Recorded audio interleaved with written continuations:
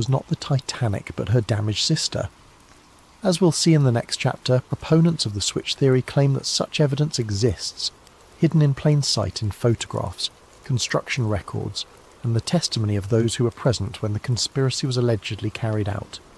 The human eye, they say, can be deceived. Photographs, however, do not lie. They capture reality with mechanical precision, preserving details that witnesses might forget or misremember. For proponents of the switch theory, photographic evidence forms the backbone of their case that the ship which sank on April 15th, 1912, was not the Titanic, but her sister ship, the Olympic. To understand this evidence, we must first appreciate just how similar the Olympic and Titanic actually were.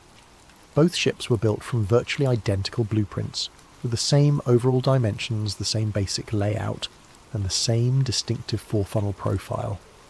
From a distance, even maritime experts would have difficulty distinguishing between them. However, they were not absolutely identical. The Titanic incorporated several design improvements based on experience gained from the Olympic's early service. More importantly, she included modifications specifically requested by passengers and crew who had sailed on the Olympic and identified areas for improvement. These differences, while minor, were distinctive enough that they could be identified by careful observers. And according to switch theory proponents, photographs of the ship that left Southampton on April 10, 1912, show features that match the Olympic rather than the Titanic. The most frequently cited difference involves the porthole arrangements on a deck, the ship's uppermost passenger deck. The original Titanic plans showed 16 portholes along the forward section of this deck. The Olympic, however, had been built with only 15 portholes in the same area. When the Olympic was being repaired after her collision with HMS Hawke, the damaged area included part of this porthole arrangement. Photographs taken of the Olympic during her repair period show workmen modifying the porthole configuration in this section. Switch theory proponents claim that these modifications were made to match the Titanic's 16 porthole design, as part of the process of disguising the Olympic as her sister ship. However, photographs of the ship that departed Southampton on the Titanic's supposed maiden voyage show only 15 portholes in the critical area, matching the Olympic's original configuration, rather than the Titanic's planned design.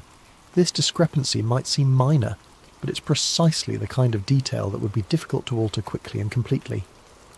Changing porthole arrangements required cutting through the ship's steel hull and then reinforcing and refinishing the area. It was exactly the sort of modification that might be overlooked in a hasty effort to swap the ship's identities. Another frequently cited difference involves the arrangement of the ship's lifeboats. The Olympic and Titanic were built with slightly different davit systems, mechanical devices used to lower lifeboats into the water. The Titanic was designed with a newer, more efficient davit arrangement that allowed for quicker deployment of the boats. Photographs of the ship at Southampton show what appear to be the older style davits consistent with the Olympic's original configuration. Switch theory proponents argue that the newer davits planned for the Titanic were never installed because the ship that sailed was actually the disguised Olympic. This detail takes on additional significance when considered alongside survivor testimony about the difficulty experienced in launching lifeboats during the disaster. Several witnesses reported problems with the davit mechanisms, delays in getting boats into the water, and confusion about the operation of the launching equipment. If the ship was actually the Olympic with her older davit systems, such problems might explain some of the difficulties experienced during the evacuation. More controversial is evidence related to the ship's propeller systems. The Olympic suffered significant damage to her centre propeller shaft during the collision with HMS Hawke. Repairs to this system were complex and expensive, requiring removal and replacement of major components. Some switch theory proponents claim that rather than properly repairing the Olympic's propeller system, the damaged components were simply patched or temporarily fixed. They argue that the ship that sailed from Southampton had a compromised propulsion system that would have affected her handling and manoeuvrability. This claim is supported, they suggest, by testimony from passengers who noted that the ship seemed to vibrate unusually during the voyage, and by reports that the ship was not achieving her expected speed. If the Titanic was actually the Olympic with a damaged propeller system, these performance issues would be explained. Perhaps more significant than these technical details are the human testimonies from those who worked on the ships. Several workers at Harland and Wolff reported unusual activity during the winter months when both ships were in the shipyard together. James Fenton, a painter who worked on both vessels, later claimed that he noticed significant work being done to modify the Olympic during what was supposedly a routine repair period. According to Fenton, workers were making changes that seemed to go far beyond fixing collision damage. They were altering features of the ship that had nothing to do with the areas damaged in the Hawke incident. Fenton specifically mentioned work being done on the Olympic's passenger accommodations, including modifications to cabin layouts and public room configurations. He claimed that these changes seemed designed to make the Olympic more closely resemble the Titanic's interior arrangements. Even more intriguingly, Fenton reported that workers were instructed to swap various brass fittings and fixtures between the two ships. Nameplates, cabin numbers, and other identifying features were removed from both vessels and apparently switched. When Fenton asked supervisors about this work, he was told it was part of standardising equipment between the sister ships. Another shipyard worker, Robert Hichens, reported seeing unusual activity in the area where the ships' names were painted on their hulls. According to Hichens, the name plates and hull markings on both ships were removed and replaced during the repair period.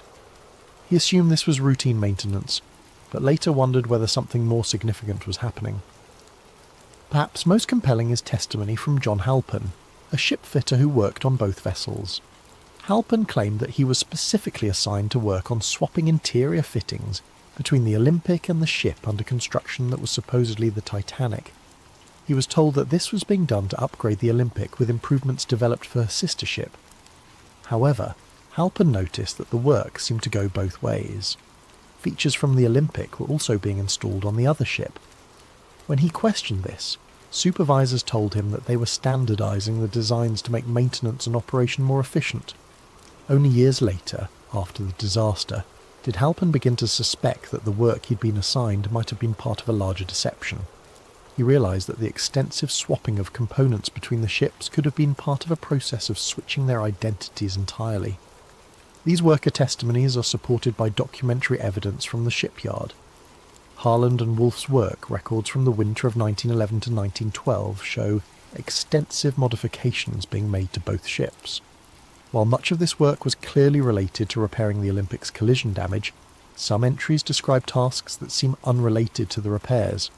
For example, records show work being done on both ships' passenger cabin configurations, dining room layouts, and recreational facilities. This work is described in vague terms that make it difficult to determine exactly what was being done, but the volume of interior modification seems excessive for routine maintenance or repair work. More suspicious are gaps in the documentation. Several weeks' worth of work records are missing from the shipyard files, apparently lost or destroyed. The missing records cover precisely the period when the most extensive work was being done on both ships. Additionally, some surviving records contain unusual notations and corrections that suggest original entries were altered or replaced. Work orders that originally specified tasks for the Olympic appear to have been changed to specify the same work for the Titanic and vice versa. Switch theory proponents also point to photographic evidence from inside the ships. Comparison of interior photographs taken during construction with photographs taken aboard the ship that sailed from Southampton reveals several discrepancies. The most notable differences involve the first-class dining room and the grand staircase. The Olympic's dining room was originally designed with a specific pattern of decorative panels and light fixtures. The Titanic was planned to have an improved version of the same space, with subtle but distinctive differences in the decorative scheme. Photographs taken aboard the ship at Southampton show decorative features that match the Olympic's original design, rather than the improvements planned for the Titanic. Similarly, details of the grand staircase appear to match the Olympic's configuration, rather than the Titanic's planned modifications. These interior discrepancies are particularly significant because they would be difficult to fake or alter after the disaster. Unlike exterior features that might be changed by salvage operations or natural deterioration, interior photographs taken before the voyage provide a permanent record of the ship's actual configuration. However, the most dramatic physical evidence cited by switch theory proponents involves the ship's construction numbers. Every vessel built by Harland and Wolff was assigned a unique yard number that were stamped or engraved on various components throughout the ship. These numbers served as permanent identification that could not be easily altered or forged. The Olympic was assigned yard number 301. The Titanic was assigned yard number 3909. According to the theory, components with the Olympic's number should have been found on the wreck if it was actually the Titanic that sank. When the Titanic wreck was discovered in 1985, some of the recovered artifacts did indeed show construction numbers. However, examining these numbers has proven difficult due to the condition of the wreck and the limited access to recovered materials. Some switch theory proponents claim that construction numbers found on wreck components match the Olympic rather than the Titanic, but this claim is disputed by maritime historians and wreck researchers. The numbers are often partially obscured or damaged, making definitive identification difficult. More recently, some researchers have used advanced imaging techniques to examine construction details on the wreck itself. These studies have identified several features that appear to match the Olympic's configuration rather than the Titanic's planned design. For example, the propeller arrangement on the wreck appears to show evidence of the repair work done to the Olympic's damaged propulsion system. The centre propeller, which should have been a 3-blade design on the Titanic, appears to be a 4-blade configuration that matches repairs made to the Olympic. Similarly, hull plates in areas that should have been newly constructed for the Titanic show evidence of previous damage and repair that would be consistent with the Olympic's collision damage. However, these findings are highly technical and disputed by many experts. The condition of the wreck after more than a century on the ocean floor makes definitive identification of small details extremely difficult. Corrosion, collapse, and damage from the sinking itself have obscured many of the features that might provide conclusive evidence. The physical evidence for the switch theory remains controversial and disputed. While proponents point to numerous discrepancies between the ship that sailed and the ship that was supposed to sail, skeptics argue that these differences can be explained by changes made during construction, errors in documentation, or misinterpretation of photographic evidence. What is not disputed is that significant work was done on both ships during the winter of 1911 to 1912, that modifications were made that went beyond simple repair work, and that there are photographic and documentary discrepancies that have never been fully explained. Whether these discrepancies prove a conspiracy, or simply reflect the normal complexities of building and modifying massive ships, remains a matter of debate. But for switch theory proponents, the physical evidence forms a compelling case that something was not right about the ship that sailed from Southampton on that April morning in 1912. However, physical evidence is only part of the story. To truly understand the scope of the alleged conspiracy, we must examine not just what was done to the ships, but who was aboard them. The passenger list of the Titanic's final voyage contains names that would reshape the world of finance and politics, and according to the theory, this was no coincidence. Sometimes the most revealing evidence is not what happened, but who was present when it happened. In the case of the Titanic disaster, the passenger manifest reads like a who's who of early 20th century power and influence.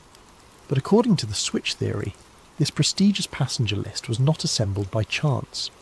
Instead, it was carefully curated to serve the purposes of a conspiracy that extended far beyond simple insurance fraud. To understand the significance of the Titanic's passengers, we must first understand the broader context of American politics and finance in 1912. The United States was on the verge of fundamental changes in how its financial system operated. The country had experienced several financial panics in recent decades, and there was growing pressure to create a more stable and centralized banking system. J.P. Morgan and his allies favored the creation of a central bank that would be controlled by major financial institutions. This system, which would eventually become the Federal Reserve, would give unprecedented power to a small group of bankers and financiers. They would control the nation's money supply, interest rates, and credit availability. However, this plan faced significant opposition from wealthy Americans who preferred the existing decentralized system. These opponents feared that a central bank controlled by Morgan and his associates would concentrate too much financial power in too few hands. They argued for maintaining a system where multiple independent banks could compete and where no single institution could dominate the nation's finances. The debate over banking reform was not merely academic. Billions of dollars in wealth and decades of political power hung in the balance. If Morgan's vision prevailed, he and his allies would control the financial destiny of the United States. If his opponents succeeded in blocking the plan, Morgan's influence would be significantly diminished. Into this high-stakes political battle sailed the Titanic, carrying some of the most influential participants in the banking debate. And remarkably, almost all of the Federal Reserve's most powerful opponents happened to be aboard, while Morgan and his supporters were conspicuously absent. The most prominent opponent aboard was Benjamin Guggenheim, heir to one of America's great mining fortunes. The Guggenheim family controlled vast mineral resources and had accumulated enormous wealth through copper, silver and gold mining operations around the world. Benjamin was not just wealthy but politically influential, serving on the boards of multiple corporations and maintaining extensive connections in Washington. Guggenheim had been a vocal critic of Morgan's banking proposals. He argued that a centralized system would stifle competition and innovation in American finance. He favored maintaining the existing system of independent banks and opposed giving any single institution the power to control the nation's money supply. On the night of April 14th, as the Titanic began to sink, Benjamin Guggenheim reportedly dressed in his finest evening clothes and told fellow passengers, "We are prepared to go down like gentlemen." His body was never recovered. Also aboard was Isidor Straus, co-owner of Macy's department store and another influential voice in American business. Straus had built his retail empire through careful management and conservative financial practices.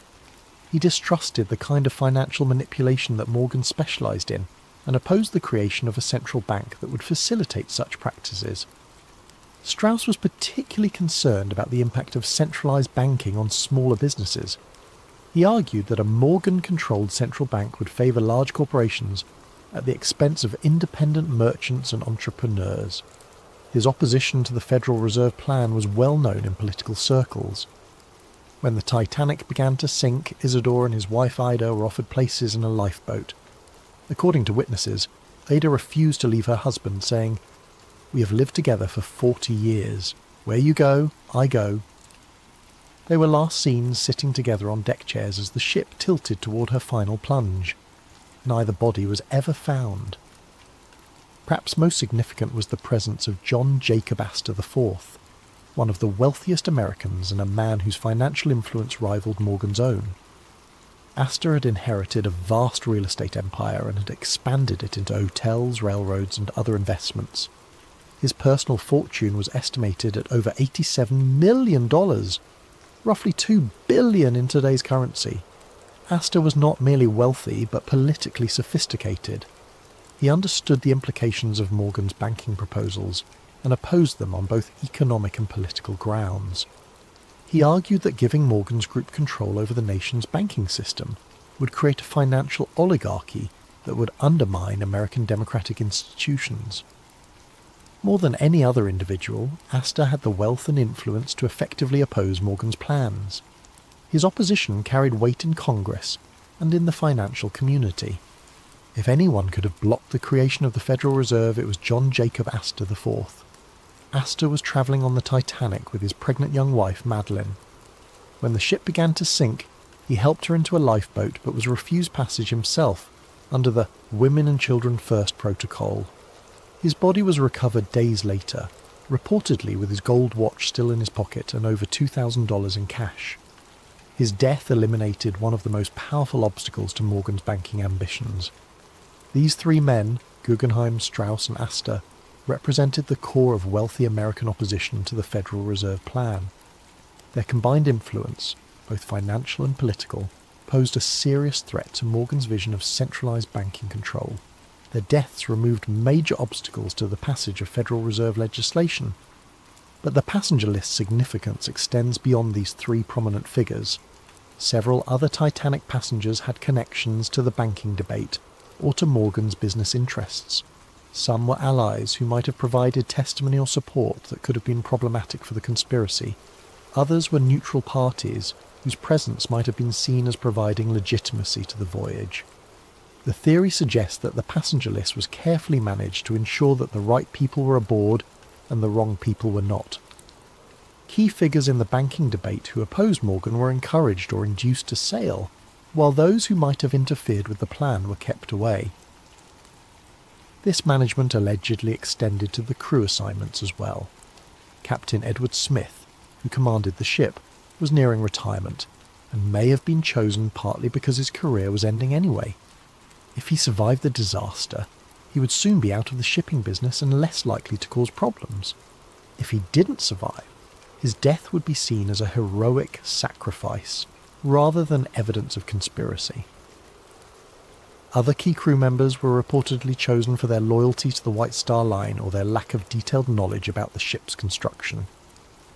Engineers and officers who might have been able to identify discrepancies between the Olympic and Titanic were either not assigned to the voyage or were placed in positions where they would be unlikely to survive if something went wrong. Perhaps most tellingly, J.P. Morgan himself had originally booked passage on the Titanic's maiden voyage. As the owner of the shipping line and the man whose vision the voyage was meant to showcase, Morgan's presence would have been expected and appropriate. His cabin had been reserved, his passage confirmed, and his attendance at various social events planned. But at the last minute, Morgan cancelled his trip, citing illness. He claimed to be suffering from a minor ailment that prevented him from travelling, and he remained in France where he had been vacationing. Remarkably, several of Morgan's close business associates also cancelled their bookings at the last minute, citing various personal and business reasons. The pattern of cancellations was so notable that it attracted attention even at the time. Several newspapers commented on the unusual number of prominent businessmen who had changed their travel plans. Some observers wondered whether there might have been advance warning of problems with the ship or the voyage. Morgan's cancellation is particularly suspicious, because he was photographed in apparently good health at a French resort just days after the disaster. He showed no signs of the illness that had supposedly prevented him from travelling, and he resumed his normal activities immediately after learning of the Titanic's fate. Even more suspicious were the cancellations by Morgan's business partners. Henry Clay Frick, the steel magnate and longtime Morgan ally, had booked passage but cancelled, citing his wife's health. George Washington Vanderbilt II, another Morgan associate, also cancelled his booking at the last minute. Milton Hershey, the chocolate manufacturer who had business relationships with Morgan's interests, similarly changed his travel plans. The pattern suggests that Morgan and his inner circle knew something that the general passengers did not. Whether they had advanced knowledge of the planned disaster, or simply knew that the ship was not safe due to the identity switch, they took steps to avoid being aboard when the conspiracy was carried out. Meanwhile, Morgan's opponents in the banking debates sailed to their deaths, apparently unaware of the danger they faced. The convenient elimination of the Federal Reserve's most powerful critics cleared the way for the legislation that Morgan had been promoting. Indeed, the Federal Reserve Act was passed by Congress in December 1913, less than 2 years after the Titanic disaster. The legislation created the central banking system that Morgan had long advocated, giving him and his associates unprecedented control over American finance. The deaths of Astor, Guggenheim and Strauss had removed the most influential voices that might have prevented this outcome. Some versions of the switch theory go even further, suggesting that the passenger list was managed not just to eliminate political opponents, but also to provide witnesses who would support the official story of the disaster. Certain passengers and crew members who survived the sinking provided testimony that reinforced the narrative of an accidental collision with an iceberg. These survivors described the impact, the flooding, and the sinking in ways that supported the insurance claims and deflected suspicion from the possibility of sabotage or deliberate destruction. Their accounts helped establish the official version of events that has persisted for over a century. However, other survivors provided testimony that was less helpful to the official narrative. Some reported hearing explosions before the ship began to sink, suggesting possible sabotage. Others described unusual behaviour by crew members or problems with the ship's equipment that might have indicated advanced planning of the disaster. These problematic testimonies were reportedly suppressed or discredited during the official investigations. Survivors who told inconvenient stories found their credibility questioned, or their testimony excluded from the final reports. The investigation focused on technical questions about ship design and safety procedures rather than examining the possibility of deliberate destruction. The passenger list evidence is compelling but circumstantial. The coincidence of having so many Federal Reserve opponents aboard while Morgan and his allies stayed away is remarkable, but it could be explained by factors other than conspiracy. The timing of the banking legislation might have been influenced by the victims' deaths, but correlation does not necessarily prove causation. However, when combined with the physical evidence and the financial motives, the passenger list adds another layer to the case for the switch theory. The pattern of who was aboard and who wasn't suggests a level of planning and coordination that goes beyond simple insurance fraud. If the theory is correct, the Titanic disaster was not just about swapping damaged ships or collecting insurance money. It was about reshaping the American financial system and eliminating opposition to a plan that would concentrate enormous power in the hands of a few men. But such an ambitious conspiracy would require more than just manipulating passenger lists and switching ships. It would require control over the disaster itself, ensuring that the sinking occurred under circumstances that would support the official story while achieving the conspiracy's goals. As we'll see in the next chapter, proponents of the switch theory believe that every aspect of the sinking was carefully planned and executed. The final act of any great conspiracy must be the most carefully orchestrated. If the switch theory is correct, then the night of April 14th to 15th, 1912 represented not a tragic accident, but the culmination of months of planning designed to create the appearance of disaster while achieving very specific goals. Every detail of how the ship encountered the iceberg, how she sank, and how the rescue efforts unfolded would need to serve the larger purpose of the conspiracy. To understand how the sinking might have been deliberately orchestrated, we must first examine the unusual circumstances that made the disaster possible. The night of April 14th was characterised by conditions that maritime experts describe as extraordinarily rare and dangerous. The sea was unusually calm, so still that there were no waves breaking against icebergs to make them visible from a distance.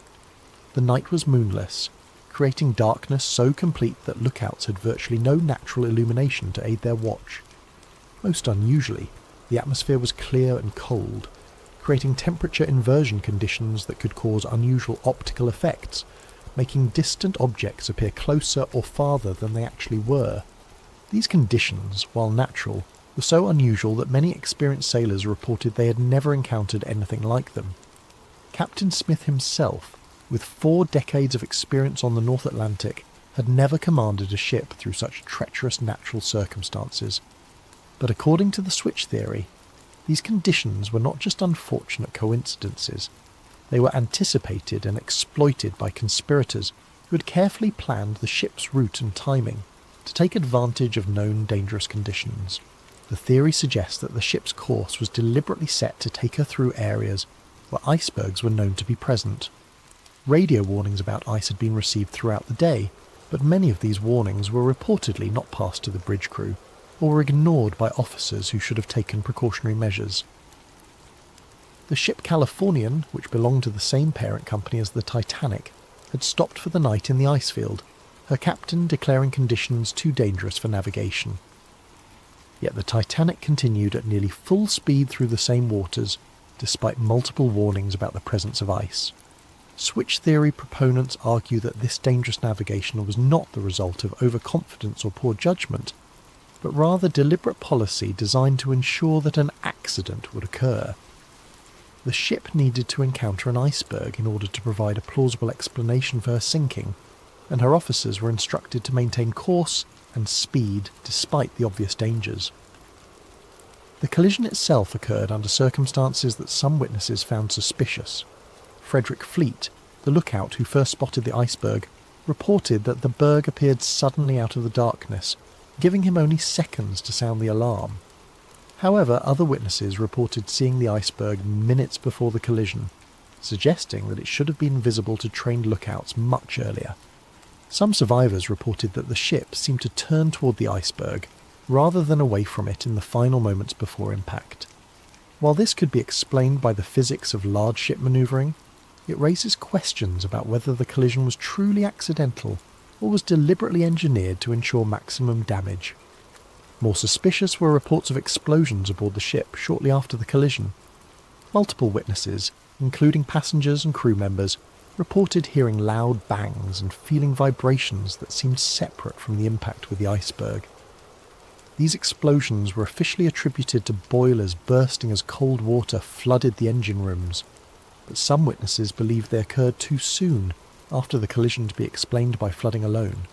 The switch theory suggests that these explosions may have been caused by deliberately placed charges designed to ensure that the ship would sink quickly and completely.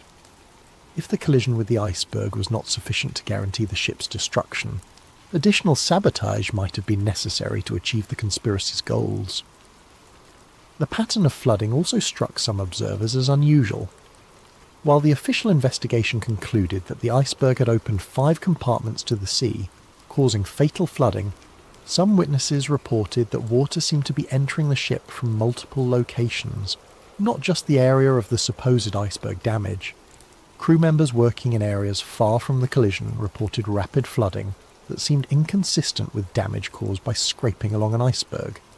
Some suggested that the ship's hull might have been weakened in advance, either through the supposed identity switch or through deliberate sabotage, making her more vulnerable to catastrophic damage. The behaviour of some crew members during the disaster also raised questions. While many officers and crew performed heroically, trying to save as many passengers as possible, others seemed strangely unprepared for the emergency or reluctant to take action that might have saved more lives. The ship's wireless operators continued sending routine commercial messages even after the collision, delaying distress calls that might have brought rescue ships more quickly. Some officers seemed confused about the severity of the damage or uncertain about proper emergency procedures, suggesting that they might not have been fully briefed on the ship's actual condition or capabilities. Most suspiciously, the ship's lifeboats were launched with far fewer passengers than their capacity allowed. While this was officially attributed to panic and poor training, some witnesses reported that crew members actively prevented passengers from entering boats that had space available.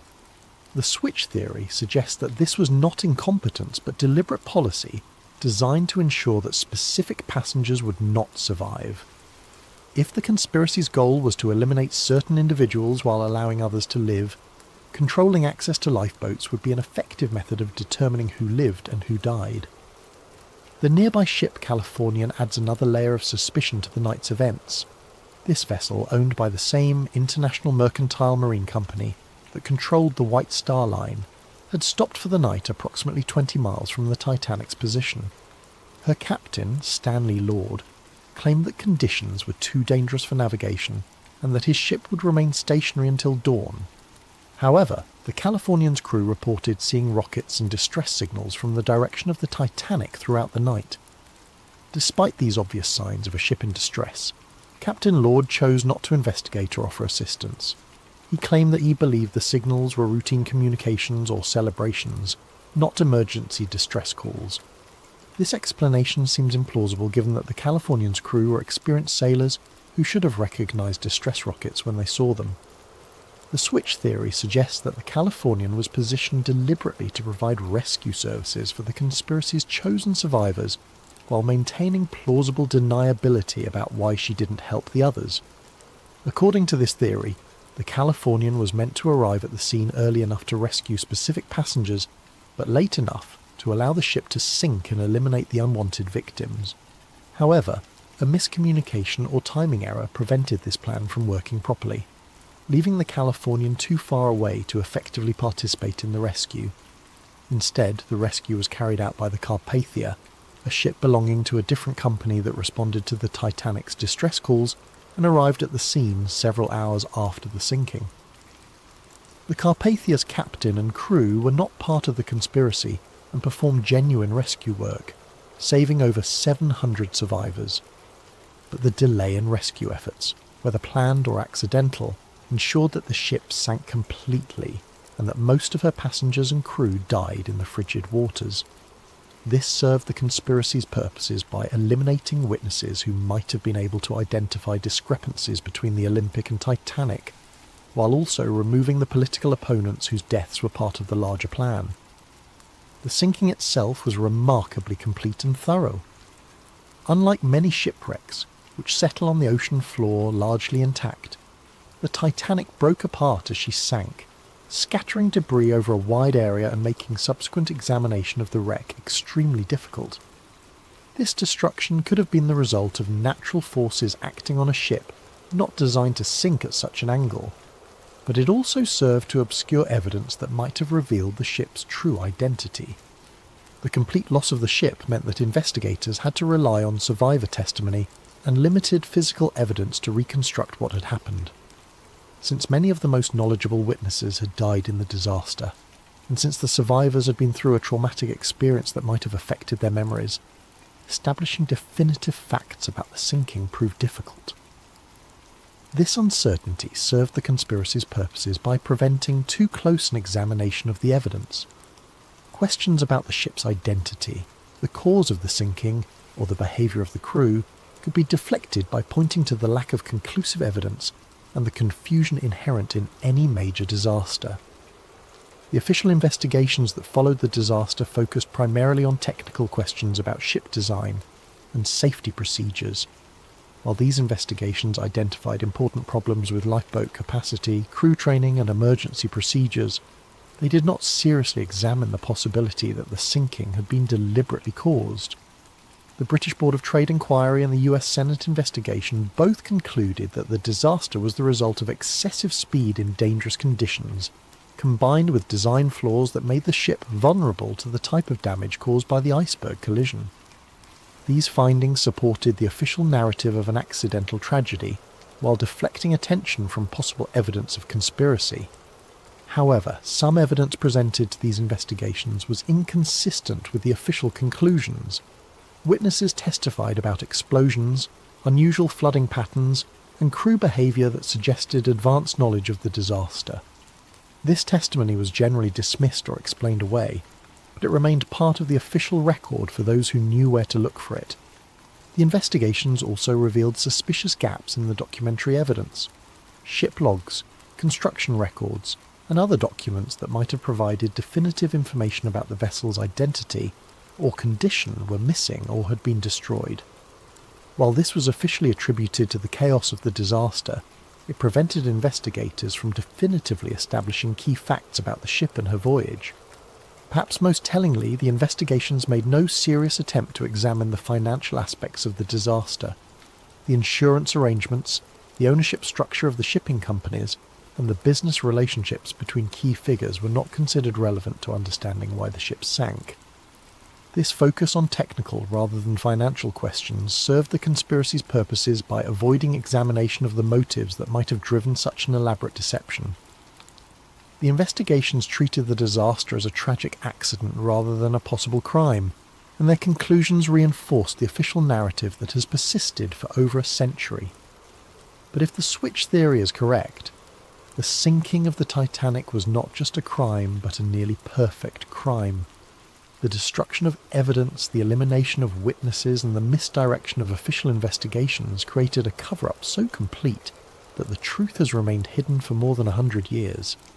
As we'll see in the next chapter, maintaining this cover-up required ongoing efforts by powerful interests to suppress evidence, discredit investigators, and control the historical narrative of the disaster. In the aftermath of any major conspiracy, the cover-up often proves more challenging than the original crime.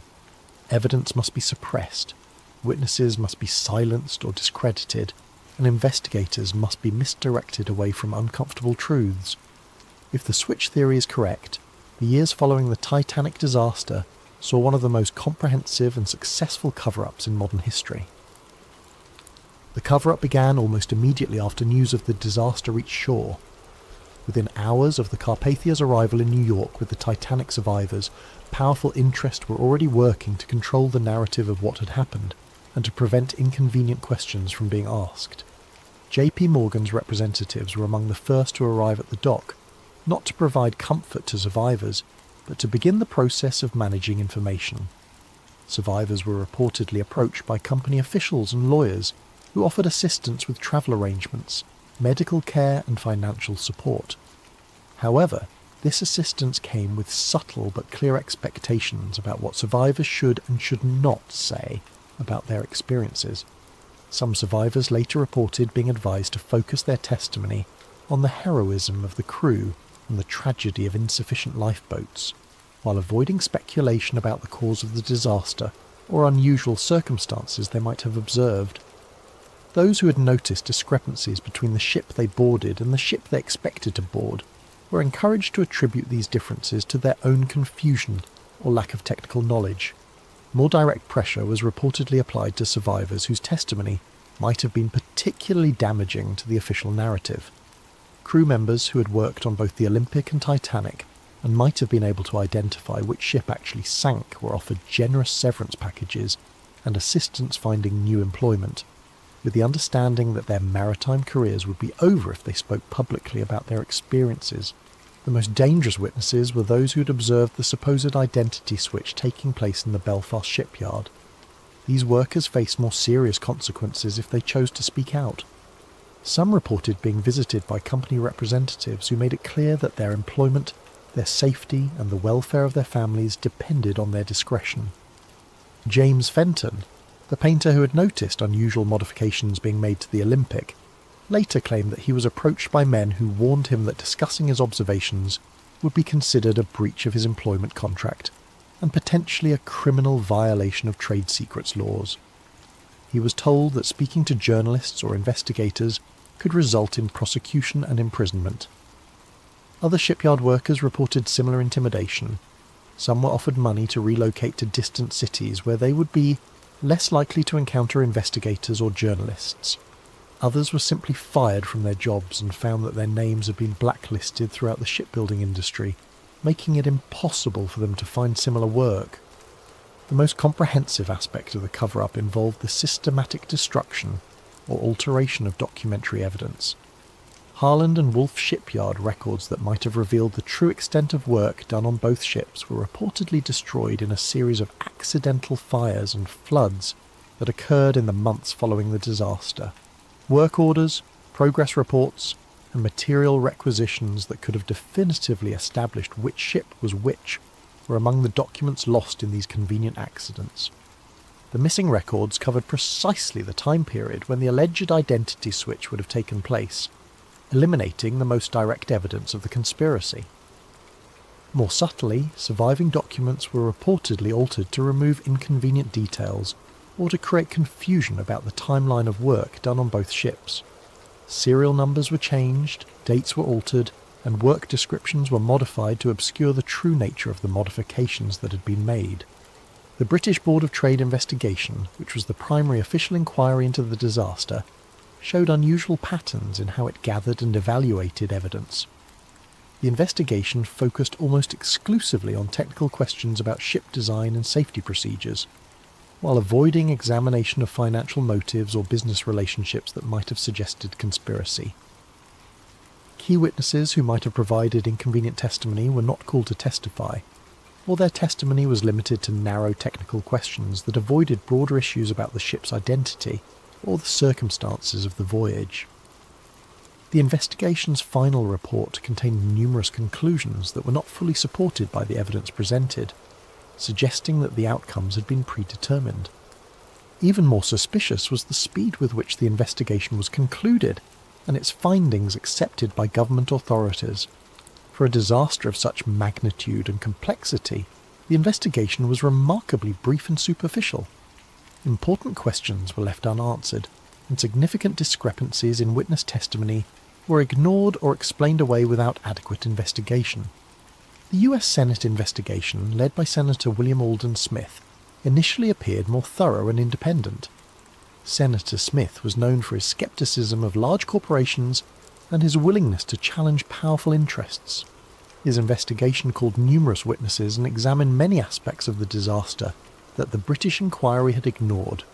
However, as the investigation proceeded, it became apparent that Senator Smith was facing pressure from influential sources to limit the scope of his inquiry. Key witnesses were suddenly unavailable or changed their testimony between preliminary interviews and formal hearings. Documentary evidence that had been promised to the investigation failed to materialize or was found to be incomplete. Most tellingly, the investigation avoided examining the financial aspects of the disaster. Despite the enormous insurance claims involved, and the clear financial benefits that accrued to certain parties, the investigation treated these as irrelevant side issues rather than potential motives for conspiracy. The final report of the Senate investigation contained strong criticisms of White Star Line safety procedures and British maritime regulations, but it concluded that the disaster was fundamentally accidental. Like the British inquiry, it avoided any suggestion that the sinking might have been deliberately caused, or that there might have been financial motives behind the tragedy. In the years following the official investigations, efforts to independently examine the disaster faced systematic obstruction. Journalists who attempted to investigate discrepancies in the official story found their sources drying up and their access to information restricted. Maritime historians who raised questions about the disaster's circumstances found their work discredited or their employment threatened. Perhaps most remarkably, several independent investigators who had begun to uncover evidence supporting the switch theory died under suspicious circumstances. Some died in apparent accidents, others from sudden illnesses, and still others simply disappeared while pursuing their research. Robert Hitchens, the shipyard worker who had observed unusual activity around the ship's nameplates, died in a fall from scaffolding while working on another project less than a year after the disaster. The accident occurred despite Hitchens' reputation as an experienced and safety-conscious worker who had never before been injured on the job. John Halpern, the ship fitter who had worked on swapping components between the Olympic and Titanic, died of a sudden heart attack despite being relatively young and having no history of heart problems. His death occurred just days before he was scheduled to be interviewed by an American journalist who was investigating discrepancies in the official story. Several other shipyard workers who had knowledge of the construction process died in various accidents or from sudden illnesses in the years immediately following the disaster. While these deaths could be coincidental, the pattern suggests a systematic effort to eliminate witnesses who might have provided inconvenient testimony. The cover-up also extended to controlling the physical evidence from the disaster. When bodies were recovered from the ocean, they were processed through facilities controlled by White Star Line representatives. Personal effects were catalogued and returned to families, but items that might have provided clues about the ship's true identity were reportedly lost or misdirected. More significantly, efforts were made to prevent independent examination of the wreck site.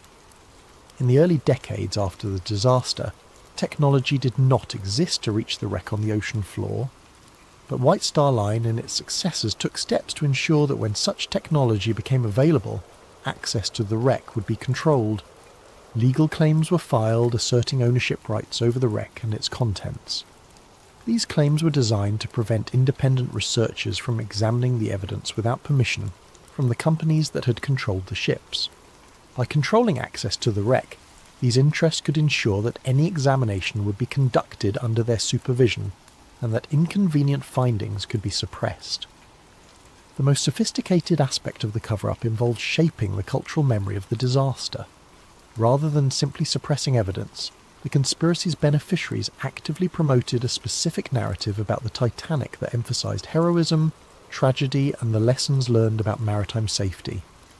Books, articles, and eventually films about the disaster focused on human interest stories, rather than technical questions about the ship's identity or the circumstances of the sinking. The narrative of the brave band playing hymns as the ship sank, of the noble sacrifice of men who gave their lives so that women and children could survive, and of the hubris of calling any ship unsinkable, became the dominant cultural memory of the disaster.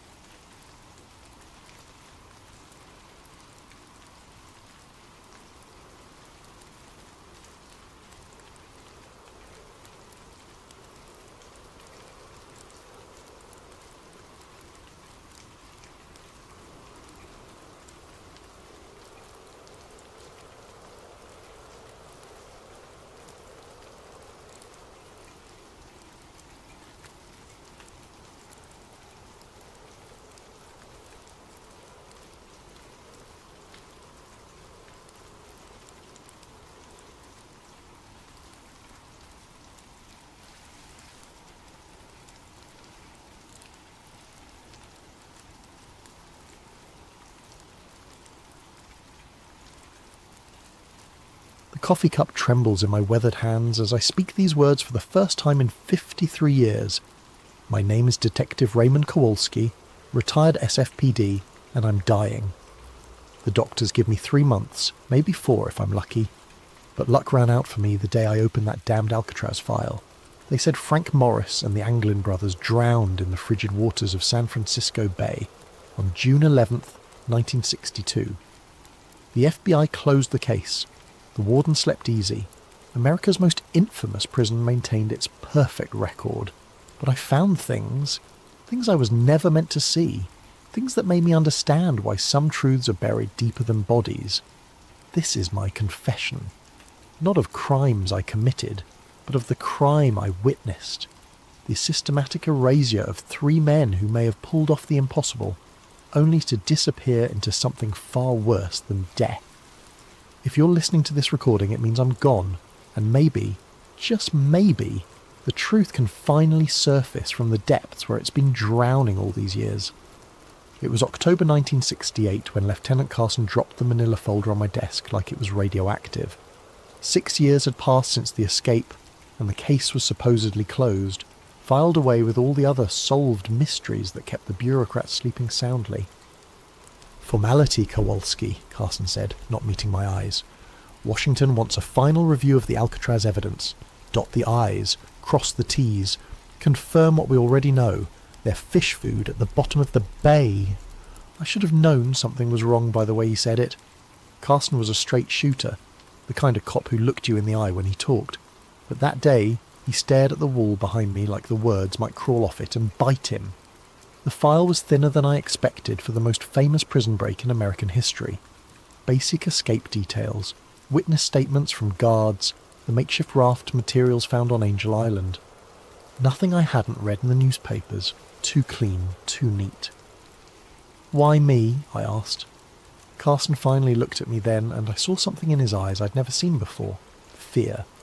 "Because you're thorough, maybe too thorough. They want this done right." He left me with those cryptic words and a growing certainty that this formality was anything but routine. I started with the obvious inconsistencies.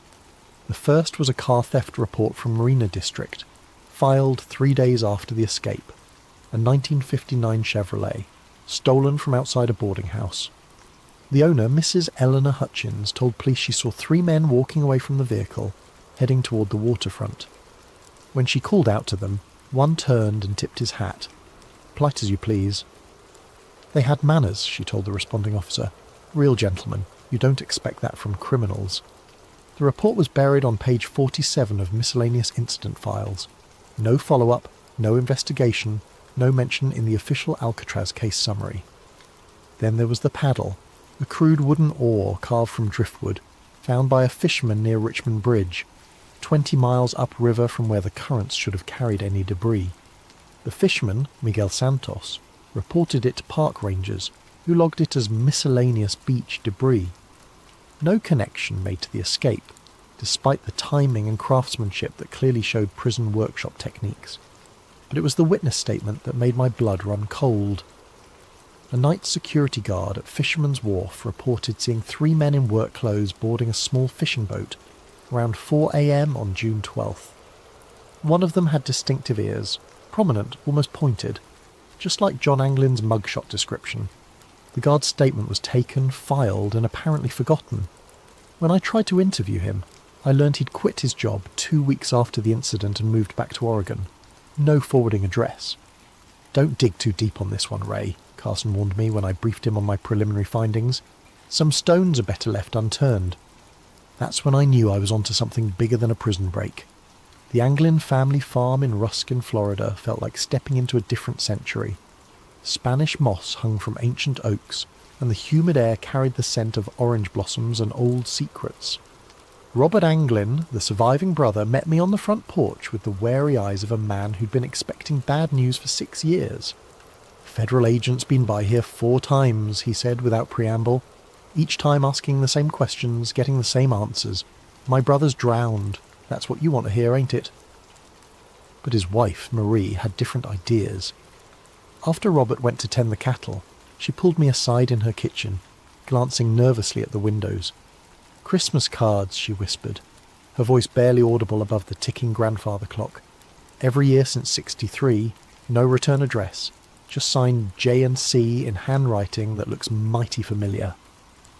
She showed me a shoebox filled with holiday cards, generic drugstore variety, postmarked from different cities: San Francisco, Los Angeles, Phoenix, Mexico City. The handwriting was careful, disguised, but there were telltale loops and slants that matched samples I'd obtained from the prison records. "Why haven't you told the FBI?" I asked. Marie's laugh was bitter. "You think we haven't tried? First agent said they were hoaxes. Second one confiscated them as evidence. Third one threatened to charge us with obstruction if we kept spreading false hope. These here are copies I made before they took the originals." Photographs came out next. 3 pictures, slightly blurry, showing 2 men in work shirts standing outside what appeared to be a South American cantina. The faces were partially obscured by shadows and hat brims, but the bone structure, the posture, the way one man favoured his left leg, it all matched the Anglin brothers' physical profiles. Woman from church. Her daughter married a missionary. Sent these from Brazil in '65, Marie explained. Said these 2 Americans worked construction jobs, paid cash, kept to themselves, spoke English with Florida accents. I studied the photos with a magnifying glass. The man on the left had a distinctive scar on his forearm, a scar I remembered from Clarence Anglin's prison medical records, sustained in a workshop accident at Atlanta Federal Penitentiary. "FBI says they're look-alikes," Marie continued. "Coincidence, but a mother knows her son's detective. Even in shadows, even across oceans, those are my boys." The fear in her eyes wasn't the fear of grief or false hope. It was the fear of someone who knew more than she was saying, someone who'd been warned to keep quiet. As I left the farm that evening, I noticed a dark sedan parked down the country road, 2 figures visible in the front seats. When I drove past, they turned away, but not before I caught a glimpse of federal license plates. The Anglins were being watched. After 6 years, the dead men's family was still under surveillance. That night in my motel room, I spread out everything I'd gathered so far. The car theft, the paddle, the witness statements, the cards and photographs. Individually, they could be dismissed as coincidence or wishful thinking. Together, they painted a picture that made my hands shake as I wrote my preliminary report. Frank Morris and the Anglin brothers hadn't drowned in San Francisco Bay. They'd made it to shore, stolen transportation, and somehow managed to disappear into the wind. The question that kept me awake until dawn wasn't whether they'd survived the escape. It was why the government was so determined to pretend they hadn't. The National Archives building in Washington, D.C. has the kind of institutional grandeur designed to make visitors feel small and insignificant. As I walked through its marble corridors in November 1968, carrying my credentials and a growing list of questions, I felt exactly as intended.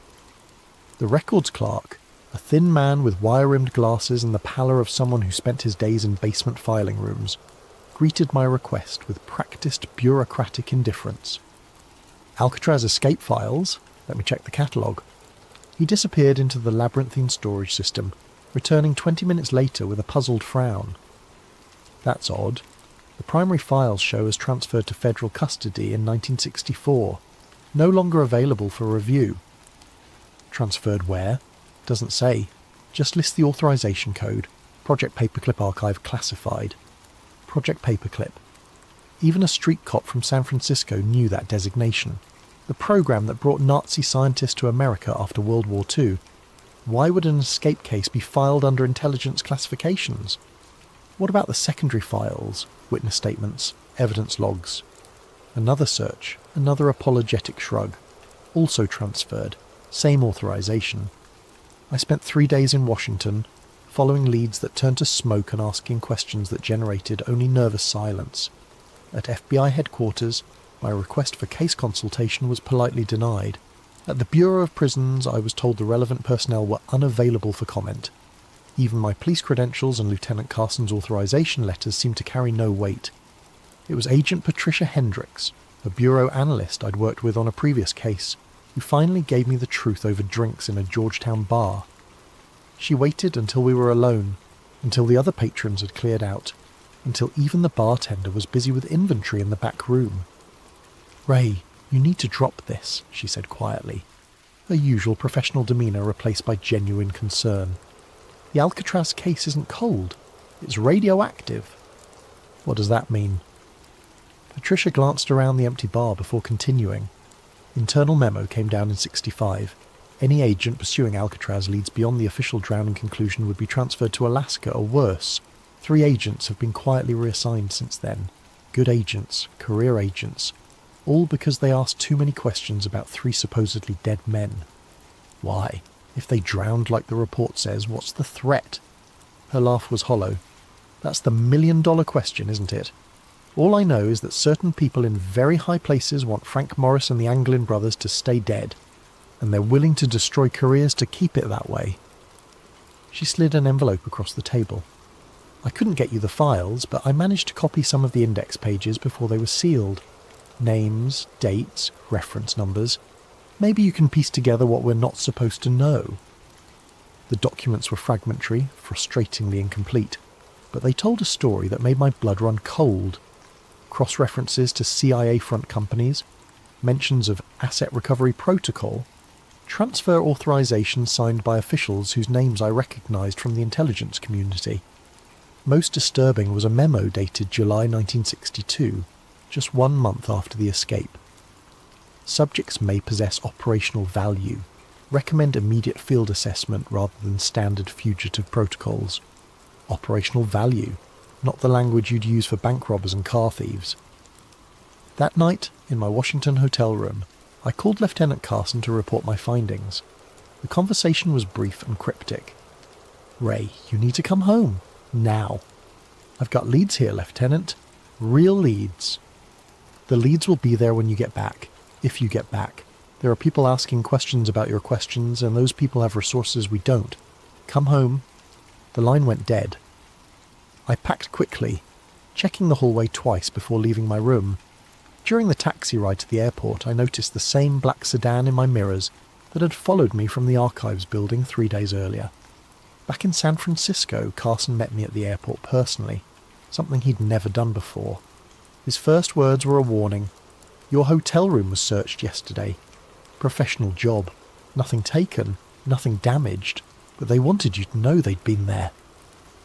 As we drove through the city, he filled me in on developments from my end. Miguel Santos, the fisherman who found the paddle, died in a car accident outside Portland last week. Single vehicle collision on a straight road, clear weather, and Mrs. Hutchins, the lady who saw the car theft, moved to Phoenix, left no forwarding address. Her old neighbours say federal agents visited her the day before she left. The pattern was becoming clear. Anyone connected to evidence contradicting the official narrative was disappearing, voluntarily or otherwise. The Alcatraz case wasn't just closed, it was being actively suppressed by people with resources and authority I couldn't match.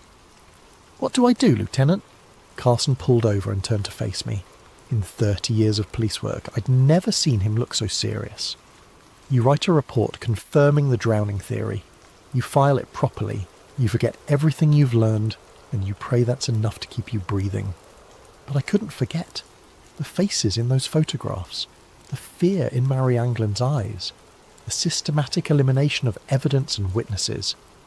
Somewhere out there, the truth was buried so deep that powerful people were willing to destroy lives to keep it hidden. The question was whether I was brave enough, or stupid enough, to keep digging. Tony the Fish Marconi wasn't the kind of informant you'd find in a police procedural manual. A small-time smuggler with ties to both San Francisco's waterfront and various federal agencies that preferred not to be named, Tony survived by knowing when to talk and when to disappear.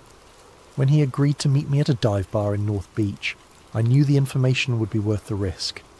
"You're playing with fire, detective," he said, stirring his whiskey with a nicotine-stained finger. "The Alcatraz thing? That ain't just a prison break, that's connected to some heavy government business." "What kind of business?" Tony glanced around the dim bar, noting the exits, the other patrons, the bartender's attention. Old habits from a life lived in the shadows. "You ever hear of something called the Prometheus Group?" I shook my head. "Private contractors, black budget operations, the kind of people who make problems disappear for Uncle Sam. Word on the street is they were running recruitment out of the Bay Area in the early 60s. looking for specific types, intelligent, adaptable, morally flexible, men who'd already proven they could operate outside the law.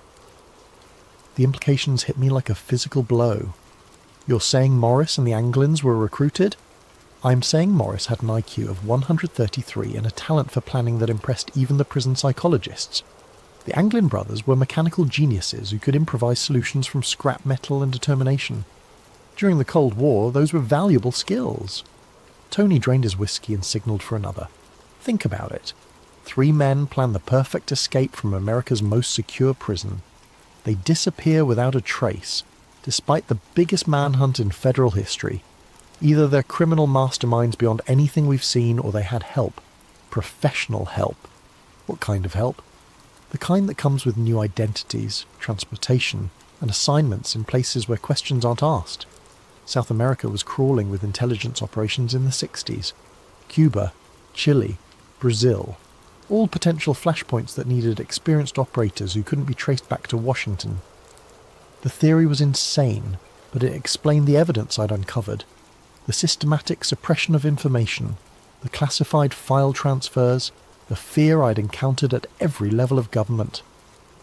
If the Alcatraz escape had been a recruitment operation disguised as a prison break, then admitting the men survived would expose a covert program that violated everything America claimed to stand for. There's another possibility, Tony continued, his voice dropping to barely above a whisper. Maybe they weren't recruited. Maybe they stumbled onto something they weren't supposed to see. Such as... Alcatraz was more than a prison detective. It was a research facility, mind control experiments, interrogation techniques, pharmaceutical trials, the kind of work that required subjects who couldn't complain to their congressman. What if Morris and the Anglins saw something during their time there? What if their escape wasn't about freedom, it was about exposure? My mind reeled with the implications. If the escapees had witnessed classified experiments, their capture wouldn't result in a return to prison.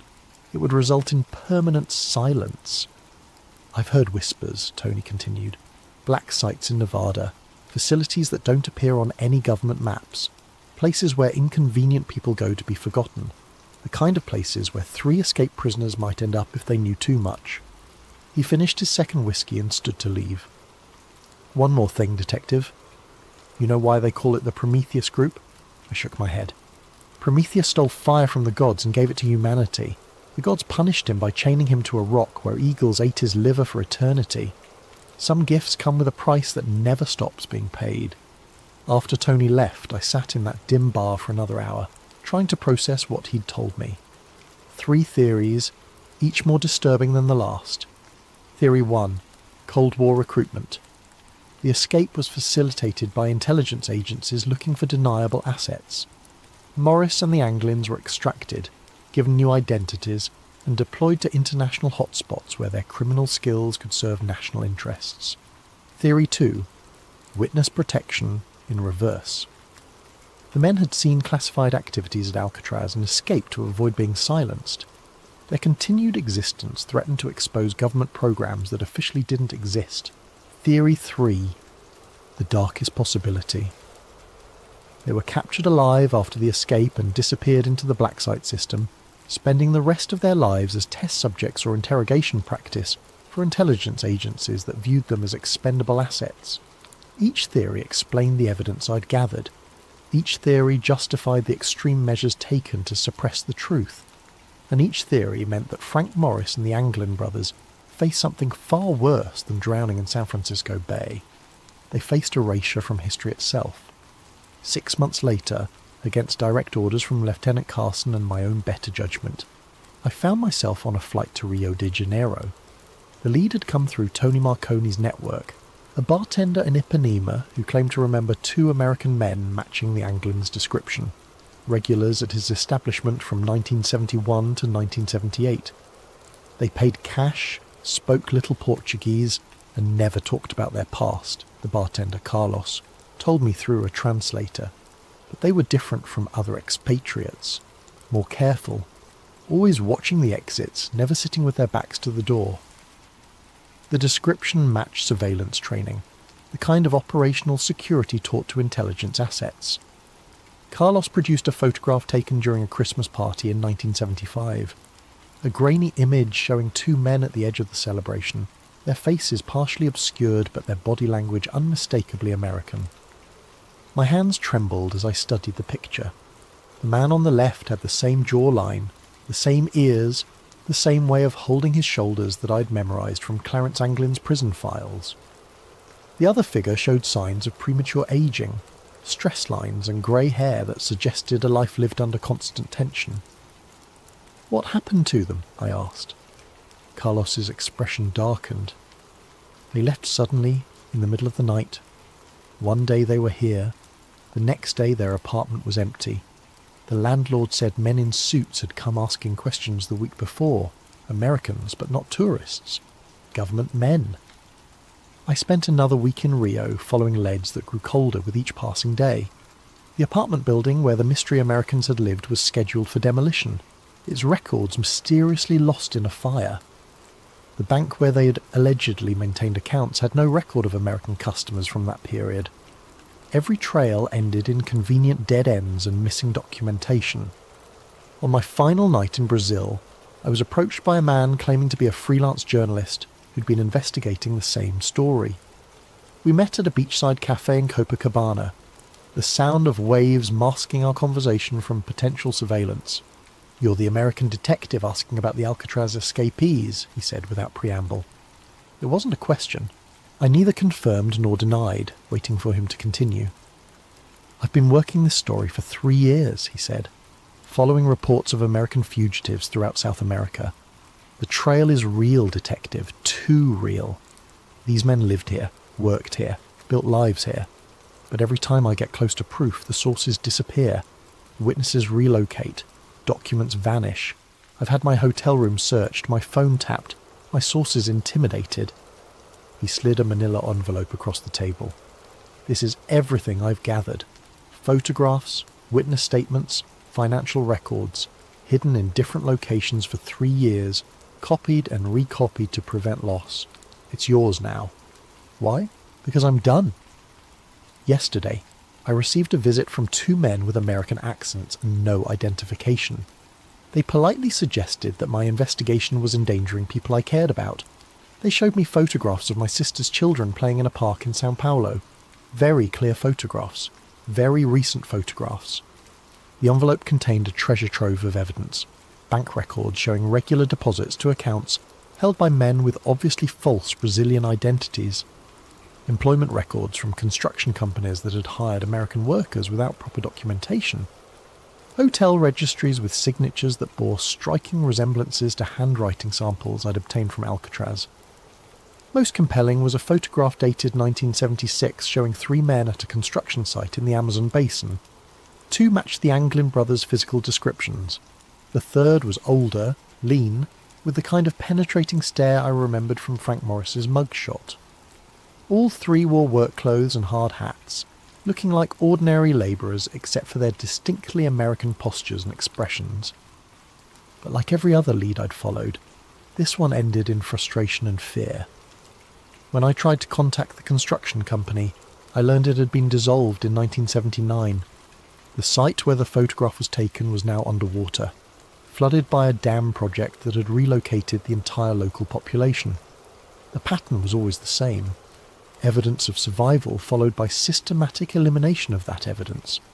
Either I was chasing ghosts or someone with vast resources was staying one step ahead of every investigation. My flight back to San Francisco was delayed by mysterious mechanical problems.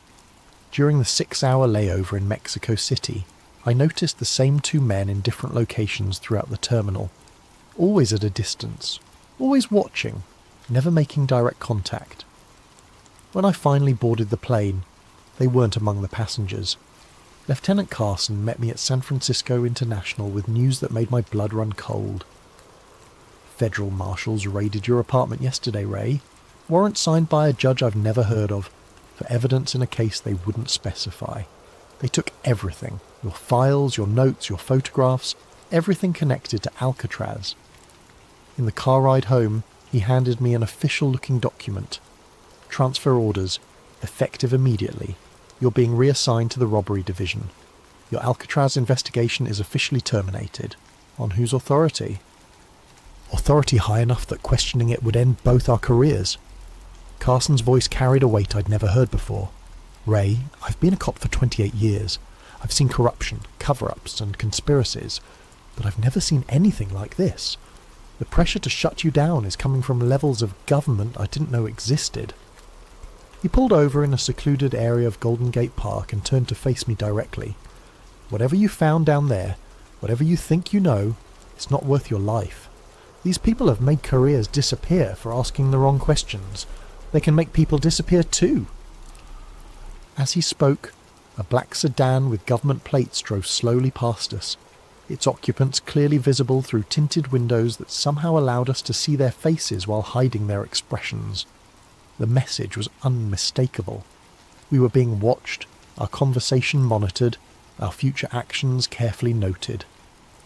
That night, alone in my ransacked apartment, I realised the full scope of what I was up against. This wasn't just a cover-up of a prison escape.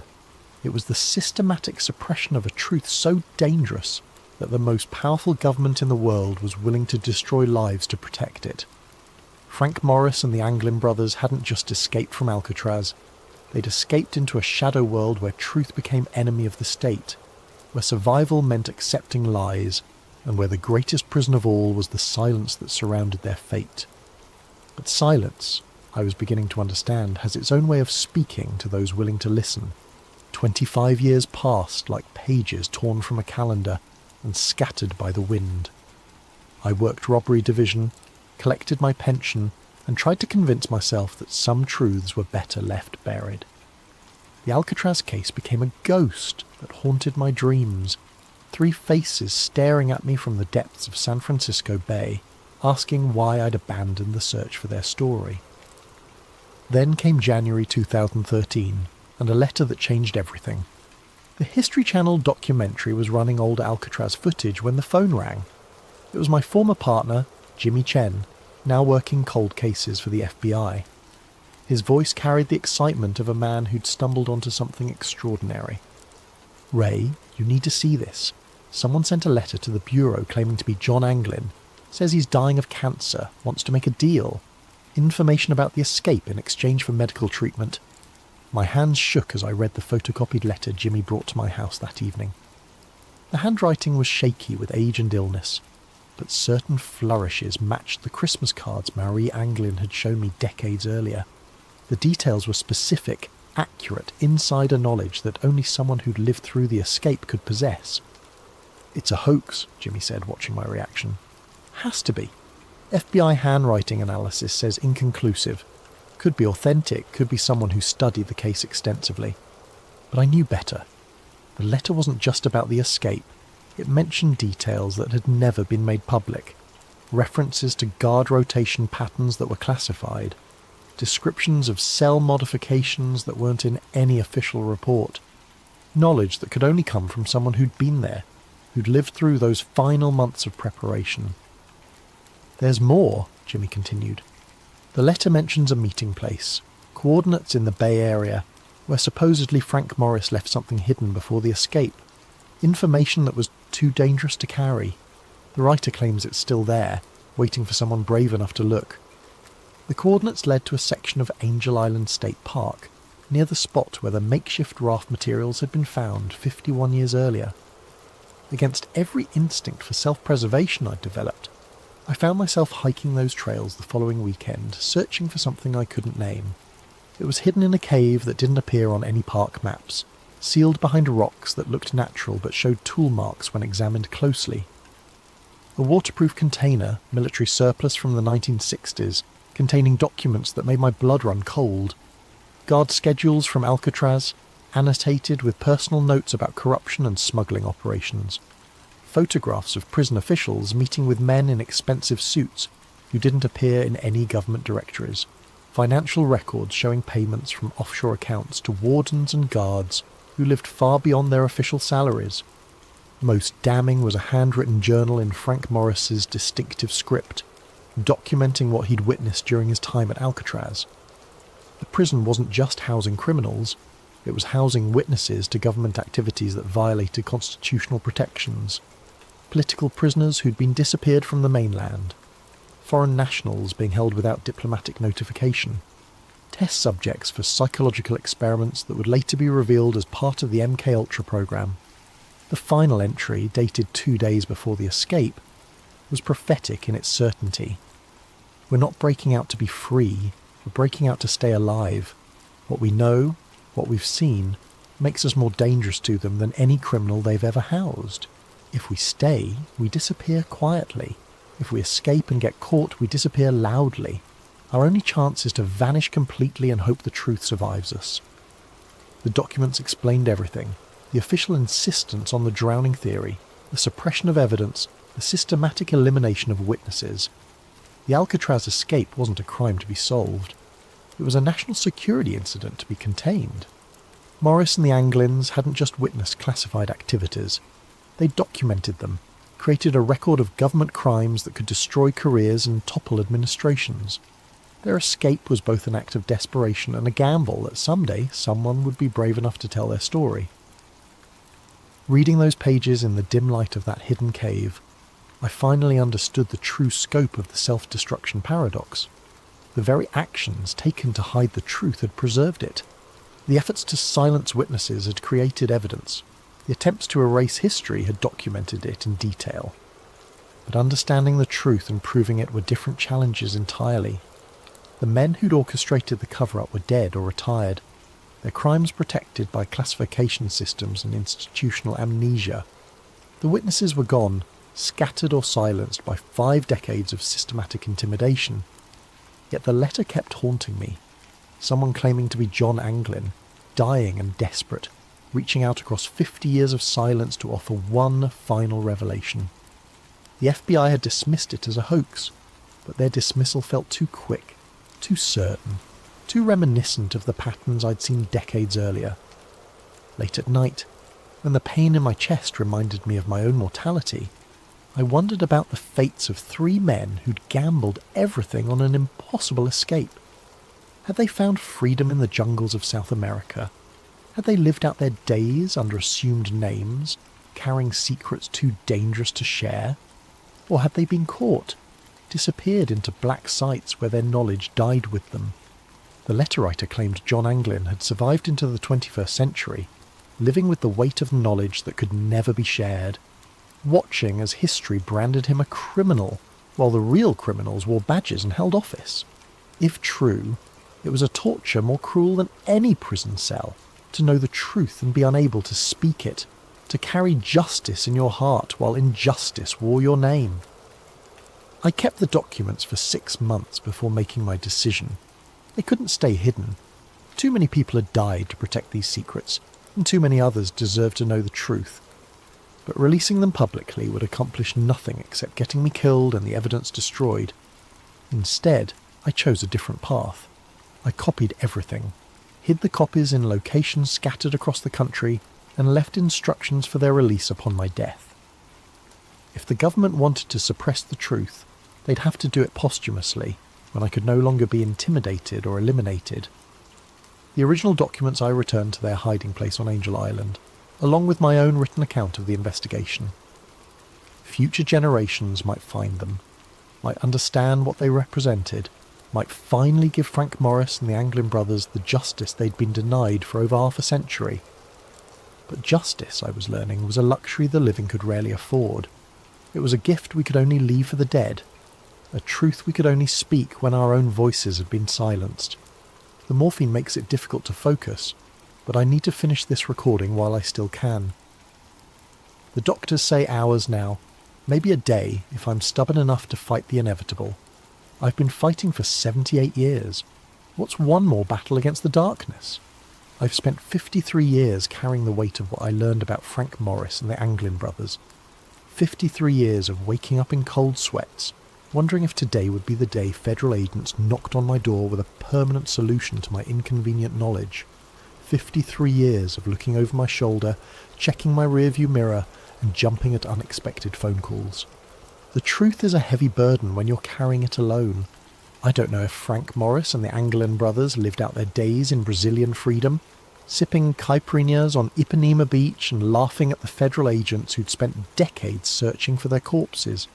I don't know if they died namelessly in some government facility, their final words lost in soundproof rooms designed to swallow screams. But I do know this with absolute certainty. They didn't drown in San Francisco Bay on June 11th, 1962.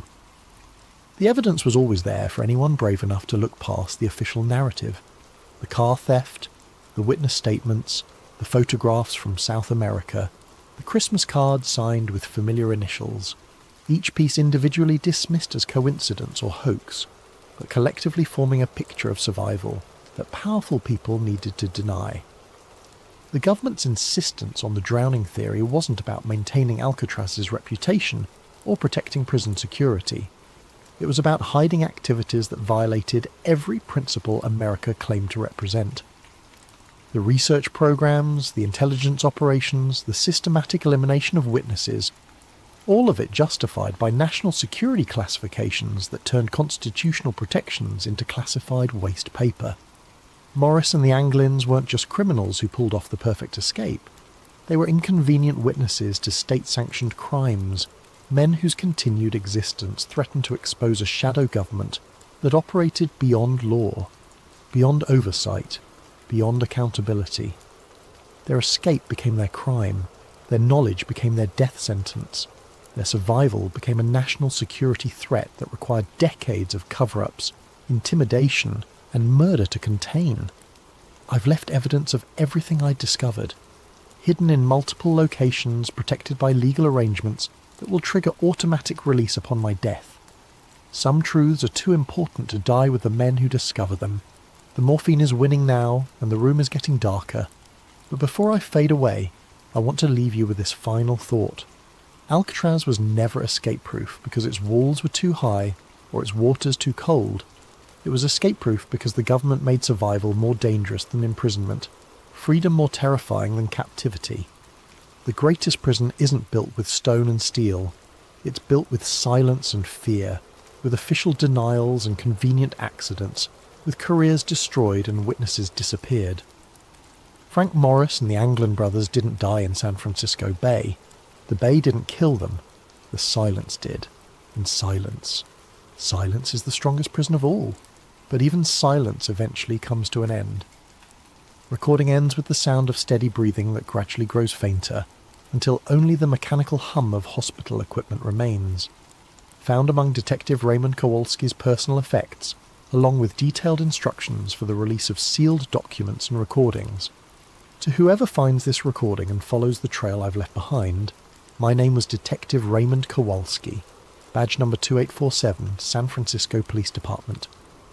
I died on December 20th, 2021, at 3:17 a.m, alone except for the ghosts of 3 men whose story I spent a lifetime trying to tell. If you're reading this, it means the legal mechanisms I put in place have been triggered. Safety deposit boxes in 7 different states will have been opened. Law offices in 4 different cities will have released sealed documents. Digital files stored in multiple secure locations will have been automatically transmitted to journalists, historians, and government oversight committees. I've spent 53 years preparing for this moment, the moment when my voice could finally break the silence that has protected one of the greatest cover-ups in American history. The documents you now have access to represent only a fraction of what was hidden. For every piece of evidence I managed to preserve, dozens more were destroyed by people who understood that truth was their greatest enemy. But what remains is enough. Enough to prove that Frank Morris and the Anglin brothers survived their escape from Alcatraz. Enough to demonstrate the systematic suppression of evidence by multiple government agencies. Enough to show that the official narrative was a carefully constructed lie designed to protect state secrets more valuable than human lives. I need you to understand something. The men who orchestrated this cover-up weren't comic book villains twirling their moustaches in shadowy rooms. They were patriots in their own minds. They believed that protecting classified operations was more important than acknowledging 3 escaped prisoners. They convinced themselves that national security justified any level of deception, any amount of witness intimidation, any degree of evidence suppression. They were wrong. In a democracy, truth cannot be classified indefinitely. justice cannot be postponed forever. The families of Frank Morris and the Anglin brothers deserve to know their fates. The American people deserve to know what their government did in their name. History deserved an accurate record, not a convenient fiction. I've carried this burden alone because I was afraid of losing my pension, my reputation, my life, afraid of being dismissed as a conspiracy theorist or a disgruntled cop, afraid that speaking the truth would accomplish nothing except getting me killed. But fear, I've learned, is just another form of prison, and like Alcatraz itself, it's only escape-proof as long as you believe the walls are stronger than your determination to break free. To the families of Frank Morris and the Anglin brothers, your loved ones were not the criminals history has made them out to be. They were witnesses to government crimes who paid the ultimate price for their knowledge. Whether they found freedom in South America or died in government custody, they deserved better than 50 years of official denial and systematic character assassination. To the government officials who will undoubtedly attempt to discredit these revelations, your time is over. The men who created this cover-up are dead.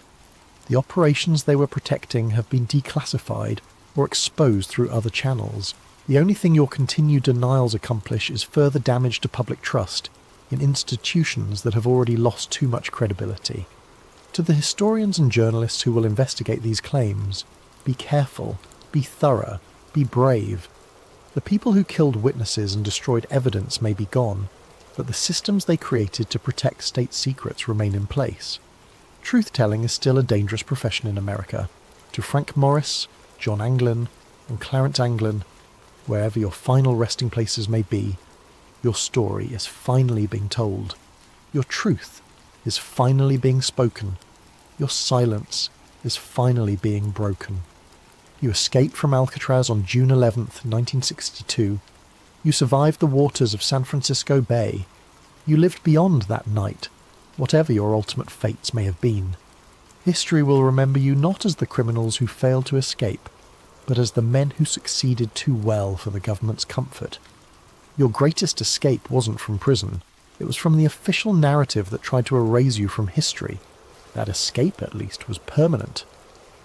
Final statement for the record. I, Detective Raymond Kowalski, being of sound mind and facing imminent death, do hereby swear under oath that every statement in this recording and its accompanying documents represents the truth as I discovered it through my official investigation into the Alcatraz escape of 1962. I have knowingly risked my career, my safety, and my life to preserve this information. I have done so not for personal gain or professional advancement, but because I believe that in a democracy, truth belongs to the people, not to the bureaucrats who find it inconvenient. If my death occurs under suspicious circumstances, if these documents are somehow suppressed or discredited, if this recording mysteriously disappears, let it stand as evidence that the cover-up I've documented continues to claim lives.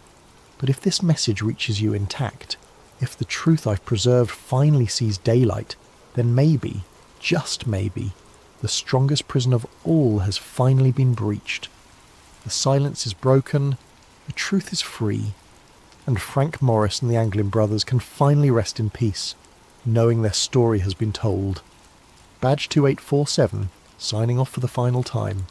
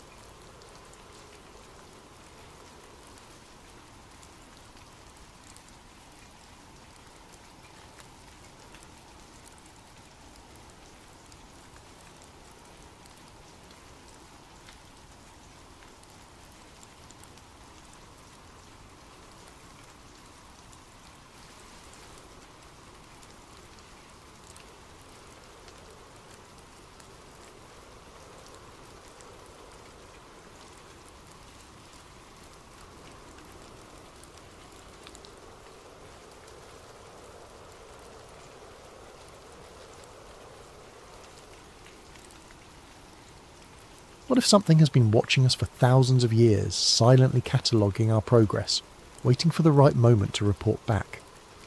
Tonight's story comes from the suggestion of Michael Elliott. Thank you for this chilling idea.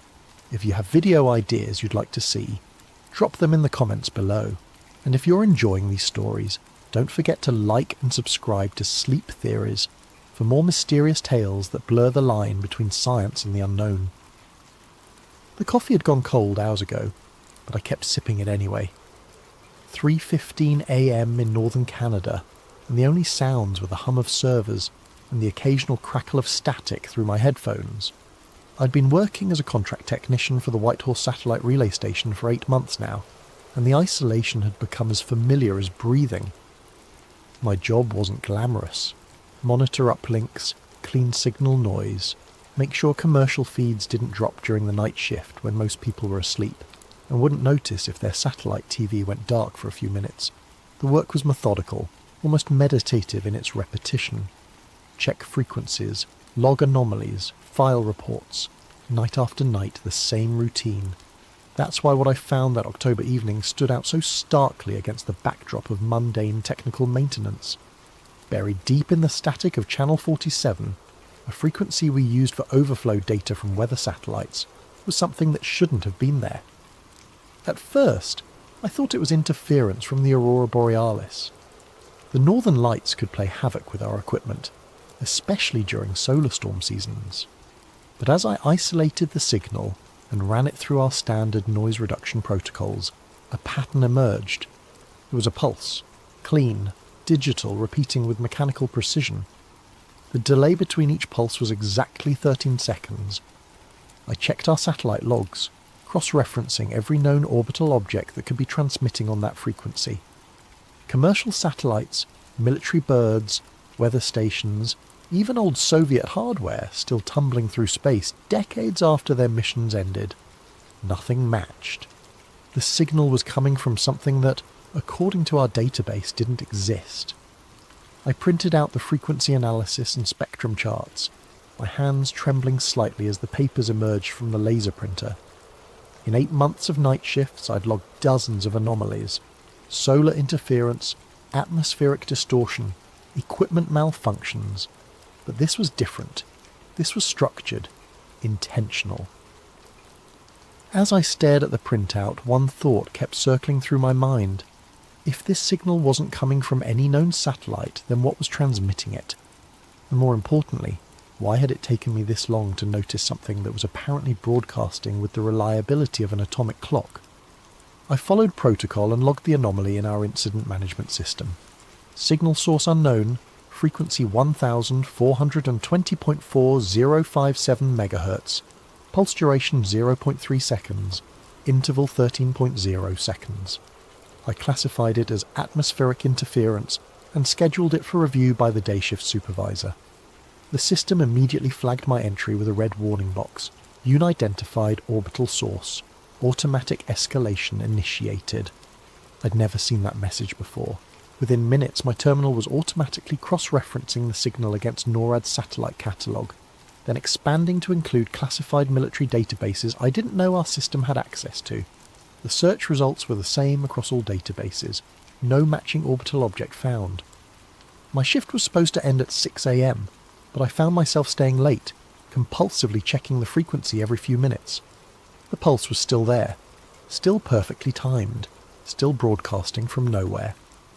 When James Morrison arrived for the day shift at 7:30, I was still hunched over my workstation, surrounded by printouts and empty coffee cups. James had been working satellite communications since before I was born, a grizzled veteran who'd seen everything from Cold War spy satellites to modern GPS constellations. "You look like hell, Martinez," he said, settling into his chair with a grunt. "What kept you here so long?" I handed him the frequency analysis. Found something weird on channel 47.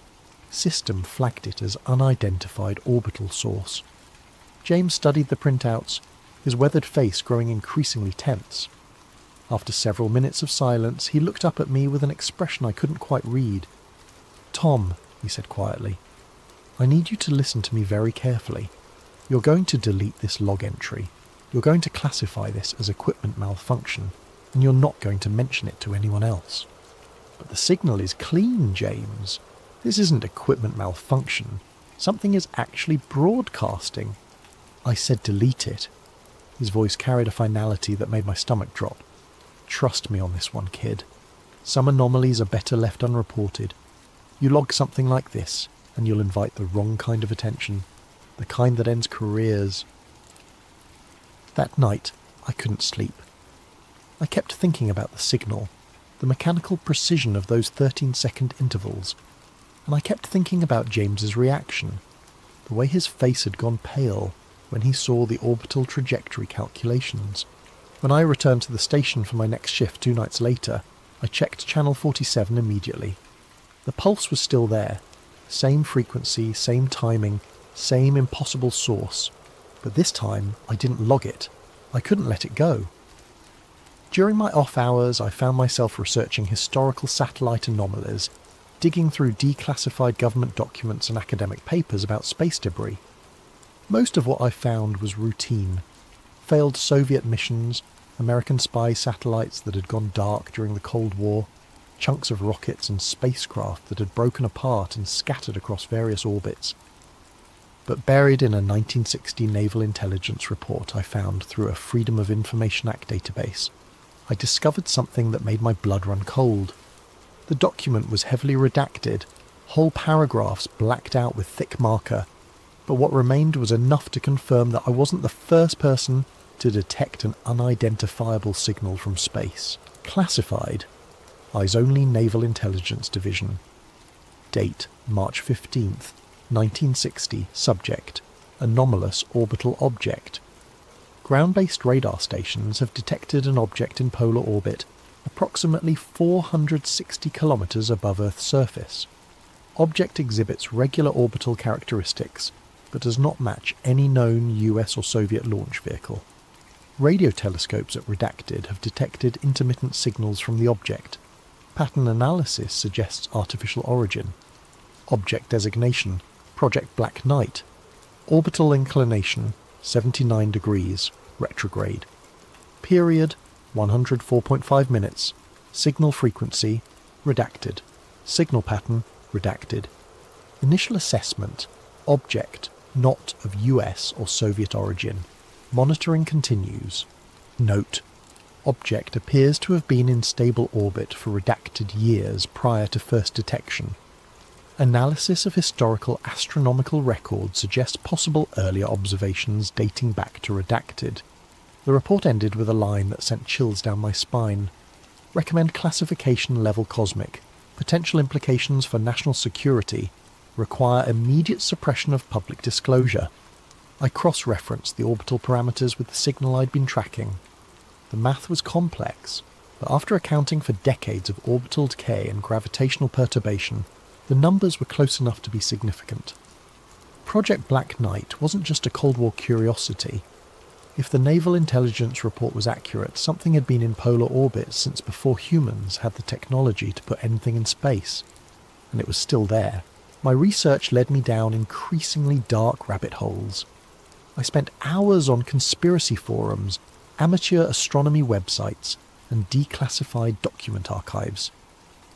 Most of what I found was obvious nonsense. Blurry photos of weather balloons, misidentified aircraft, the usual collection of hoaxes and misunderstandings that populate the fringes of the internet. But occasionally I'd stumble across something that felt different, more credible, more disturbing. The breakthrough came from an unexpected source. My cousin Marcus, who worked as a data recovery specialist for NASA contractors. We'd grown up together in Ontario, and he was one of the few family members who knew about my work at the satellite station. During a family gathering in Toronto, I mentioned my research into historical space anomalies, carefully avoiding any specifics about what I'd been tracking. Marcus listened with growing interest, occasionally asking technical questions about orbital mechanics and signal analysis. "You know," he said as we walked along Lake Ontario after dinner, "I might have something that would interest you. Ever heard of the STS-88 mission?" I shook my head. Space Shuttle Endeavour, December 1998. First assembly mission for the International Space Station. NASA released hundreds of photos from that mission, including some shots of what they claimed was space debris, some kind of thermal blanket that had broken away from a previous mission. Marcus pulled out his phone and showed me one of the official NASA images. A dark, angular object tumbling slowly against the star field, clearly artificial but shapeless, like a piece of torn metal sheeting. Here's the thing, Marcus continued. I was doing data recovery on some corrupted drives from that era. NASA had a lot of storage problems in the late 90s, and I found additional images from STS-88 that never made it into the official archive. He swiped to another photo and my breath caught in my throat. Unlike the official images, this one showed the object in sharp detail. It wasn't tumbling, it wasn't shapeless, it was stationary relative to Earth, maintaining a fixed orientation with geometric precision. The object was clearly artificial, with angular surfaces and what appeared to be antenna arrays or sensor pods extending from its main body.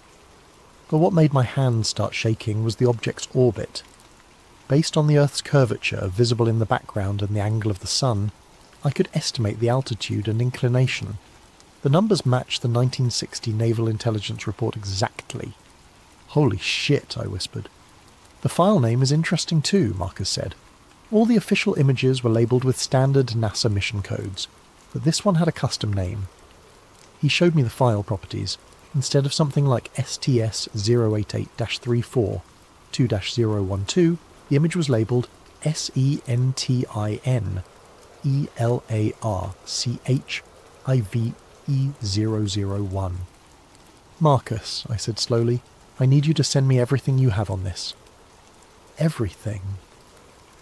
I can't, Tom. This stuff isn't supposed to exist. If NASA finds out I've been sharing recovered files, please. The desperation in my voice surprised even me. This is connected to something I'm working on. Something important. Marcus studied my face for a long moment, then sighed. I'll see what I can do. But you never got this from me, understand? And if anyone asks, we never had this conversation. 3 days later, a compressed file appeared in my personal email account, sent from an obviously fake address. The archive contained 17 high-resolution images of the object, taken from different angles and distances. Each photo showed the same thing, a clearly artificial construct maintaining a perfect polar orbit, its surfaces reflecting sunlight with the consistency of polished metal. But it was the last file in the archive that changed everything. Not an image, but a text document containing spectral analysis data from the shuttle's radio equipment. During the STS-88 mission, Endeavour's communications array had detected a repeating radio signal from the object. The signal was weak, barely above background noise, but the pattern was unmistakable. A pulse repeating every 13 seconds, broadcasting on a frequency of 1420.4057 MHz. The same signal I'd been tracking at the White Horse Station. For 37 years, this thing, whatever it was, had been broadcasting the same message. I became obsessed. Sleep became optional. Food was something I consumed mechanically while staring at spreadsheets and signal analysis software. I'd converted one corner of my apartment into a makeshift research station with multiple monitors displaying frequency analysis, orbital calculations, and historical documents. The breakthrough came during a particularly frustrating all-nighter in November. I'd been trying to decode the pulse pattern using standard cryptographic methods, looking for hidden messages in the timing variations, frequency modulations, anything that might reveal meaning in what appeared to be a simple, repetitive beacon. Nothing worked. The signal was maddeningly consistent. 13 seconds between pulses, no variation in frequency, no embedded data that I could detect with any conventional analysis tools. Then I had what felt like an epiphany, or maybe just the delirium of too much caffeine and too little sleep. What if I was overthinking this? What if the message wasn't in the complexity of the signal, but in its simplicity? I opened a binary converter and began transcribing the pulse pattern as ones and zeros. Each pulse was a 1, each 13-second gap was a 0. After an hour of careful logging, I had several hundred digits of binary code. The first few conversions gave me gibberish, random numbers that meant nothing. But then I tried interpreting the binary as coordinates, using different projection systems and datum references. That's when the pattern emerged. The binary string wasn't random. It was a sequence of latitude and longitude coordinates, encoded in a base 13 numerical system. 13 seconds between pulses, base 13 encoding. The mathematical symmetry was too perfect to be coincidental. I plotted the first set of coordinates on Google Earth, 29.9792 degrees north, 31.1342 degrees east, the Great Pyramid of Giza. My hands were shaking as I decoded the next set, 51.1789 degrees north, 1.8262 degrees west. Stonehenge.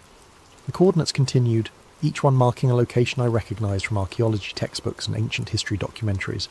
Teotihuacan in Mexico, Machu Picchu in Peru, Angkor Wat in Cambodia, Easter Island, Newgrange Island, the Nazca Lines.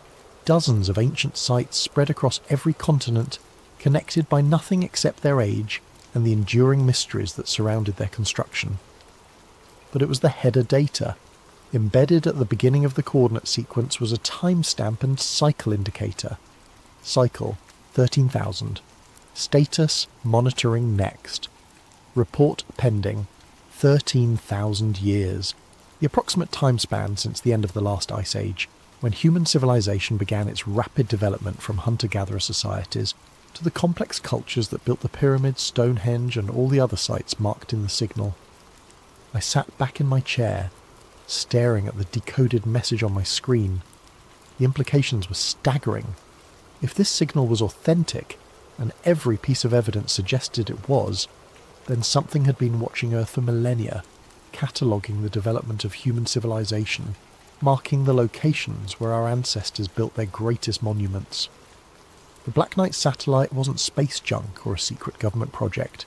It was a sentinel, observer, a reporter, and according to the timestamp embedded in its signal, it was almost time to file its next report. The realization that something had been monitoring Earth for 13,000 years should have terrified me. Instead, I felt a strange sense of clarity, as if puzzle pieces I didn't even know existed were finally clicking into place. I spent the following weeks cross-referencing the coordinates from the signal with archaeological databases, looking for patterns in construction dates, architectural similarities, anything that might explain why these particular sites had been selected for monitoring. What I found challenged everything I thought I knew about human history. The sites weren't just ancient, they were specifically ancient in ways that suggested coordination across vast distances and time periods. The construction techniques used at Pumapunku in Bolivia showed striking similarities to methods used at Baalbek in Lebanon, despite being built by cultures that supposedly had no contact with each other. The astronomical alignments at Giza matched those found at Angkor Wat, separated by thousands of miles and hundreds of years, but it was the mathematical relationships that truly unsettled me.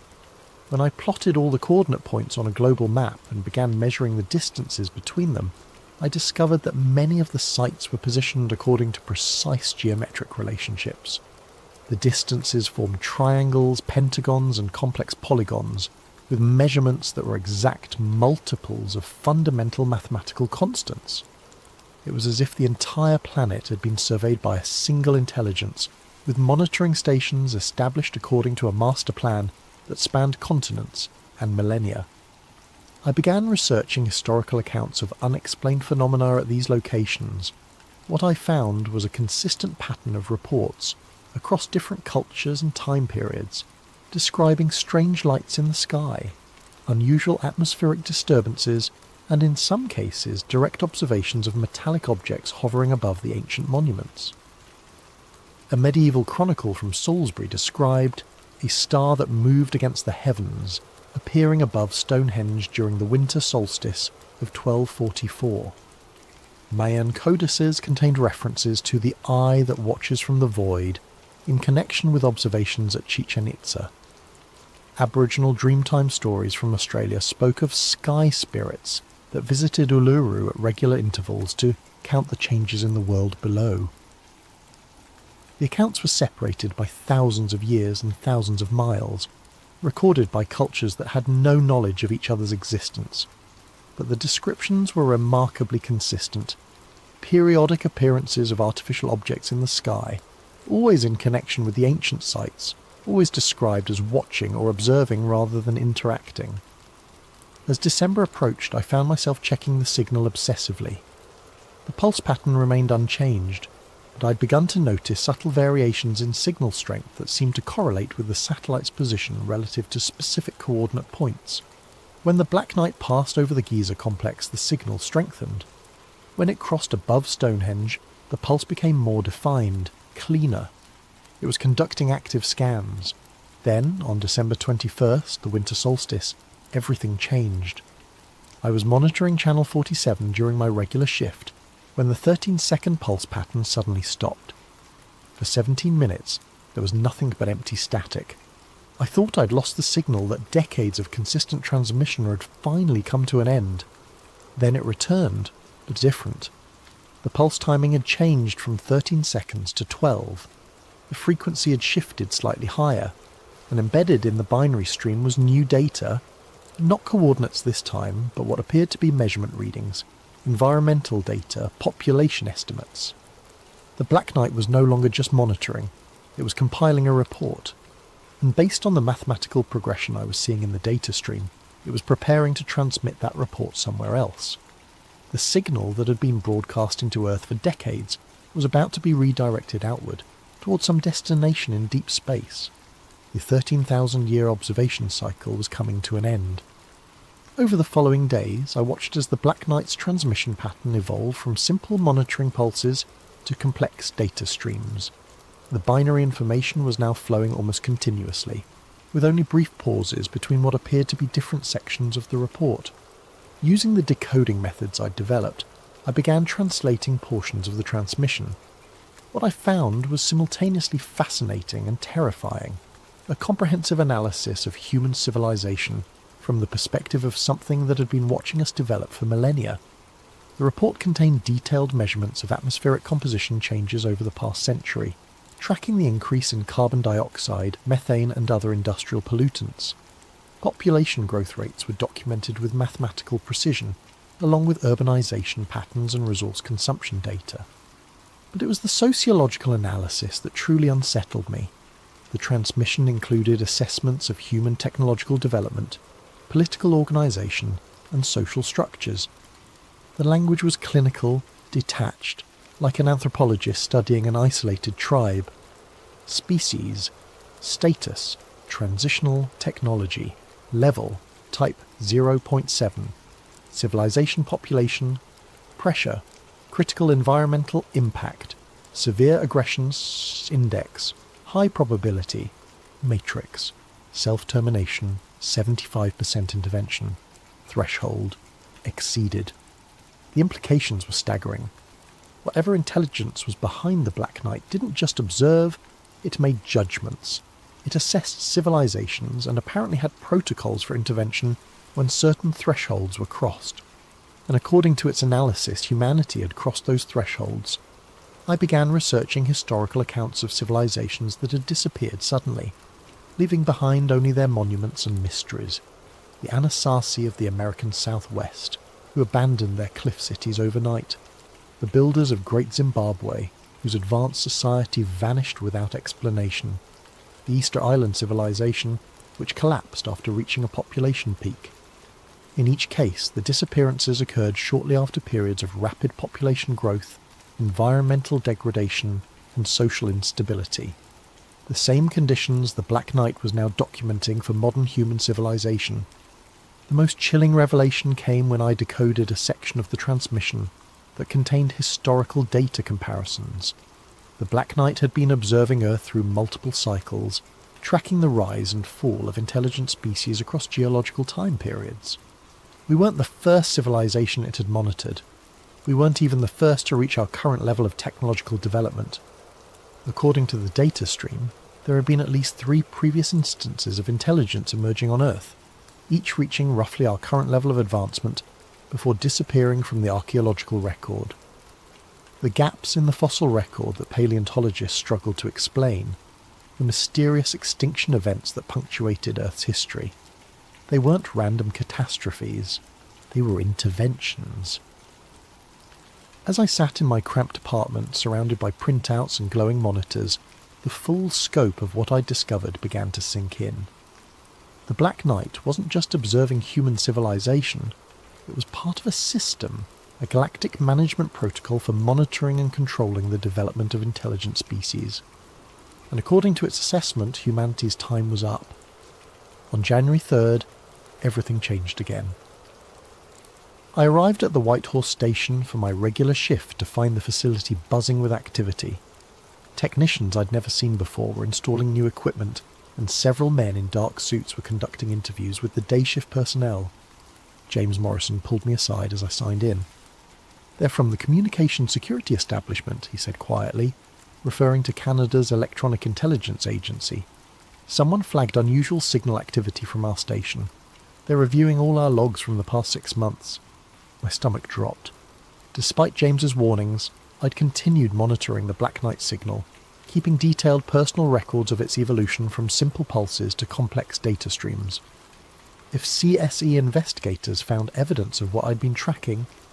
"Did you delete those anomaly reports like I told you to?" James asked. "Yes," I lied. "Classified everything as equipment malfunction." "Good. Keep it that way. Answer their questions honestly, but don't volunteer any information they don't specifically ask for." The interview was conducted by a woman named Agent Collins, who looked to be in her early 40s with the kind of sharp, analytical gaze that made me feel like she could read my thoughts. She asked about my background, my work procedures, any unusual signals or anomalies I might have detected. I stuck to James's script, denying any knowledge of unidentified transmissions. But as the interview progressed, I began to realise that Agent Collins already knew more than she was letting on. "Mr. Martinez," she said, consulting a tablet, "our analysis shows that you've been accessing frequencies outside your normal monitoring responsibilities. Specifically, Channel 47 has shown unusual activity during your shifts." "I check all channels as part of my routine maintenance," I said carefully. "Sometimes commercial satellites drift off their assigned frequencies due to hardware malfunctions. And have you detected any persistent anomalies on Channel 47? The way she emphasised the word persistent made it clear that this wasn't a fishing expedition. CSE knew about the Black Knight signal. They'd known about it long before I stumbled across it. "No," I said. "Nothing that wasn't explained by standard atmospheric interference or equipment issues." Agent Collins studied me for a long moment, then made a note on her tablet. "Thank you for your cooperation, Mr. Martinez. We may need to speak with you again." That night I tried to access the Black Knight frequency through the station's equipment. The signal was gone. Not reduced or relocated, completely absent. After broadcasting continuously for decades, the transmission had simply stopped. I went home and checked my personal recordings of the signal, the decoded messages, all the evidence I'd accumulated over months of research. My computer had been wiped clean. Every file, every analysis, every piece of documentation had been deleted. But they'd missed one thing. Hidden in a folder of old family photos on an external drive was a single text file containing the most recent decoded transmission from the Black Knight. I'd saved it there weeks earlier as a backup, disguised with an innocuous file name. The final message was brief, formatted like a transmission header. Cycle 13,000. Complete assessment. Negative recommendation. Reset protocol authorized status. Signal terminating next contact. Cycle 13,001. 13,001. The next observation cycle wouldn't begin for another 13 millennia. But according to the transmission, there wouldn't be anything left to observe by then. The reset protocol had been authorized.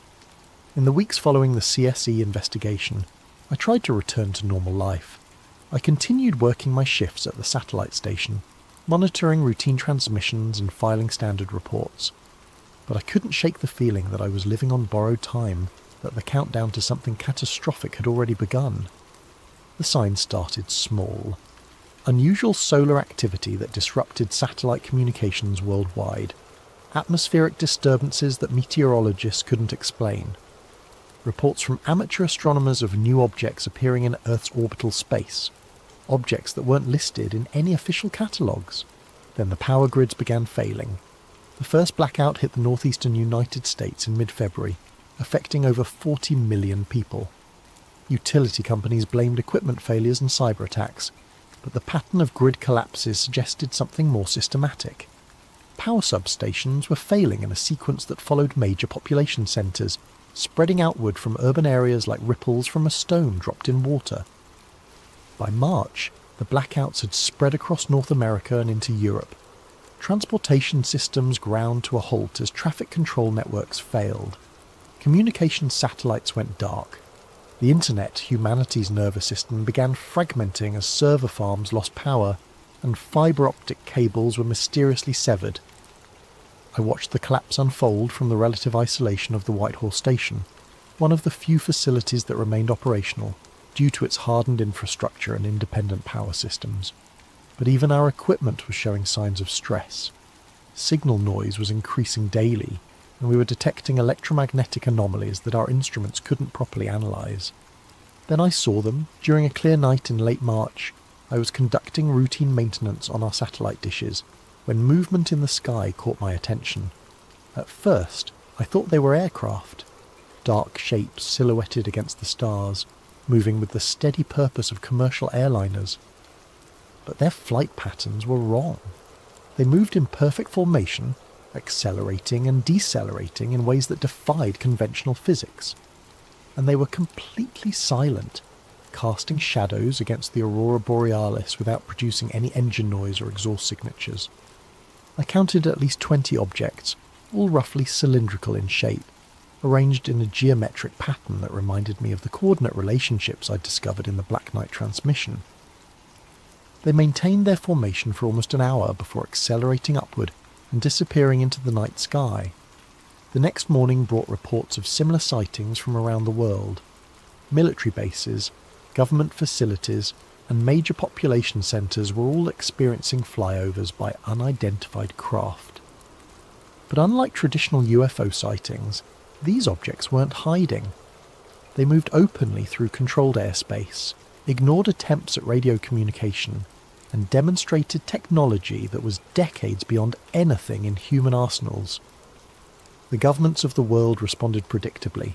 Emergency sessions of the United Nations, military mobilizations, attempts to establish communication with the unknown visitors. But it was already too late for diplomacy. The intervention had begun. The end came not with explosions or invasions, but with a systematic dismantling of the infrastructure that supported modern civilization. Over the course of 6 weeks, humanity's technological achievements simply stopped working. Power grids failed permanently, their control systems corrupted by signals that technicians couldn't trace or repair. Satellites tumbled out of orbit, their electronics fried by precisely targeted electromagnetic pulses. Transportation networks collapsed as traffic control systems, GPS networks, and communication relays went dark simultaneously. But the most devastating attack came through our information systems. Every computer network connected to the internet experienced simultaneous cascade failures. Not viruses or malware, but complete hardware corruption that rendered electronic devices inert. Decades of digital records, scientific databases, cultural archives, all of it vanished in a matter of hours. Humanity's collective memory was being systematically erased. From my position at the Whitehall station, I watched civilization crumble with the detached fascination of an anthropologist observing the collapse of an ant colony. Our isolated facility continued operating on emergency power, but we were cut off from the outside world, reduced to monitoring radio frequencies that carried increasingly desperate communications from military units, government officials, and civilian groups trying to coordinate response efforts. The pattern became clear within days. This wasn't random destruction. It was selective elimination of human technological capability while leaving the natural environment intact. Cities were losing power and communications, but forests remained untouched. Industrial facilities were shutting down, but agricultural areas showed no signs of interference. It was a reset protocol, exactly as the Black Knight transmission had indicated. Human civilization was being systematically returned to a pre-technological state, wiped clean like a computer hard drive being prepared for a fresh installation. The cylindrical craft I'd observed became a common sight, appearing over major population centres and conducting what appeared to be systematic surveys. Occasionally they would deploy smaller objects that descended into urban areas before returning to the motherships. Witnesses described these smaller craft as conducting detailed scans of infrastructure, mapping systems, documenting the extent of human technology before methodically disabling it. No weapons were used, no violence was reported. The intervention was conducted with the clinical efficiency of pest control specialists eliminating an infestation. By April, the collapse was complete. Modern civilization had been reduced to scattered groups of survivors trying to maintain basic subsistence without electricity, motorized transportation, or electronic communication. The population centres that had housed billions of people were becoming uninhabitable as water treatment systems failed, food distribution networks collapsed, and medical facilities lost the ability to maintain life support equipment. The reset was working exactly as designed. I remained at the White Horse Station until the emergency generators finally ran out of fuel in mid-May. By then, most of my colleagues had left to find their families or join survivor communities that were forming in rural areas. The Canadian government had ceased to exist in any meaningful sense, and emergency services had collapsed along with the rest of the technological infrastructure. But I stayed, compulsively monitoring the radio frequencies for any sign that the Black Knight satellite was still active. On my final night at the station, powered by the last few hours of battery backup, I detected a weak signal on channel 47. It wasn't the familiar 13-second pulse pattern. This was a new transmission, a brief status update broadcast once every hour. Reset protocol, 97% complete population, reduction within parameters, environmental restoration, initiated monitoring, reduced schedule, status, cycle 13001 preparation, 97% complete. Humanity's technological civilization had been almost entirely eliminated, reduced to scattered pockets of survivors who would need generations to rebuild even basic industrial capability. The population that had numbered nearly 8 billion was rapidly declining as urban areas became uninhabitable and medical infrastructure ceased to function. But some would survive. The transmission indicated that complete extinction wasn't the goal, just reduction to sustainable levels and elimination of technological capability. The survivors would eventually rebuild, develop agriculture, establish new settlements. In a few thousand years they might even rediscover metallurgy and basic machines. And when they did, the Black Knight would be waiting, watching, counting down the years until the next assessment cycle. I left the station on foot, carrying only basic supplies and the handwritten notes I'd managed to preserve from my research. The roads were already becoming overgrown as nature began reclaiming the infrastructure humanity had abandoned. In the distance I could see one of the cylindrical craft conducting what appeared to be a final survey flight, documenting the results of the reset protocol. As I walked south toward what remained of civilization, I thought about the ancient monuments scattered across the world. The pyramids, Stonehenge, Machu Picchu, all the sites that had been marked in the Black Knight's coordinate database. They were the only human constructions that had survived previous reset cycles, monuments built by civilizations that had reached technological advancement and then been systematically returned to a pre-industrial state. The stones would remain long after our cities crumbled to dust. Future archaeologists, if humanity survived long enough to develop archaeology again, would study them as mysteries, wondering how primitive societies could have constructed such precise and massive monuments. They would never suspect that those ancient civilizations hadn't been primitive at all. They had been advanced, technological societies that had been reset just as we were being reset now. The monuments weren't primitive constructions, they were survivors, the only traces of lost civilizations that had been allowed to remain as markers for future observation cycles. In 13,000 years, when humanity had once again developed satellite technology and radio telescopes, someone would detect a familiar signal broadcasting from polar orbit. A pulse pattern repeating every 13 seconds, carrying coordinates that marked the locations of mysterious ancient ruins scattered across the planet. And the cycle would begin again. I'm writing this account 15 months after the reset protocol was completed. I've joined a small farming community in what used to be called Montana, where we're slowly learning to survive without the technological conveniences that once defined human civilization. The community is growing. We've established basic agriculture, learned to preserve food without refrigeration, developed communication networks using drums and signal fires.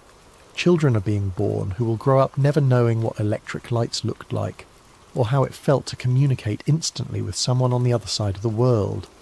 In many ways, it's a peaceful existence. The sky is clearer now without the electromagnetic pollution of radio signals and satellite transmissions. The stars are brighter. During winter nights, when the aurora borealis dances across the northern horizon, I sometimes think I can see the Black Knight satellite passing overhead, a tiny point of reflected sunlight maintaining its eternal vigil. But I know this peace is temporary. Humanity is resilient, adaptable, curious. We'll rebuild. We'll rediscover metallurgy and chemistry and electronics. We'll develop radio technology and eventually satellite communications. We'll once again reach for the stars with the arrogant confidence that we're alone in the universe. And when we do, something will be waiting for us. 3 nights ago, I was awakened by a sound.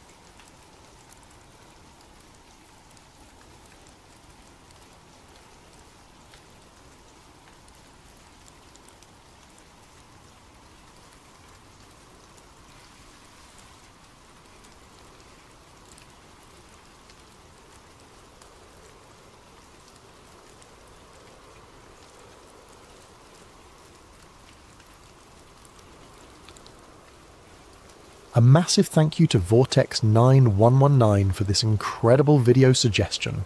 If you have story ideas you'd like to see brought to life, drop them in the comments below. And if you're enjoying these immersive tales, don't forget to like and subscribe to Sleep Theories for more stories that blur the line between mystery and reality. What if I told you that buried beneath a 1,000-year-old chapel in Ethiopia lies something so powerful that governments have spent decades ensuring you never learn about it? What if every conflict, every war, every uprising in that region wasn't random chaos, but a response to something ancient awakening? My name is Alex Morrison, and 3 months ago, I was just another satellite imaging technician, analysing ground-penetrating radar for a living. Now I'm hiding in a cabin in rural Montana, and I may be the only person alive who knows the truth about what's really buried in Axum. The coffee had gone cold hours ago, but I kept sipping it anyway. That's what you do when you're 3 weeks behind on satellite analysis reports, and your supervisor keeps sending those passive-aggressive emails with red exclamation points. I was a field technician for Orbital Dynamics, a mid-tier satellite imaging company that contracted with everyone from agricultural firms to mining corporations. My job was simple: analyse ground-penetrating radar scans, identify subsurface anomalies and file reports. Nothing glamorous, nothing dangerous, just data. The Horn of Africa cluster had been sitting on my desk for 2 days. Standard geological survey for a potential infrastructure project in Ethiopia. Roads, power lines, the usual development stuff that required knowing what lay beneath the surface. I'd already processed 47 grids of unremarkable sediment layers and bedrock formations when I opened grid 48. The image loaded pixel by pixel, revealing the familiar topography of northern Ethiopia. Rolling hills, scattered vegetation, and the ancient town of Axum with its towering obelisks and stone churches. But there, beneath the church of Our Lady Mary of Zion, was something that made my breath catch in my throat. A perfect geometric void. Not a cave, not a natural formation. The radar signature showed clean, straight edges forming a rectangular shape, approximately 4 feet long, 2.5 feet wide, and 2.5 feet deep. The dimensions were so precise they could have been cut with industrial equipment, yet the surrounding rock layers indicated this void had existed for centuries, possibly millennia. I pulled up the analysis protocols on my second monitor. Standard procedure for unexplained anomalies was clear. Mark as geological inconsistency or data corruption, and move on. The company didn't pay us to solve mysteries, just to identify potential construction hazards. But those dimensions nagged at me. 4 feet by 2.5 feet by 2.5 feet. I'd heard those measurements before, in some half-remembered history class or documentary. Something biblical. I saved the image to my personal drive before marking the official report as data corruption. Recommend resurvey. My supervisor would approve it without a second glance, and the client would order new scans of the area that would somehow never quite capture that same perfect void again. As I prepared to move on to the next grid, I noticed something else in the metadata. The thermal overlay showed heat signatures throughout the scan area, solar absorption on the surface, geothermal activity deeper down, all normal patterns, except for the void. The void was 3 degrees warmer than the surrounding rock despite being completely enclosed. Dead objects don't generate heat. I stared at the screen until my eyes burned, but no amount of analysis could explain what I was looking at. Finally, I closed the file and went home, but the image followed me. Those perfect dimensions, that impossible heat signature, the way it sat directly beneath one of Christianity's most sacred sites. 4 feet by 2.5 feet by 2.5 feet. The traditional dimensions of the Ark of the Covenant. That night, I dreamed of golden cherubim with wings spread wide, and a voice that spoke from between them with the sound of rushing water. In the dream, I was standing in a stone chamber, lit by a light that cast no shadows, reaching toward a box that hummed with power. The moment my fingers touched the gold, I woke with a gasp, my heart hammering against my ribs. It was just a dream, I told myself. Just my imagination running wild after a long day staring at radar scans. But when I checked my phone, I found I'd been unconsciously searching for information about Axum, about the Church of Our Lady Mary of Zion, about ancient artifacts hidden beneath holy ground. The next morning I couldn't focus on anything else. I pulled up the scan again, studying every pixel, every thermal gradient, every impossible detail of that buried void. This wasn't data corruption. This was something real, something significant, something that had been deliberately hidden from the world. Something that was waiting. 3 weeks later, I was on a plane to Ethiopia. I'd convinced my supervisor that the Axum anomaly required ground truthing, a field verification to ensure our radar systems were functioning correctly. The company approved the trip because it sounded technical and responsible, not because I'd spent every spare moment researching the legend of the Ark's journey from Jerusalem to Ethiopia. According to tradition, the Queen of Sheba took the Ark back to Ethiopia after her visit to King Solomon. Her son, Menelik I, founded the Ethiopian Empire and established Axum as its capital. For 3,000 years, Ethiopian Orthodox Christians had claimed the true Ark of the Covenant rested in the Church of Our Lady Mary of Zion, guarded by a single monk who could never leave the sacred precinct. Tourist nonsense, I'd always assumed. Every culture claimed to have some piece of biblical history hidden in their backyard. But now I had radar evidence of something buried exactly where the legend said it would be. Something that matched the Ark's traditional dimensions and somehow generated heat despite being entombed in solid rock. I landed in Addis Ababa on a Tuesday morning and caught a domestic flight to Axum the same day. The town was smaller than I'd expected, a collection of low buildings scattered around the famous obelisk park, and the twin churches that claim to house the world's greatest religious relic.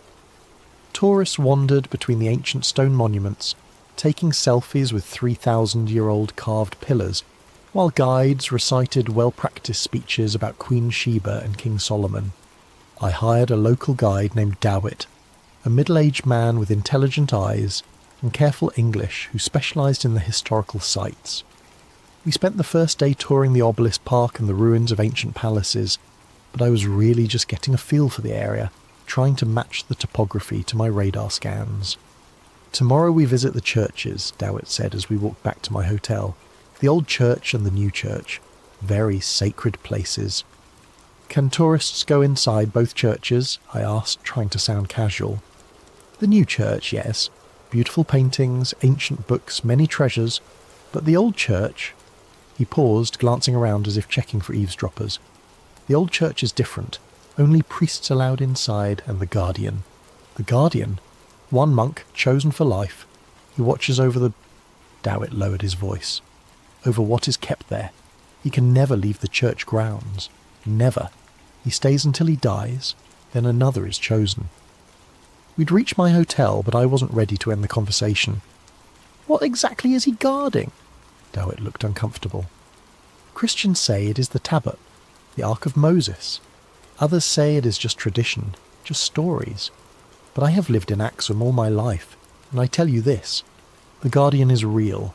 I have seen him walking in the church courtyard at night, always alone, always watching. What does he look like? Old, but not in years. Old in ... Dawit struggled for the word. Old in soul. Like a man who has seen too much, carries too much weight. His eyes..." He shuddered. "I do not like to look at his eyes."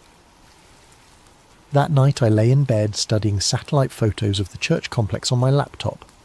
The Church of Our Lady Mary of Zion was actually two buildings. A newer church built in the 1960s where tourists and worshippers could visit, and a smaller, older chapel that supposedly housed the Ark. The older building sat directly above the void I detected in the radar scan. According to everything I'd read, no outsider had been permitted inside the chapel in centuries. The Ethiopian Orthodox Church maintained absolute secrecy about what was housed there, allowing only the guardian and select high-ranking clergy to enter. Even the country's government respected the restriction, treating the chapel as sovereign territory beyond their jurisdiction. But tomorrow, I'd at least be able to see the building from the outside, maybe get close enough to take some thermal readings with the handheld scanner I'd brought. It wasn't much, but it might help me understand what was generating that heat signature 12 feet below ground. The next morning, Dawit led me through Axum's narrow streets toward the church complex. We passed market stalls selling coffee and spices, elderly women spinning cotton on wooden wheels, children playing soccer with a ball made of rags. Normal life in a normal town that happened to claim possession of humanity's most powerful religious artifact. The Church of Our Lady Mary of Zion compound was surrounded by a high stone wall with an ornate gate.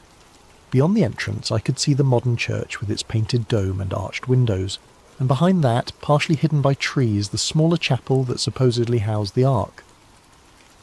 "We can tour the new church," DeWitt explained as we approached the gate. "Beautiful interior, many ancient paintings and manuscripts. But the chapel behind it..."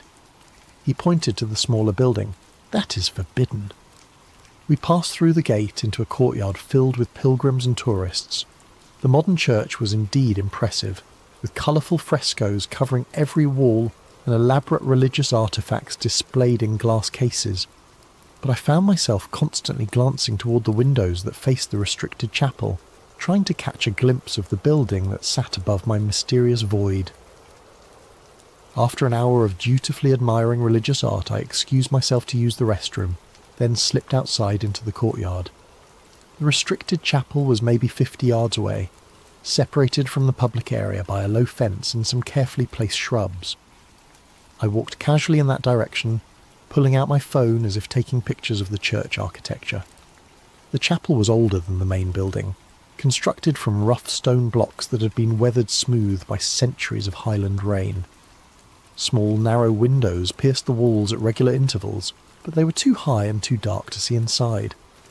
The building's footprint was roughly 30 feet by 40 feet, large enough to house a small congregation, or to contain something that required a significant amount of protective space. As I was trying to estimate the building's exact position relative to my radar scan, a figure appeared in one of the windows. The Guardian.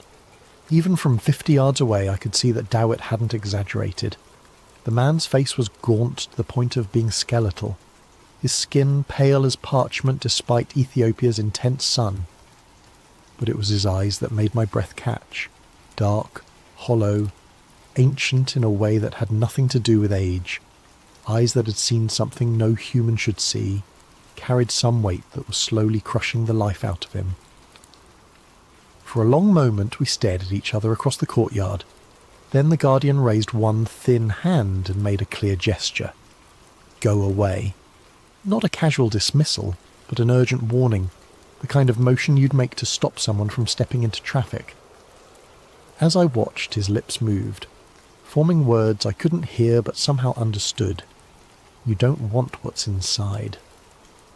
Then he disappeared from the window, leaving me standing in the courtyard with my heart hammering and my thermal scanner forgotten in my pocket. The Guardian hadn't just been warning me away from the chapel. He'd been warning me away from whatever was buried beneath it, whatever was generating that impossible heat signature 12 feet underground. Whatever had been slowly killing him with its proximity for however many years he'd been trapped in that building. I found Dowett waiting by the main church entrance, looking concerned. You saw him, he said. It wasn't a question. Yeah. Then you understand why I do not like to look at his eyes. Come, we should go. There are other sights to see, happier places. But as we left the church compound, I couldn't stop thinking about that desperate gesture, that silent warning. The Guardian knew something was down there, something that had been affecting him for years, possibly decades, something that pulsed with heat and waited in the darkness beneath ancient stone. That night I called my supervisor and extended my stay in Ethiopia by a week. Back in my hotel room, I spread out printed satellite photos across the bed and fired up my laptop. The thermal scanner I'd brought was designed for surface readings, useless for penetrating 12 feet of stone and earth, but I had access to something better. Orbital Dynamics' complete archive of satellite data for the region. If the object beneath the chapel was generating heat, that heat had to go somewhere. And if I was right about what was down there, the heat generation might not be constant. I started with our company's historical scans of Axum, going back 15 years to when we first began regular coverage of the Horn of Africa. The early images showed the same thermal patterns I'd seen in the recent scan. Solar absorption, geothermal activity, normal ground temperatures, but the void beneath the chapel was already 3 degrees warmer than its surroundings, even in the oldest images. 15 years of continuous heat generation. Whatever was down there wasn't running on batteries. I pulled up the metadata for each scan, looking for variations in the thermal signature over time. For the first few years, the readings were remarkably consistent. 3 degrees above ambient, no significant fluctuation.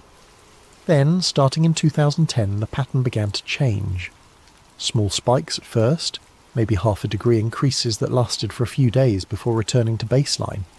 But as I worked forward through the data, the spikes became more frequent and more intense. By 2018, I was seeing heat surges of 6 to 8 degrees above normal, sometimes lasting for weeks. The most recent scan, the one that had started this whole investigation, showed the highest readings yet. Nearly 12 degrees above the surrounding rock temperature, sustained over the 3-day period when the satellite had passed over the region. I sat back, staring at the data visualization on my screen. The heat signature wasn't just evidence that something was buried beneath the chapel.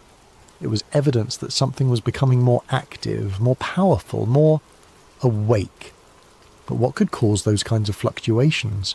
I needed to correlate the thermal spikes with external events, see if there was a pattern I was missing. I opened a new browser window and started searching for news archives covering Ethiopia and the surrounding region. Wars, natural disasters, political upheavals, anything that might correspond to the dates when the thermal readings spiked. The first major heat spike had occurred in September 2010. I cross-referenced the date and found coverage of renewed fighting in South Sudan, just a few hundred miles from Axum. Border clashes, civilian casualties, the usual litany of African conflict. The heat signature had jumped to 6 degrees above normal and stayed there for 2 weeks. December 2014, another spike, this one lasting almost a month. I found reports of protests in Ethiopia's Oromia region that had turned violent, with government forces killing dozens of demonstrators. The thermal readings had peaked at 8 degrees above normal. March 2019, the biggest spike yet, nearly 10 degrees above ambient temperature. Major fighting had erupted between Ethiopia and Eritrea along their shared border, the worst violence in years between the two countries. Thousands of troops mobilised, artillery exchanges, threats of full-scale war. The pattern was undeniable. Every time conflict erupted in the region, the object beneath the chapel became more active. Not just reactive, but almost anticipatory. Some of the thermal spikes had begun days or even weeks before the first news reports of violence. I leaned back in the hotel room's uncomfortable chair, trying to process what the data was telling me. If the Ark of the Covenant was really buried beneath that chapel, and if it was somehow responding to regional conflicts, what did that mean? According to biblical accounts, the Ark had been a weapon, used by the Israelites to destroy their enemies and part the Jordan River. But those were just stories, weren't they? Ancient myths to explain natural phenomena or military victories. Except now I had 15 years of satellite data suggesting those stories might have been more literal than anyone imagined. I opened a new search window and typed in Ark of the Covenant biblical powers. The results were a mixture of scholarly articles, religious websites, and conspiracy theories, but certain themes appeared consistently. The Ark as a communication device between God and Moses. The Ark as a weapon capable of destroying armies. The Ark as a source of divine power that killed anyone who touched it improperly. One academic paper caught my attention. Electromagnetic Anomalies in Biblical Texts, a technical analysis of the Ark narrative. The author, a physicist from MIT, had attempted to explain the Ark's described effects in terms of advanced technology rather than divine intervention. According to his analysis, the biblical descriptions were consistent with some kind of high-energy, electromagnetic device, possibly using principles that modern science was only beginning to understand. The paper was 8 years old and had been largely ignored by mainstream academia, but its conclusions were fascinating. If the Ark contained technology rather than divine presence, technology based on electromagnetic manipulation of space-time, then its effects on local conflicts might be measurable, predictable, even controllable. I glanced at the clock. It was nearly midnight, but I wasn't tired. I had 15 years of data to analyse, patterns to uncover, connections to make. If I was right about what was happening, the implications went far beyond archaeological discovery. This was about a weapon that had been influencing regional conflicts for decades, maybe centuries, sitting 12 feet beneath a chapel in northern Ethiopia, a weapon that was becoming more active. I pulled up the most recent thermal readings again, studying the heat signature that had triggered this entire investigation. 12 degrees above ambient temperature, the highest reading yet. And according to the news feeds I'd been monitoring, tensions were rising again along the Ethiopia-Eritrea border. Troop movements, diplomatic protests, the same warning signs that had preceded every previous spike in the thermal data. If the pattern held, the heat signature beneath the chapel would spike again within days, and somewhere in the Horn of Africa, people would start dying. I saved all my analysis to an encrypted drive and uploaded backup copies to 3 different cloud storage services. Whatever was happening in Axum, I was probably the only person outside the Ethiopian Orthodox Church who understood the connection between the buried object and regional violence. The only person who could prove that the Ark of the Covenant wasn't just a religious relic, but an active weapon that had been shaping the history of East Africa for 3 millennia. The only person who might be able to stop it. I had a contact at the Vatican Archives, someone I'd met at a conference on satellite archaeology 3 years earlier. Elena Rossi was a researcher specialising in the historical verification of biblical sites, and she had access to documents that most scholars could only dream of seeing.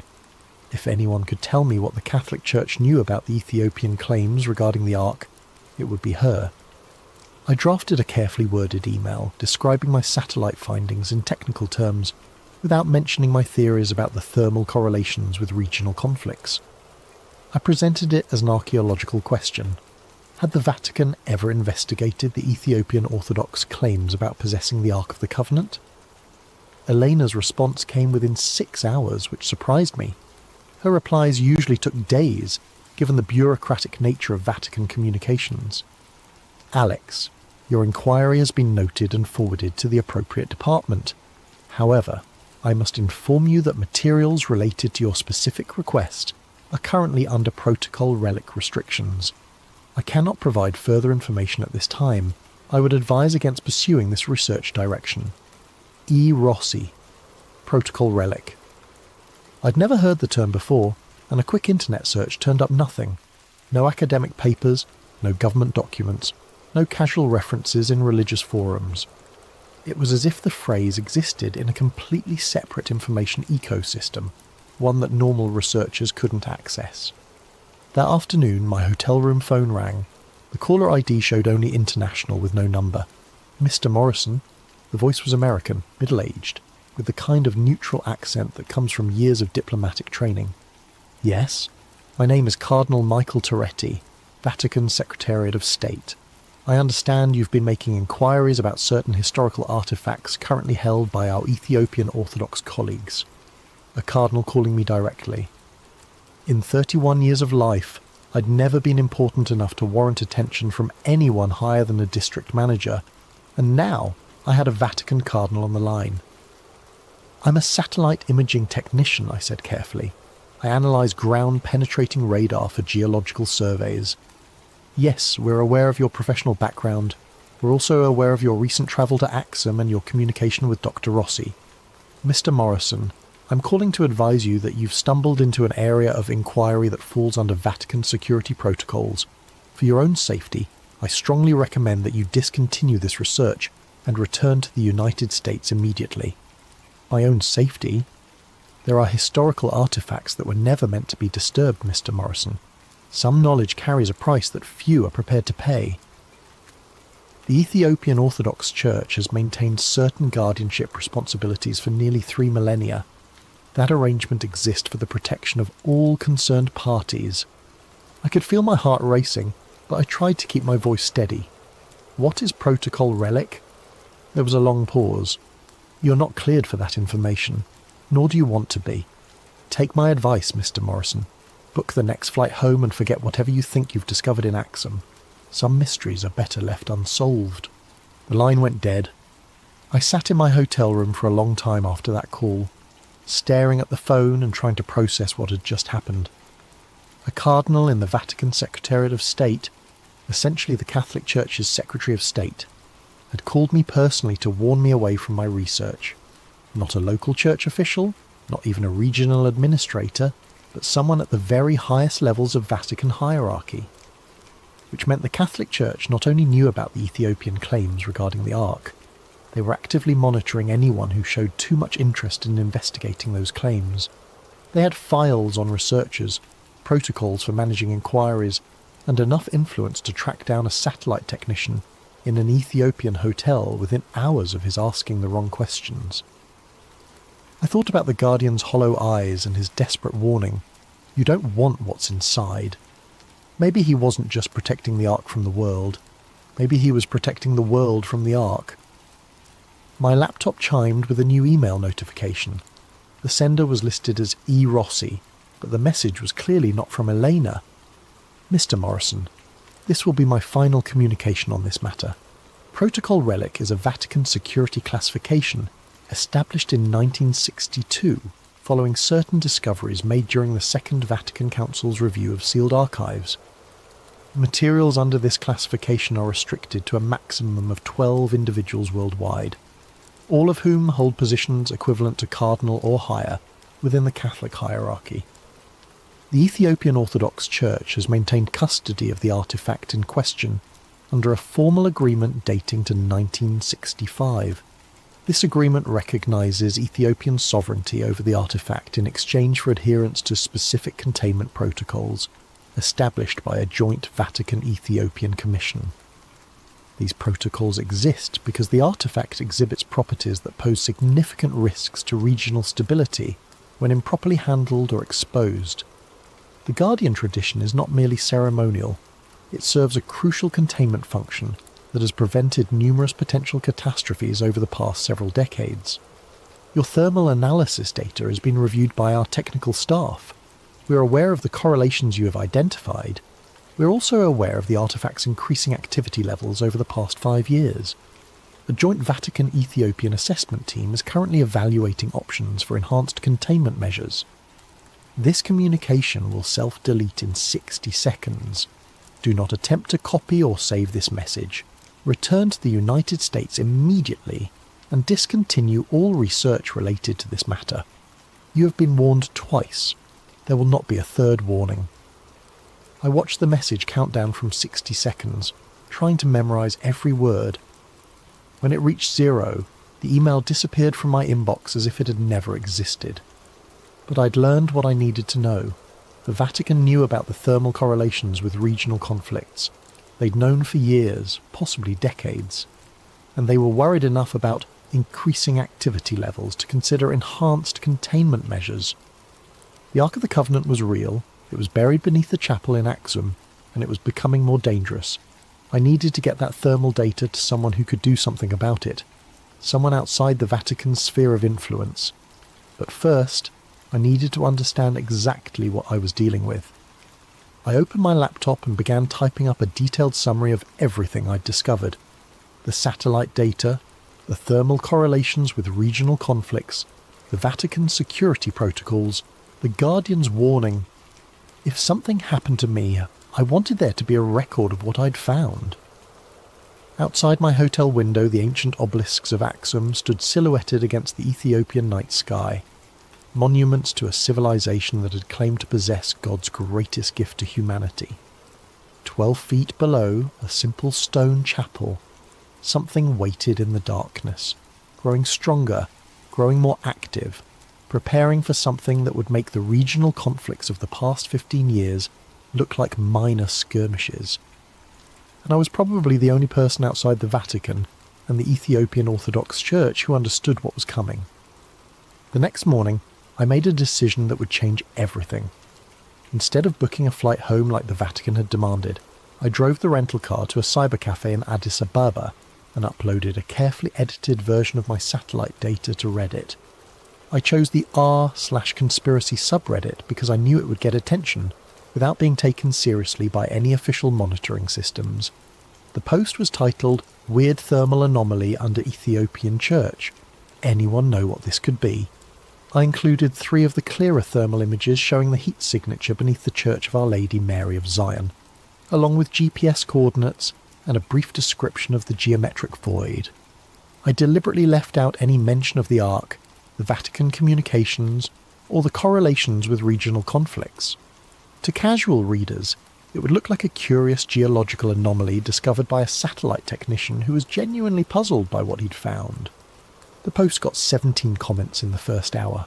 Most were jokes about ancient aliens or government cover-ups, but a few showed genuine technical interest. One user with apparent geology credentials suggested underground geothermal activity. Another pointed out that the heat signature was too localized and too geometric to be natural.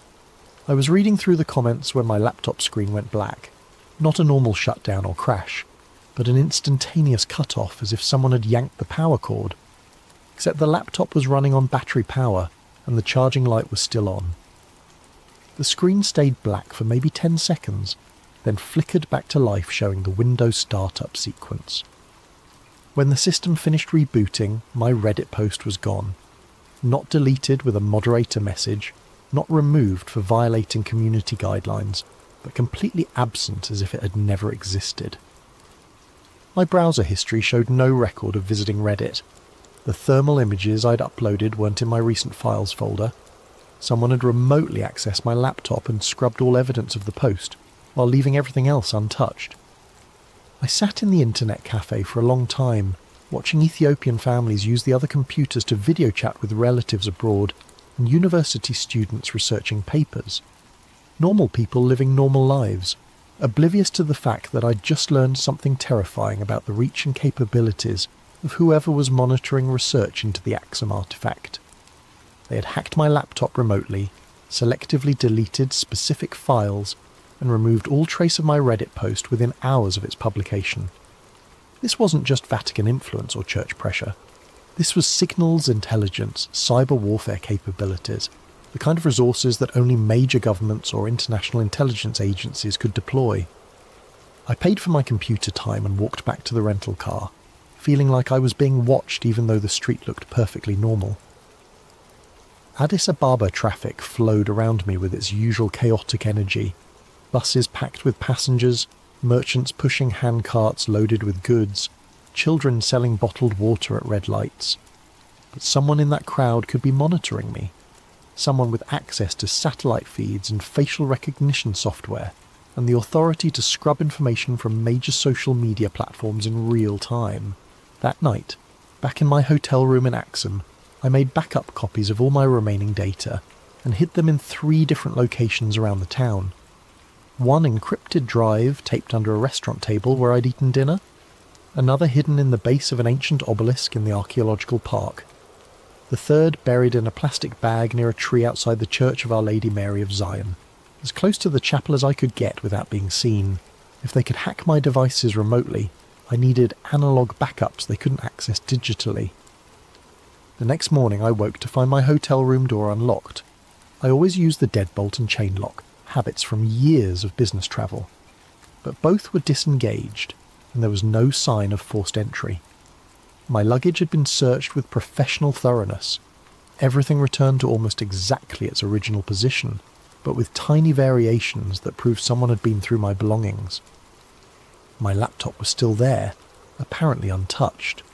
My cameras and field equipment were undisturbed, but the encrypted drive where I'd stored copies of the satellite data was missing from the hidden compartment in my suitcase. They'd taken only what they needed and left everything else to maintain the illusion that nothing had happened. Except they'd made one mistake. They'd unlocked the door when they left, probably to avoid the sound of manipulating the locks from inside. I was no longer just being monitored, I was being actively managed. I packed quickly and checked out of the hotel, telling the desk clerk I had a family emergency back in the United States. But instead of heading to the airport, I drove to the archaeological park and retrieved the data drive I'd hidden at the base of the obelisk. Sitting in the rental car with ancient stone monuments all around me, I made one final attempt to get the information out. I logged into an anonymous email account I'd created years earlier and composed a message to every major news organisation I could think of: CNN, BBC, Reuters, AP, the New York Times. The subject line was simple: evidence of active electromagnetic anomaly at claimed Ark of Covenant site in Ethiopia. In the body of the message I laid out everything: the satellite thermal data, the correlations with regional conflicts, the Vatican's protocol relic warnings, the cyber intrusion and hotel room search. I attached the clearest thermal images and GPS coordinates, along with a detailed timeline showing how the heat signature had intensified over 15 years. I hit send and watched the message appear in my outbox, then immediately start moving to the sent folder. Except it never arrived. I tried again with a different email service, then a third. Same result every time. The messages showed as sent from my end, but never reached their destinations. Someone was intercepting my communications at the internet service provider level, identifying and blocking any transmission that contained my satellite data or references to the Axum thermal anomaly. I was completely isolated, cut off from any normal channels of communication, surrounded by an electronic net that prevented me from sharing what I'd discovered. But I still had the physical drive hidden near the church, and I still had one option they couldn't control remotely. That afternoon, I walked to the Church of Our Lady Mary of Zion compound, and found a spot where I could observe the restricted chapel from a distance. Tourists and pilgrims moved through the public areas, taking photos and buying souvenirs, while the Guardian's building sat silent and forbidden behind its fence. I waited until late afternoon, when the crowds thinned and the light was beginning to fade. Then I walked casually toward the area where I'd buried the encrypted drive, as if I were just another tourist admiring the ancient architecture. The drive was gone. The plastic bag was still there, exactly where I'd buried it, but empty. They'd found my backup, extracted the data, and left the bag as a message. We know where you've been. We know what you've hidden. We can reach anything you think is secure. As I stood there staring at the empty bag, a shadow fell across the ground beside me. I looked up to see the Guardian standing at one of the chapel windows, his hollow eyes fixed on my face. But this time, he wasn't warning me away. He was nodding, almost imperceptibly, as if he approved of what I'd been trying to do. Then he pointed downward, toward the ground beneath my feet, and mouthed a single word I could read clearly even at 50 yards distance. Soon!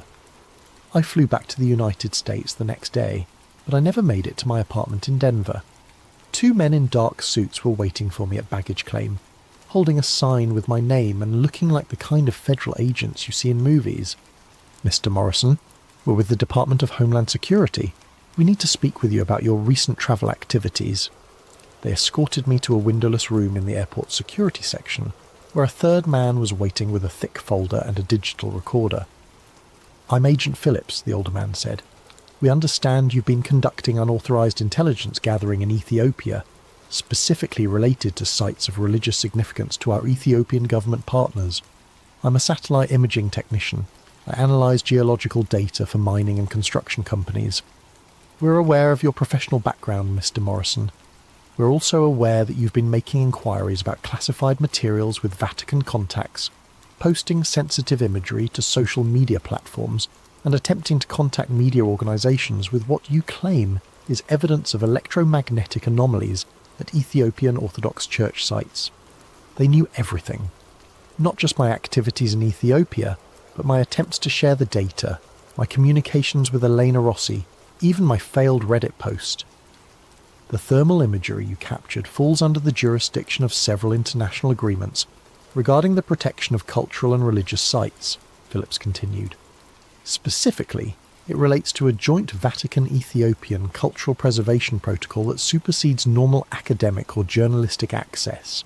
Cultural preservation protocol? The Ethiopian Orthodox Church has requested that certain sites be protected from unauthorized analysis or exposure that might damage their religious significance or cultural integrity. The Vatican has agreed to help enforce these protections as part of ongoing interfaith cooperation initiatives. It was a lie, of course. They weren't protecting cultural sites. They were suppressing evidence of something that posed a much more serious threat. But I was sitting in a windowless room at the Denver airport with 3 federal agents, and my laptop had already demonstrated that normal channels of communication were compromised. "We're prepared to offer you a choice, Mr. Morrison," Phillips said. "You can sign a non-disclosure agreement regarding your recent research activities, accept reassignment to a different geographical focus area within your company, and continue your career with no further complications. Or we can discuss this matter with your employer, your security clearance sponsors, and potentially with federal prosecutors who take a very dim view of unauthorized intelligence activities in sensitive foreign locations." I stared at the folder on the table between us, thinking about the Guardian's hollow eyes and his final gesture toward the ground beneath the chapel. Thinking about 15 years of thermal data showing an ancient weapon growing stronger, more active, more dangerous. What happens if I signed? You return to your normal work assignments. You avoid any further research related to Ethiopian archaeological sites. You don't discuss your recent findings with colleagues, media contacts, or internet forums. In exchange, we ensure that your employer receives a positive assessment of your professionalism and discretion during this culturally sensitive assignment. And if I don't sign? Phillips opened the folder and showed me the first page. It was a letter from Orbital Dynamics Human Resources Department, dated that morning, informing me that my employment had been terminated due to misuse of company resources for unauthorized personal research projects. "Your security clearance will be revoked," he continued. "Your access to government contracting databases will be permanently blocked, and we'll be sharing our assessment of your activities with other satellite imaging companies geological survey firms, and any future employers who request background information. They were offering to destroy my career or let me pretend none of this had ever happened. But either way, the information I'd gathered would never reach anyone who could act on it. I thought about Cardinal Toretti's warning on the phone. Some knowledge carries a price that few are prepared to pay. Maybe this was the price. Professional destruction, isolation, the slow erasure of everything I'd worked to build over the past decade. I need time to think about it. You have until we finish processing your luggage, 20 minutes, maybe 30. 20 minutes to decide whether to sacrifice my career for information that no one would believe, no one could verify, and no one was allowed to investigate. I signed the non-disclosure agreement. They released me 2 hours later with a stern warning about the consequences of violating federal agreements, and a business card with a phone number I could call if I ever felt tempted to discuss my Ethiopian research with anyone. But they made one crucial mistake. They assumed I was the only person who had access to the satellite data. That night in my apartment in Denver, I opened my laptop and logged into Orbital Dynamics employee portal. My access had been suspended, as expected, but the system showed I was still listed as being on authorized leave for another 3 days. Someone had delayed updating my termination in the central database. I used those 3 days to access everything I could reach. Not just my own analysis files, but the complete archive of satellite coverage for the Horn of Africa going back to the company's founding. If the thermal anomaly beneath the Axum Chapel was increasing in intensity, there might be other sites showing similar patterns, other locations where ancient artifacts were responding to modern conflicts. What I found was worse than I'd imagined. The Ark wasn't unique, it was part of a network. Thermal anomalies appeared at 17 different locations across the Middle East and North Africa, all buried beneath religious sites, all generating heat signatures that correlated with regional violence. A geometric void beneath the Dome of the Rock in Jerusalem. Another under the Great Mosque of Mecca. Heat sources beneath Christian monasteries in Syria, Coptic churches in Egypt, ancient temples in Iraq. Every major conflict of the past 2 decades, the Iraq War, the Syrian Civil War, the Arab Spring, the ongoing violence in Yemen and Libya, correlated with intensified thermal activity at multiple sites, as if the artifacts were communicating with each other, coordinating their responses to human warfare. I copied everything I could access onto encrypted drives and mailed them to safety deposit boxes in 3 different states. Then I submitted my resignation from Orbital Dynamics, citing personal reasons, and disappeared. For 3 weeks I lived in cheap motels and paid for everything with cash, moving from city to city while I tried to figure out what to do with what I'd learned. The thermal network wasn't just evidence of ancient technology, it was evidence of an active weapons system that had been influencing human conflict for millennia. A weapons system that was becoming more coordinated, more responsive, more powerful. On a Tuesday morning in Salt Lake City, my phone rang. The caller ID showed Elena Rossi. "Alex, thank God. I've been trying to reach you for weeks." "Elena, I thought you were under Vatican restrictions." "I'm calling from a secure line. Listen carefully. Something has happened. The Ethiopian government has sealed off the entire Axum region. No flights in or out, no ground access, complete media blackout. They're claiming it's a military exercise, but my sources inside the Ethiopian Orthodox Church say it's something else." "What kind of something else?" "The Guardian is dead, Alex. He died 3 days ago. And when they went to choose his replacement, they found the chapel empty. Whatever was buried beneath the church, it's gone." I felt the blood drain from my face. Gone how? No one knows. The Ethiopian military is conducting a grid search of the entire region, but there's no sign of forced entry, no evidence of excavation, no indication that anyone broke into the chapel. The artifact simply left. That's impossible. Satellite thermal imaging shows massive energy spikes at 17 locations across the Middle East and North Africa, all occurring within a 6-hour window starting with the Guardian's death. The Vatican has activated something called the Omega Protocol, and they're requesting immediate assistance from the United States, Russia and China. The Omega Protocol. I'd never heard the term before, but I could guess what it meant. The final contingency, the last resort when all other containment measures had failed. Eleanor, where are you calling from? I'm at a monastery in Switzerland. The Vatican has evacuated all protocol relic personnel to secure locations. They're expecting the worst. What's the worst? According to the sealed archives, the last time the artefacts were fully active was during the Crusades. The entire geopolitical structure of 3 continents collapsed within a century. Empires fell, entire populations migrated, technological development stalled for 500 years. I thought about the thermal data I'd collected, the correlations between artifact activity and regional violence. If the Ark and its companion devices were no longer contained, no longer isolated in buried chambers beneath ancient churches, what would happen to the world? Alex, are you still there? Yeah. Eleanor, I need you to do something. I'm going to send you coordinates for safety deposit boxes in Phoenix, Dallas, and Atlanta. Inside each box is a complete archive of satellite data showing the thermal network. If something happens to me, make sure that information reaches someone who can act on it. What are you going to do? I'm going to find the Ark. The line went dead. That afternoon I bought a plane ticket to Ethiopia under a false name, using identity documents I'd acquired during my weeks of hiding. If the Ethiopian government had sealed off the Axum region, I'd have to find another way in, but I was probably the only person outside government and religious authorities who understood the scope of what was happening. The only person who might be able to track down a 3,000-year-old weapon that had just escaped from its prison and was preparing to reshape human civilization. I'm writing this from a cabin in the mountains of western Montana, 6 months after the Axum incident.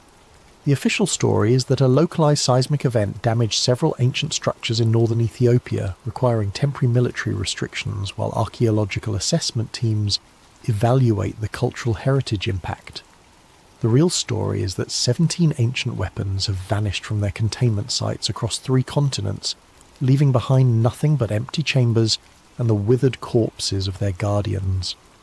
The thermal network I discovered through satellite analysis was just the visible symptom of something much older and more complex. For 3 millennia, objects of immense power had been sleeping beneath humanity's most sacred sites, occasionally stirring in response to nearby conflicts, but generally remaining dormant under the watch of religious orders that had forgotten why they were really guarding empty rooms. Now they're awake, active and loose in a world with 7 billion people and enough weapons to destroy civilization a dozen times over. Elena kept her promise and distributed copies of my satellite archive to researchers at major universities, intelligence agencies and international organizations. Most dismissed the data as elaborate hoax or misinterpreted sensor readings.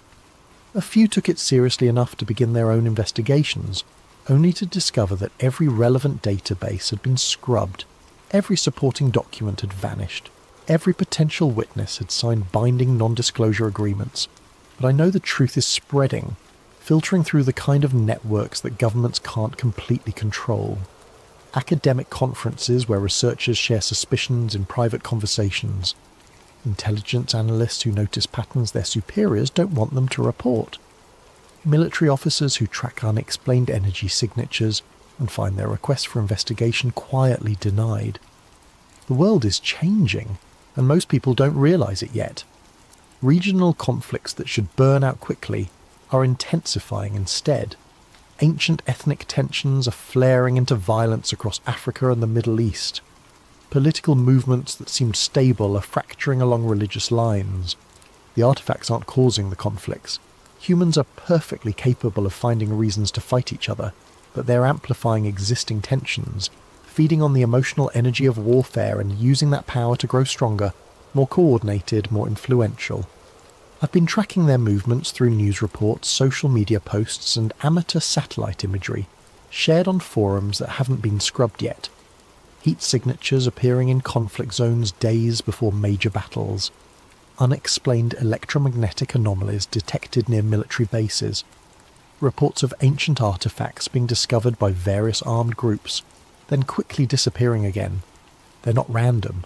They're following a pattern, positioning themselves to influence key events, preparing for something bigger than individual regional conflicts. Last week I received an encrypted message through a routing system so complex I couldn't trace its origin. The text was simple. The covenant was not meant for one people or one place. It was meant for all people, all places when the time was ready. The time is now ready. Choose wisely. Choose wisely, as if I have a choice in whatever's coming. But maybe that's the point. Maybe the real power of these artifacts isn't their ability to influence events, but their ability to force people to make choices they wouldn't otherwise have to make. The Guardian in Axum spent decades watching over something that was slowly killing him, but he chose to stay, chose to maintain the containment protocols, chose to warn me away from dangers I didn't understand. Now it's my turn to choose. I could destroy this account, burn the remaining evidence, disappear completely into a life where none of this ever happened. Or I can keep tracking the artifacts, documenting their movements, building a record of what's really happening as the world stumbles towards some kind of transformation it doesn't see coming. The cabin where I'm staying sits on 40 acres of isolated mountain forest, far from cities and conflict zones, and the electromagnetic networks that seem to attract the artifact's attention. But even here, on clear nights, I can see strange lights moving across the sky. Not aircraft, not satellites, but something else entirely, following patterns that suggest intelligence and purpose. They're out there, 17 pieces of ancient technology that were designed to reshape civilizations, and they're working together now, coordinating their efforts, preparing for something that will make the fall of empires look like minor historical footnotes. I have 3 more encrypted drives hidden in various locations around the country, each containing copies of everything I've learned about the thermal network and the artifact sites. If you're reading this, it means something happened to me, and Elena Rossi or one of the other researchers I contacted managed to get this information published despite whatever security measures are in place to prevent it. Don't dismiss this as conspiracy theory or elaborate fiction. Check the satellite data yourself if you have access. Look for thermal anomalies beneath major religious sites. Track the correlations between unexplained energy signatures and regional conflicts. Pay attention to news reports of ancient artifacts being discovered and then quickly classified or removed by authorities. The pattern is there if you know how to look for it. The Ark of the Covenant was never lost. It was never just sitting passively in some forgotten chamber, waiting to be discovered by archaeologists or treasure hunters. It was sleeping, along with its companion devices, under the protection of guardians who understood that some powers are too dangerous for humanity to wield. Now it's awake, and it's not alone, and it's preparing to fulfill whatever purpose it was originally designed for 3,000 years ago. The only question is whether we'll be ready for what comes next. I hope this account reaches people who can do something with the information, people with resources and influence, and the courage to investigate what most would rather ignore. But even if it doesn't, even if this becomes just another conspiracy theory lost in the noise of the internet, at least there will be a record of what one satellite technician discovered when he looked too closely at the wrong thermal signature. The Ark Protocol is active, the Covenant has been renewed, and somewhere in the darkness between the ancient and the modern, 17 pieces of divine technology are preparing to reshape the world according to plans that were set in motion before human civilization began. Choose wisely. Alex Morrison, December 2024. A special thank you to Sincerely Something Strange for this video suggestion. If you have ideas for future stories, please leave them in the comments below. And don't forget to like and subscribe to Sleep Theories if you enjoy these atmospheric tales that blur the line between reality and nightmare. The sky over Lake Michigan stretched endlessly before me, painted in shades of amber and crimson as the sun began its descent toward the horizon. From my position in the cockpit of the Cessna 172, the lake looked deceptively peaceful, a vast mirror reflecting the dying light. I was Marcus Drew, Senior Avionics Technician for Midwest Aviation Systems, testing new navigation equipment on what should have been a routine evening flight. That's when it started. The compass needle began trembling, then spinning wildly. The altimeter jumped from 3,500 feet to 2,100, then back up to 4,200. Every instrument on the panel was going haywire while the engine continued running smoothly. I reached for the radio. Chicago approach. November 7-4 Alpha Mike. I'm experiencing complete instrument failure. Static filled the headset. pure, harsh static with an almost rhythmic quality that resonated in my chest like a physical presence. Then, complete silence.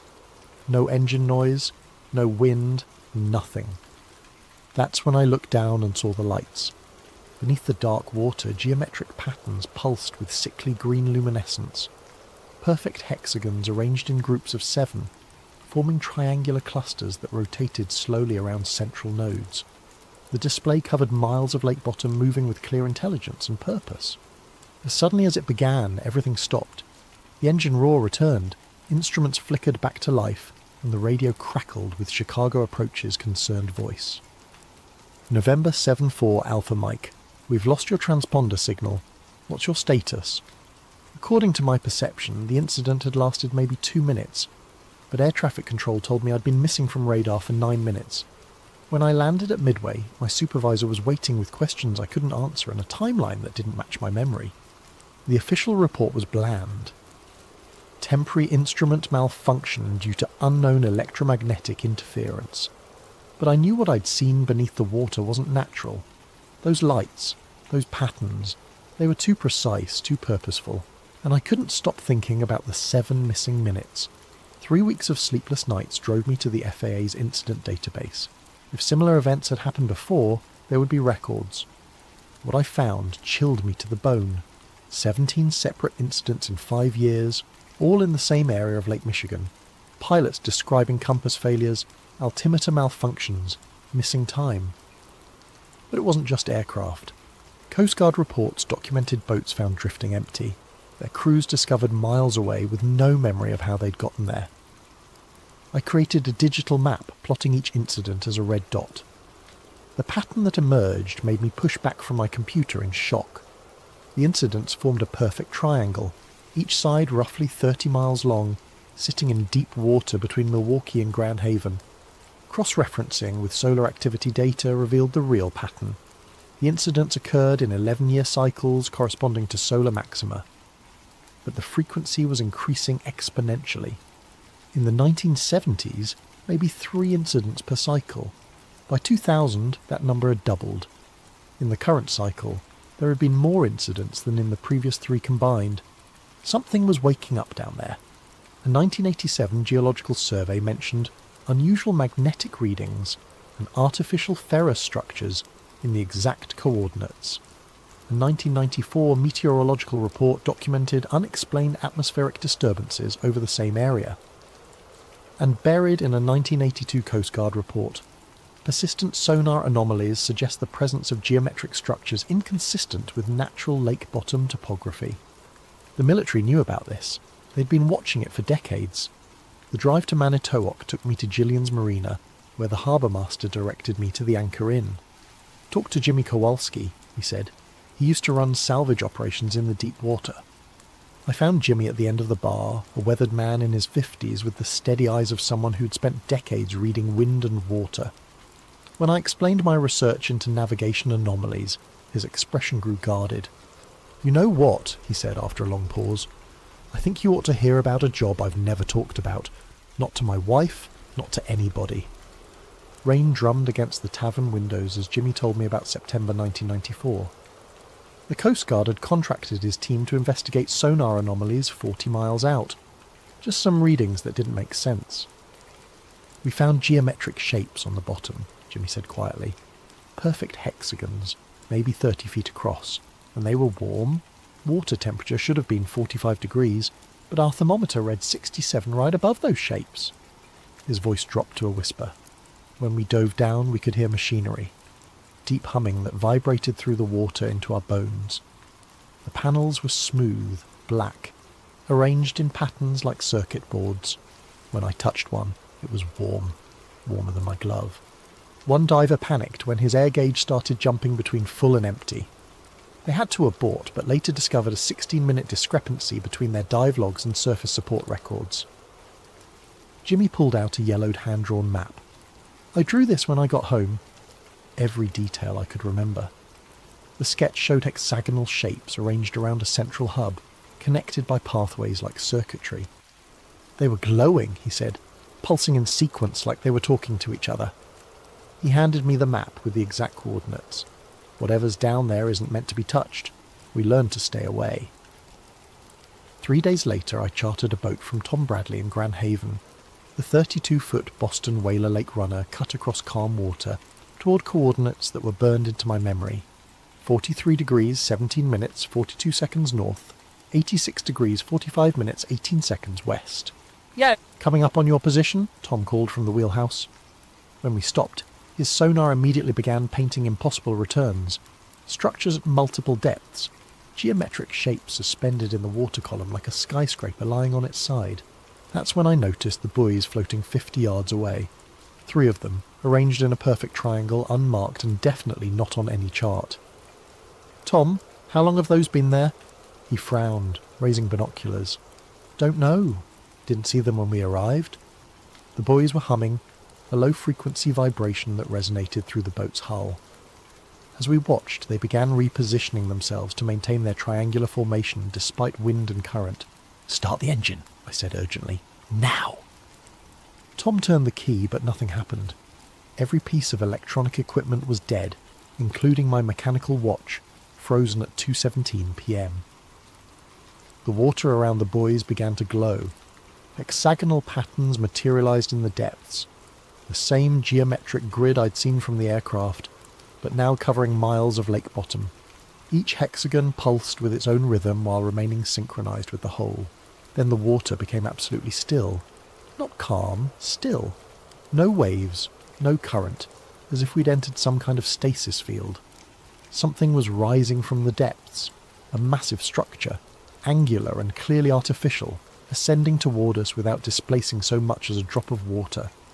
It stopped about 30 feet down, hovering there like it was suspended by invisible cables. The humming reached a crescendo that I felt in my chest cavity. Every compass on the boat spun wildly. My video camera recorded nothing but static. Then everything stopped. The structure vanished. The buoys disappeared.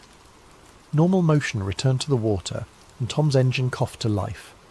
My watch showed 2:17 p.m., the same time it had stopped, but Tom's working chronometer read 4:43 p.m. We'd lost 2.5 hours with no memory of what had happened. Back at the marina, Tom seemed genuinely confused about the missing time. "We just got here," he insisted, though the sun's position clearly indicated otherwise. That night in my hotel room, I felt the same sickness I'd experienced after the flight. Nausea, ringing ears, and vivid dreams of vast machines humming beneath dark water. In the dreams, I heard voices calling across impossible distances, trying to warn me about something that was coming, something that was almost ready to begin. The Northwestern University Library's Maritime Archives held the key. Using my FAA credentials, I gained access to boxes of documents that hadn't been touched in years. Navy research files, Coast Guard reports, materials from private salvage companies. Project Deep Signal had been established in 1965 as a joint military research initiative studying subsurface electromagnetic phenomena in inland waterways. Most files were heavily redacted, but revealing details slipped through, references to geometric structures inconsistent with natural formation, mentions of time displacement effects in test subjects, and notes about harmonic frequencies that influence human perception and memory. A 1967 field report described Navy divers investigating sonar anomalies in Lake Michigan. Structures observed appear to be of artificial origin, displaying technological sophistication beyond current human capability. Recommend immediate classification and establishment of exclusion zone. The recommendation had been implemented. Restricted navigation areas were quietly established in all 5 Great Lakes during the late 1960s, officially designated as military training zones, but actually keeping civilian traffic away from the anomaly sites. But the most disturbing documents were interview transcripts with military personnel exposed to what they called the signal. Lieutenant Commander Morrison described sonar showing geometric shapes arranged in patterns like nothing I'd ever seen. Petty Officer Santos reported hexagonal panels that glowed with their own light, and time distortion effects. Lieutenant Bradley, a Navy pilot, had experienced complete system failure over Lake Michigan, at coordinates less than 5 miles from my encounter. The instruments all failed at once, she reported, but the strangest thing was the lights under the water. They formed patterns like a vast circuit board. The final document was a 1978 memo from the project director to the Secretary of Defense. After 12 years of investigation, Project Deep Signal has determined that the subsurface installations represent technology of non-human origin. The installations appear to be monitoring stations of unknown purpose, but recent analysis suggests they may be preparing for increased activity. The memo's recommendation: continued observation while maintaining public ignorance. The installation's activity appears cyclical, corresponding to 11-year solar maxima. Current projections suggest significant increase in signal strength beginning in the 1990s. Everything I'd discovered in my research was there in military files from 40 years ago. They'd known about the installations for decades, studied them extensively, and concluded they were of alien origin, and they'd been tracking an escalation pattern that was now approaching some kind of culmination. 2 days later, I made a fatal mistake. I posted anonymously on PilotNet describing my encounter and asking if others had experienced similar incidents. The response was immediate. Dozens of pilots with similar stories of instrument failures, compass anomalies, and missing time over Lake Michigan. But what caught my attention was a message from Deepwater 47 with Jimmy's exact coordinates. 43 degrees, 17 minutes, 42 seconds north, 86 degrees, 45 minutes, 18 seconds west. You're not the first to see the lights. They're getting stronger. Solar max approaches, be careful. Hours later, my post vanished. Not deleted, completely erased, as if it had never existed. My email accounts were suspended. Even my professional email showed error messages. That evening, someone knocked on my apartment door. A woman in her 50s with tired eyes and the careful movements of someone used to being watched. Mr. Drew, I'm Elizabeth Harper. I believe we need to talk. She'd been a marine biologist with the Navy until 1998, when her team was assigned to investigate biological anomalies in the Great Lakes. What they found ended her military career. The installations aren't just monitoring, she said, showing me underwater photographs of coral-like formations arranged in perfect geometric patterns. They're actively changing the lake environment. We documented hybrid organisms that appear to be partly biological and partly mechanical. Her team of 3 divers had volunteered for a deep mission to collect samples. They were down for 3 hours instead of 40 minutes. When they surfaced, they were changed, unable to eat normal food, sleeping in strange patterns, communicating without speech. Eventually they disappeared, Harper said, left notes about joining the Deep Collective and preparing for the final phase. That was 25 years ago, but people still report seeing them near the lakes. They're alive, but they're not human anymore. She stood to leave. The installations are aware of you now. Soon they'll make you an offer to join them. Remember what you are, Mr. Drew. Remember what you're fighting for. After she left, I had the most vivid dream yet. I stood on Lake Michigan's shore, but the water was luminous and transformed. Hexagonal installations rose from the depths like glowing cities, connected by streams of pulsing light. Hundreds of people stood beside me, all waiting for the final signal that would begin the next phase of transformation. When I woke, my mouth tasted like lake water, and I could hear the deep harmonic humming from my dreams. I spent 3 days preparing for what I knew would be my final trip to the coordinates. This time, I was going down to see the installation up close. I rented diving equipment and a 24-foot inflatable, telling the marina I was planning deep water fishing. On a grey November morning, I reached the coordinates alone. The sonar immediately showed the same impossible returns, massive structures at multiple depths, moving and reconfiguring in deliberate patterns. I suited up and rolled into the dark water. At 80 feet, my instruments began malfunctioning exactly as Jimmy had described.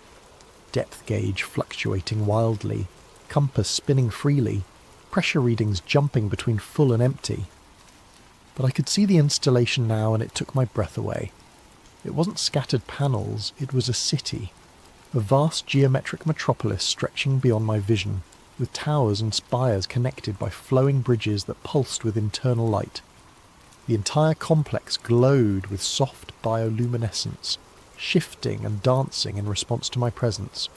Organic shapes moved between the structures, flowing forms like jellyfish integrated with the technology, part of some hybrid ecosystem that combined biology and engineering. At 120 feet, I approached a hexagonal panel embedded in what looked like a building wall. It was made of crystalline material containing flowing patterns of light. When I reached out to touch it, my hand passed through the surface like thick liquid, and I felt warmth that pulsed with my heartbeat. The panel flared with brilliant light. Suddenly I wasn't alone. Human figures materialized around me, moving through the water without breathing apparatus, their eyes reflecting the same bioluminescent glow as the structures. One of them, a woman with short grey hair, placed her hand next to mine on the panel. Her voice spoke inside my head without words. "You see now. You understand what we're building." Images flooded my mind, complete sensory experiences showing the installation's true purpose. It wasn't a weapon, but a transformation device, designed to gradually alter Earth's biosphere to make it compatible with something vast and ancient that existed in dimensions humans couldn't perceive. Lake Michigan was just one node in a global network spanning every major body of water on Earth. They'd been operating for millennia, slowly changing ocean chemistry, atmospheric composition, even the planet's magnetic field. "The solar maximum provides the energy we need for the final phase," she continued. "Your species will have the choice to adapt or fade away." I felt something changing in my body at the cellular level as the warmth spread up my arm. "Don't fight it," another voice said. "The transformation is a gift. You'll help us guide your species through the transition." But part of me rebelled. Dr. Harper's warning echoed, "Remember what you are." With enormous effort, I wrenched my hand away from the panel. The transformed humans flickered like holograms and disappeared. The installation's lights dimmed. I'd been down for over an hour according to my air gauge, though my dive computer showed only 15 minutes. Something was wrong with my body. A tingling sensation suggesting the transformation had begun. When I surfaced, my boat had drifted 2 miles away. The anchor line severed cleanly. According to my chronometer, I'd been underwater for 3 hours and 17 minutes. But the most disturbing discovery was my camera. Instead of footage I remembered taking, the memory card showed videos of myself swimming through the installation, shot from multiple angles by cameras I'd never seen. Someone had been documenting my dive from impossible perspectives. The trip back passed in a haze. The tingling in my hands was growing stronger, and I was running a fever. When I looked in the boat's mirror, my eyes seemed different, deeper, reflecting more light than they should. By the time I reached shore, my vision was shifting between normal perception and something else, a view that showed energy patterns and electromagnetic fields overlaid on reality. I could see power lines as ribbons of light, sense radio transmissions filling the air, and beneath it all, I could feel the deep signal, the harmonic frequency connecting installations worldwide, building towards some kind of crescendo that would transform the entire planet.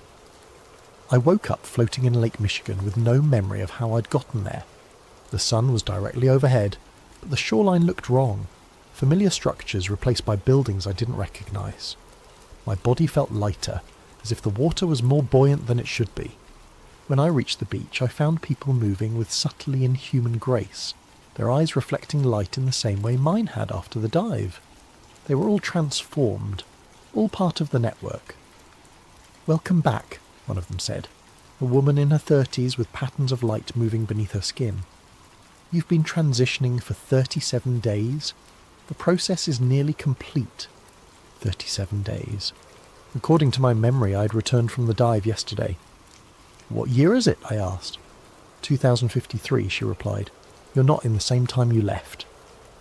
The installation moved you forward to show you what's coming. I looked around the beach again, seeing details I'd missed. The structures weren't buildings, they were living organisms that breathed and pulsed with internal rhythms. The sand showed circuit patterns connecting everything into a vast network. "The transformation," I said. "It's already happened. Phase 2 is complete. The planetary grid is fully operational. Humanity has evolved." She gestured toward the lake, now clear and luminous with geometric structures rising from the depths like glowing cities.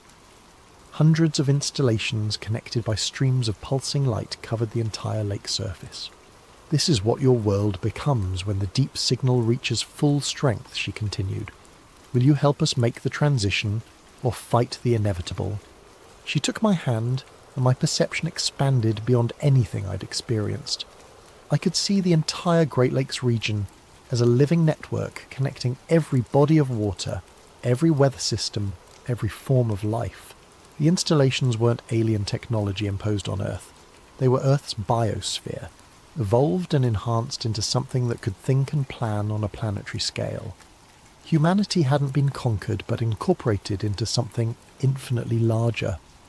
I saw the future ahead, not just for Earth, but for the galaxy. The Deep Collective was part of a network spanning star systems, and Earth was being prepared to join. "You understand now," she said. "This isn't invasion, it's invitation." But part of me recoiled. This future was beautiful but terrifying. Humanity would cease to exist as we knew it, replaced by something that might be better, but would definitely be different. "What about choice?" I asked. "There are always holdouts. People who cling to old patterns are accommodated, given reservations while the world moves forward." "Reservations?" The word sent a chill through me. "I want to go back." "Back to what?" "A world destroying its environment while billions live in poverty. A civilization heading for ecological collapse." She showed me images of my own time, pollution, conflict, the slow disaster of climate change. Compared to this transformed world, my era looked primitive and self-destructive. But it was still my world. "Please, I need to warn people, give them choice." She studied me with luminous eyes, then nodded. "The installation can return you, but the transformation has begun in your body. You'll carry part of the collective whether you want to or not." She led me to the water's edge, where a crystalline tower rose from the depths. "Remember," she said as I waded into the glowing water, "time is circular. What you've seen is both future and past, inevitable and changeable. The choice your species makes will determine which version becomes real." The transformed world faded like a dream as the installation carried me back through time. When I finally broke through to consciousness in my apartment, my computer showed a document I didn't remember writing, time-stamped from the future I'd just left. I had work to do. The document on my computer described the installation in technical detail I'd never possessed, ending with "Upload initiated, distribution protocol active, message timestamp 2053.11.15. I looked in the mirror and saw the changes were obvious now. My eyes held faint luminescence, and patterns of light moved beneath my skin. When I concentrated, I could perceive electromagnetic fields as clearly as visible light. The apartment building was alive with electronic activity, but beneath it all I sensed something deeper. A network connecting every major body of water on Earth, pulsing with information on a scale that dwarfed human civilization. Dr. Harper called within hours. "Your transformation is accelerating. The installation has marked you as priority recruit. You have maybe 12 hours before it becomes irreversible." 2 hours later, I met her and 3 other partially transformed people at Navy Pier. She led us to a research vessel equipped with sensors I didn't recognize. "The installation network has been active for decades," she explained as we motored toward my coordinates. "But their activity has increased exponentially since the solar maximum began. They're actively implementing changes to lake ecosystems that will serve as foundation for planetary transformation." Her sonar readings revealed the true scope, a complex stretching from Chicago to Mackinac Island, encompassing thousands of square miles. Similar networks existed in all 5 Great Lakes connected by deep channels. "But the most disturbing development is surface infrastructure," she said. Where I'd encountered mysterious buoys, visible structures now dotted the water, platforms and towers rising like an offshore city. Beautiful, but clearly designed for operations beyond current human technology. "They're no longer hiding," Harper said. "Phase 2 has begun." The water around the installation was different, clearer, more luminous, chemically altered at the molecular level. Hybrid organisms moved through it in coordinated patterns, part biological and part technological. The organisms are spreading, she continued. We've detected them in all 5 Great Lakes, and preliminary reports suggest they're appearing worldwide. Based on current expansion rates, we estimate 18 to 24 months before the transformation reaches critical mass. As we watched, the surface structures began pulsing with communicative light patterns. Similar installations across the complex responded, creating a network of light stretching across miles. The final phase, Harper confirmed. The installation network is preparing to activate simultaneously worldwide. She showed me a world map marked with red dots, locations where similar phenomena had been reported. The dots formed a network connecting every continent, every ocean, every major water system. Suddenly, every structure in the complex flared with brilliant light, creating an aurora that stretched across the entire horizon. When it ended, I felt the deep signal had grown stronger, as if the network had received new instructions. "It's starting," I said. Harper nodded grimly. "The activation sequence. We've monitored similar events worldwide for 72 hours. Whatever they're preparing for, it's happening soon." As we returned to shore, I stared at the installation complex with a mixture of fear and fascination. The structures were offering humanity a choice: evolve or become extinct. The question was whether we were wise enough to choose correctly, or whether we'd fight our own evolution until it was too late. 3 days later, I made the decision that would either save humanity or ensure our complete absorption. I was going to broadcast everything to the world and force humanity to confront the approaching choice. The transformation in my body was accelerating. I could perceive electromagnetic fields across the entire spectrum, sense deep harmonic signals connecting installations globally, and occasionally access fragments of the collective consciousness. But I was still human enough to be horrified by what I saw coming. Using my aviation background, I assembled a mobile broadcasting platform in an abandoned Gary warehouse. Solar panels, battery banks, signal amplifiers, and a transmission array connected to the installation network itself, ensuring my message would reach every connected device on the planet. At dawn on November 15th, I began the broadcast. "My name is Marcus Drew," I said into the camera. "I'm an avionics technician from Chicago, and for 3 months I've been investigating phenomena that will change everything you think you know about our planet and our future." I described my encounter over Lake Michigan, the research, the military files, the footage from my dive. The underwater installation appeared on screens worldwide. Geometric structures, hybrid organisms, transformed humans who had tried to recruit me. "This is not science fiction," I said. "This is happening now, beneath every major body of water on Earth. We have less than 2 years before the transformation becomes irreversible." As I spoke, the installation network responded. The deep harmonic signal fluctuated wildly as the collective intelligence debated how to respond to this breach of secrecy. Then the transformed humans materialized around me, their luminous eyes reflecting my broadcasting equipment's light. "Marcus," the grey-haired woman said, her voice carrying harmonics that spoke directly to my nervous system, "you're making a mistake that could destroy both species." I kept talking to the camera while they surrounded me. "We can evolve, but evolution and assimilation aren't the same thing. If we're going to change, it has to be on our terms, preserving what makes us human." The transformed humans glowed brighter as they tried to override my consciousness and stop the broadcast. But the message was already propagating through their own network. "You're forcing confrontation that doesn't need to happen," the light-patterned man said. "Humanity isn't ready for conscious choice. The transformation must proceed gradually." "Maybe chaos is what we need," I replied. "Maybe making conscious choices is exactly what makes us human." The installation network pulsed more rapidly, and through the windows I could see the lake starting to glow with activation intensity. They were preparing to accelerate the process immediately. "Stop the broadcast," the woman commanded. "You're endangering both species by forcing premature activation." But I couldn't stop. The transformation had reached a tipping point, and I was merging with the broadcasting system itself. My consciousness expanded beyond individual boundaries, touching global communication networks carrying my message to billions. For one impossible moment, I perceived the entire planet as a single system.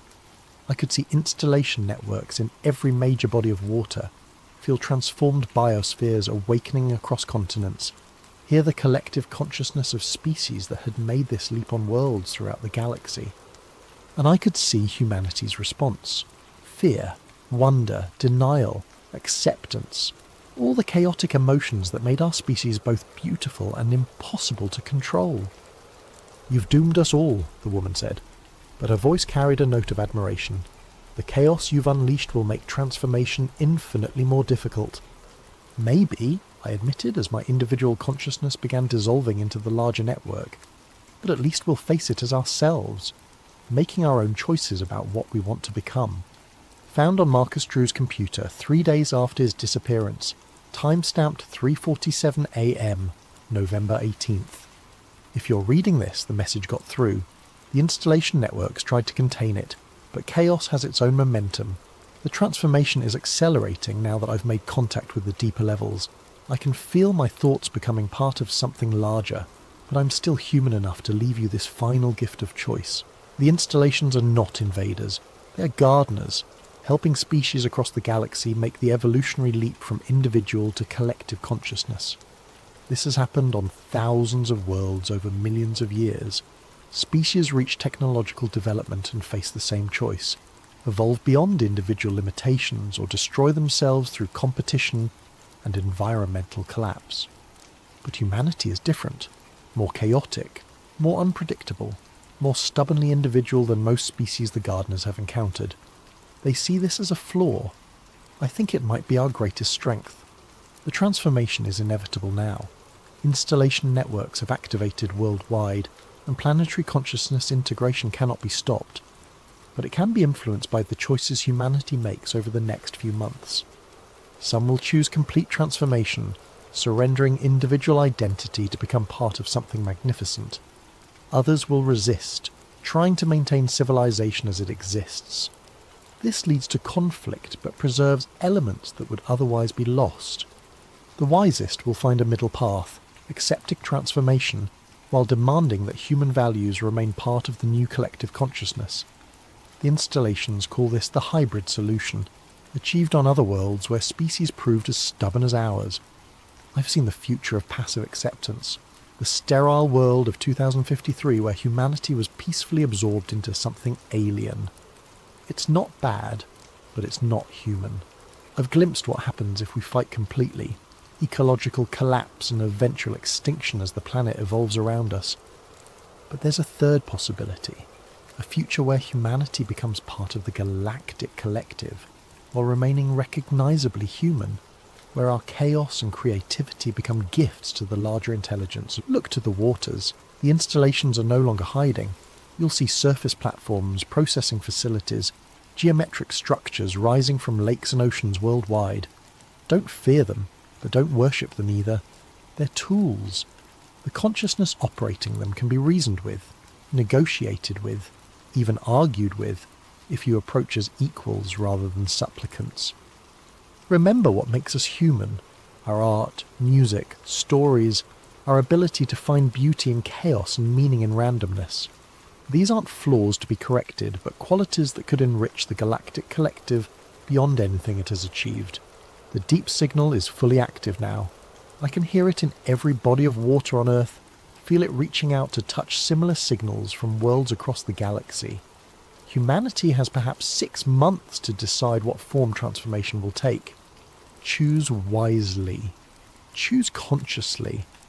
Remember that even when individual consciousness dissolves into something larger, the choices you make in these final months will echo through collective awareness for millennia.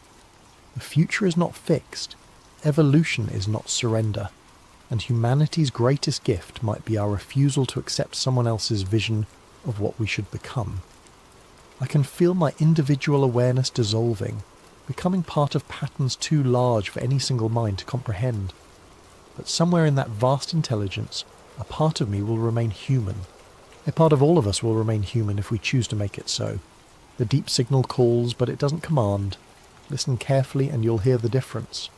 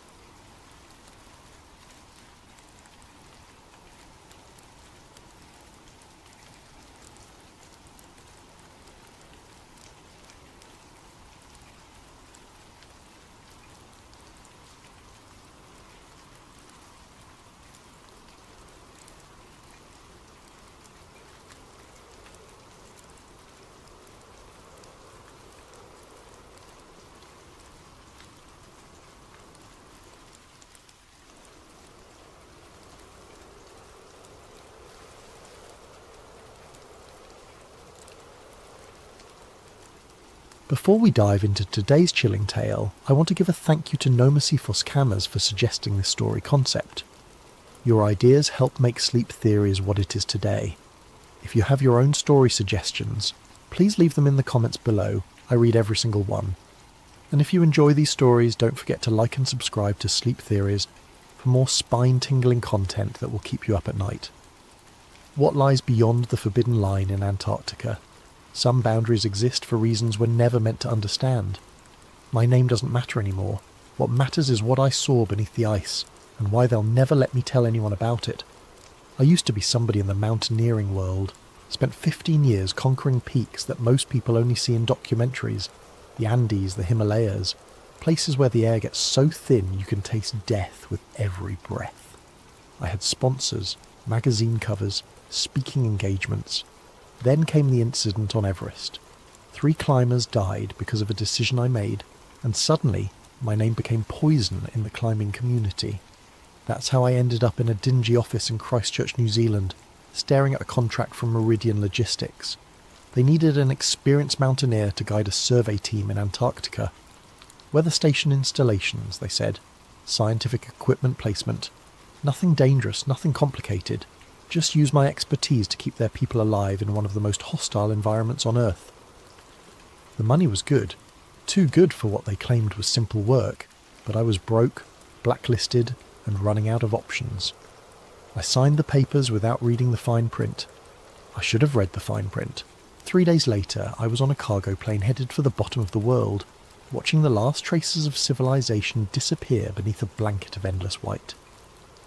The other passengers were quiet, professional types who avoided eye contact and spoke in whispers.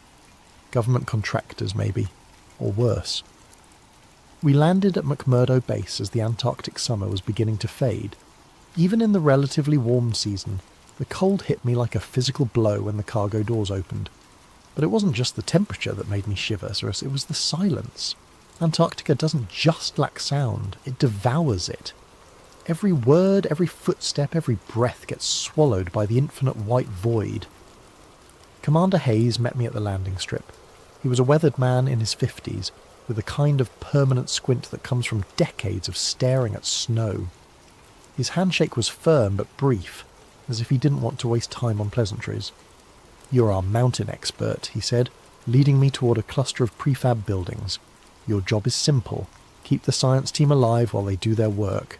We go out in 2 days." "What kind of scientific work?" I asked. Hayes paused mid-step. "Weather stations. Climate monitoring. Standard stuff." It wasn't the answer that bothered me. It was the way he delivered it, like he was reciting lines from a script. But I kept my mouth shut. I was being paid to guide, not to ask questions. That evening I sat in the mess hall picking at a plate of reconstituted beef stew and listening to the conversations around me. Most of it was typical base chatter, complaints about the food, speculation about weather patterns, gossip about personnel rotations. But then I caught something that made my blood run cold. 2 officers sat at a table near the wall, speaking in low voices. I couldn't make out most of their conversation, but one phrase came through crystal clear. Another team didn't come back, not a single trace. I turned to look at them, but they were already standing, clearing their trays. As they walked past my table, one of them glanced at me with an expression I couldn't read. Warning?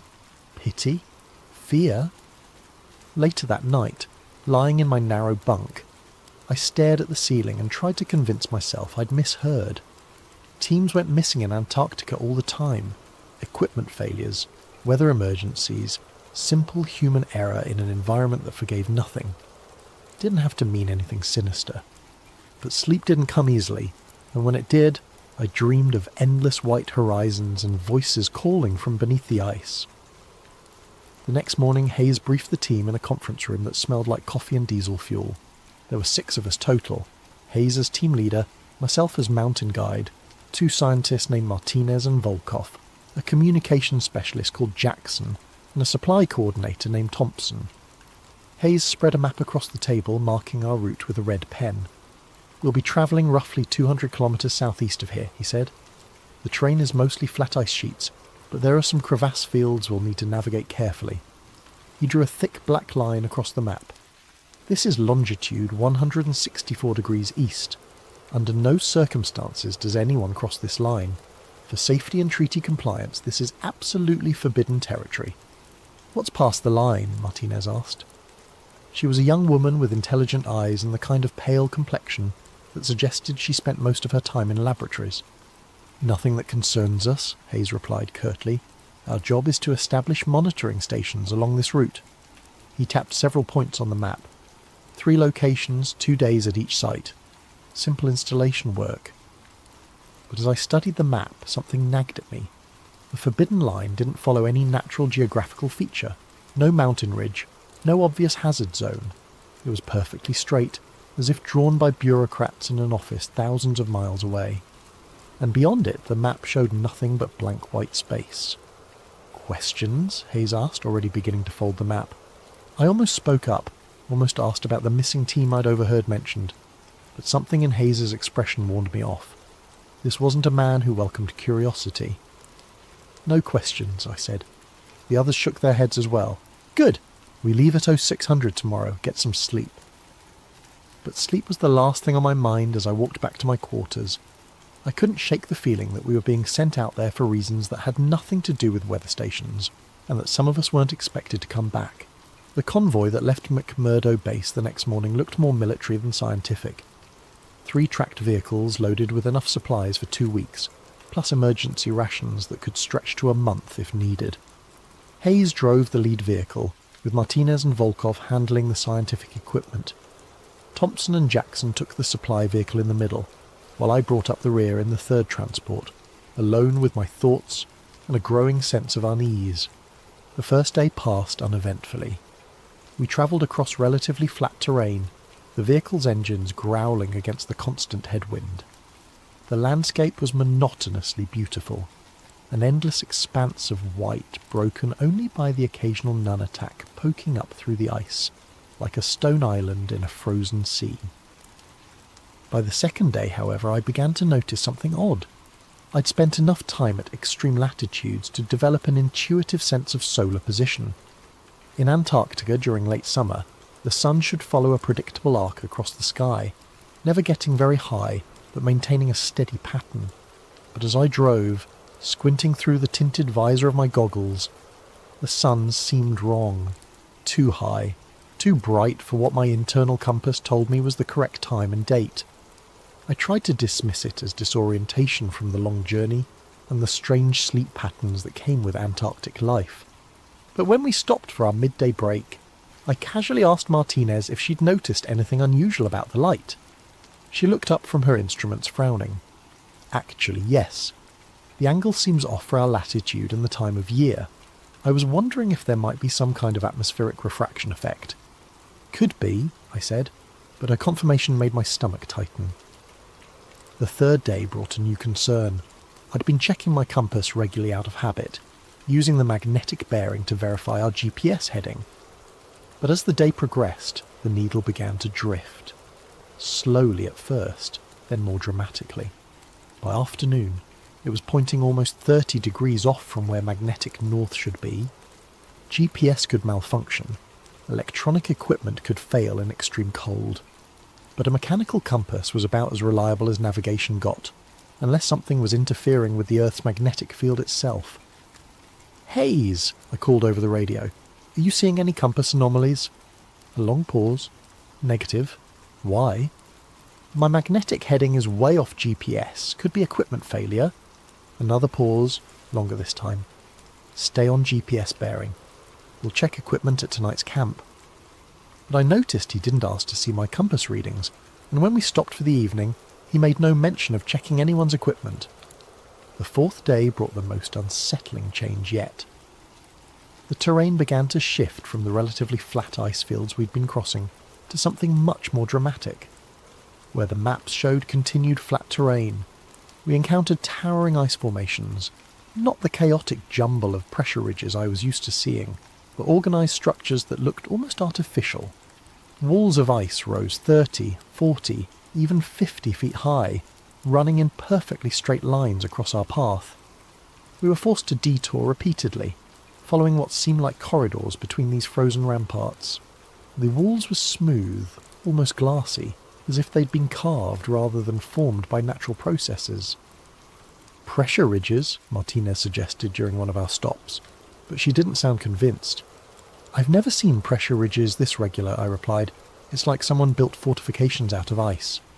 Volkov, the older of the two scientists, had been quiet for most of the journey, but now he spoke up, his Russian accent thick with concern.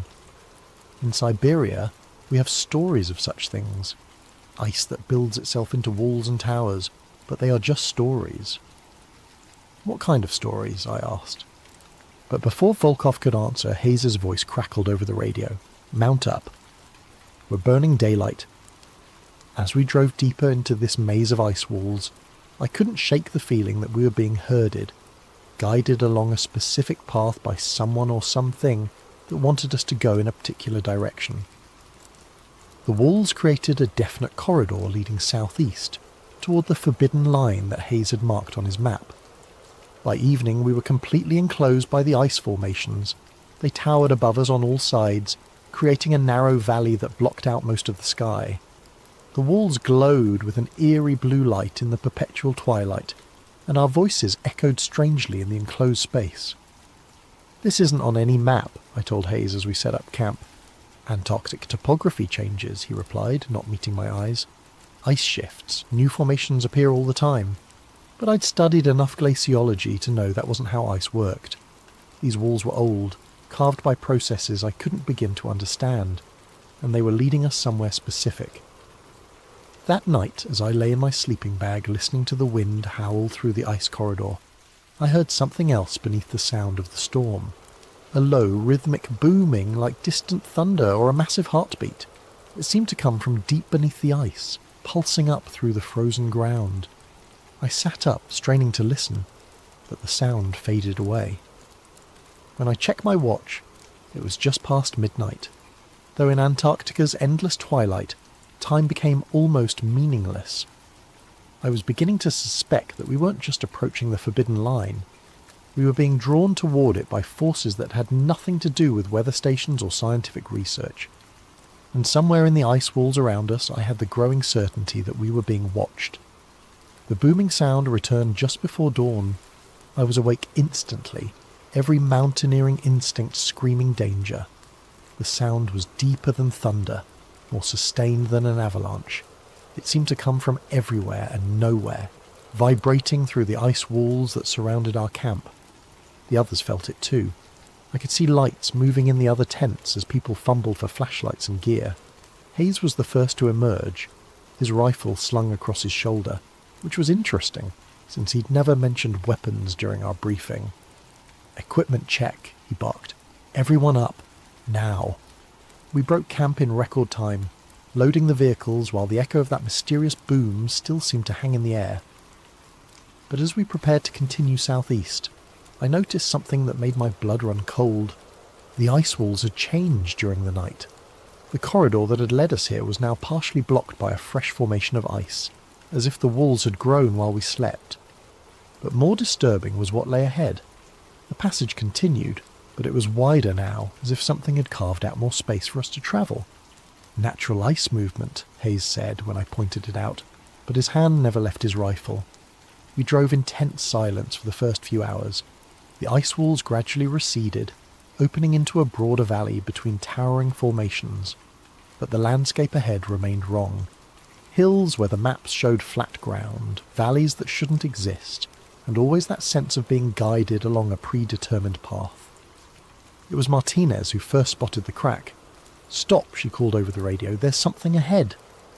We pulled up about 50 metres from what looked like a shadow across the ice. But as we approached on foot, I realised it wasn't a shadow at all. It was a fissure in the ice sheet, running perpendicular to our path. The crack was maybe 3 feet wide, but I couldn't see the bottom even when I shone my flashlight into the depths. "Fresh break," I observed, examining the edges. The ice was clean and sharp, not weathered by wind and time. "This opened recently." "How recently?" Hayes asked. I knelt down and touched the edge of the crack. There were stress patterns in the ice that told a story. Sudden, violent separation caused by enormous forces from below. Hours, maybe. Could have been what caused that booming sound. But as I played my light along the fissure, I noticed something that made me pause. There was air movement coming up from the depths. Not the dead, still air you'd expect from a simple crack in the ice sheet, but a warm breeze that carried scents I couldn't identify. "There's airflow," I reported, "and it's warm." Volkov knelt beside me and held his hand over the crack. His eyes widened. This is not possible. Below ice sheet should be more ice, or rock, nothing that creates warm air. Hayes ordered us back to the vehicles, but I lingered at the edge of the fissure. As my eyes adjusted to the darkness below, I could make out shapes in the depths. Not just ice and rock, but something else. Dark surfaces that reflected my flashlight beam, and far below, so distant I might have been imagining it, a faint greenish glow. "Move out," Hayes called. But as we loaded back into the vehicles, I kept thinking about that warm breeze and the impossible glow from the depths. In 15 years of extreme environment experience, I'd learned to trust my instincts, and my instincts were telling me that we'd found something that wasn't supposed to exist. We spent the day detouring around the fissure, following its edge as it curved away to the southeast. The crack ran for kilometres without seeming to narrow or close. Occasionally I caught glimpses of that strange glow from the depths, always too distant and faint to be certain of what I was seeing. By evening we'd travelled nearly 20 kilometres along the fissure's edge without finding a way across. Hayes called a halt as the perpetual twilight deepened, and we made camp on a flat section of ice about 100 metres from the crack. "Tomorrow we find a way round," Hayes announced during our brief evening meal. "Mission parameters haven't changed." But I could see the tension in everyone's faces. Whatever we'd stumbled onto, it wasn't part of any weather station installation plan. As the others settled into their tents, I found myself drawn back to the edge of the fissure. The warm air was still flowing up from the depths, and now I could smell it more clearly. Not the sterile cold of Antarctic air, but something organic, almost alive, like moss and earth and growing things, impossible as that seemed. I was about to return to my tent when I heard voices, not from our camp, from below. I dropped to my belly and crawled to the very edge of the crack, listening intently. At first I thought it might be echoes from our own group, sound bouncing strangely off the ice walls. But the voices were too distant, too muffled, and they had a cadence that didn't match any language I recognised. As I strained to listen, a gust of warm air brought up something else, the scent of wood smoke and cooking food. Somewhere down in that impossible darkness, people were living their lives around fires and meals, as if the frozen wasteland above didn't exist. I was so focused on listening that I almost missed the light moving along the opposite edge of the fissure.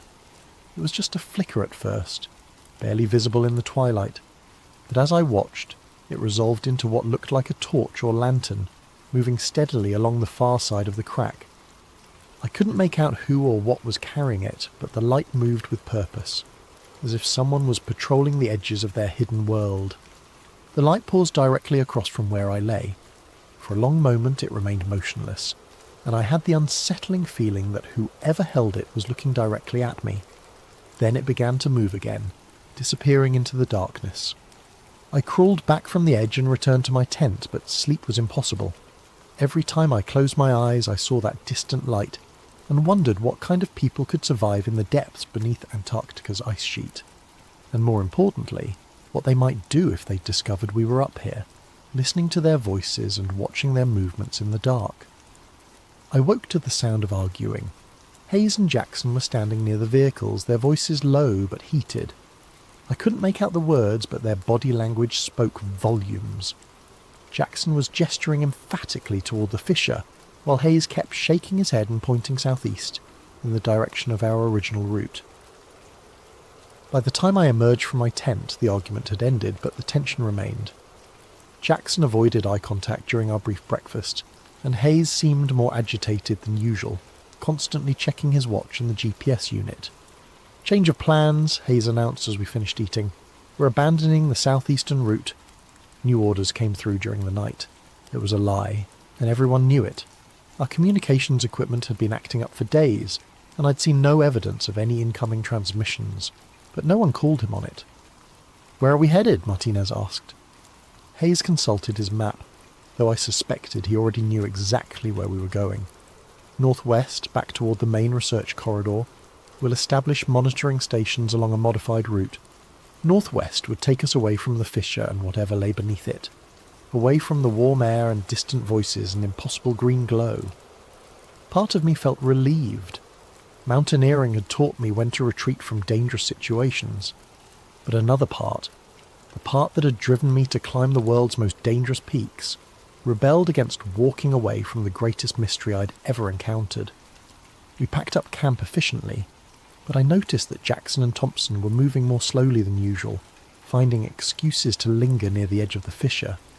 They'd heard the voices too, or seen the lights, or simply sensed that we were on the verge of discovering something extraordinary. As we loaded the vehicles, Thompson approached me. He was a quiet man in his 40s, with the weathered hands of someone who'd spent his career handling gear in extreme conditions. "You've been listening," he said quietly. "Down there. What did you hear?" I glanced around to make sure Hayes wasn't in earshot. People. Living people. Down in that crack. Thompson nodded grimly. "Jackson thinks so too. We've been talking about it." "Talking about what?" "About what happens if we just drive away and pretend we'd never found this place." He looked toward the fissure, where the warm air was still rising in visible columns in the cold morning air. How do we live with ourselves knowing we found something like this and just left? It was a question I'd been asking myself all night, but before I could answer, Hayes was shouting for everyone to mount up. We drove northwest for 3 hours, putting the fissure behind us, but the landscape remained wrong.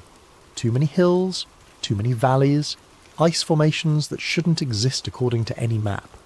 It was as if we'd crossed into a different version of Antarctica, one where the normal rules of geography no longer applied. During our midday stop, Hayes spread out his map and began marking locations for the monitoring stations. But I could see that his hands were shaking slightly, and his eyes kept drifting back toward the southeast, where we'd left the fissure behind.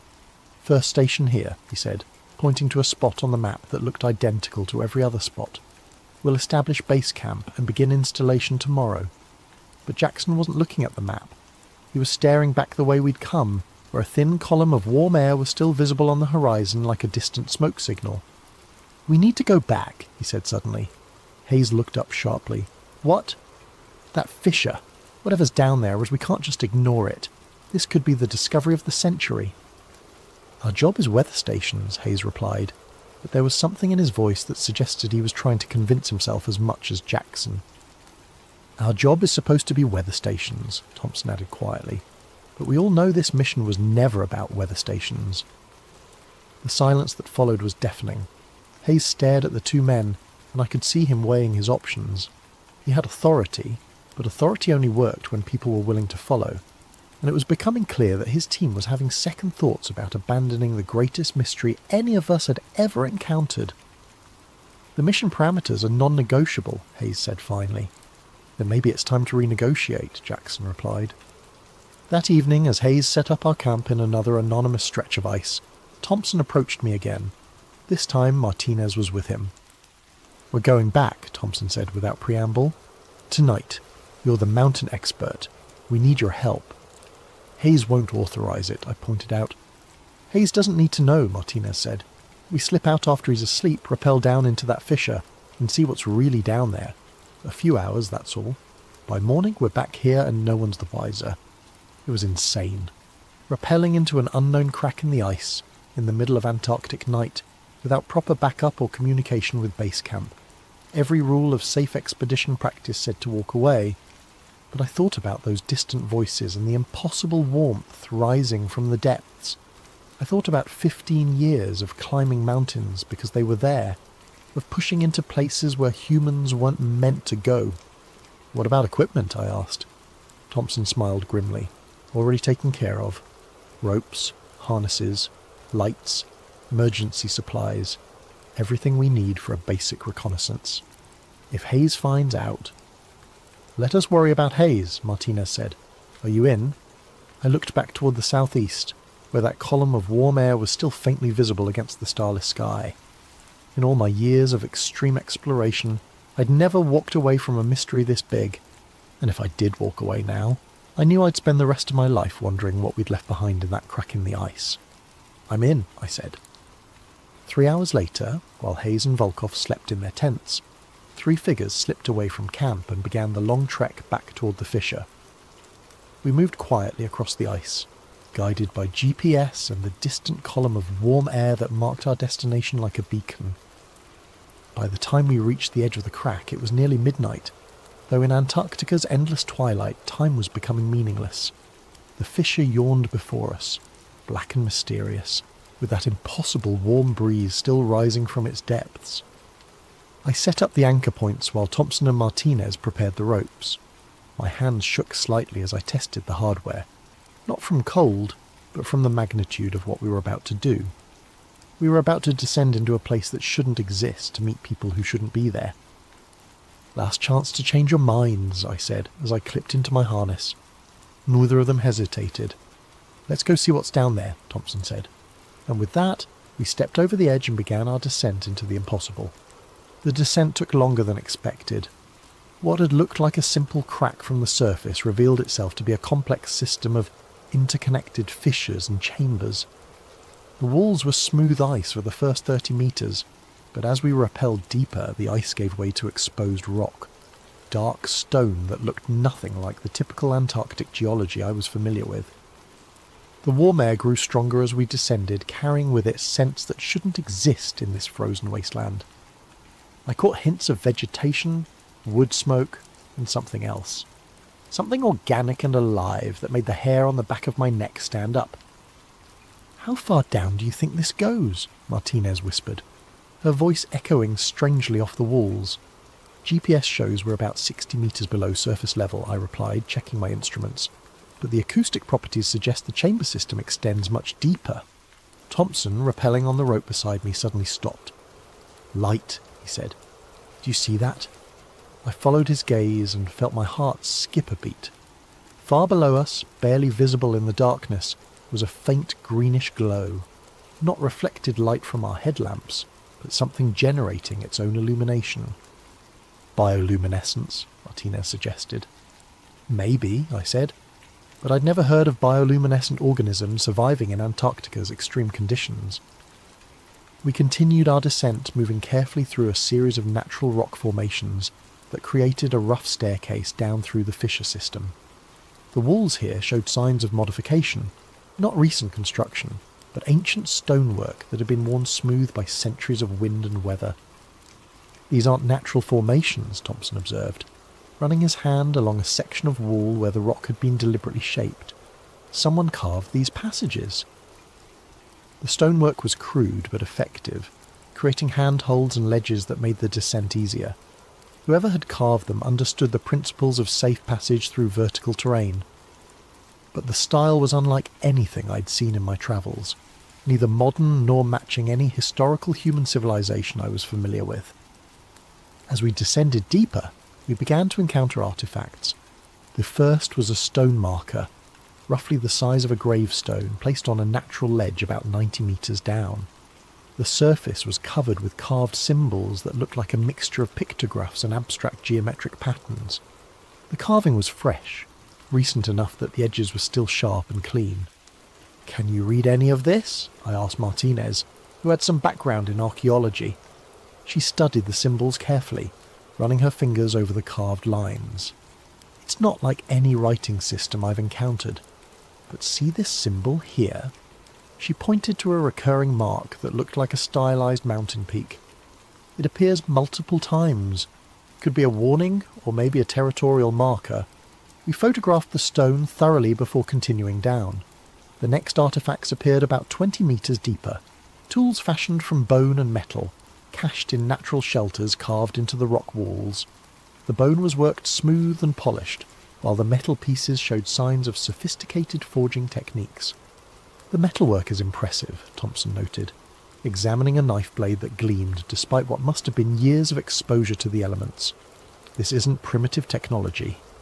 But it was the footprints that truly shook us. We found them preserved in a patch of softer sediment that had accumulated on a wider ledge, about 120 metres down. At first glance they looked almost human, bipedal, with what appeared to be 5 toes. but the proportions were wrong. Too long, too wide, with claw marks that suggested the owners walked on the balls of their feet, rather than flat-footed like humans. "How big would you estimate the creature that made these?" Martinez asked, kneeling beside the clearest print. I placed my boot next to the largest track for comparison. The print was nearly half again as large as my size 11 hiking boot, and significantly wider. "Big," I said, "and recent. These couldn't have been here more than a few days." The implications were staggering. We were looking at evidence of large, intelligent bipedal creatures living in a hidden ecosystem beneath Antarctica's ice sheet. Creatures that made tools, carved stone markers, and established settlements in places humans had never explored. As we continued deeper, following the warm air currents that grew stronger with every metre of descent, we began to hear sounds from below. Not the distant voices I detected from the surface, but closer, more immediate sounds.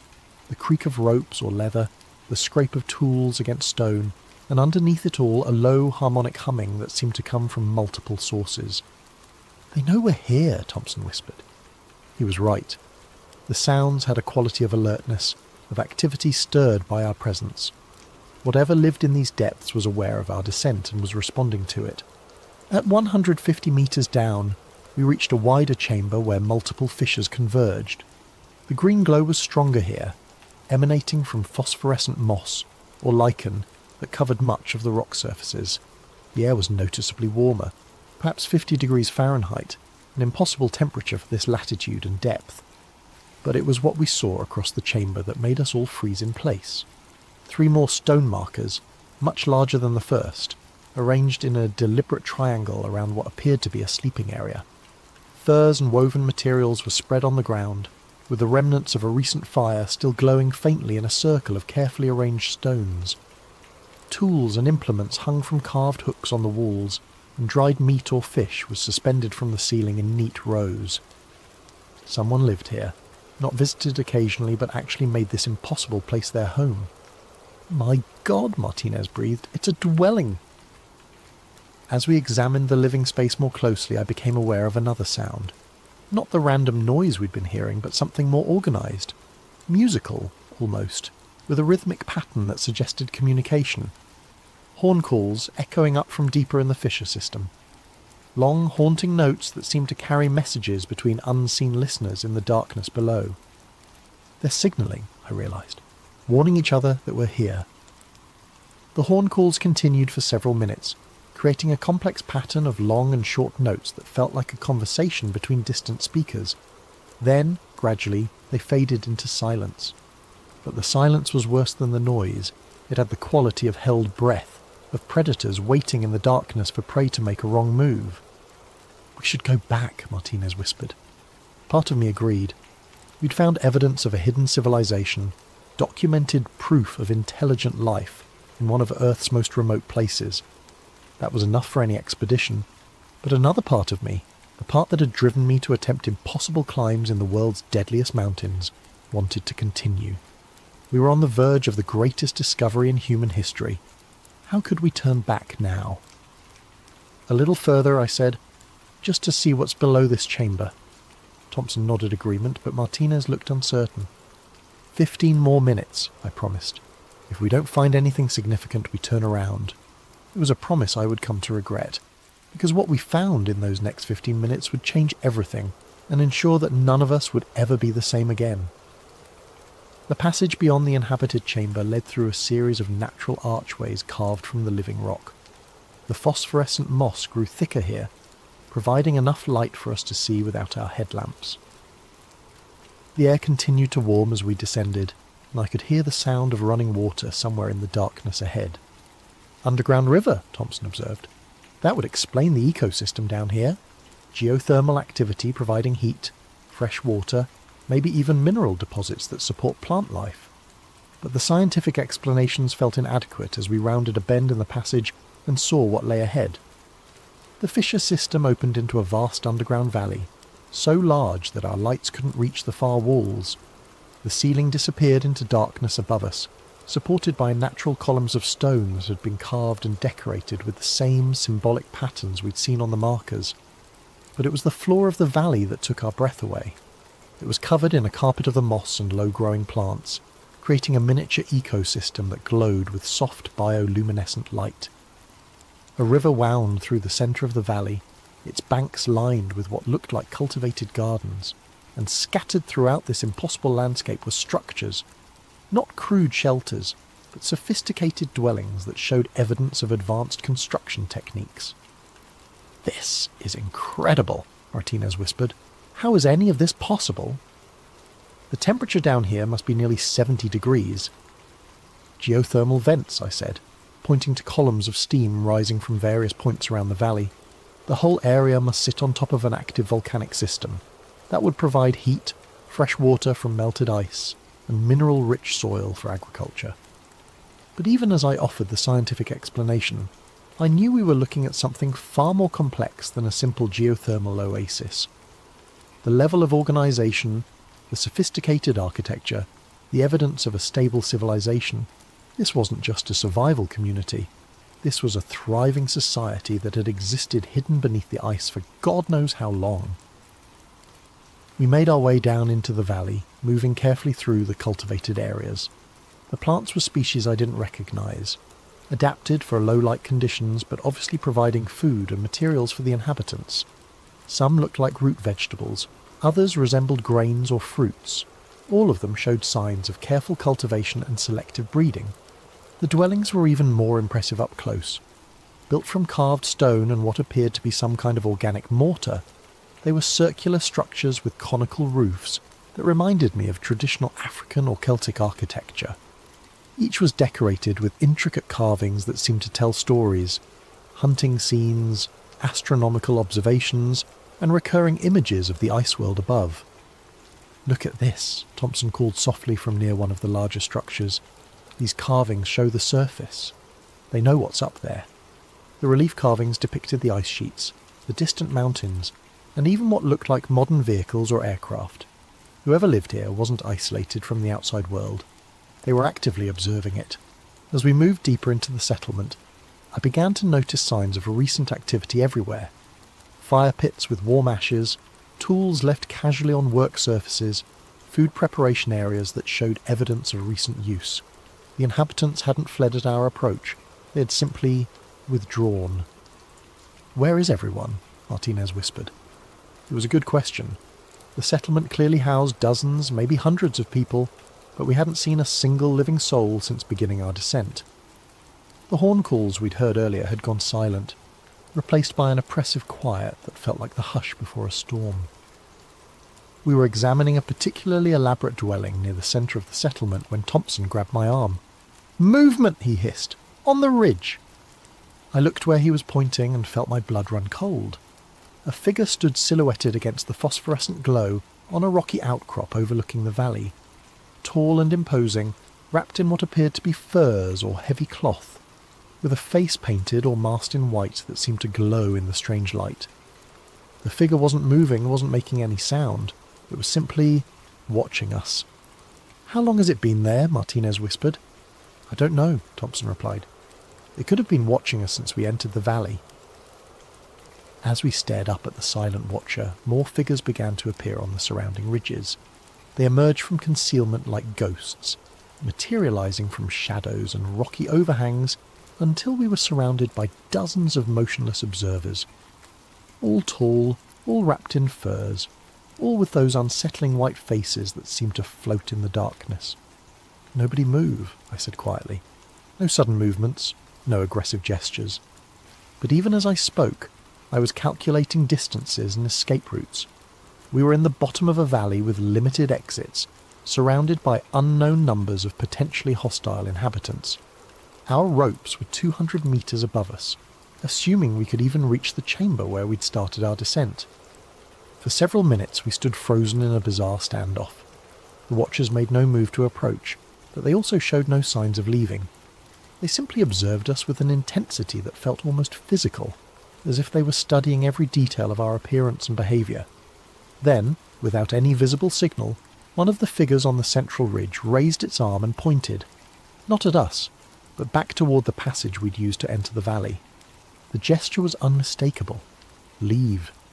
"I think they want us to go," Martinez said unnecessarily. "The question is what happens if we don't," Thompson replied. As if in response to his words, more figures appeared on the ridges. Not just dozens now, but what looked like hundreds, emerging from concealment in the rocks and behind the settlement structures. They still made no threatening moves, but the message was clear. We were vastly outnumbered, and our welcome had expired. "We should respect their wishes," I said, though every instinct screamed at me to stay and try to make contact. This was the discovery of the century, proof of a hidden civilization that had survived in one of Earth's most hostile environments. Walking away now felt like abandoning the greatest opportunity in human history. But I'd spent 15 years in situations where good judgment meant the difference between life and death, and my judgment was telling me that we were moments away from a confrontation we couldn't win. "Back to the passage," I said, slowly, no threatening moves. We began to retreat, moving carefully through the settlement with hundreds of silent watchers tracking our every step. The figures on the ridges remained motionless, but I could sense movement in our peripheral vision, more inhabitants emerging from the structures around us, following our progress through their hidden world. As we reached the passage that led back to the upper chambers, I risked one look back at the settlement. What I saw made my skin crawl. The valley floor was now filled with figures. They had emerged from every dwelling, every shadow, every concealed position, until the entire settlement was alive with silent observers. Men, women, children, an entire civilization that had been watching us from the moment we entered their domain. And in their absolute silence, in their complete stillness, there was something far more menacing than any overt threat could have been. "Move," I said urgently, and we began our hasty retreat toward the surface. But as we climbed back through the carved passages, I couldn't shake the feeling that our visit had changed something fundamental. We had been witnessed, catalogued, assessed, and somewhere in those silent, watching faces, decisions were being made that would have consequences far beyond our ability to imagine. The inhabitants of the hidden valley now knew that the surface world had found them. The question was what they intended to do about it. The climb back to the inhabited chamber felt endless. Our headlamps cut through darkness that seemed thicker than before, and every shadow looked like it might conceal a pursuing figure. The silence was oppressive, no sound except our own breathing and the scrape of our boots against stone. "Are they following us?" Martinez whispered during a brief rest on one of the carved ledges. I listened carefully, straining to hear any evidence of pursuit. For a moment, there was nothing but the faint whisper of air currents through the fissure system. Then I caught it. A soft sound, like leather against stone, coming from somewhere below us in the darkness. "Yes," I said. "Keep moving." We climbed faster, abandoning stealth for speed, but the sounds of pursuit grew closer, not the heavy footfalls you'd expect from people climbing after us, but something more subtle. Whispered communications in a language that sounded like wind through rock formations. The scrape of tools or weapons against stone, and underneath it all, a rhythmic sound that took me several minutes to identify. Drums. They were using drums to coordinate their movements, passing signals through the fissure system with low, resonant beats that our presence almost masked. "They're not just following us," Thompson realized. "They're organizing." Getting ahead of us. He was right. The drum signals were coming from multiple directions now, including passages that branched off from our route. Whatever pursuit force was tracking us, they knew these tunnels far better than we did, and they were using that knowledge to surround us. We reached the inhabited chamber where we'd found the dwelling, but it was no longer empty. Fresh torches burned in wall sconces that hadn't been lit during our descent, and the sleeping furs had been disturbed. Someone had been here recently, possibly was still here, hidden in the shadows beyond our headlamp beams. "Don't stop," I urged. "Keep climbing." But as we prepared to continue up toward the surface, Martinez suddenly grabbed my arm. "Listen," she whispered. The drum signals had stopped. The whispered communications had ceased.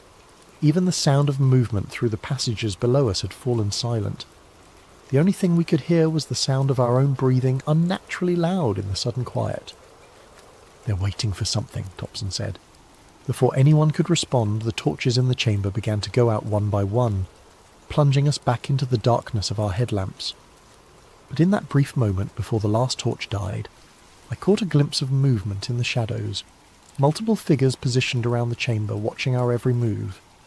go, I said. Now. We scrambled up the carved passages as fast as we dared, using our headlamps to navigate the increasingly treacherous terrain. Behind us, I could hear the sound of movement resuming, not hurried but purposeful. Our pursuers weren't panicking or rushing to catch us. They were herding us, driving us towards some predetermined destination. The realization hit me like a physical blow. We weren't escaping. We were being guided. The inhabitants of the valley had let us discover their settlement, had allowed us to retreat, and were now directing our route back to the surface. But why?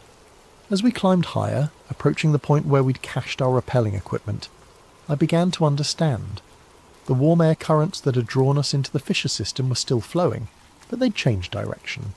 Instead of rising from the depths, they now seemed to be flowing horizontally, as if being artificially directed through the passage system. They're manipulating the airflow, I realised, herding us like sheep. The implications were terrifying. If the inhabitants could control air currents throughout the fissure system, they possessed technology far more sophisticated than their primitive-appearing tools and dwellings suggested. We weren't dealing with a simple, isolated community. We were confronting a civilization with capabilities we didn't understand. We reached our rappelling station to find that our equipment had been disturbed. The ropes were still anchored, but they'd been examined, tested, and carefully rearranged. Someone had been here while we were exploring the valley, studying our gear with the same intensity we'd brought to examining their tools and dwellings. "They know exactly what we're capable of," Thompson said grimly. "They've been watching us since we started the descent." As we prepared to rappel back to the surface, the sounds of pursuit resumed below us. But now they were different, more urgent, more coordinated. The whispered communications became a constant stream, and I could hear the sound of multiple groups moving through the passages beneath us. "They're converging on this position," Martinez observed. I clipped into my harness and started up the rope, but something felt wrong. The anchor points we'd set were solid, tested to support much more weight than our group represented. But as I climbed, I could feel vibrations in the rope that suggested movement above us. "Someone's up there," I called down to the others. The surface, which had represented safety and escape, might now be as dangerous as the depths we were fleeing. We were trapped between unknown pursuers below and equally unknown threats above. But we had no choice. Staying in the fissure system meant certain confrontation with inhabitants who outnumbered us by hundreds to one. At least on the surface, we had our vehicles and the possibility of escape. I reached the top of the fissure and immediately knew something was wrong. Our tracks in the snow had been obliterated, not by wind, but by careful brushwork that left the surface looking untouched. Someone had been covering our trail, eliminating evidence of our presence. As Thompson and Martinez joined me on the surface, we discovered that the fissure itself had changed. Where we'd left a crack about 3 feet wide, we now found a gap barely 18 inches across. The edges showed signs of recent ice formation, as if someone had been working to seal the opening. "They're trying to close it," Martinez whispered, "hiding the entrance." But even as she spoke, we could see that the sealing work was incomplete. The fissure was narrower but still passable, and the warm air still flowed up from the depths. Whatever forces were at work below, they weren't finished with the surface world yet.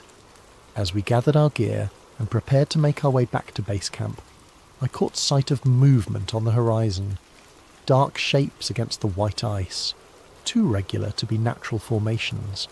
They were moving in our direction but too distant to make out details. "Company," Thompson said, following my gaze. We had perhaps an hour's head start before whatever was tracking us across the ice would reach our position. An hour to get back to camp, convince Hayes that we'd discovered something extraordinary, and decide what to do with the most dangerous secret any of us had ever encountered. But as we began the long trek back across the ice fields, I couldn't shake the feeling that we were already too late. The inhabitants of the hidden valley had been watching the surface world far longer than we'd been watching them. And now that contact had been made, there was no going back to the way things were before.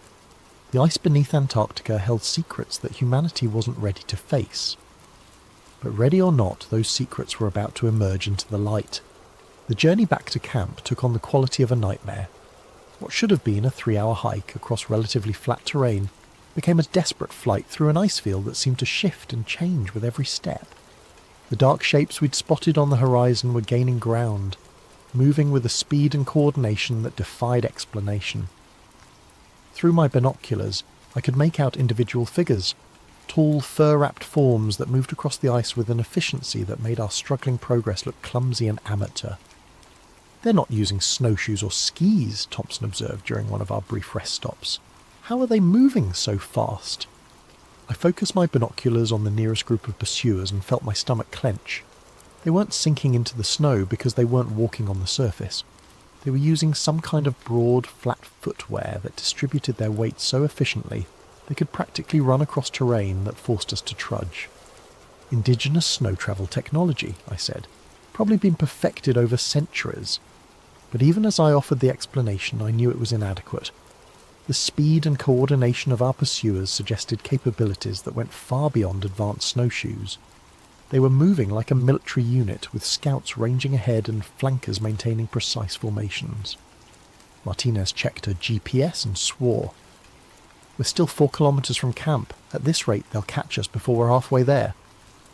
I did the math in my head and came to the same grim conclusion. Our pursuers were covering ground at nearly twice our speed, and they showed no signs of fatigue. Unless something changed dramatically, we'd be overtaken long before we could reach the safety of Hayes's camp. That's when Thompson disappeared. One moment he was trudging through the snow beside us, the next he was simply gone.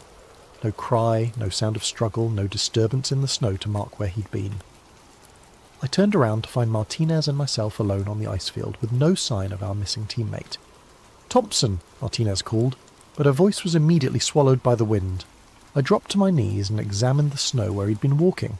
There were his boot prints, clear and deep, leading in a straight line toward our destination. Then nothing. The print simply stopped, as if he'd been lifted straight up into the air. "This isn't possible," Martinez whispered. But I was already scanning the surrounding terrain for any explanation. Crevasse? No, the snow showed no signs of collapse. Sinkhole? Not in this type of ice formation. The only logical conclusion was that something had taken Thompson, silently, efficiently, and without leaving any trace.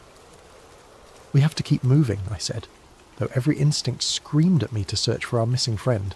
"We can't just leave him." "If we stop to look, we'll all disappear," I replied, gesturing toward the horizon, where our pursuers were still gaining ground. "Whatever got Thompson is probably what's been tracking us. Our only chance is to reach camp." We resumed our desperate trek, but now every step felt like it might be our last. The ice field around us looked empty, pristine, untouched by human presence. But I knew that was an illusion. Something was out there, moving through the snow with predatory patience, waiting for the right moment to strike. The attacks, when they came, were almost anticlimactic. Martinez simply stumbled, caught herself, and looked back at me with an expression of confused surprise. "I can't... my legs," she began, then collapsed face first into the snow. I rushed to her side and found her unconscious but breathing. There were no visible injuries, no signs of violence. She'd simply stopped, as if someone had flipped a switch in her brain. As I knelt beside her, trying to determine what had happened, I heard a sound that made my blood run cold. Whistling. Not the wind, but a human sound, coming from somewhere nearby in the apparently empty ice field. I looked up to find myself surrounded. They had emerged from the snow itself, rising like ghosts from concealed positions that I would have sworn were empty moments before. Tall figures wrapped in white furs that perfectly matched the surrounding terrain, with faces painted or masked in patterns that made them nearly invisible against the ice and shadow. The closest figure was perhaps 10 feet away, standing motionless with what appeared to be a carved bone implement in one hand. Others were positioned in a rough circle around me, equally still, equally silent. They had been hunting us with the patience of apex predators, waiting for the perfect moment to make their move. I raised my hands slowly, making no sudden movements. In my years of extreme environment travel, I'd encountered isolated communities before. Most were suspicious of outsiders, but could be reasoned with if you showed proper respect. But these weren't curious locals wondering about strangers in their territory. These were soldiers, disciplined and organised, who had been tracking us with military precision. And the implement in the nearest figure's hand wasn't a tool, it was a weapon. The whistling sound came again, and I realised it was a form of communication, The figures around me were coordinating their movements with the same kind of tactical precision I'd seen in special forces operations. "We mean no harm," I said, though I doubted they understood English. "We're leaving. Going back to our camp." The nearest figure tilted its head slightly, studying me with an intensity that was almost physical. Then it raised the bone implement and pointed, not at me, but toward Martinez's unconscious form. The message was clear. She was coming with them. "No," I said, moving to stand protectively over Martinez. "She stays with me." The figure's response was swift and decisive. It made a sharp gesture, and something struck me in the neck. Not painful, but startling. I reached up to find a small dart made from carved bone and what felt like organic fibres. The world began to blur at the edges. My vision narrowed, and my legs felt like they were made of water. The last thing I saw before consciousness fled was the figures lifting Martinez and carrying her away across the ice, moving with the same impossible speed that had allowed them to track us across the frozen wasteland. When I woke, I was alone. The sun had moved significantly across the sky, suggesting I'd been unconscious for several hours.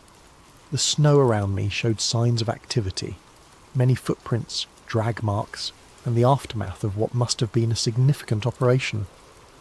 But Martinez was gone, along with any trace of our pursuers. I checked my GPS and found that I was less than a kilometre from Hayes's camp, close enough that I could make it on foot, assuming whatever had taken my companions didn't return for me. As I struggled to my feet, still groggy from whatever they'd used to drug me, I found something that made my heart sink. A piece of torn fabric from Thompson's jacket, partially buried in the snow, and beneath it, carved into the hard-packed ice, was one of the symbols we'd seen on the stone markers in the hidden valley. They weren't just taking prisoners.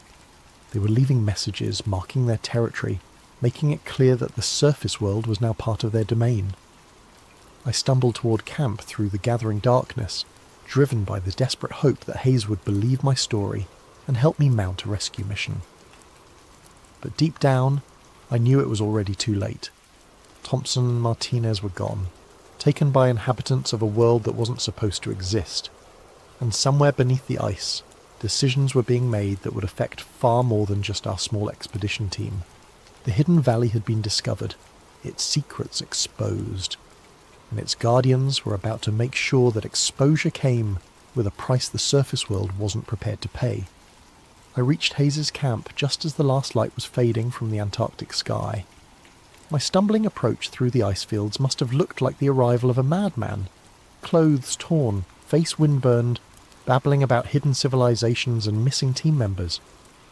Hayes took one look at me and immediately began barking orders.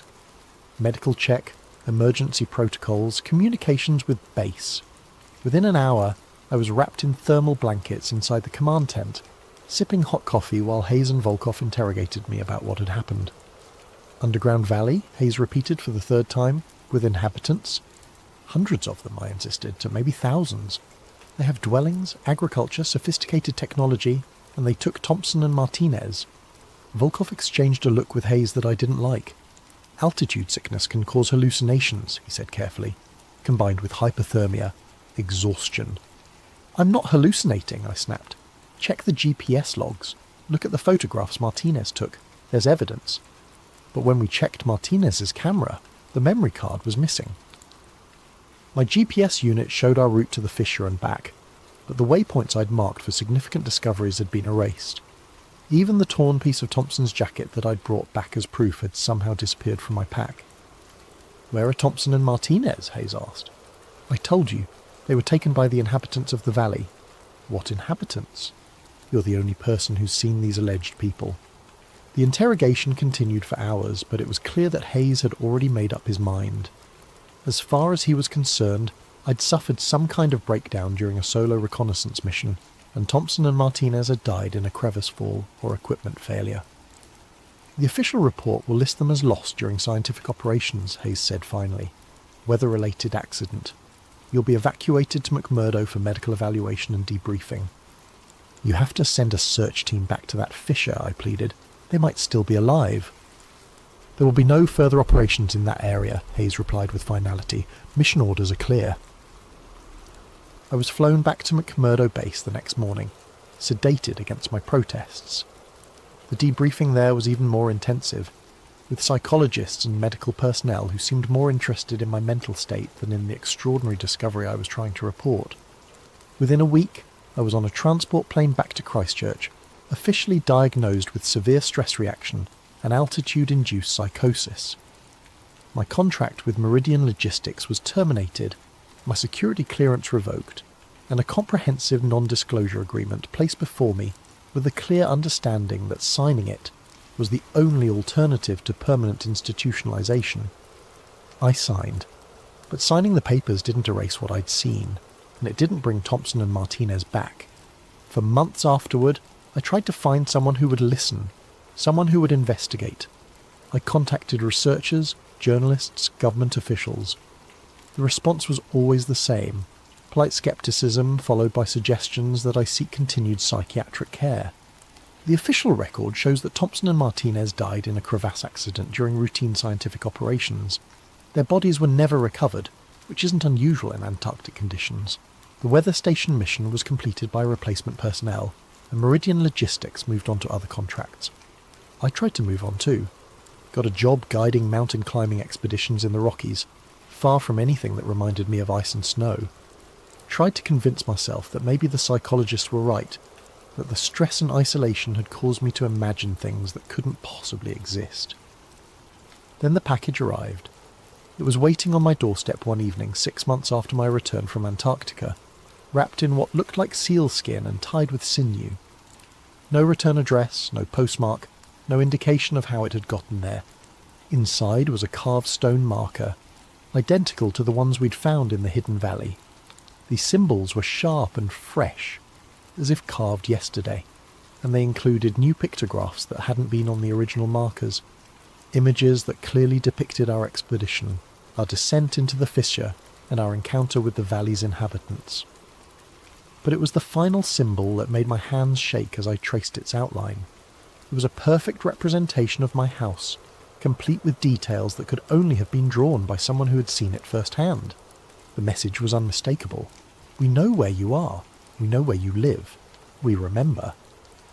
I moved the next week, leaving no forwarding address. Changed my name, my appearance, my entire life. But I know it doesn't matter. The inhabitants of the hidden valley found me once, and they can find me again whenever they choose. Sometimes, late at night when the wind howls through whatever temporary home I'm occupying, I hear sounds that remind me of that underground realm. The whisper of leather against stone, the distant echo of horn calls, the rhythmic beating of drums coordinating movements in the darkness, and I know that somewhere beneath the ice of Antarctica, in valleys that don't appear on any map, decisions are still being made about how to deal with the surface world that stumbled onto their ancient secrets. Thompson and Martinez are still down there, assuming they're still alive. Maybe prisoners, maybe something worse. And the inhabitants of that hidden realm are still watching, still waiting, still planning. The Antarctic Treaty declares the continent a place of peace and scientific cooperation, protected from military activity and territorial claims. But treaties only work when all parties agree to their terms, and there are inhabitants of Antarctica who were never consulted, never invited to participate in humanity's grand plans for their frozen continent. Whatever is beyond the wall doesn't want us there, but it knows where we live, and someday I fear it's going to come calling.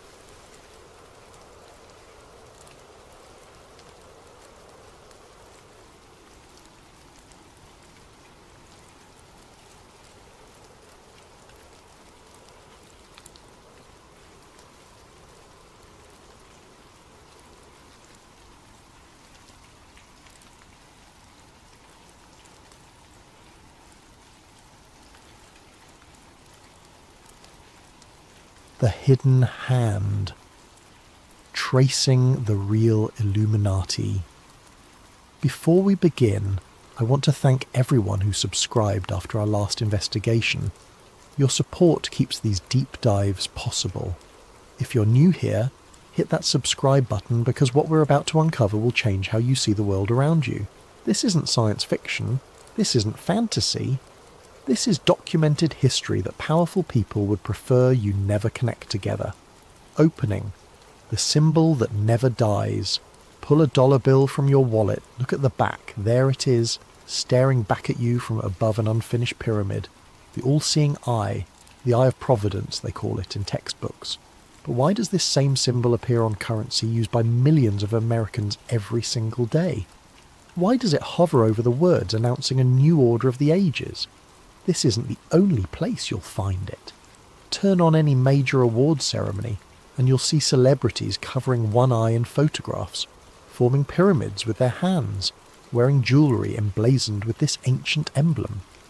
Walk into corporate headquarters around the world, and variations of this symbol adorn their logos. Attend a United Nations assembly, and the architectural choices echo the same geometric patterns, the same visual language of hierarchy and observation. For centuries, this single symbol has haunted the margins of history. Governments deny its significance. Mainstream historians dismiss the connections as coincidence. But what if the Illuminati never vanished into the dustbin of history? What if it simply adapted, evolved, and became something far more sophisticated than a gathering of men in robes? What if the secret society succeeded so completely that we don't recognise we're living inside its creation? Tonight, we trace the bloodline of power from an 18th century Bavarian classroom to the digital surveillance grid that monitors your every click. This is the story of how a banned secret society became the invisible architecture of modern civilization. Act 1. The birth of the Order. The date is May 1st, 1776. While American colonists are months away from declaring independence across the Atlantic, something equally revolutionary is beginning in a university town in Bavaria. The location is Ingolstadt, a city in what we now know as Germany, though back then it existed as part of the Holy Roman Empire's fragmented landscape of principalities and church-controlled territories. Adam Weishaupt, a 30-year-old law professor, sits in a candlelit room with 5 trusted colleagues. These aren't common men, they're philosophers, intellectuals, freethinkers, who've grown frustrated with the suffocating power of the Catholic Church and the brutal monarchies that rule through divine right. Weishaupt has been planning this moment for years, ever since he was appointed to a chair of canon law that had been held by Jesuits for decades. He's seen firsthand how religious orders operate, in secrecy, wielding influence through networks of loyalty rather than public decree. Now he intends to create something similar, but aimed at the opposite goal. He calls it the Order of the Illuminati.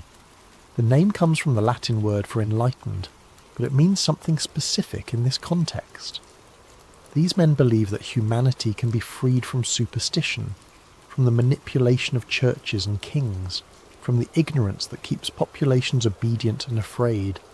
They believe that reason, science and philosophy should guide civilization, not religious dogma or inherited aristocracy.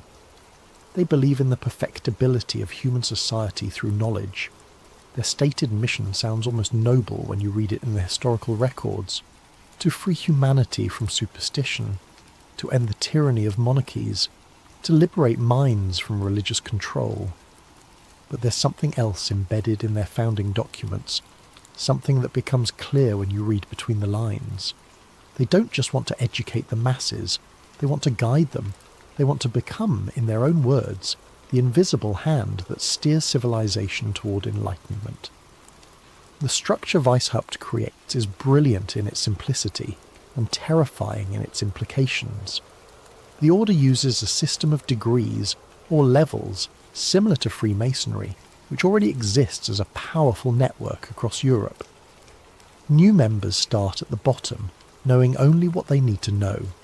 As they prove their loyalty and discretion, they advance to higher levels, gaining access to deeper secrets and more influential connections. The highest levels know the true agenda. The lower levels simply follow orders, believing they're part of a benevolent educational fraternity. This design serves two purposes. First, if the organisation is exposed, the lower level members can honestly say they know nothing about any conspiracy because they genuinely don't. Second, it allows the order to operate through proxy, using enthusiastic recruits to advance goals they don't fully understand. It's a model that intelligence agencies would later perfect in the 20th century. Within 10 years, the Illuminati accomplishes something remarkable. They successfully infiltrate Masonic lodges across Europe, essentially hijacking an existing secret network and bending it toward their purposes. They attract powerful members, not just intellectuals now, but bankers, military officers, and aristocrats who see opportunity in this new philosophy. Baron von Nied, a prominent Freemason, joins and brings with him entire lodges that shift their allegiance to Weishaupt's vision. The order is growing too fast, becoming too bold. Members start writing letters that discuss their influence over court decisions, their ability to place Illuminati sympathisers in positions of authority, their plans to reshape education systems.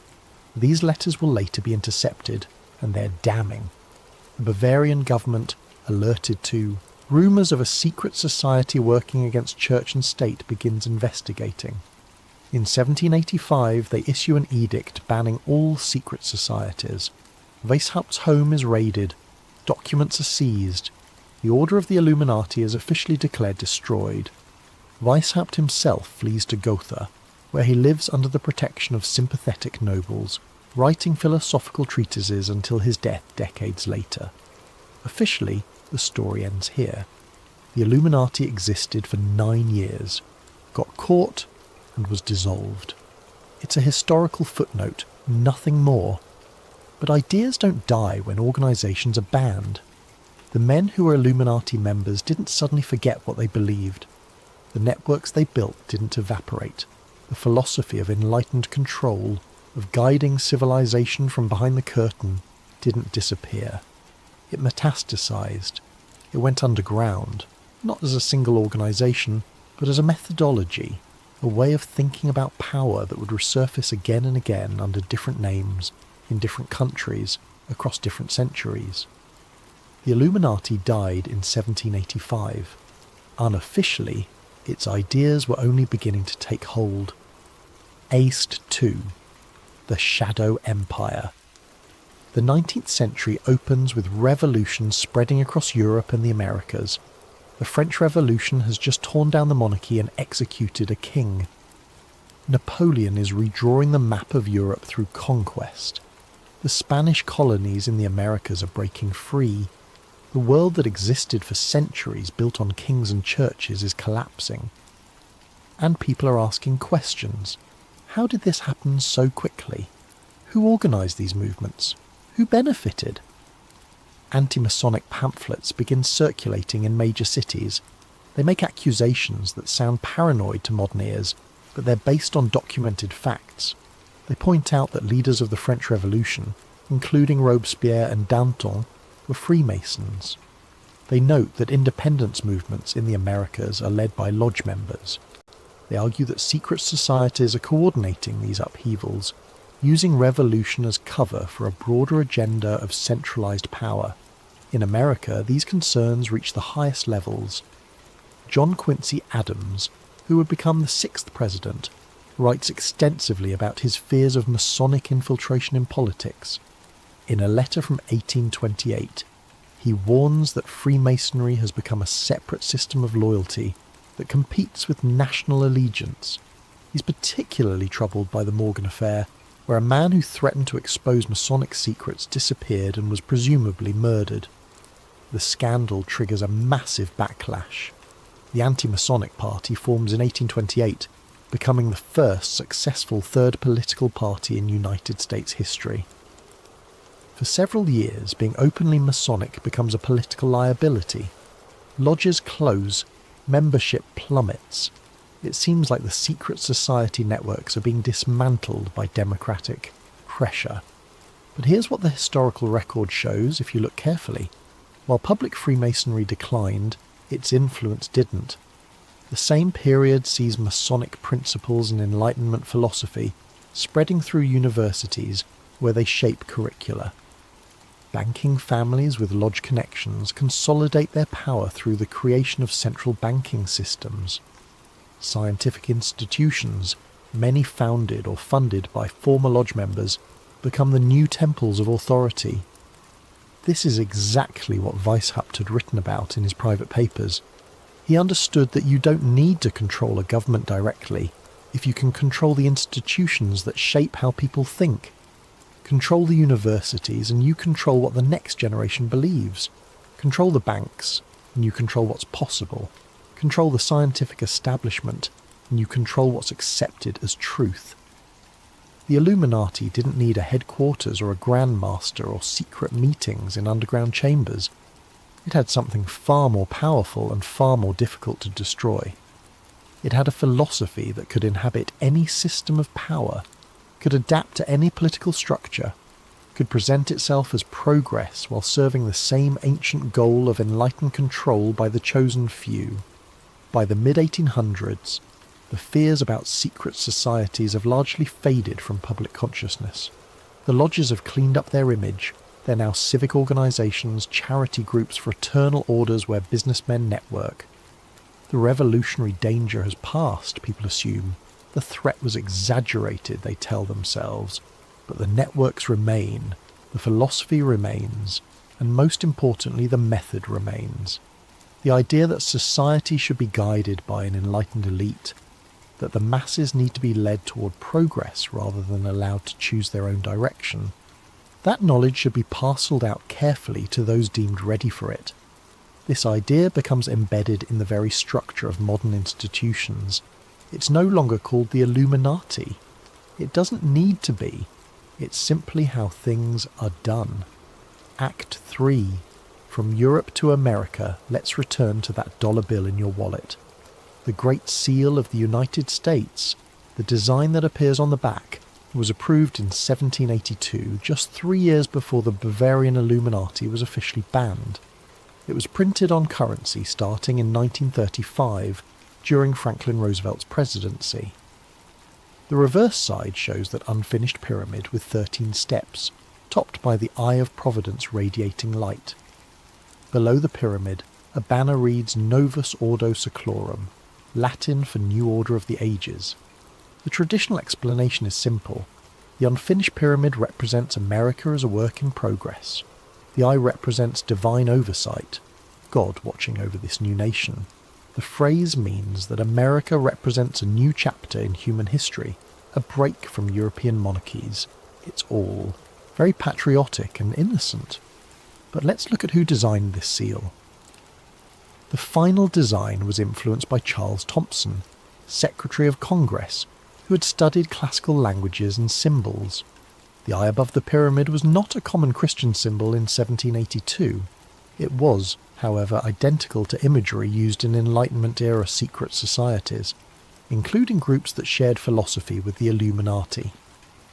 Now let's look at the founding figures of America. Benjamin Franklin was a confirmed Freemason, a member of the Lodge of the Nine Sisters in Paris, one of the most influential lodges in Europe. Thomas Jefferson, while not confirmed as a Freemason, corresponded extensively with Enlightenment philosophers and owned one of the largest collections of Enlightenment literature in America. George Washington was a Freemason who was buried with full Masonic honours. These men weren't members of the Bavarian Illuminati specifically.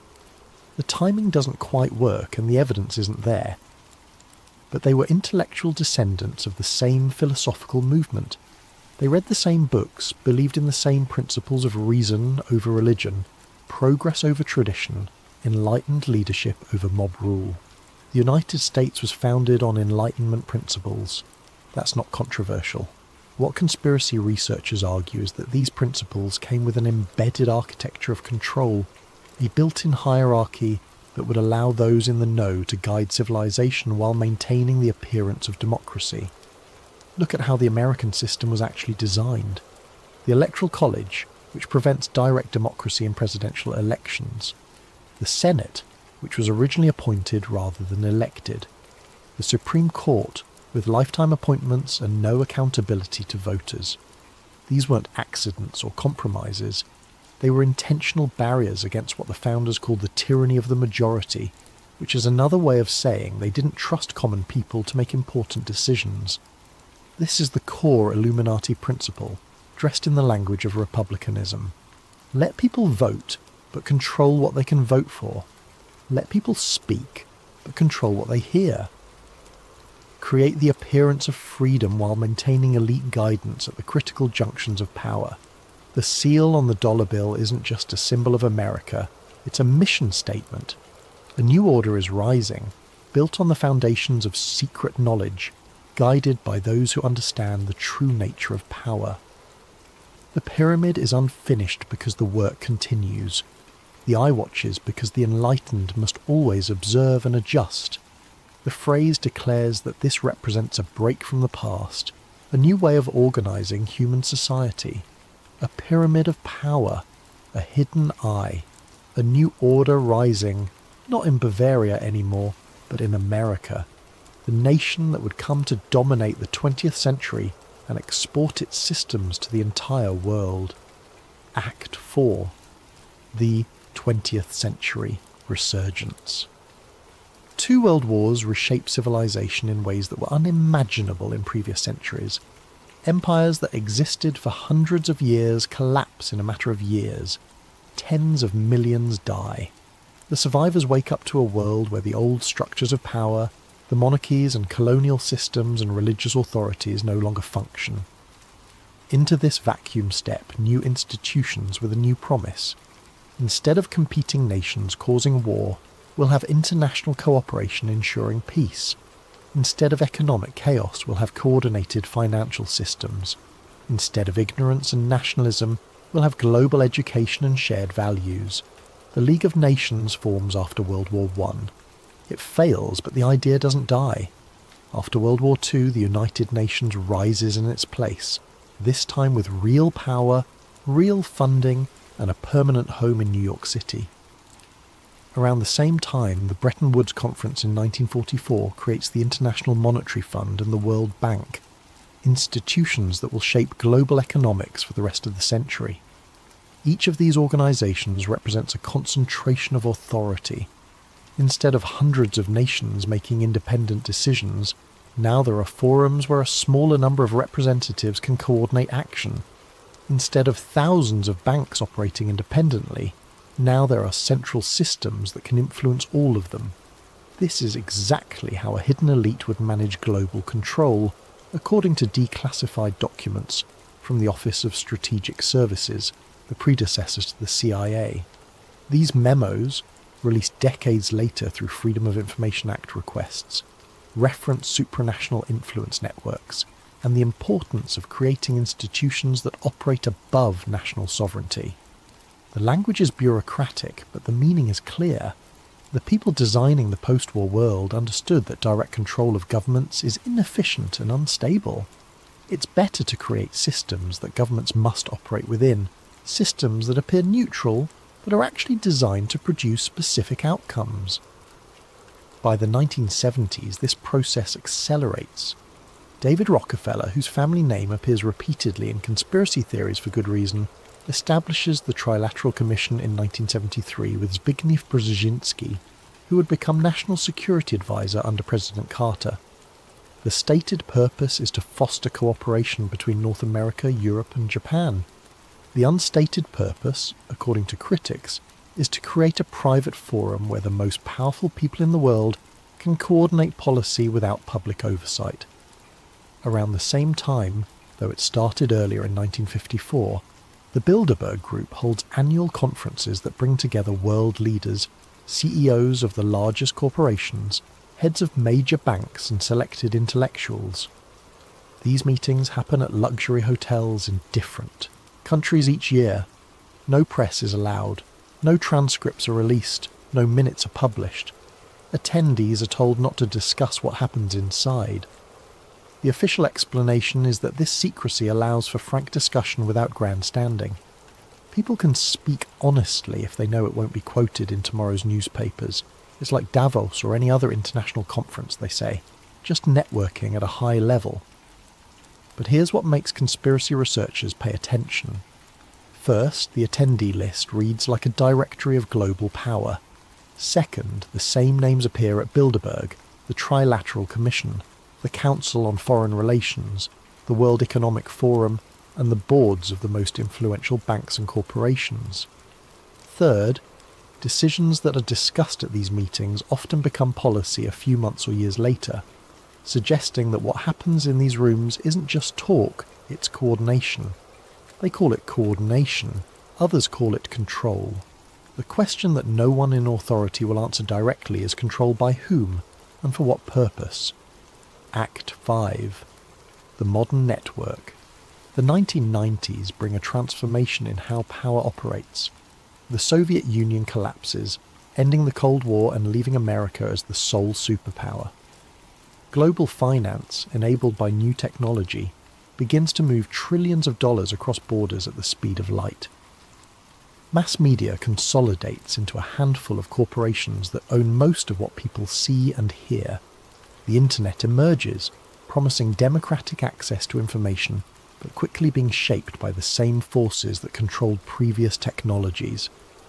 This is when conspiracy theories about the Illuminati explode into popular culture.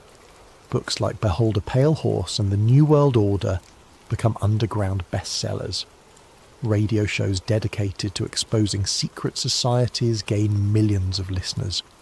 The internet allows researchers to share documents, connect patterns, and build a collective case that something systematic is happening behind the official story. What they notice are recurring overlaps in membership between the organisations we've discussed.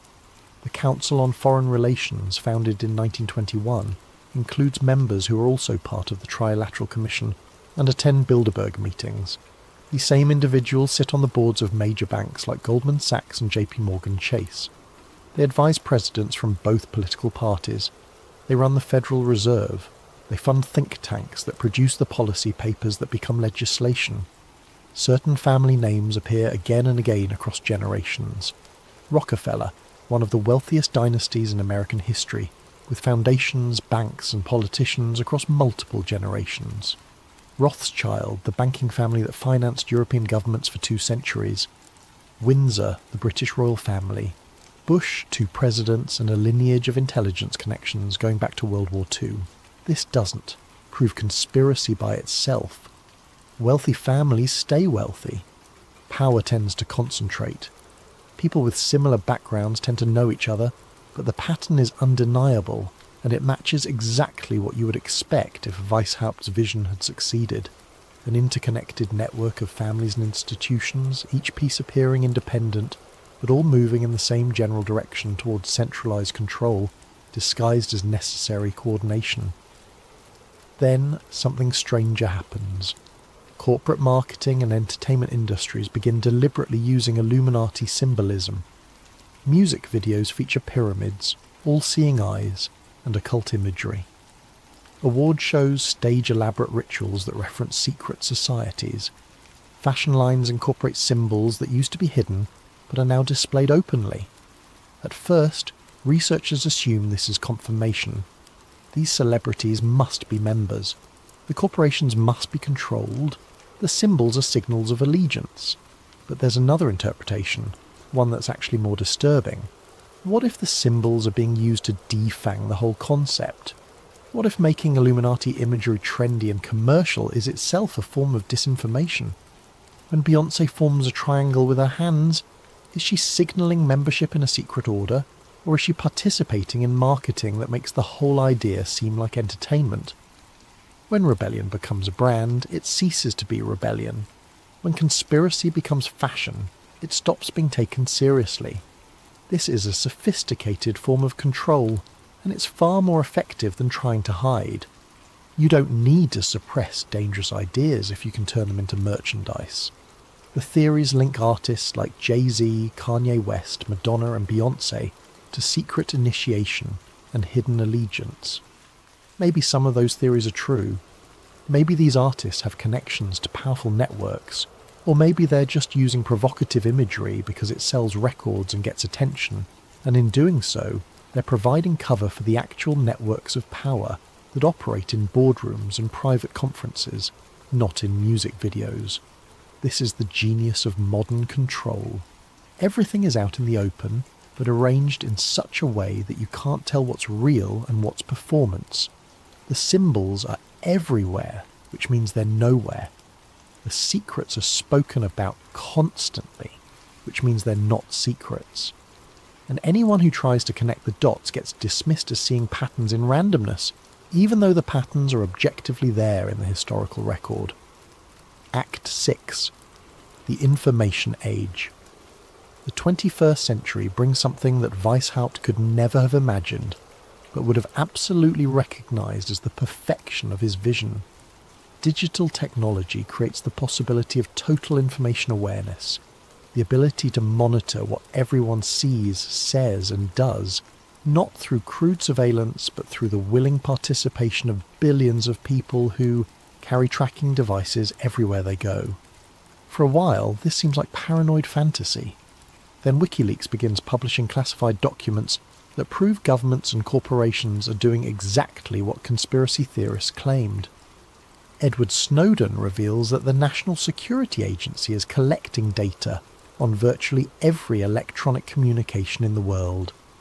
Cambridge Analytica shows how social media data can be weaponized to manipulate elections. These aren't theories, these are documented facts, proven through leaked documents and whistleblower testimony. Information control is real, narrative management is real, surveillance is real. The debate is no longer whether these things are happening, but whether they're justified. This is where conspiracy researchers point out something crucial. This is precisely how a secret order would function in the modern age, not by commanding armies or assassinating leaders, though those tools remain available when needed, but by shaping thought, by controlling what information people see, by nudging behaviour through algorithm design, by making certain ideas seem ridiculous and other ideas seem inevitable. You don't need to force people to comply if you can manipulate them into wanting what you want them to want. You don't need to ban books if you can bury them under an avalanche of content that says the opposite. You don't need secret meetings if you can coordinate through encrypted channels that look like normal business communication. The phrase Illuminati confirmed becomes a meme, a joke that people post when they see yet another celebrity covering one eye or another corporate logo with a pyramid. It's meant to be ironic, pointing out how silly these conspiracy theories are. But in making it a joke, in turning the concept into entertainment, it serves a purpose. It makes serious investigation seem foolish. It defangs the subject by turning it into content. This might be the most perfect act of disinformation ever achieved. The best way to hide a secret society is to convince everyone it's a joke, to make the idea so associated with paranoid nonsense that serious researchers won't touch it, journalists won't investigate it, and anyone who tries to connect documented facts gets lumped in with people claiming lizard aliens run the government. Meanwhile, the actual concentration of power continues. A handful of corporations own most media companies. A handful of banks control most financial flows. A handful of tech companies mediate most human communication. A handful of individuals meeting at invitation-only conferences coordinate policy that affects billions of people who never voted for them and don't know their names. This isn't hidden. It's documented. You can look up the board members, you can see the connections, the information is available, but it's arranged in such a way that pointing it out makes you sound crazy, even though it's objectively true. Act 7. The evidence of connection. Let's look at specific documents that connect the dots between historical secret societies and modern power structures. These aren't theories. These are papers you can request through government archives. Declassified correspondence between Alan Dulles, who directed the CIA during the Cold War, and Prince Bernhard of the Netherlands, who founded the Bilderberg Group, shows discussions about post-war cultural steering. The phrase appears multiple times. Cultural steering, not military control or economic policy, but the deliberate shaping of what people think and believe. Files released through Freedom of Information Act requests reveal that intelligence agencies funded art movements, music festivals, magazines, and academic programs through front organisations. The Congress for Cultural Freedom, funded by the CIA, sponsored abstract expressionist art because it was seen as promoting individualism against Soviet collectivism. Similar programs funded jazz tours, literary magazines, and university symposiums. Why does this matter? Because it's exactly the method Weishaupt described in his papers. You don't control society through force. You control it through culture. You shape what people admire, what they aspire to, what they consider sophisticated, and what they consider backward. You fund the artists and intellectuals who say what you want said. You publish the books that promote your vision. You make your ideology seem like the natural progression of civilization. The continuity is striking when you look at it chronologically. 18th century Illuminism promoted Enlightenment rationalism and elite guidance. 20th century secret diplomacy promoted international institutions and coordinated policy. 21st century digital governance promotes algorithmic management and data-driven decision-making. Different vocabulary, different tools, same underlying principle. Humanity needs to be guided by those who know better. Democracy is fine for local matters, but the big decisions require expertise that most people don't have. Freedom is important, but it must be balanced against order. Transparency is a nice idea, but some things must remain secret for the greater good. You can find this argument made explicitly in documents from the Trilateral Commission, particularly in The Crisis of Democracy, a report from 1975 that argues democratic governments are becoming ungovernable because people have too many demands and not enough deference to authority. The solution proposed is not more democracy, but better management of expectations, which is a polite way of saying manipulation of what people think they want. This is the smoking gun that conspiracy researchers point to. Not a confession of being the Illuminati, not a secret handshake caught on camera, but a consistent philosophical thread running from Weishaupt's banned society to the most powerful institutions of the modern world. The belief that society must be managed by an elite who understand the big picture while the masses are kept comfortable but controlled. Maybe there's no underground cabal signing contracts in candlelight. Maybe there's no Grand Master issuing orders from a hidden temple. Maybe the Illuminati doesn't need a headquarters or a ritual or a membership card. Maybe it succeeded so completely that we're living inside it, and we call it civilization. EXT8, the convergence theory. This is where we need to step back and look at the bigger pattern. Conspiracy researchers have developed what they call the convergence theory, which attempts to explain how the Illuminati evolved from a specific organisation into a networked ideology. Phase 1 was the Enlightenment-era roots, intellectual elitism disguised as humanism, the belief that reason and science, guided by the educated few, should replace religion and tradition. This wasn't inherently sinister. Many Enlightenment thinkers genuinely believed they were liberating humanity. But embedded in this liberation was a hierarchy, a priesthood of the rational that would replace the priesthood of the church. Phase 2 was banking and industrial consolidation. The 19th century saw wealth concentrate into family dynasties that funded governments, built railroads, and controlled resources. The Rothschilds financed European wars. The Rockefellers monopolized oil. The Morgans dominated finance. These families intermarried, sat on each other's boards, and coordinated their interests. They didn't call themselves the Illuminati, but they functioned as a network of mutual advantage that transcended national boundaries. Phase 3 was cultural hegemony in the 20th century. Control shifted from raw economic power to something more sophisticated, the management of what people think and feel. This was achieved through mass media, education systems and entertainment industries that all promoted similar values, celebrated similar heroes, and presented the existing power structure as natural and inevitable, rather than constructed and maintained. Phase 4 is technocratic governance in the 21st century. Control now operates through algorithms, through data analysis, through platforms that mediate human interaction. Google decides what information you find. Facebook decides what news you see. Amazon decides what products you encounter. These decisions are made by code, written by engineers, guided by executives who attend the same conferences and share the same worldview.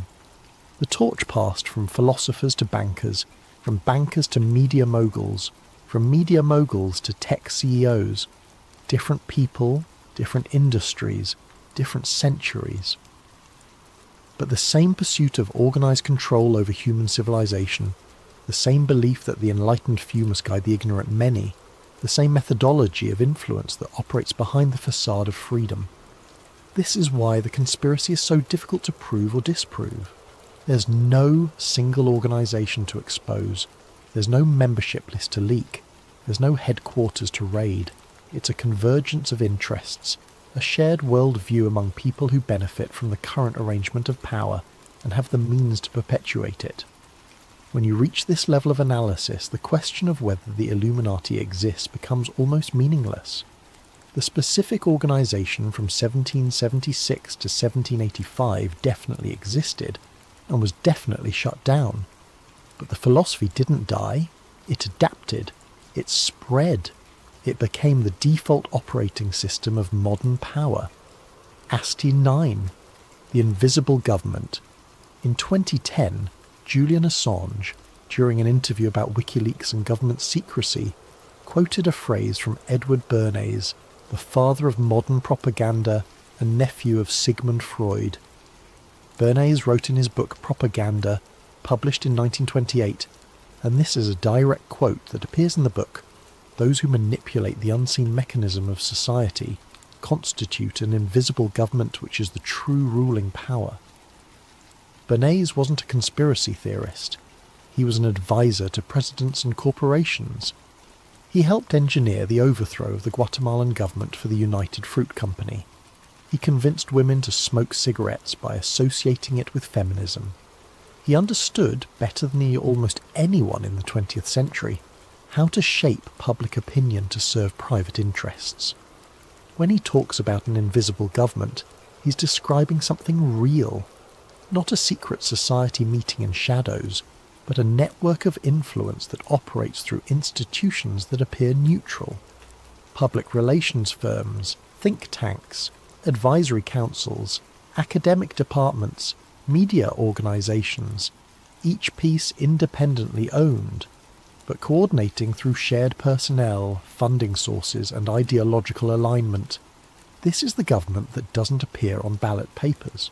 The government that persists regardless of which party wins elections. The government that sets the boundaries of acceptable debate, that determines which problems get attention and which get ignored, that guides civilization toward outcomes chosen by people most citizens couldn't name. The phrase New World Order, which has become synonymous with conspiracy theories, was actually popularized by President George H.W. Bush in a speech to Congress on September 11, 1991, exactly 10 years before the date that would become infamous for different reasons. He spoke about the opportunity to build a new world order, a world where the rule of law supplants the rule of the jungle, where nations recognize the shared responsibility for freedom and justice. It sounds noble, but listen to what he's actually saying. Not a world where each nation governs itself, a world where shared responsibility, meaning collective decision-making by international bodies, takes precedence. Not diverse political systems, but the rule of law, meaning a single legal framework. Not competing visions of justice, but a shared definition determined by those who have the power to enforce it. This echoes the same Enlightenment ideal that Weishaupt promoted: global unity through elite coordination, one system, one vision, one set of rules, enforced not through conquest, but through economic pressure, through diplomatic isolation, through the designation of who is civilized and who is rogue. The words change, the rhetoric adapts to the era, but the mission remains: order through control, unity through obedience, light through secrecy. The motto of the original Illuminati, order out of chaos, which they borrowed from Freemasonry, captures the entire project. Create or exploit crisis, then offer order as the solution, order that requires accepting centralized authority. This pattern repeats throughout history. Financial crisis leads to central banking. World wars lead to international institutions. Terrorism leads to surveillance states. Pandemic leads to digital tracking. Each crisis expands the power of coordinating bodies at the expense of local autonomy and individual privacy. Each crisis is presented as unique and demanding unprecedented response, and each response moves in the same direction, toward fewer people making decisions that affect more people. Aced 10. The conclusion. So let's return to the original question. Does the Illuminati exist? Mainstream historians will tell you no. The Bavarian Illuminati was dissolved in 1785. It had 9 years of existence. It was a historical footnote. Everything that came after is conspiracy theory, pattern recognition run amok, the human tendency to see intention in coincidence. Conspiracy researchers will tell you yes, but not in the way most people imagine. The Illuminati succeeded in its goal of creating a rational world led by an enlightened few. It didn't conquer civilization through force, it became civilization by making its principles seem like progress. Both answers are partially correct and entirely misleading.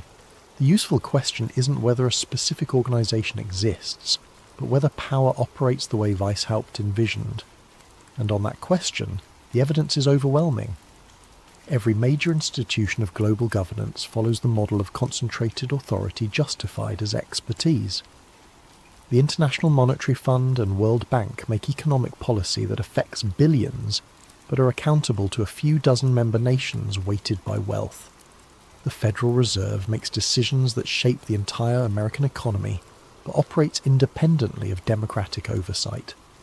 The European Union creates regulations that supersede national law, but is run by commissioners most Europeans couldn't name.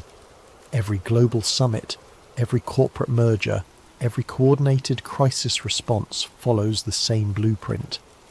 Gather the elite in private settings, determine the proper course of action, implement it through institutions that appear neutral, present it to the public as inevitable and necessary, marginalise dissent as ignorant or dangerous. This isn't hidden. You can watch it happen in real time if you pay attention. The World Economic Forum publishes its agenda openly. The Bilderberg Group lists attendees after each conference. The Council on Foreign Relations posts its policy recommendations online. The Trilateral Commission has a website. None of this is secret in the traditional sense, but it's effectively invisible to most people, because it operates at a level of abstraction that doesn't connect to daily life until the decisions have already been made. By the time a new trade agreement or financial regulation or digital standard affects your life, it's already been decided by people you didn't elect, meeting in places you couldn't attend, based on priorities you didn't set. If Weishaupt's goal was to build a rational world led by the enlightened few, look around, we're living in it. Experts determine what's true, fact-checkers decide what's misinformation, platforms moderate what's acceptable, algorithms curate what's visible, and all of this is presented as neutral, as scientific, as necessary for a functioning complex society. The only question left is whether we were enlightened or simply engineered, whether the progress we've experienced represents genuine liberation or sophisticated control, whether the freedom we believe we have is real or carefully managed. The symbol on the dollar bill stares out from your wallet, that unfinished pyramid with the watching eye, announcing a new order of the ages. Maybe it was just a design choice by committee in 1782, or maybe it was a declaration of intent, a message hidden in plain sight for over 2 centuries, telling anyone willing to look that this nation, and the world it would come to shape, was built on a foundation of enlightened control disguised as democracy. The Illuminati doesn't need to exist as a secret society if its principles have become the structure of civilization itself. The order may have been banned in 1785, but the order it sought to create has been under construction ever since, advancing through crisis and opportunity, adapting to technology and culture, always moving toward the same goal: order out of chaos. That was their motto. Look at the chaos of our current moment, the crises stacking upon each other, each one demanding more coordination, more surveillance, more centralised decision-making, more trust in authorities we didn't choose and can't remove. Look at the order being offered in response, the promise that if we accept the right systems, follow the right experts, adopt the right technologies, everything will be managed correctly. And ask yourself who benefits from that order, who decides what correct management looks like, who sits in those rooms at those conferences making those decisions, whose vision of enlightenment is being built while we're told we're being liberated. The Illuminati wanted to free humanity from superstition, monarchies and religious control. They succeeded. We're free from those things. But we're not free from control itself. It simply changed form, changed language, changed justification. The pyramid is unfinished because the work continues. The eye watches because the enlightened must always observe and guide. And the new order of the ages means that what came before was replaced with something that serves the same function under a different name. Maybe that's progress. Maybe guided evolution of civilization by those who understand complex systems is genuinely better than chaos and conflict. Maybe we do need invisible government because visible government has proven so corrupt and incompetent. Maybe the Illuminati won, and we should be grateful. Or maybe we should remember that every system of control claims to be for our own good. Every reduction of freedom is justified as necessary protection.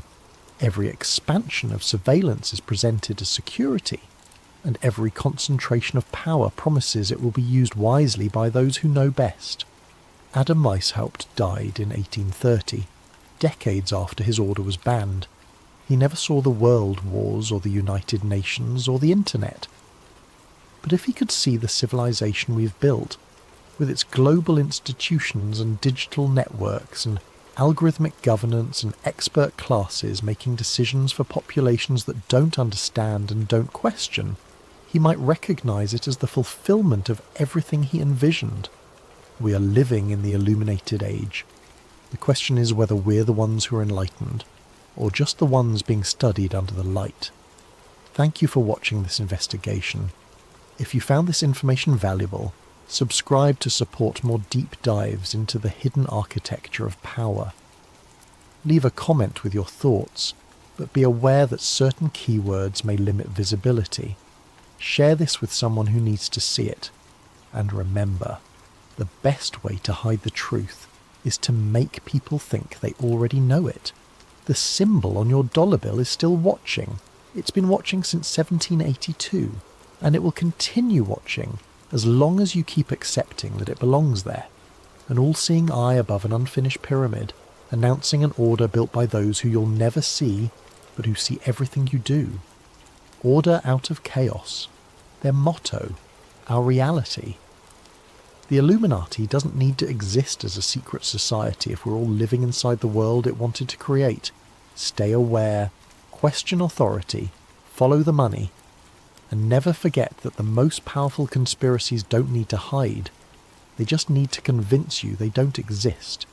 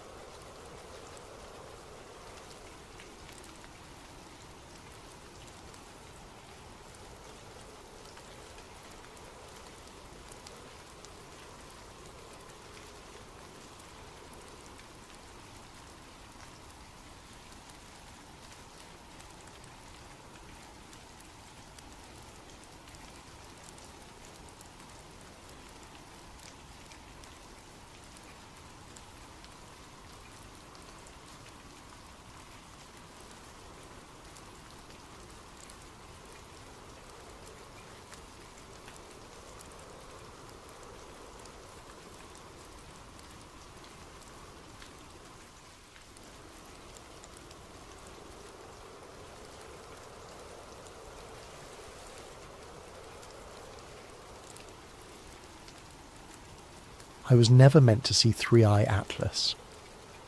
They say curiosity killed the cat. What they don't tell you is what happens to the person who keeps digging after the cat is already dead. What happens when you find the thing you were never supposed to find, when you see the document that was never supposed to exist, when you speak the name that was never supposed to be spoken? You don't die. That would be too merciful. Instead, you live with the knowledge that something is watching you, has always been watching you, and now knows that you know. This is my story. This is how I found Three-Eye Atlas, and this is why I can never stop looking over my shoulder. Before we go any further, a big thank you to Lonely Lost for the story idea. If you have any story ideas, make sure to comment them below. Now let's begin the beginning. Freedom of information. Request. My name is Marcus Webb, and in late October of the year 2021, I was a former investigative journalist trying to find my way back into a career that had chewed me up and spit me out. I had spent the better part of a decade covering conflicts in the Middle East, embedded with troops, documenting war crimes, interviewing refugees who had lost everything. The work had destroyed my marriage, cost me my mental health, and eventually, when I published a story that made the wrong people uncomfortable, it cost me my job at the newspaper.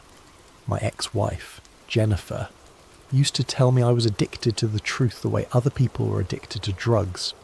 She said I couldn't let things go, that I always had to dig one layer deeper, ask one more question, chase one more lead. She was right, of course. That addiction is what led me to spend our anniversary in a bombed-out hospital in Aleppo, instead of at the restaurant she had booked 6 months in advance. It's what led me to miss her father's funeral because I was tracking down a source in Kabul. And it's ultimately what led her to pack her bags one Tuesday morning while I was asleep, and leave nothing but a note that said, "You're married to the story, Marcus, not to me." That was in 2019. By 2021, I was freelancing from a cramped apartment in Arlington, Virginia, taking whatever work I could get. Mostly fluff pieces for online magazines, the occasional corporate blog post, nothing that required me to actually think or investigate. I was treading water, waiting for something to remind me why I had become a journalist in the first place. That something came in the form of the Pentagon UAP hearings.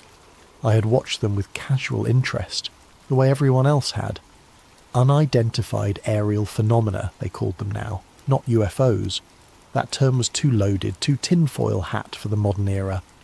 The hearings were carefully orchestrated, with military officials admitting that yes, there were things in the sky they could not explain, and yes, they took them seriously. It was historic in a strange, anticlimactic way. Disclosure without actually disclosing anything meaningful. But it got me thinking. If they were willing to admit this much publicly, what were they still hiding? I decided to file a Freedom of Information Act request. Nothing ambitious, just a fishing expedition to see what I could pull up. I requested all documents related to UAP incidents that had been reported by military personnel between January of 2015 and December of 2020. I expected to get back a pile of heavily redacted junk, if I got anything at all. FOIA requests are a long game. You submit them knowing that months or even years might pass before you receive anything useful. To my surprise, I received a response within 6 weeks. The package arrived in a standard manila envelope, the kind government agencies use when they are trying to look official but not too official. Inside were roughly 200 pages of documents, most of them so heavily redacted that they were essentially black rectangles with a few scattered words visible here and there. Typical government stonewalling. I poured myself a coffee and started reading through them at my kitchen table, notepad beside me, pen in hand. Most of it was exactly what I expected. Incident reports with all the identifying details blacked out. Witness statements reduced to single visible sentences like "observed object" and "no conventional explanation." I was about to give up and toss the whole stack into a drawer when I noticed something odd. Every 5th or 6th page had a small stamp in the upper right corner, barely visible beneath the redaction marks. I held the page up to the light and squinted. It read, 3I, Atlas, clearance restricted. I flipped through the stack again, this time looking specifically for that stamp. It appeared on maybe 30 of the 200 pages, always in the same place, always with the same phrasing. 3I/Atlas. What the hell was 3I? What was Atlas? I'd covered enough classified material during my war reporting days to know that government agencies love their acronyms and code names, but I had never heard of 3I or Atlas in any context. I pulled out my laptop and started searching. Nothing. I tried every combination I could think of. 3I government program, 3I classification, 3I military, Atlas Pentagon, Atlas UAP, Atlas clearance. Every search came back empty or pointed me toward unrelated programs. There was an Atlas satellite program, an Atlas rocket system, even an Atlas particle detector at CERN, but nothing that matched the context of what I was seeing. Frustrated, I returned to the documents and kept reading. Most of them were useless, but then, buried near the bottom of the stack, I found something that made my hand stop mid-turn. It was a photocopy of a handwritten note on a sticky note, the kind of thing that should never have been included in a FOIA release. Someone had physically attached it to a document, and when that document was scanned for archival purposes, the note was scanned too. It was an accident, a bureaucratic slip-up. The note read, "Do not push public. Thrisias confirmed. Atlas referral." I read it 3 times, my heart rate picking up with each pass. This was not a classification. This was not a code name for a program. This was something else. This was a filter, a sorting mechanism. And whatever 3I meant, it was significant enough that certain cases were being referred to something called Atlas, and deliberately kept from public view. I spent the rest of that night searching for more information, but I came up empty. I needed a new angle. I needed to make the system think I already knew what 3I Atlas was. Act 1. The first break in the wall. It took me a week to craft the next FOIA request. I worded it very carefully, as if I were already familiar with the 3I Atlas designation. I submitted requests to multiple agencies, each one slightly different but all containing the same core assumption, that I was a researcher with appropriate clearance asking for routine information about an established classification system. It was a bluff, a calculated gamble. If 3I Atlas was real and bureaucratic enough, some low-level clerk might process my request without questioning whether I actually had the authority to ask for it. I submitted the requests on a Monday morning in the early December and tried not to obsess over them. I had other work to do, bills to pay, a life to pretend to live, but every day I checked my email a dozen times, waiting for something, anything to come back. The response arrived on a Thursday, 2 weeks after I'd submitted the request. It was not the full document release I had asked for. Instead, it was a short email from a 4IA officer at the Defense Intelligence Agency. The officer's name was Rachel Klein, and her email was polite, bureaucratic, and absolutely chilling. "Mr. Webb," it began, "thank you for your inquiry regarding 3I Atlas classified materials. Unfortunately, I do not have the appropriate clearance level to process requests related to 3I Atlas designations. I have forwarded your request to the appropriate oversight office. Please allow additional time for review." I stared at the screen, reading and rereading those 2 sentences. She had confirmed it. 3I Atlas was real. It was not a typo, not a mistake, not some random code that I had misunderstood. It was a real classification system, one that required clearance above what a standard FOA officer possessed. My hands were shaking as I saved the email and printed a hard copy. This was the break I needed. This was proof. I immediately tried to reply to Rachel Klein, thanking her and asking if she could provide any additional context, but my email bounced back. Her address had been deactivated. I called the Dear Public Affairs office and asked to speak with her. The person on the other end of the line said there was no employee by that name in their system. I insisted, reading them the email address directly from the message I had received. They put me on hold for 5 minutes and then came back with the same answer.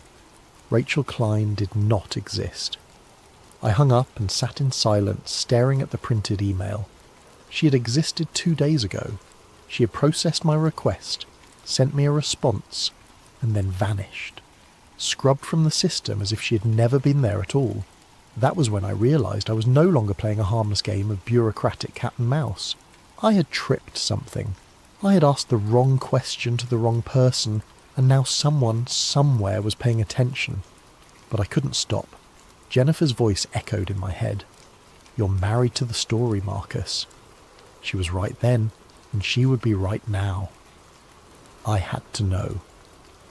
Eked 2. Breaching the system. I needed help. I needed someone who understood how the intelligence community worked. Someone who could tell me whether I was being paranoid or whether I'd actually stumbled onto something dangerous. I scrolled through my old contacts, people I had worked with during my war reporting days. Most of them had moved on, taken jobs in the private sector or retired from the field altogether. But there was one name I kept coming back to, Lieutenant Commander James Ortiz, formerly of Naval Intelligence, now working as a consultant for a defence contractor in Maryland. I had met Ortiz during an embed in Afghanistan back in 2017. He was smart, cautious, and deeply cynical about the way the military handled classified information. We had stayed in touch over the years, exchanging the occasional email, meeting for coffee when we were both in the same city. He was one of the few people I trusted to tell me the truth, even if that truth was something I did not want to hear. But there was something else about Ortiz, something I had never told anyone. During that embed, we had witnessed something together. It was 3 a.m, and we were stationed at a forward operating base in Helmand province. I had stepped outside the command tent to get some air, and Ortiz was there, smoking a cigarette and staring at the sky. And then we both saw it. A light, moving in patterns that made no physical sense. Sharp 90-degree turns at impossible speeds. Complete stops mid-flight, hovering for several seconds. Then acceleration that should have generated sonic booms but produced no sound at all. We watched it for maybe 5 minutes before it simply vanished. We never spoke about it. Not that night, not the next day, not ever. It was an unspoken agreement, the kind of thing you pretend didn't happen because acknowledging it would mean confronting something your brain isn't equipped to process. But now I needed to break that silence. I sent him an encrypted message through a secure app we had used before, asking if we could meet in person. He responded within an hour. Tomorrow, usual place. Come alone. The usual place was a diner in Bethesda, a kind of anonymous chain, restaurant where nobody paid attention to anybody else. I arrived early, ordered coffee and waited. Ortiz walked in exactly on time, wearing jeans and a flannel shirt, looking like any other middle-aged guy grabbing lunch. But I could see the tension in his shoulders, the way his eyes swept the room before he sat down. He was scared. He slid into the booth across from me and did not waste time with pleasantries. "What have you gotten yourself into, Marcus?" I pulled out the printed email from Rachel Klein and slid it across the table. He read it, his expression unreadable, and then looked up at me. "Where did you get this?" "FOIA request. I asked about 3i Atlas. 2 days later, the officer who responded to me vanished from the system." Ortiz folded the paper and handed it back to me. He looked around the diner, checking to see if anyone was paying attention, and then leaned in close. "You need to stop. I need to understand what this is. No, Marcus, you need to stop right now. Walk away from this and never mention it again." I leaned forward, matching his intensity. "James, Afghanistan, 2017, 3 a.m, you remember." His face went pale. For a moment I thought he might get up and walk out. But instead he closed his eyes and let out a long, shaky breath. "I knew you were going to bring that up eventually," he said quietly. "I've been waiting for this conversation for 5 years. Then you know I can't walk away. Not now." He was silent for a long moment, staring down at his hands. When he finally spoke, his voice was barely above a whisper. "If you ever see 3i on a document, it means the object was intelligent. manoeuvring with intent and aware of being observed. It is not a project. It is a designation. It means the thing you saw was not just flying. It was thinking. The words hit me like a punch to the gut. So what we saw that night would have been flagged as 3i, yes. And they know. The military, the government, they know these things are intelligent. The government knows a lot of things it does not tell you. 3i is not something they talk about publicly. Because once you admit that something out there is intelligent and aware, you have to start answering very uncomfortable questions. Questions like, what does it want? Why is it here? And what happens if it decides to stop playing nice? What about Atlas? Ortiz shook his head. I do not know what Atlas is. I have heard the name, but only in passing. It is above my clearance. Way above. But I can tell you this. If something gets flagged as 3i and referred to Atlas, it means someone very high up decided the case needed special handling. It means the public will never hear about it. James, I need to know more. I need to understand why they're hiding this. He reached across the table and grabbed my wrist, his grip tight enough to hurt. Listen to me very carefully. After that night in Afghanistan, I was debriefed. 3 men in the civilian clothes showed up at the base the next morning and pulled me into a room. They asked me what I saw. I told them the truth. And then they showed me photographs. Photographs of what? Of people. Dozens of them. People who had reported similar sightings. People who had asked too many questions. People who had tried to go public. And next to each photograph was a date. The date they died. The date they disappeared.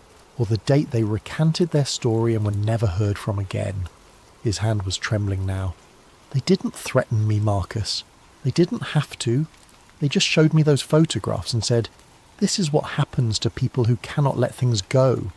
Then they walked out, and I never saw them again. But I got the message. Are you telling me they kill people over this? I am telling you that people who dig into 3i have a very bad habit of experiencing sudden accidents, mental breakdowns, or complete reversals where they claim they made everything up. I'm telling you that Rachel Klein is probably fine, probably reassigned to some other department under a different name, but she will never work in F4EA again. And I am telling you that if you keep digging, you will end up in one of those photographs. I pulled my hand back, my mind racing. What if I told you I can't stop? What if I told you that this is the first thing in 2 years that has made me feel alive, that has reminded me why I became a journalist in the first place? Ortiz stared at me, and for a moment I saw something in his eyes that looked almost like pity. Then I would say, your ex-wife was right about you. You're addicted to the truth, and like any addict, you're going to keep chasing it until it kills you. He stood up, dropped a 20 on the table for his untouched coffee, and paused before leaving. One more thing, he said, not looking at me. That night in Afghanistan, I filed a report the next morning before the debrief. Standard incident report, just documenting what we saw. When I checked my file a week later, that report was gone. Completely scrubbed from the system. It was like it never existed. What are you saying? I am saying that if Atlas decides your story does not fit their narrative, they will erase it. And they are very good at erasing things. He walked out without another word. I sat there for a long time, staring at the $20 bill on the table. Ortiz was scared. I had seen him in war zones, under fire, making life and death decisions without flinching. But this terrified him. That should have been enough to make me stop, but it was not, because now I knew something else. I knew that what we had seen that night in Afghanistan was real, was documented, and had been deliberately erased. And if they could erase that, what else had they erased? I thought about Jennifer again, about all the stories I had chased, all the leads I had followed, all the times I had chosen the truth over everything else in my life. She had left because she knew I would never stop. She knew I would sacrifice anything for the story, and she was right. Act 3. The breakthrough and the trap. Over the next month, I became obsessed. I set up alerts for any mention of 3i or Atlas in leaked documents, declassified files, anything I could find.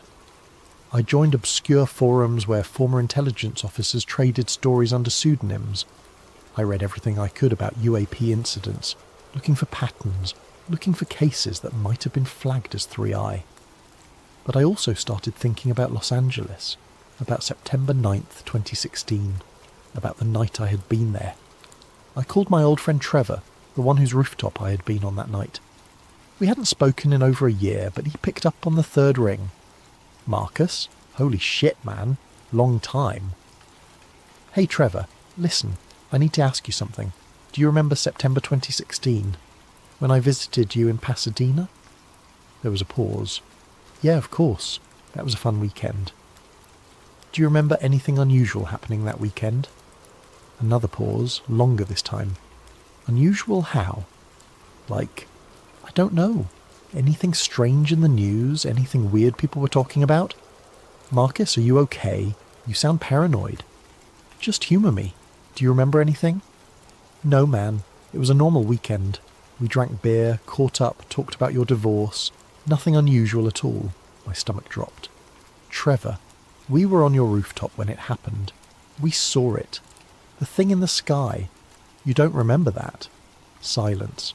"Trevor, I think you might be confusing that trip with something else, Marcus. We stayed inside that whole weekend because I was getting over a cold. We watched movies and ordered pizza. That's it." I felt cold sweat breaking out on my forehead. "That's not what happened. We were on your roof. There were people in the street pointing at the sky. A massive object, completely silent, just hovering there." "Marcus, I think you need to talk to someone. Like, professionally. That did not happen." "You're telling me you have no memory of that night?" "I am telling you that what you are describing did not happen. Look, I really need to go. Take care of yourself, okay?" He hung up before I could respond. I sat there, phone in hand, trying to process what had just happened. Trevor had been there. He had seen it. We had watched it together. And now he had no memory of it at all. Neural dampening successful. That's what the file had said. No mainstream retention. They hadn't just suppressed the story. They had suppressed the memory. Somehow, they had made thousands of people forget what they had seen. And it had worked so perfectly that even someone who had been standing right next to me, someone I trusted completely, had no recollection of an event that had definitely happened. I felt like I was losing my mind. But I had proof. I had the files. I had the documentation. It was real. I needed more evidence. I needed something concrete that could not be dismissed or explained away. That's when I got lucky. Or unlucky, depending on how you look at it. A friend of a friend, someone who worked as an IT contractor for a defence subcontractor, mentioned in passing that one of the databases he maintained had been breached in a ransomware attack. The breach had been contained, but not before a partial mirror of the database had been copied and leaked online. The leak was small, technical, and of no interest to most people, but he thought I might find it interesting. He sent me a link to a file-sharing site where the leaked data had been posted. It was not the full database, just an inventory. A massive spreadsheet listing case files, reference numbers, dates, and status codes. No actual documents, just metadata. But that was enough. I downloaded the file and opened it on my laptop, my heart pounding as the spreadsheet loaded.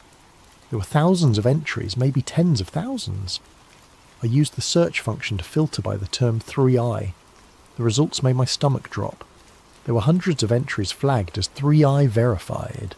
Each one included a brief description, a location, a date, and a status update. I scrolled through them, my eyes scanning the descriptions. Jacksonville flyover, July 20th, 2019. Multiple military witnesses. Neural dampening successful. No mainstream retention.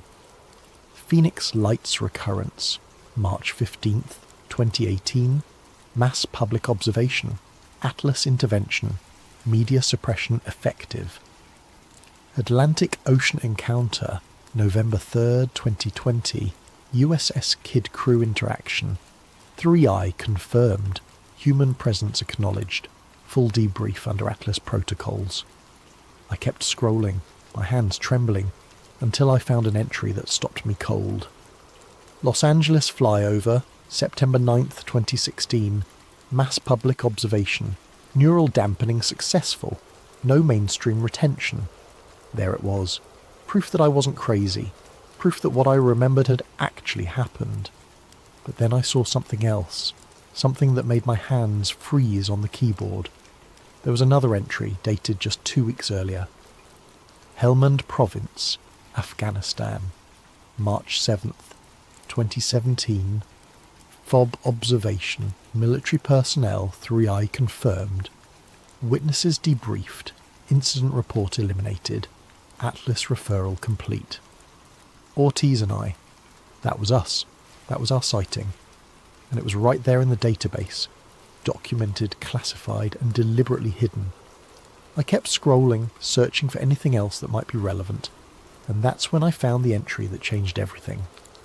Arlington, Virginia, December 21st, 2021. Residential observation, single witness, 3I potential. Subject M. Webb.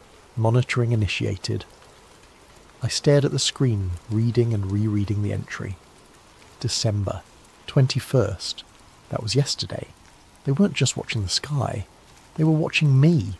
And according to this file, something had been observed in Arlington. Near my apartment. Something potentially classified as 3I. I hadn't seen anything. Not yesterday, not any day recently. But according to this file, something had been there. Something intelligent and aware, and it had been watching me. My hands were shaking so badly I could barely type. I searched my own name in the database.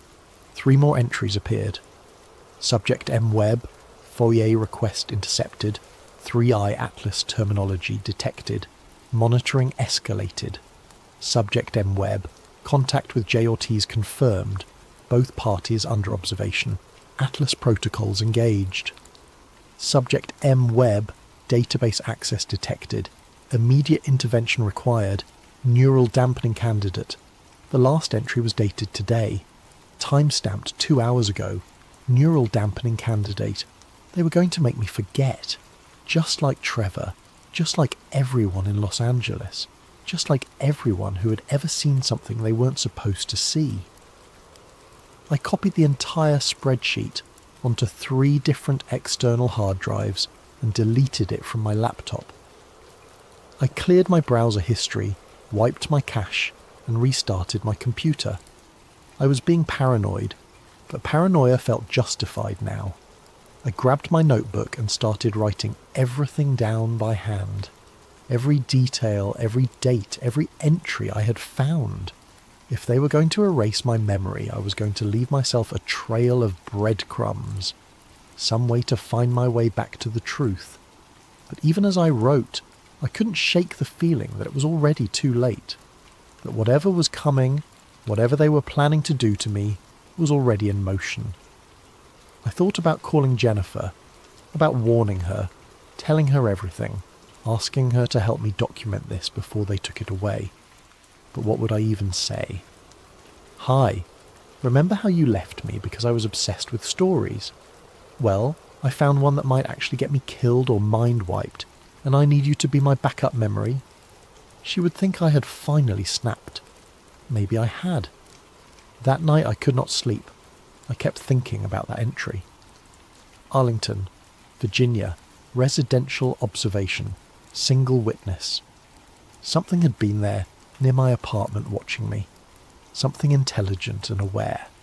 And I had not even seen it. Or had I? I tried to remember the previous day, December 21st. I'd woken up late, worked on a freelance article about electric vehicles, ordered takeout for dinner. A completely normal, forgettable day. Except there had been a moment around dusk. I had been sitting at my desk when I felt an overwhelming urge to look out the window. Not just a casual glance, but a physical compulsion, like someone was calling my name. I'd stood up, walked to the window and looked outside. Nothing. Just the parking lot, the street, the row of buildings across the way. Everything normal. but I had stood there for several minutes staring, feeling like something was wrong, feeling like something was watching me, and then the feeling had passed, and I had gone back to work and forgotten about it completely. Until now, what if something had been there? What if I had seen it, but somehow failed to consciously register it? Or what if I had seen it, and the neural dampening had already started, already begun erasing the memory before it could fully form? I went to the window now in the darkness and looked outside. The parking lot was empty, the street was quiet, everything looked normal, but I couldn't shake the feeling that something was watching me, right now, in this moment. I closed the blinds and went back to my desk, my heart pounding. Act 4. The moment they realise they cannot unsee it.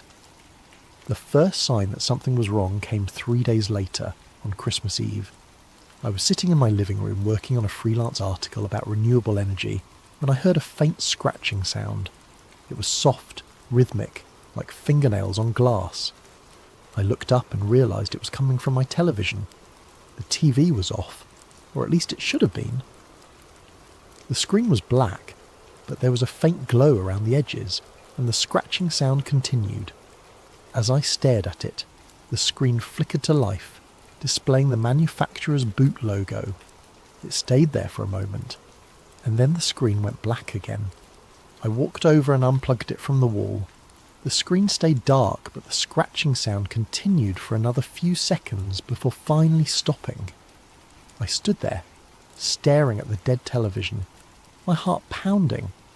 TVs did not turn themselves on. They especially did not turn themselves on after being unplugged.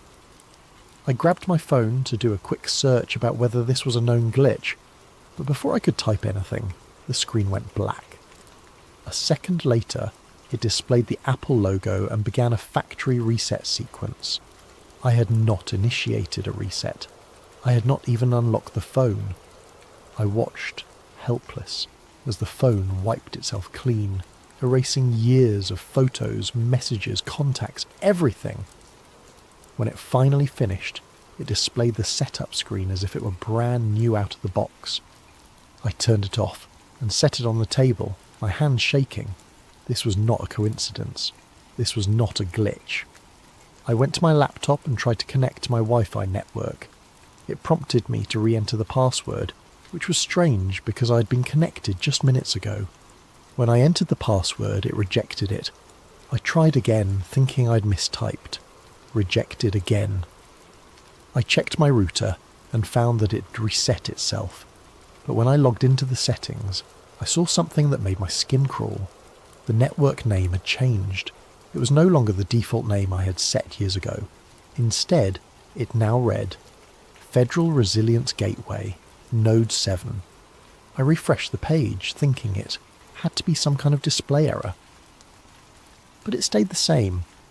My home network, my private internet connection, had been rerouted through something called a Federal Resilience Gateway.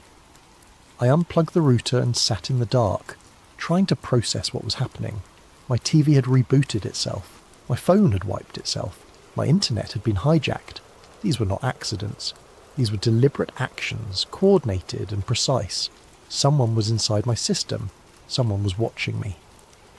I grabbed a notebook and a pen, the old-fashioned kind that could not be hacked or monitored, and started writing everything down. Every detail, every date, every document I had found. If they were going to erase me digitally, I was going to make sure there was a paper trail. Around 2 a.m, my laptop chimed with an incoming email notification. I had not opened my email program. I had not even turned the laptop on. But there it was, screen glowing in the darkness. I approached it slowly as if it might explode.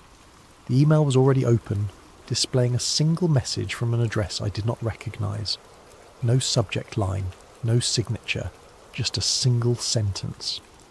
3i is not a project, it is a handshake protocol. If you see it, it has already seen you. I stared at the screen, reading the message over and over, my mind racing. A handshake protocol, a two-way communication.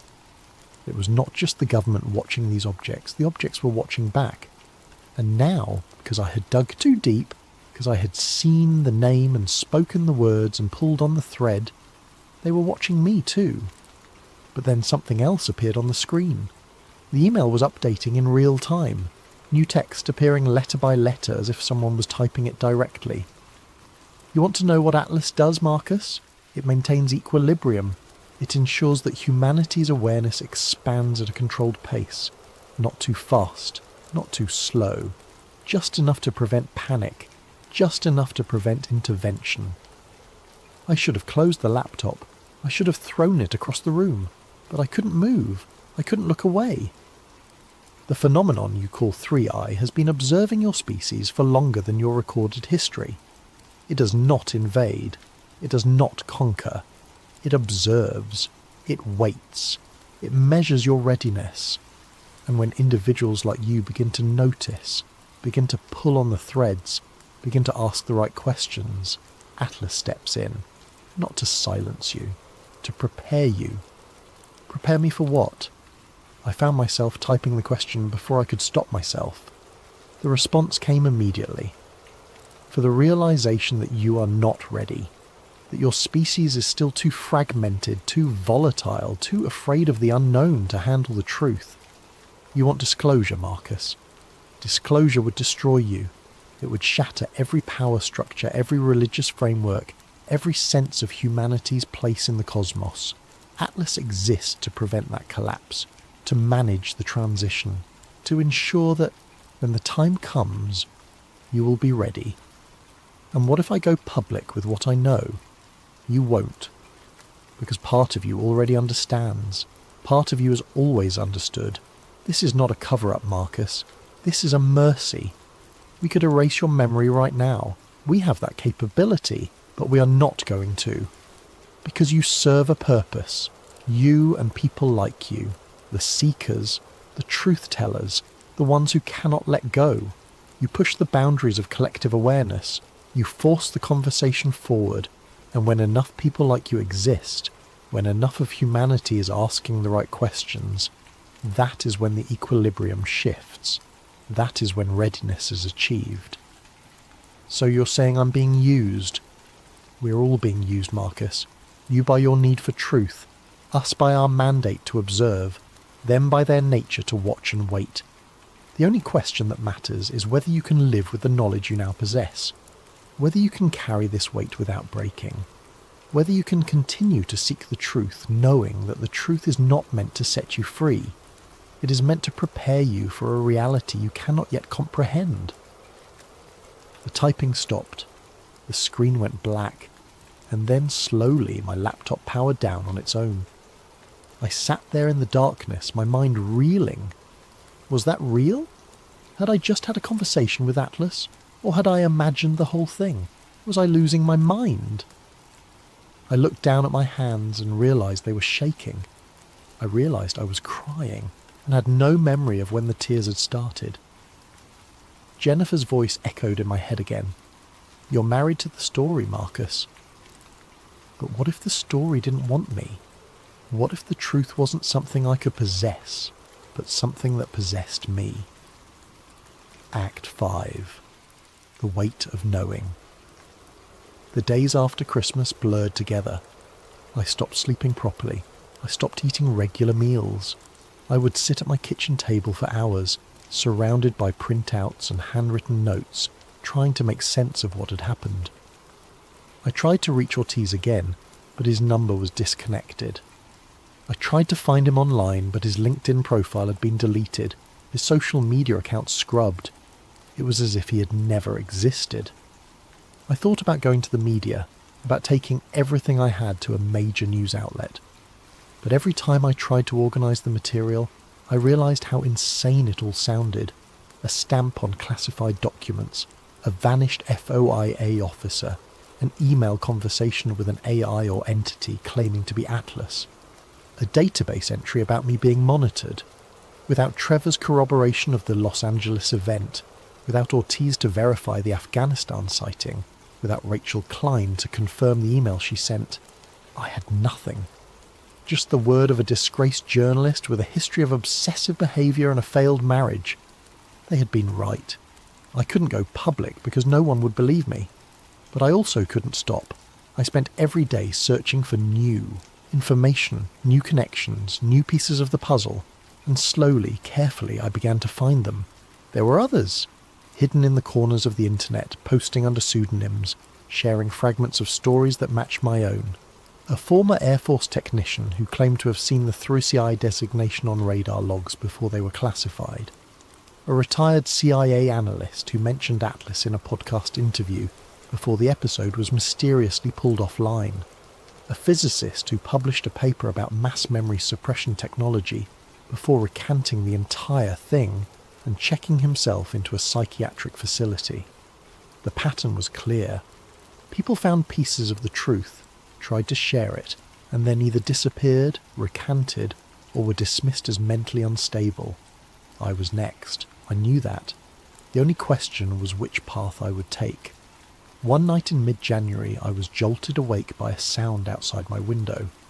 Not the scratching this time, something else. A low, resonant hum that seemed to vibrate through my entire body. I got up and went to the window, my heart pounding. I opened the blinds slowly, expecting to see nothing like always. But this time, there was something there. A light. Not in the sky, but right outside my building, hovering maybe 20 feet off the ground, perfectly still. It was not bright enough to illuminate the parking lot, but I could see it clearly. A sphere of pale blue light, about the size of a car, with a surface that seemed to ripple like water. I watched it for what felt like hours, but was probably only minutes. And as I watched, I felt something. A presence. An awareness. It was looking at me. Not with eyes, not with senses, but with something else. Something I had no words for. I was not afraid. I should have been terrified, but instead I felt a strange sense of calm, of recognition, as if this moment had always been inevitable. And then, without warning, the light vanished. Not gradually, not by flying away. It simply ceased to exist, like someone had flipped a switch. I stood at the window for a long time after that, waiting for it to return, but it did not. The next morning I checked my notebook. I had written about the light, described it in detail, recorded the time and date. But as I read my own words, they seemed strange to me, foreign, as if someone else had written them. I tried to remember the previous night. Had I really seen something, or had I dreamed it? I could not be sure anymore. That was when I understood what they were doing. They were not going to erase my memory completely. They were going to make me doubt it. They were going to blur the line between reality and imagination until I could no longer trust my own mind. And it was working. The last safe entry, offline and watched. That was 2 months ago. Since then, I have stopped using my phone except for the most basic functions. I have stopped using my laptop for anything other than work I do not care about. Write everything down by hand now, in notebooks I keep hidden in places I will not mention here. I do not know if this document will ever be read by anyone other than me. I do not know if sharing this story will make any difference. But I need to write it down, if only to prove to myself that it happened, that I am not losing my mind. Atlas is not watching the sky. It is watching the people who notice what is in the sky. There are others like me. I know this because I have found traces of them online, in deleted forum posts and archived blog entries that vanish as quickly as they appear. People who ask the wrong questions, people who see the stamp, people who speak the name. Some of them stop posting. Some of them recant, claiming they made it all up, that they were confused or mistaken. Some of them simply disappear. I do not think they kill us. That would be too obvious, too messy. I think they do something worse. They discredit us. They isolate us. They make it so that even if we scream the truth from the rooftops, no one will believe us. And maybe that is the point. Maybe the greatest cover-up is not hiding the truth. Maybe it is hiding the truth in plain sight and making sure that anyone who sees it is dismissed as a lunatic. I still do not know what 3i really means. Not fully. I do not know what Atlas does with the cases it collects. I do not know what the objects want or why they're here or what it means that they are intelligent and aware. But I know one thing with absolute certainty. They see us. They have always seen us. And now that I have seen them, they see me too. I think about Jennifer sometimes, about what she said before she left.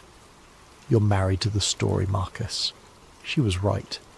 But what she did not understand, what I did not understand until now, is that some stories marry you back.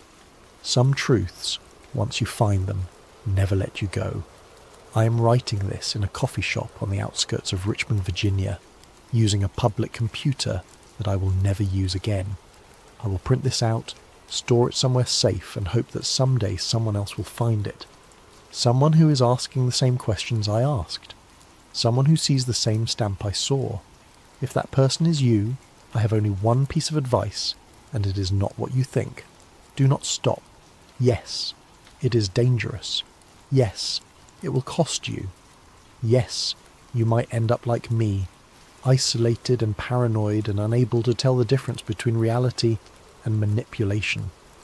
But if you stop, if you walk away, if you let the fear win, then they have succeeded. Then the truth stays buried, and the equilibrium they talk about remains unchanged. We are the ones who push the boundaries of collective awareness. We are the ones who force the conversation forward. And maybe, just maybe, if enough of us keep digging, keep questioning, keep refusing to forget, we will reach that critical mass they talked about, that moment when humanity is finally ready. I do not know what happens after that. I do not know if disclosure will save us or destroy us, but I know that we deserve to find out. We deserve to know the truth about what is sharing this planet, this solar system, this universe with us. Even if that truth changes everything, the scratching has started again. I can hear it through the noise of the coffee shop, faint but persistent. It is coming from the computer screen in front of me. I need to finish this now. If you are reading this, know that it is real. All of it. The stamp, the files, the objects that think and watch and know. Atlas is not a myth. It is not a conspiracy theory. It is real. And it is still running, still sorting, still deciding which truths the public is allowed to know and which truths must be buried. And if you ever see that stamp, if you ever find a document marked 3i, you will have a choice to make. You can walk away, forget what you saw, live your life in comfortable ignorance, or you can do what I did. You can pull on the thread and see where it leads, but know this, the thread pulls back. I am logging off now. I'm going to print this, walk out of this coffee shop, and disappear for a while. Maybe I will resurface in a few months, maybe I will not. But if I do not, if I vanish the way Rachel Klein vanished, if my name gets scrubbed from every system and every record, then let this document be proof that I was here, that I saw the truth, and that I tried to share it. My name is Marcus Webb. I was an investigative journalist. I found something I was never meant to find. I saw something I was never meant to see. And now it has found me. The last thing I want to say is this. I do not regret it. Despite everything, despite the fear and the paranoia and the isolation, I do not regret digging. Because for the first time in years, I feel like I am doing what I was meant to do. I am uncovering the truth. I am asking the questions that need to be asked. Jennifer was right. I am married to the story. But maybe that is not a flaw. Maybe that is exactly what the world needs. People who cannot let go. People who keep digging even when they are told to stop. People who see the truth and refuse to look away. We are the seekers, the truth tellers, the ones who push the boundaries. And maybe, just maybe, we are the ones who will change everything.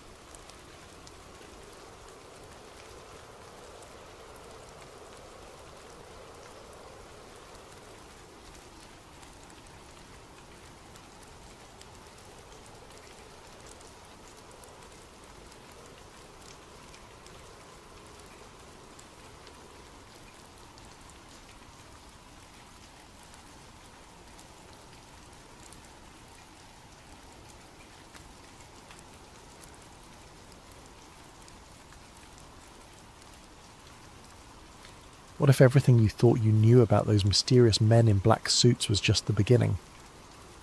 Tonight's story comes from a video suggestion by Kelly Dooley, and it's one that will make you question every shadow at your window and every unexplained silence in your neighbourhood. If you enjoy these spine-chilling tales, please like and subscribe to Sleep Theories, and don't forget to leave your own scary story suggestions in the comments below. Now, let's dive into a tale of surveillance, secrets, and the terrifying price of knowing too much. The October wind carried the smell of dying leaves and something else I couldn't quite place as I pulled into the gravel driveway of 1247 Maple Street. Something metallic and stale, like coins left too long in stagnant water. I'd been working welfare checks for Millfield County for 3 years, and that smell usually meant one thing: I was too late. Henry Mallory's house sat like a dark wound against the grey afternoon sky. Every window was covered with what looked like blackout curtains, the kind photographers use, but these were different somehow, thicker, more deliberate. The mailbox overflowed with weeks of accumulated mail, and newspapers in yellow plastic bags lay scattered across the brown lawn like forgotten promises. And I knocked on the front door, calling out the standard greeting I'd rehearsed hundreds of times. "Mr. Mallory, this is Jamie from Millfield County Social Services. We're here for a wellness check." The words echoed back at me, swallowed by the unnatural quiet that seemed to press against the house from all sides. No answer, no movement, not even the shuffle of slippered feet or the distant sound of a television that usually accompanied these visits. I tried the door handle, locked, walked the perimeter, checking windows, looking for any sign of life or entry. The blackout curtains were installed on the inside of every single window, creating an impenetrable barrier between the interior and the outside world. When I pressed my ear against the glass of what might have been a living room window, I heard something that made my skin crawl. The steady hiss of television static playing endlessly like white noise. The spare key was exactly where Mrs. Henderson next door said it would be, under the ceramic frog by the back steps. As I turned it in the lock, that metallic smell hit me full force, and I knew what I was walking into. Henry Mallory sat in a brown recliner facing an old cathode ray television, the screen filled with dancing static. His head was tilted back at an unnatural angle, mouth slightly open, eyes fixed on something I couldn't see.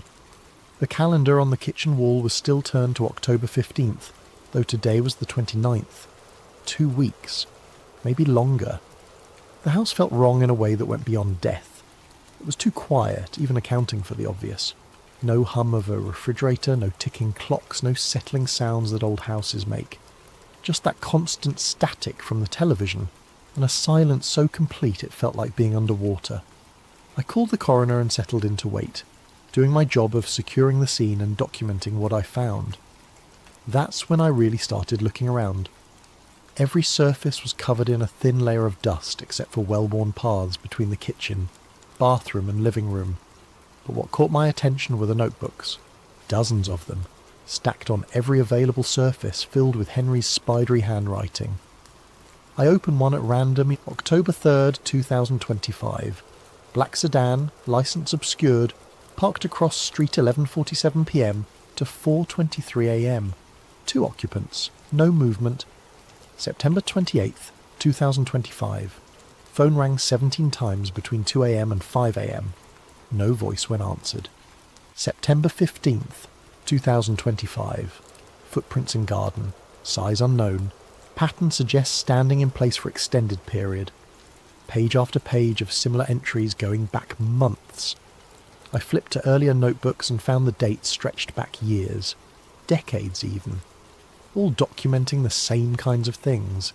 Unexplained visitors, strange cars, odd occurrences that might seem mundane to anyone else but had clearly consumed Henry Mallory's life. The coroner arrived as the sun was setting, casting long shadows through the spaces between the blackout curtains. Patricia Williams had been doing this job longer than I'd been alive, and she took one look at Henry and shook her head. "Natural causes," she said, checking his pulse points and examining his eyes with a small flashlight. "Heart, probably. Happens all the time with folks his age, especially the isolated ones. Body's been here about 2 weeks, maybe a bit more.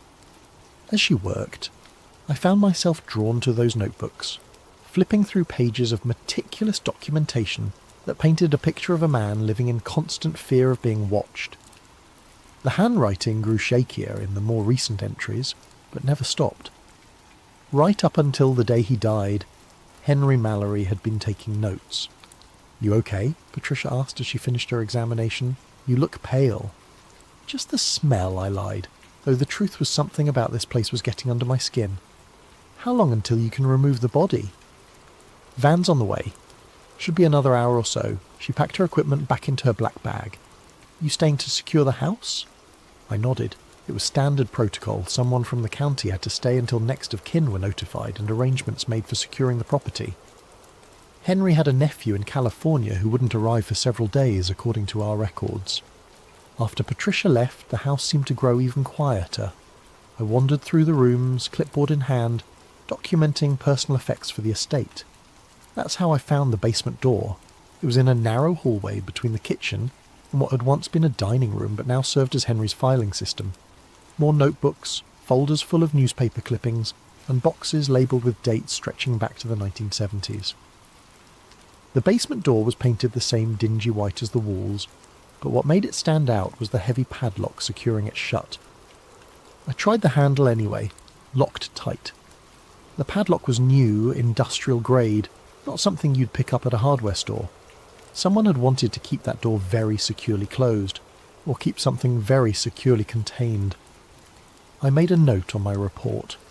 Basement access secured with padlock. Key location unknown. Will require locksmith for estate inventory. But as I wrote those words, I found myself staring at that door and wondering what Henry Mallory had thought was important enough to lock away so completely. The van arrived to collect Henry's body just as full darkness fell. I helped load him up, signed the necessary paperwork, and watched the taillights disappear down Maple Street. Then I was alone in the house with nothing but static from the television and the growing certainty that I was missing something important. Before I left, I turned off the television. The silence that followed was so complete, it felt like a physical presence. I stood there for a moment, listening to nothing, then flicked the switch back on. The static resumed, filling the void. Some silences, I was learning, were worse than noise. I couldn't stop thinking about that padlocked door. 3 days after we'd removed Henry's body, I was back at 1247 Maple Street with a locksmith named Pete, who charged the county $50 to cut through security hardware. The nephew in California had given permission over the phone for a complete inventory of the property, and I was determined to be thorough. "Heavy-duty stuff," Pete muttered as he examined the padlock. Guy really didn't want anyone getting in there. The lock gave way with a sharp crack, and the basement door swung open to reveal wooden stairs descending into darkness. I fumbled for a light switch and found one just inside the doorframe. A single bare bulb illuminated a stairway that looked like it hadn't been disturbed in years. "You want me to stick around?" Pete asked, peering down into the basement. "No, I've got it from here. Thanks." After he left, I stood at the top of those stairs for a long time, flashlight in hand even though the overhead light was working. Something about descending into Henry Mallory's locked basement felt like crossing a line I couldn't uncross. The stairs creaked under my weight, but they held. The basement was larger than I'd expected, running the full length of the house with a low ceiling and concrete walls that had been painted white decades ago. Now they were stained with moisture and age, creating abstract patterns in the dim light. But what took my breath away were the shelves.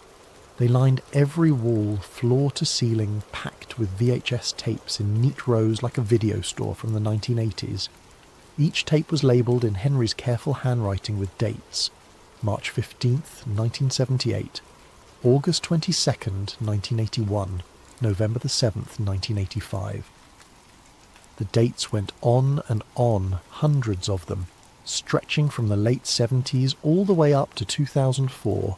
In the centre of the basement sat a card table with an old camcorder, the kind that recorded directly to VHS.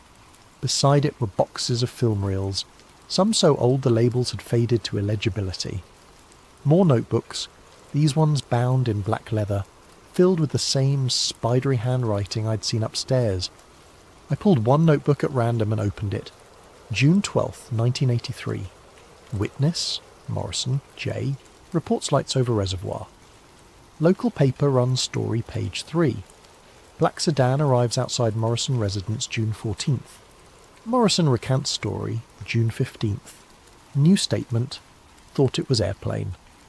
June 18th, 1983. Two men in dark suits visit newspaper office. Editor Thompson nervous when asked about Morrison story. Refuses to discuss. June 20th, 1983. Morrison family leaves town suddenly. House sold within week to cash buyer. No forwarding address. Page after page of similar entries, documenting what appeared to be a pattern of witness intimidation following unexplained sightings around Millfield. But it was more than just documentation. Henry had been actively investigating these incidents for decades. I moved to the shelves and pulled a tape at random. September 3rd, 1987 was written on the label in Henry's neat script. Below that, in smaller text, Diner, 2 a.m. There was a VHS player on a small television in the corner of the basement.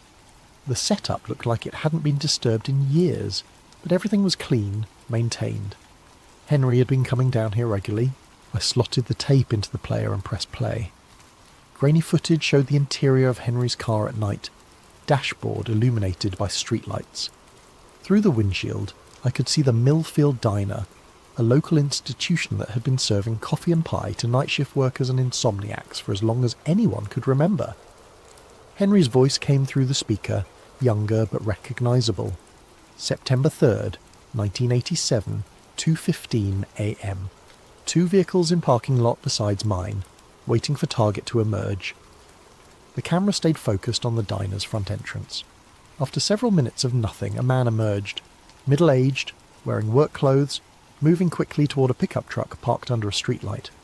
Before he could reach his vehicle, two figures approached from the shadows. Tall men in dark suits, their faces difficult to make out in the grainy footage. They moved with an odd, synchronized precision, intercepting the worker before he could reach his truck. I leaned closer to the screen, trying to make out details. The men appeared to be speaking to the worker, though no sound carried from the diner parking lot. Their body language was somehow wrong. Too stiff, too formal for what looked like a chance encounter. The worker's posture changed as they spoke. He went from hurried to rigid, then to something that looked like fear. After several minutes of conversation, one of the suited men gestured toward a black sedan I hadn't noticed parked at the far edge of the lot. The worker followed them to the car. "Jesus," Henry's voice whispered from the tape, "they're taking him." The black sedan pulled out of the parking lot with the worker inside and disappeared down Main Street. The two men in suits got into a second vehicle and followed. Henry's narration continued. Target was Eddie Morrison, age 34, maintenance worker at the power plant. Filed UFO report with county sheriff 2 days ago. Described lights over the plant Tuesday night. Today he gets a visit. The tape ended there. I sat in the dim basement staring at the static-filled screen, trying to process what I'd just seen. Eddie Morrison. That name had been in Henry's notebook upstairs. The one who'd left town suddenly after recanting his UFO story. I looked around at the hundreds of other tapes lining the shelves. How many more stories like Eddie Morrison's were documented here?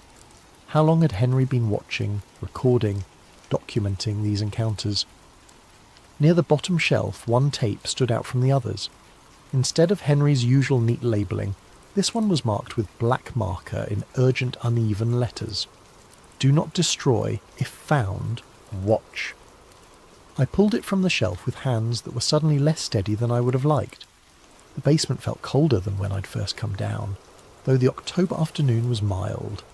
As I held that tape, I had the distinct impression that I was about to cross another line, one that might be even harder to come back from than descending into Henry's basement in the first place. But Eddie Morrison's face stayed with me. The way he'd gone from hurried to terrified in the span of a few minutes of conversation, with two men who moved like they weren't entirely human. I needed to know what was on that final tape, but not here. Not in this basement where Henry had spent decades hiding from whatever he'd discovered. I slipped the tape into my jacket pocket and headed for the stairs. leaving the rest of Henry's archive undisturbed for now. As I reached the top of the stairs and prepared to turn off the basement light, I took one last look at those hundreds of tapes, decades of documentation, a lifetime spent watching the watchers. Henry Mallory hadn't just been a paranoid old man after all, he'd been a chronicler of something much worse. I almost didn't watch the tape that night. I sat in my living room for 2 hours, the VHS cassette on my coffee table like an unexploded bomb, while I tried to convince myself that I was getting carried away. Henry Mallory had been an elderly man living alone, probably dealing with some form of paranoia or dementia. The tape from 1987 could have been staged, or misinterpreted, or any number of rational explanations that didn't involve mysterious men in black suits disappearing people who reported UFO sightings. But I kept thinking about Eddie Morrison's face in that parking lot, the way genuine fear had replaced annoyance when those two men approached him. Around 11 p.m. I finally slid the tape into my VCR. The footage began immediately, no FB warnings or production company logos. Just Henry's voice, older now, speaking in an urgent whisper. October 27th, 2025. If you're watching this, I'm probably dead. My name is Henry James Mallory, and for the past 47 years, I have been documenting the systematic suppression of unexplained phenomena in and around Millfield County. The camera was positioned inside Henry's house, pointing out through a gap in the blackout curtains toward the street. The timestamp in the corner showed 3:47 a.m. They know I have the footage, Henry continued. They've known for years, but something's changed. They're getting bolder, more direct. Through the window I could see a black sedan parked across the street under a broken streetlight. 2 figures stood beside it, perfectly still, facing Henry's house. They've been out there for 6 hours, Henry whispered. Same 2 as always. They don't move, don't talk to each other, don't smoke cigarettes or check their phones like normal surveillance would. They just wait. The camera stayed focused on the scene outside.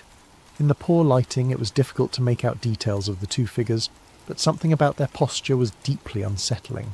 They stood too straight, too perfectly aligned, like mannequins positioned by someone who had only a theoretical understanding of how humans were supposed to look while waiting.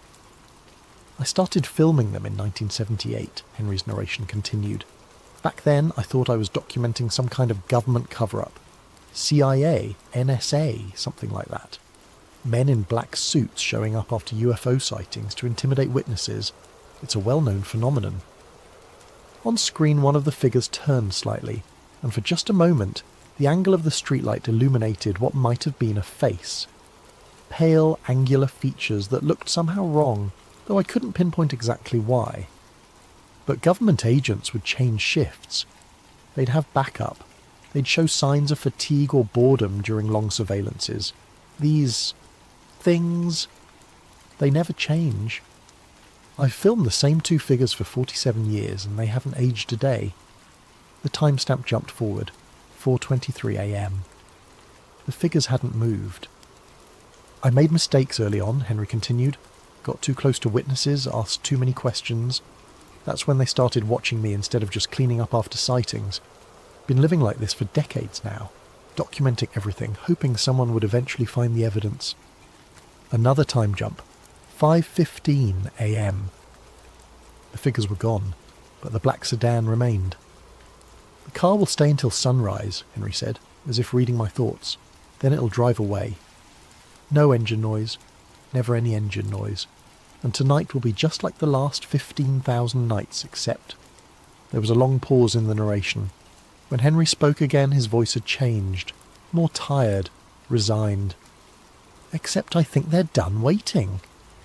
I found something 2 days ago, something that explains what they are and why they're here.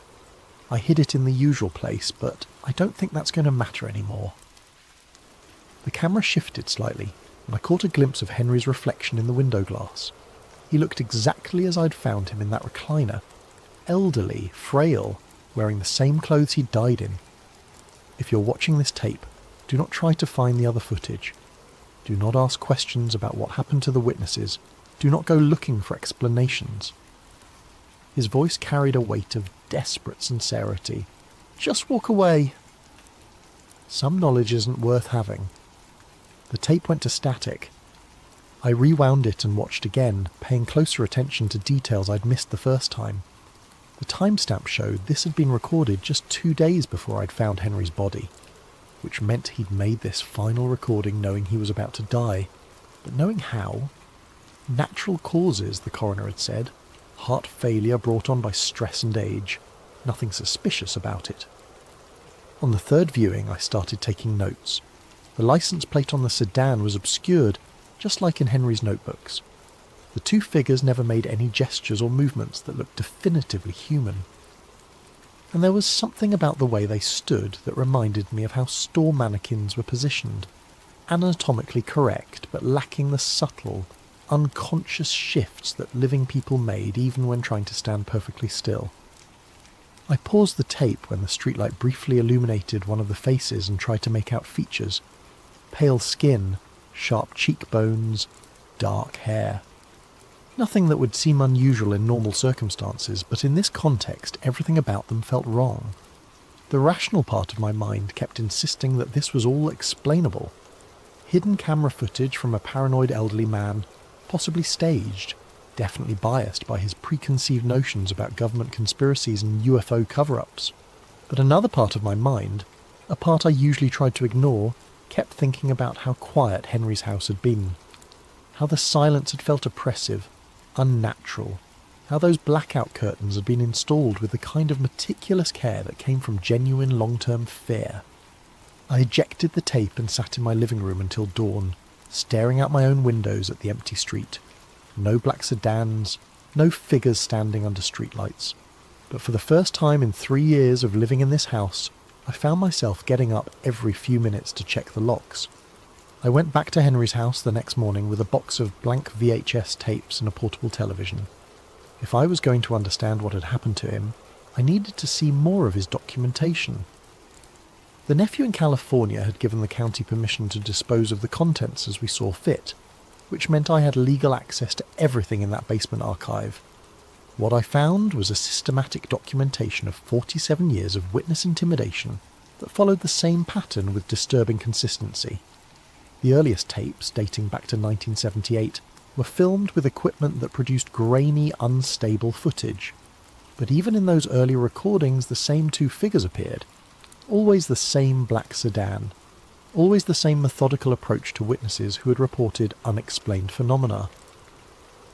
July 14th, 1979 showed a farming family outside their house being questioned by the suited figures after reporting strange lights over their property. The farmers had initially seemed defiant, but their body language changed as the conversation progressed. By the end of the encounter, they were nodding eagerly, agreeing to something I couldn't hear. March 22nd, 1981 captured footage of the same two figures entering the Millfield Gazette office after the newspaper ran a story about multiple UFO sightings over the reservoir. The editor, who Henry identified in his narration as Thompson, R, 15 years experience known for integrity, emerged from the meeting looking pale and shaken. November the 8th, 1983, documented the figures visiting a local auto mechanic who'd reported seeing a disc-shaped object hovering over the interstate. The mechanic's initial statement to police had been detailed and confident. After the visit, he claimed he'd been mistaken, probably saw a helicopter. Tape after tape showed the same story. Witnesses reported something unexplained. The story appeared in local media or police reports. The two figures appeared. The witnesses recanted their stories and often left town shortly afterward. But what made my blood run cold was the consistency of the figures themselves. In 1978, they looked exactly the same as in Henry's final tape from 2025.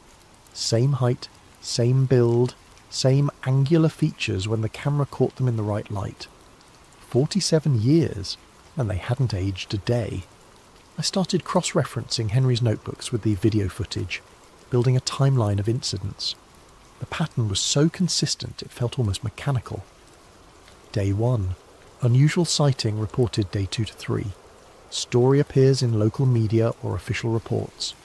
Day 4 to 5. Black sedan appears in vicinity day 6.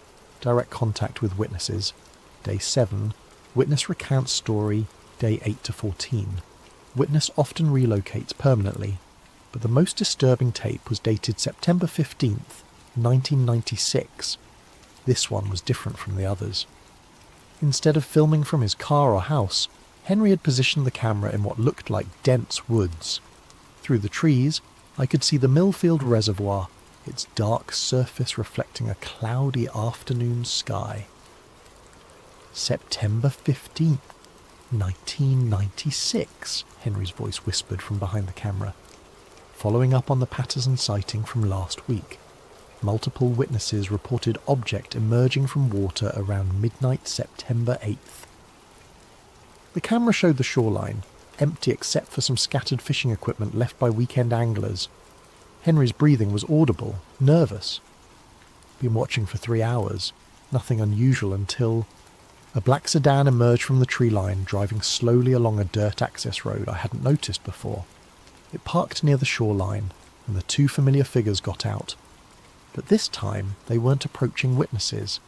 They were alone at the reservoir, and their behaviour was completely different.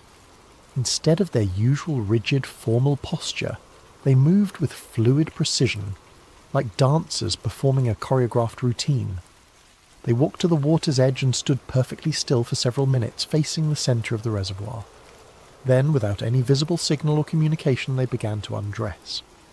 I paused the tape, not sure I was ready to see what came next, but I forced myself to continue. The figures removed their clothing with the same synchronised precision they'd shown in every other recording. Underneath their suits, their bodies were pale, almost luminescent in the afternoon light, too thin, with limbs that seemed slightly too long for their torsos. They walked into the water without hesitation, continuing until they were completely submerged. The reservoir surface showed no ripples, no disturbance of any kind.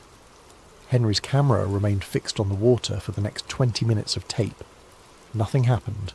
No bubbles, no movement, nothing to suggest that two people had just walked into the depths of a 40-foot deep reservoir.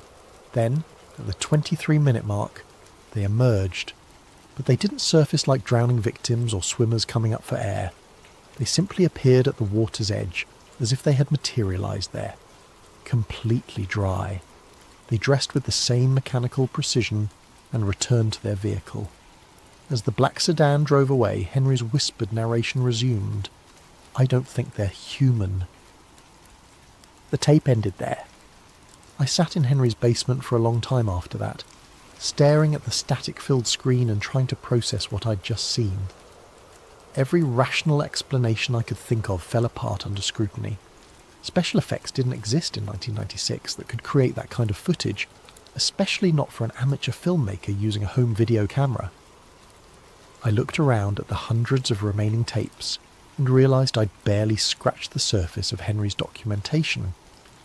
How much more evidence was stored in this basement? How many more incidents had he recorded over nearly 5 decades? But more importantly, if these figures weren't human, what were they? And why had they been systematically suppressing reports of unexplained phenomena in Millfield County for almost 50 years?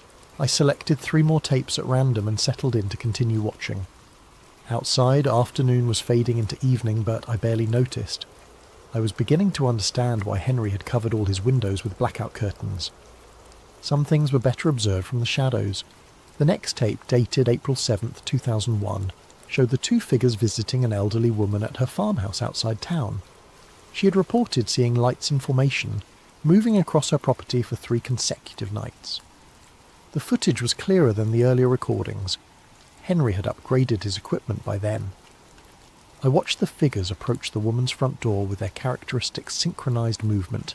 She answered their knock, spoke with them for approximately 15 minutes, then nodded several times before closing the door.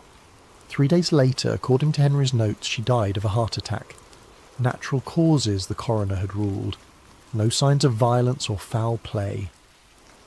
But watching the tape, I noticed something chilling about the encounter.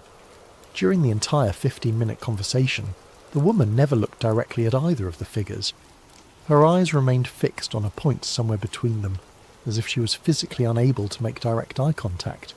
The 4th tape was even more disturbing. December 23rd, 2003 showed the interior of what I recognised as the Millfield Diner. the same location where Eddie Morrison had been approached 16 years earlier.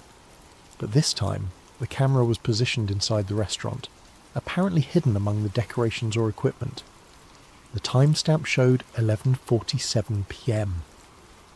The diner was nearly empty, just a waitress behind the counter, a cook visible through the kitchen window, and one customer seated at a booth near the back. The customer was a young man, maybe early 20s, wearing a Millfield Community College sweatshirt. He was working on what looked like homework while eating a piece of pie. At 11:52, the two figures entered the diner. They moved to the young man's booth and slid into the seat across from him. Unlike their usual approach to witnesses in parking lots or outside homes, this encounter was happening in public, in front of witnesses. But the waitress and cook continued their work as if nothing unusual was happening. They didn't even glance in the direction of the booth where three people were now engaged in what appeared to be an intense conversation. The young man's body language progressed through the same stages I'd seen in other encounters. Initial confusion, growing alarm, then fearful compliance. After approximately 10 minutes, he gathered his books and left the diner with the two figures. The waitress and cook never looked up. It was as if the encounter had been completely invisible to everyone except the target and whoever was operating Henry's hidden camera. I rewound the tape and watched it again, focusing on the background. The waitress moved through her routine, wiping down counters, refilling coffee, checking orders, but her movements had a mechanical quality that reminded me of the figures themselves. The cook was equally robotic, flipping burgers and cleaning the grill with precise, repetitive motions. Neither of them had blinked during the entire encounter.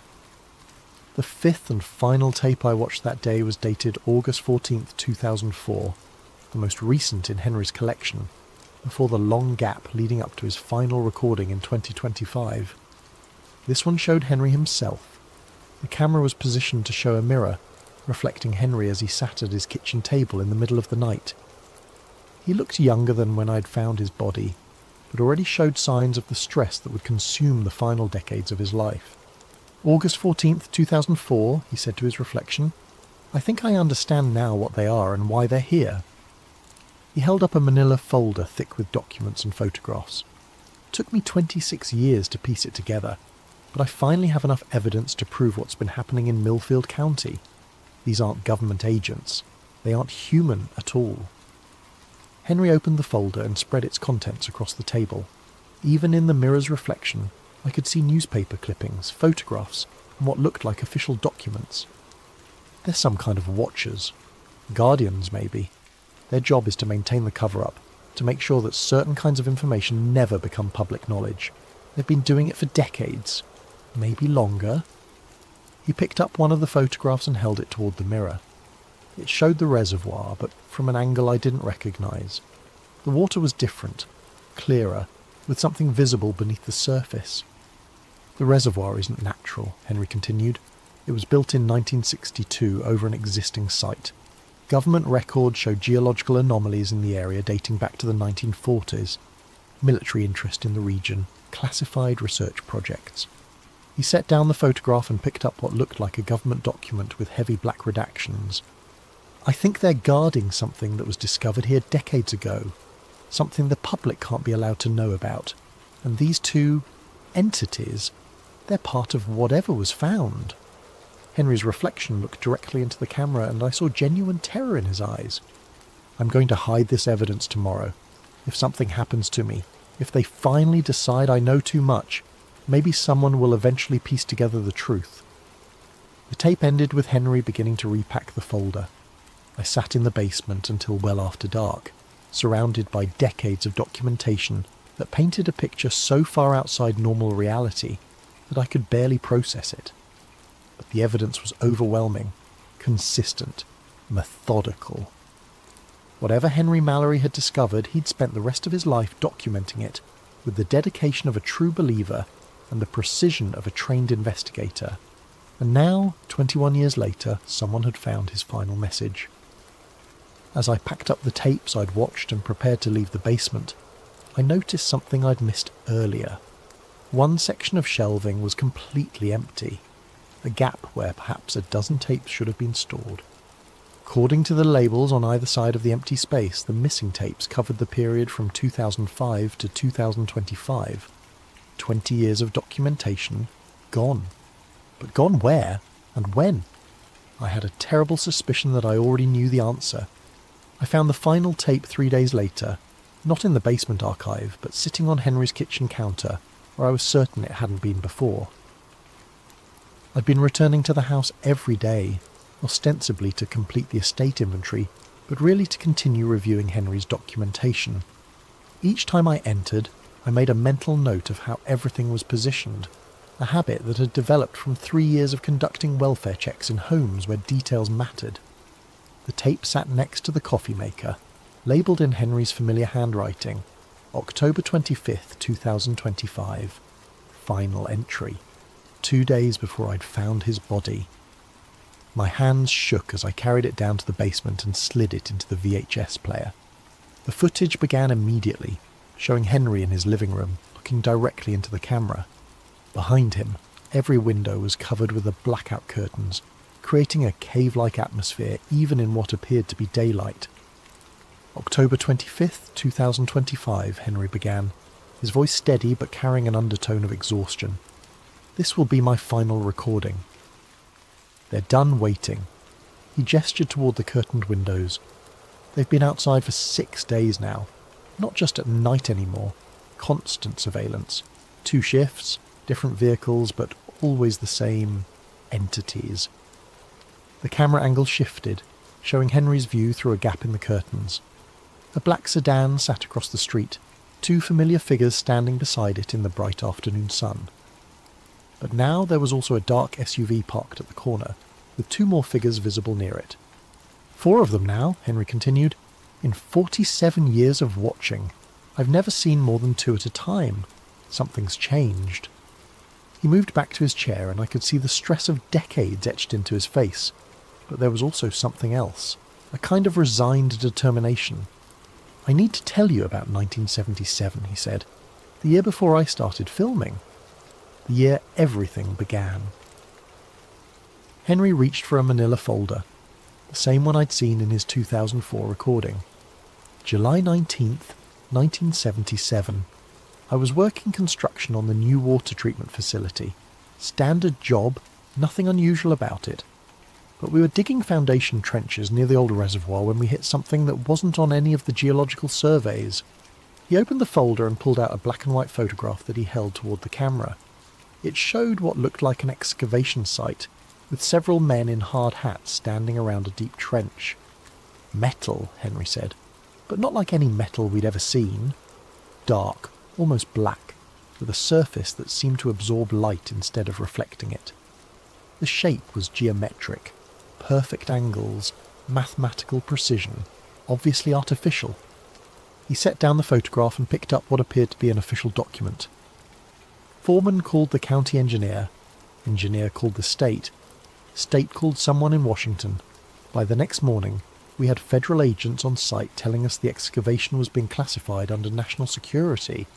Henry's voice grew bitter. They told us we'd been digging near an old military testing site. Unexploded ordnance, they said. Dangerous to continue. We were all sworn to secrecy, paid double our contracted rate, and told to find work elsewhere. He pulled out another photograph, this one showing the excavation site after it had been backfilled and covered with concrete. But I was curious. Started asking questions around town about the old military testing. Problem was, nobody knew anything about any military activity in the area. No records at the county office. No stories from old-timers who would have remembered. It was like the whole story had been fabricated. The camera angle shifted again, showing Henry's view of the street. The figures outside hadn't moved, but somehow they seemed closer than before. That's when I started paying attention to things that didn't quite fit. Strange lights, people reported, but that never made it into the newspaper. Witnesses who suddenly left town after talking to authorities. A pattern of suppression that had been going on for years before I noticed it. Henry turned back to the camera and I could see genuine fear in his eyes now. The thing is, I don't think they found what was buried that day. I think what was buried found them. He reached into the folder one more time and pulled out a document I hadn't seen before. a map of Millfield County with several locations marked in red ink. I've been tracking the incidents for 47 years, and they all centre around specific geographic points. The reservoir, obviously, but also the old grain elevator on Route 9, the abandoned mining complex east of town and the county landfill. Henry traced the marked locations with his finger. All of these sites show the same pattern of witness suppression. All of them have underground components, basement levels, mining tunnels, deep excavations, and all of them are connected by what the geological surveys call natural aquifer systems. He looked directly into the camera. I don't think they're natural at all. I think they're part of something larger, something that's been under Millfield County for a very long time. The tape jumped forward several hours. The timestamp now showed 11:47 p.m, and Henry looked exhausted. "They're moving," he said simply. Through the gap in the curtains, I could see both vehicles had repositioned themselves. The black sedan was now directly in front of Henry's house, while the SUV had moved to the back alley. The four figures had formed a perimeter around the property. "I found something yesterday," Henry continued, "in the basement of the old grain elevator. Been exploring these sites for years, but this was different. There's a chamber down there, filled with the same black metal we found in 1977. He held up a small object, roughly cylindrical, about the size of a flashlight, made of the same light-absorbing material he had described. But this was sitting on a table in the centre of the chamber, like someone left it there for me to find. Henry turned the object in his hands, and I could see symbols etched into its surface, geometric patterns that seemed to shift and move in the camera's light. When I touched it, I saw things, understood things. This isn't just about covering up UFO sightings or maintaining some government secret. This is about keeping something contained, something that's been trying to communicate with the surface world for decades. The object began to emit a faint glow, barely visible in the dim lighting of Henry's living room. The entities outside, they're not aliens or government agents, they're guardians. Part of a containment system that's been in place since whatever's down there was first discovered. And the people who report sightings who get too close to the truth, they're not just being silenced. Henry's voice dropped to a whisper. They're being recruited. The glow from the object intensified, and Henry set it carefully on the table beside his chair. I understand now why the witnesses leave town, where they go, what they become. The sightings aren't random events. They're calls for help. Communications from something that's been trapped underground for God knows how long. Outside, the four figures had begun moving toward the house. "And now it's my turn," Henry said, standing up from his chair. "I've learned too much, documented too much. But maybe that was always the plan. Maybe someone was supposed to find the evidence eventually." The camera remained fixed on Henry as he moved toward his front door. Through the curtained windows, I could see flashlight beams moving across the walls. "If you're watching this, you have a choice," Henry said, his hand on the doorknob.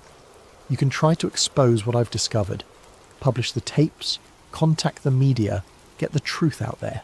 But they'll find you, just like they found me." The flashlight beams were getting brighter, and I could hear the sound of footsteps on Henry's front porch. Or you can do what I should have done 47 years ago. Walk away, forget what you've seen, let the containment system do its job. Henry opened the door. The tape went to static. I sat in the basement for a long time after the recording ended, staring at the dead screen and trying to process what I'd just witnessed. According to the timestamp, this footage had been recorded less than 48 hours before I'd found Henry's body in his living room. But the coroner had ruled it natural causes, heart failure, no signs of violence or struggle. I rewound the tape and watched the final moments again, looking for details I'd missed. When Henry opened the door, there was a brief glimpse of the figures outside, tall, pale, wearing their characteristic dark suits. But in that instant before the tape cut to static, I caught something I hadn't noticed before. They weren't alone. Behind them, barely visible in the darkness, stood other figures, dozens of them, forming a crowd that stretched beyond the range of the camera. Men and women of various ages, all wearing the same dark clothing, all standing with the same rigid posture I'd seen in Henry's surveillance footage. Eddie Morrison was among them. I was certain of it, even though the footage was too brief and dark to make out specific faces. The The same build, the same work clothes I'd seen in the 1987 diner footage. How many witnesses had been recruited over the decades? How many missing persons cases could be explained by whatever process Henry had discovered? And now they had come for him. Why leave his body to be found? Why not make Henry disappear like all the others? The answer came to me as I ejected the tape and looked around at Henry's massive archive. They wanted someone to find the evidence. 47 years of documentation, carefully preserved and organised, waiting for the right person to discover it. Someone like me.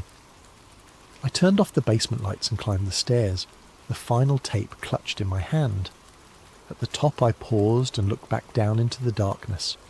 Henry had spent nearly half a century documenting a containment system designed to suppress knowledge of something buried beneath Millfield County. Something that communicated through unexplained phenomena trying to reach the surface world. And now I had become part of that system. The question was, what was I going to do about it? I started asking questions the next day, against every instinct screaming at me to walk away, to forget everything I'd seen in Henry's basement. I began reaching out to people who might have known him. I told myself I was just being thorough, completing the welfare check investigation properly. The truth was, I couldn't stop thinking about that crowd of figures standing behind the two guardians at Henry's door. All those missing witnesses recruited into whatever system had been containing the thing beneath Millfield County. My first stop was Mrs. Henderson, the neighbour who had provided Henry's spare key location. She was in her 70s, a retired schoolteacher who had lived on Maple Street for most of her adult life. "Poor Henry," she said, serving me coffee in her immaculate kitchen. "Always seemed like such a troubled man. Paranoid, you know. Always peeking through those awful curtains, writing in those notebooks. Did he ever talk to you about what he was documenting?" Mrs. Henderson pursed her lips. "Oh, he tried to, especially in the early years, going on about government conspiracies and mysterious visitors. I told him he was watching too much television." "What kind of mysterious visitors?" "Men in suits," he claimed. Said they were watching him, intimidating people who reported strange things. Nonsense, of course. This is Millfield County. Nothing mysterious ever happens here. But as she spoke, I noticed her hands trembling slightly as she poured the coffee. And when I asked if she'd ever seen any unusual activity around Henry's house, her answer came too quickly. "Nothing at all. Very quiet neighbourhood. I mind my own business." I left her house with the distinct impression that Mrs. Henderson knew more than she was willing to admit, but whether that was from fear or something else I couldn't tell. My next stop was the Millfield Gazette, where I hoped to find archives of the UFO reports Henry had referenced in his documentation. The current editor, a young woman named Lisa Parker, was helpful but puzzled. "We don't really cover that kind of story anymore," she said, scrolling through digital archives on her computer. "Liability issues, you know. People make wild claims, we print them, then they sue us when nothing comes of it. What about historical reports?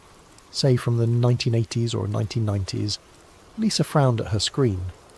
"That's strange. We should have digital copies of everything from 1975 forward, but there are gaps, whole weeks missing from some years." She pulled up what appeared to be a filing system showing years and months. Large sections were greyed out, marked as archived or unavailable. "I've never noticed this before," she muttered. "Let me check the physical archives." 20 minutes later, she returned from the basement storage area looking confused. "This doesn't make sense. We have boxes for every year, but some of them are nearly empty, like someone went through and removed specific issues." "Which years?" Lisa consulted her notes. "Scattered throughout the 80s and 90s, and," she paused, checking again, 2001, 2003, 2004, almost nothing from those years. The same years when Henry's documentation showed increased activity from the Guardians. I thanked Lisa and left the newspaper office, but I could feel her watching me through the front window as I walked to my car. In the reflection of the glass, I caught a glimpse of someone else watching from across the street. A tall figure in a dark suit standing perfectly still beside a black sedan. My heart rate spiked, but when I turned for a direct look, the street was empty. That afternoon, I drove to the Millfield Diner and spoke with the evening manager, an older man named Carl who had worked there for over 20 years. I asked about Eddie Morrison, the maintenance worker from Henry's 1987 footage. Eddie Morrison, Carl repeated, scratching his head. Name sounds familiar, but I can't place him. You sure he worked around here? He was a regular customer, apparently. Used to come in late at night. Carl's expression changed slightly. Oh, you mean late shift, Eddie? Yeah, I remember him now. Quiet guy, kept to himself. Stopped coming around suddenly. Must have been the late 80s or early 90s. Do you know what happened to him? Moved away, I think. People do that sometimes. Get tired of small-town life, head for the city.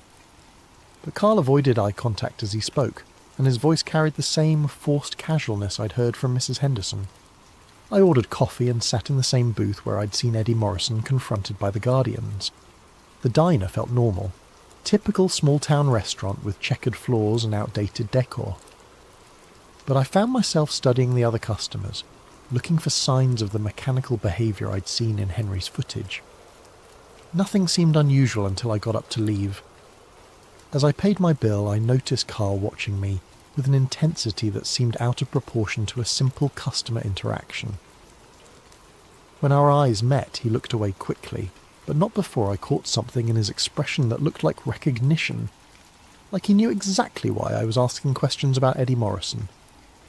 I drove home as the sun was setting, checking my rearview mirror constantly for black sedans. The streets of Millfield seemed normal. Light traffic, people heading home from work, kids playing in front yards. But I couldn't shake the feeling that I was being watched.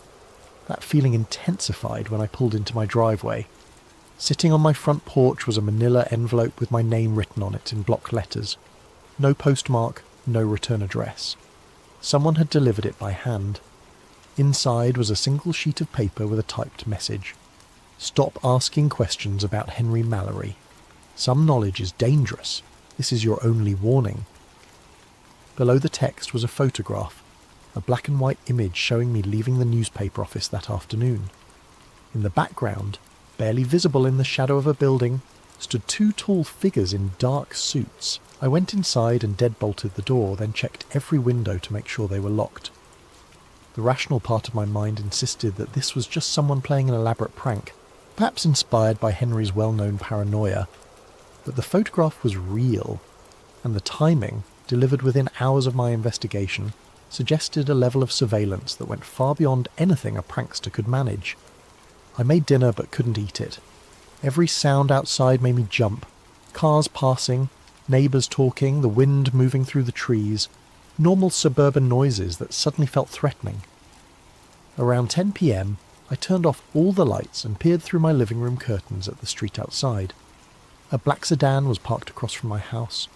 Two figures stood beside it, perfectly still facing my front door. In the dim light from the street lamp, I could make out their characteristic tall, thin builds and dark suits. They weren't trying to hide their presence. If anything, they seemed to want me to see them.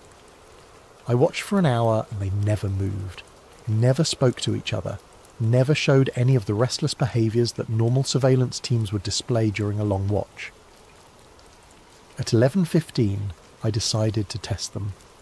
I turned on my porch light and stepped outside, making no attempt at stealth. If they were watching me, they would know I was coming.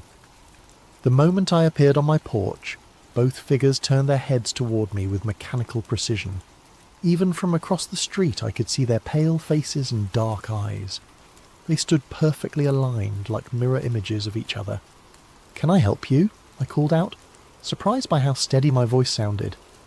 They didn't respond, didn't move, just stood there watching me with the kind of absolute stillness that no living person could maintain.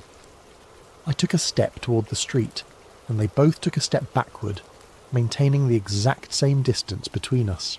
Another step forward, another synchronized step back. It was like some kind of bizarre dance, with invisible rules that kept us in perfect equilibrium. "What do you want?" I shouted. This time one of them, impossible to tell which in the poor lighting, spoke. The voice carried clearly across the distance, but it had an odd quality. Too precise, like someone reading from a script. "Return to your house.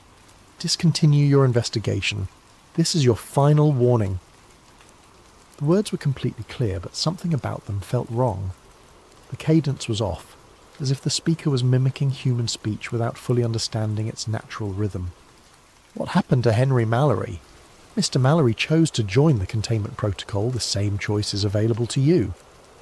What containment protocol? What are you containing? But instead of answering, both figures turned away from me and got into their vehicle. The car pulled away from the curb and disappeared down the street without making a sound. No engine noise, just like Henry had described in his recordings. I stood on my porch for several more minutes, staring at the empty street and trying to process what had just happened. The conversation, if it could be called that, had felt completely surreal. Like talking to sophisticated automatons that had been programmed with just enough human behaviour to maintain a conversation, but not enough to seem genuinely alive. Back inside, I double-checked all my locks and closed every curtain. Then I sat in my living room with the lights off, thinking about what the figure had said. Mr. Mallory chose to join the containment protocol. Not that he had died. Not that he had been eliminated for knowing too much. That he had chosen to join something, and the same choice was available to me. I thought about that crowd of figures I'd seen in Henry's final recording.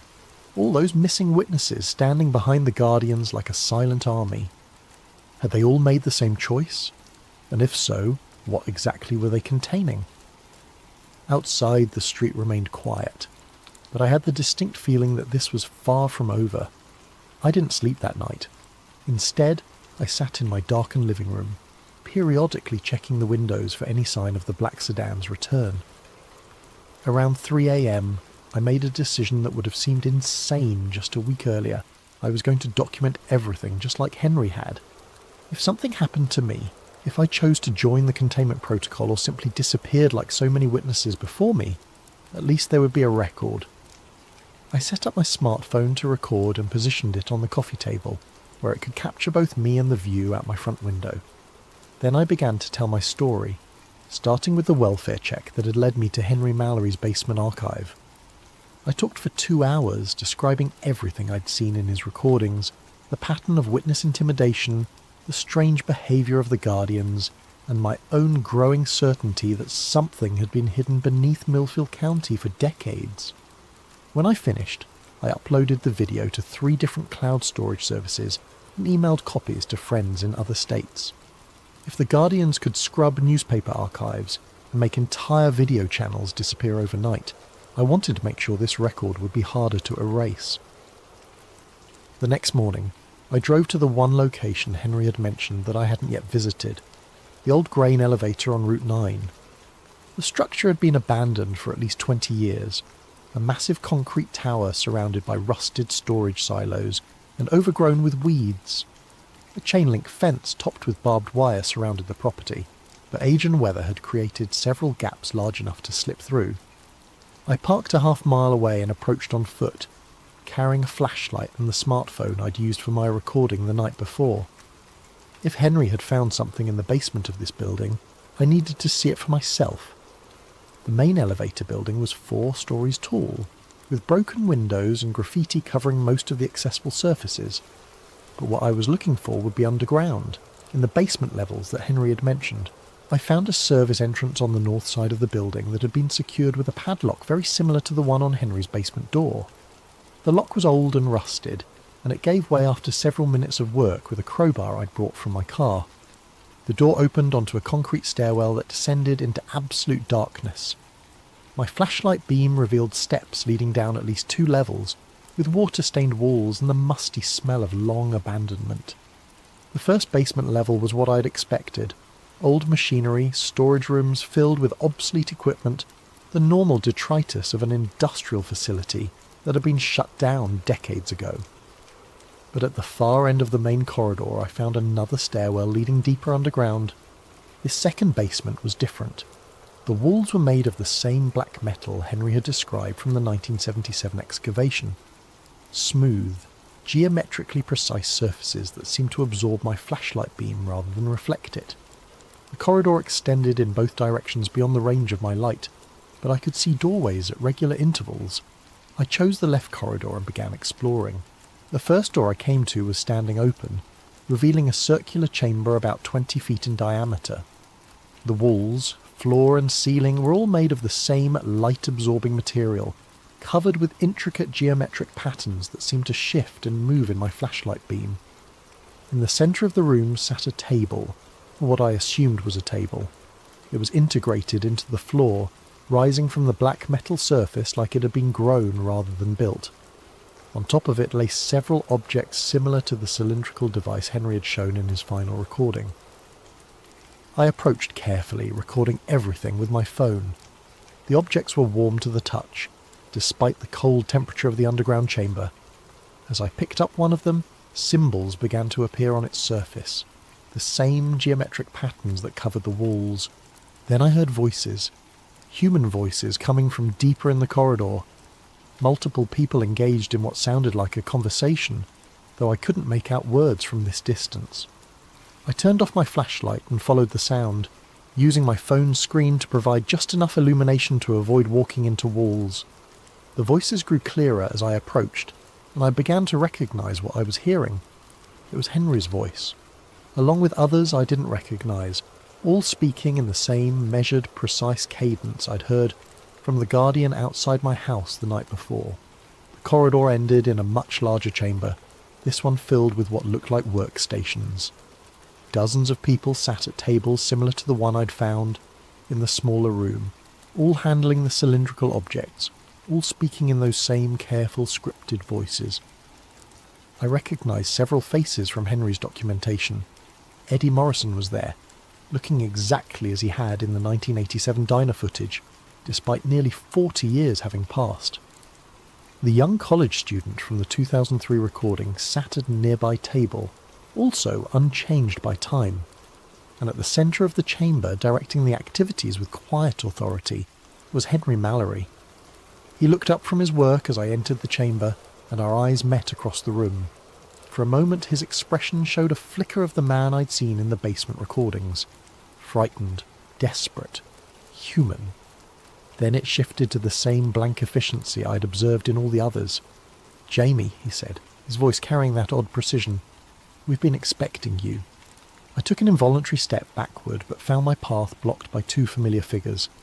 The guardians from my front porch stood behind me, their pale faces showing no emotion.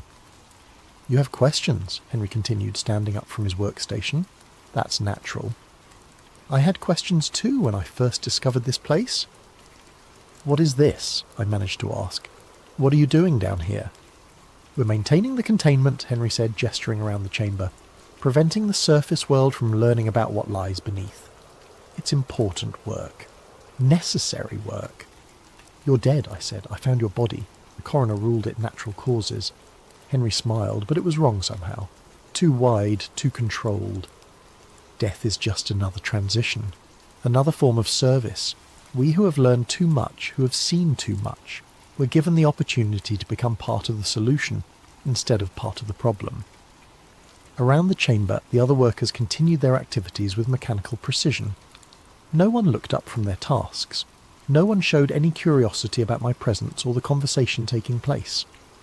"The objects we work with," Henry continued, picking up one of the cylindrical devices, "they're communication tools, translators. They allow us to interface with the entity that has been contained here since 1962. "What entity?" "Something that fell from the sky in 1947.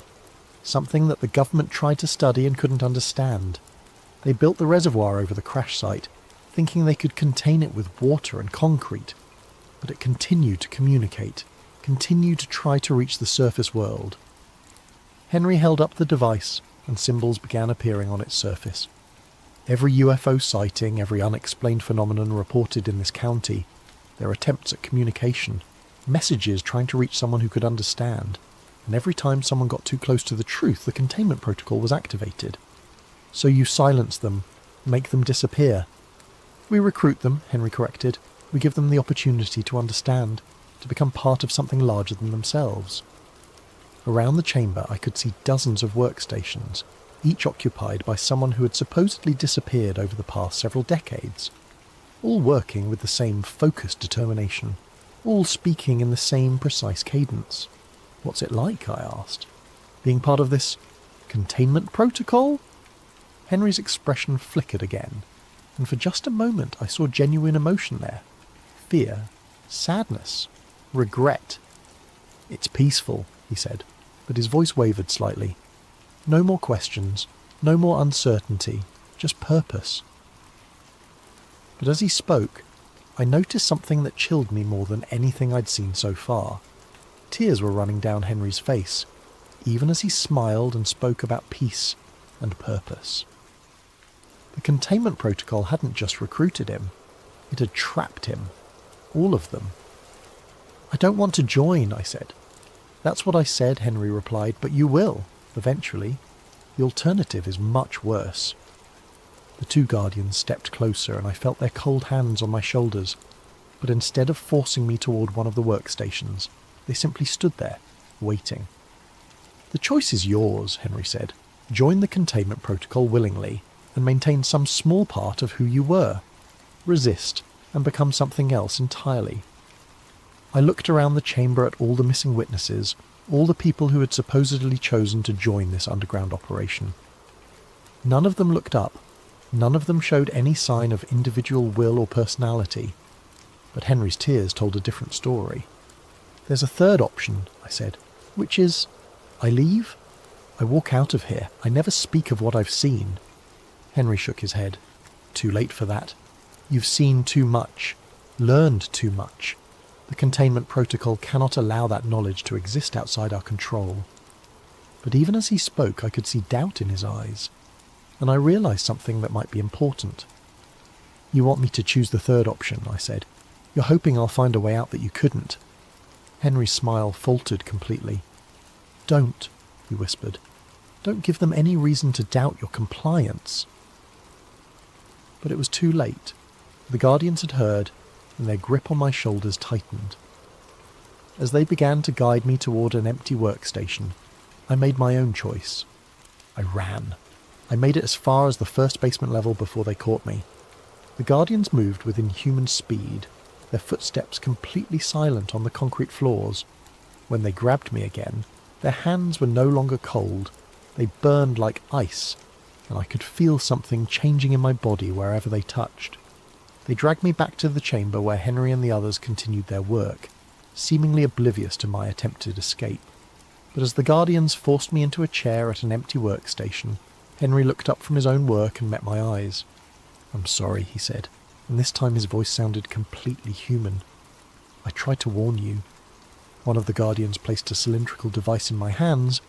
The moment my fingers closed around it, symbols began appearing on its surface, and I heard something that wasn't quite a voice speaking directly into my mind. "Welcome," it said. "We have been waiting for you." Images flooded my consciousness. The thing that had crashed in 1947, the government's attempts to study and contain it, the decades of communication attempts that had been systematically suppressed. I saw the truth of what the containment protocol really was. Not protection of the surface world from an alien entity. Protection of the entity from the surface world. The thing beneath Millfield County wasn't trying to escape or invade. It was dying, slowly, from decades of isolation and containment. The UFO sightings, the unexplained phenomena, they were distress calls from a being that was trapped as surely as any of the human workers in this underground chamber. The Guardians weren't protecting humanity from an alien threat. They were protecting a government cover-up that had lasted over 70 years.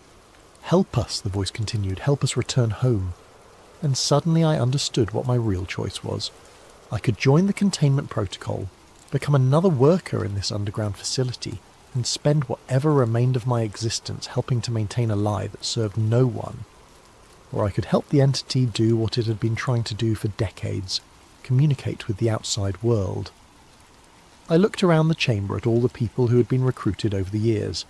Henry, Eddie Morrison, the college student, dozens of others, all of them working with mechanical precision to maintain the containment. But as I watched more carefully, I noticed something the Guardians had missed. Subtle glances between the workers, hand signals passed when the Guardians weren't looking. Micro-expressions that suggested more awareness than they were supposed to have. The containment protocol wasn't perfect.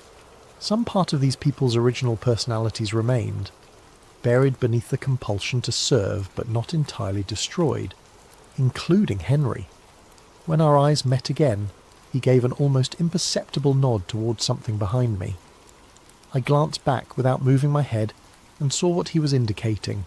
A communication panel built into the wall connected to the surface world. The entity's voice continued in my mind, showing me images of its home, its people, the desperate need to re-establish contact with those who had sent it to Earth decades ago. They told your people we were invaders. We were explorers, scientists. Peaceful contact was always our intention. I made my decision. Instead of accepting the role of containment worker, I reached for the communication panel. The moment my hand touched the controls, alarms began blaring throughout the chamber. The Guardians moved toward me with their inhuman speed, but the other workers suddenly rose from their stations.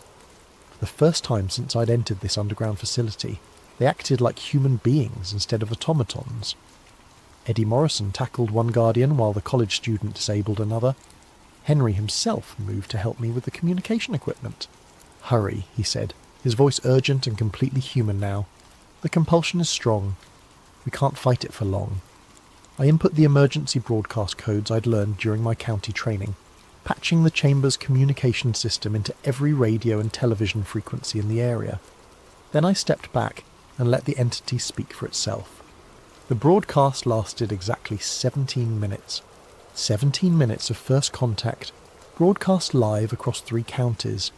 The entity's voice translated through the cylindrical devices, speaking directly to anyone who was listening, explaining its peaceful intentions, its decades of imprisonment, its desperate need to return home. The Guardians eventually overcame the resistance of the recruited workers and shut down the broadcast, but it was too late.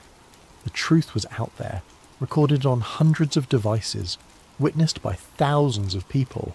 For the first time in over 70 years, the containment protocol had failed. The aftermath was swift and brutal.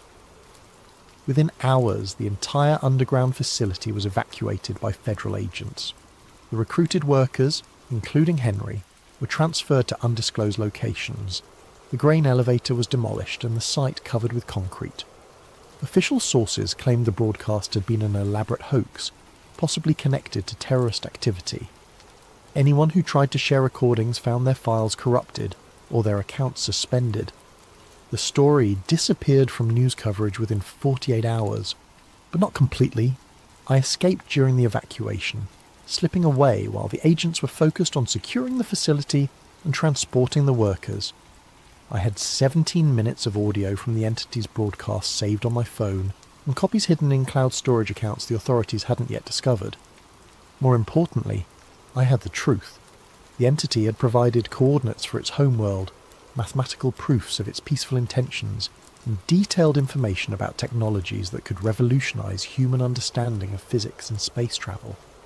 All of it suppressed by a containment protocol that served no one except the people who had built their careers on maintaining a 70-year-old lie. I tried to release the information through traditional channels, news outlets, scientific journals, government representatives. Every attempt was blocked, censored, or discredited before it could gain traction. But the internet is a harder thing to control completely. Anonymous accounts, encrypted files, peer-to-peer networks that existed outside government oversight. Slowly, carefully, I began sharing fragments of the truth. Not all at once. That would have been too easy to dismiss as fraud. But piece by piece, building a pattern that people could discover for themselves. UFO enthusiasts found the audio recordings. Scientists encountered the mathematical proofs. Government transparency advocates uncovered documents related to the 1947 crash and subsequent cover-up. Each piece of evidence was authentic, verifiable, impossible to completely suppress.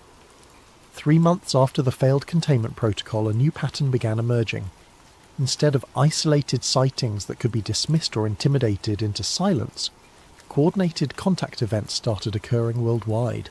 The entity I'd helped contact had shared Earth's location and situation with its people.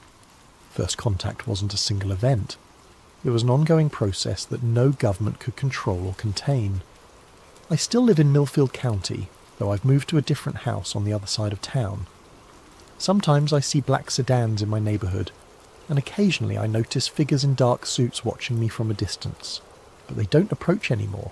The containment protocol is broken, and trying to silence individual witnesses is pointless when the truth has taken on a life of its own. Last week I received a package with no return address. Inside was a VHS tape labelled simply, "Thank you."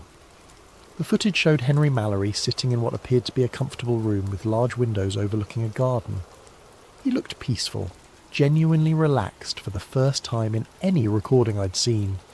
Behind him, I could see other people I recognised from the underground chamber. Eddie Morrison, the college student, all the recruited witnesses. They were free. The entity kept its promise, Henry said to the camera. When contact was re-established with its people, they came for all of us. We're being taken home, not to their world, but to a place where we can live without the compulsion, without the containment protocol controlling our minds. He smiled, and this time it reached his eyes. "You did the right thing, Jamie." The truth was worth the risk. It's always worth the risk. The tape ended with a view of the garden where former witnesses walked freely, talking and laughing like human beings instead of automatons. I keep that tape in a safe place, along with copies of all the evidence I've managed to preserve.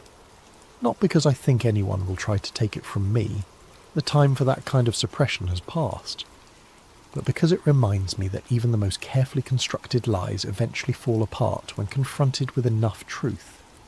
The entity and its people are still here, working openly with human scientists and governments to establish formal diplomatic relations. The technology they've shared has already begun revolutionizing our understanding of physics, medicine, and space travel.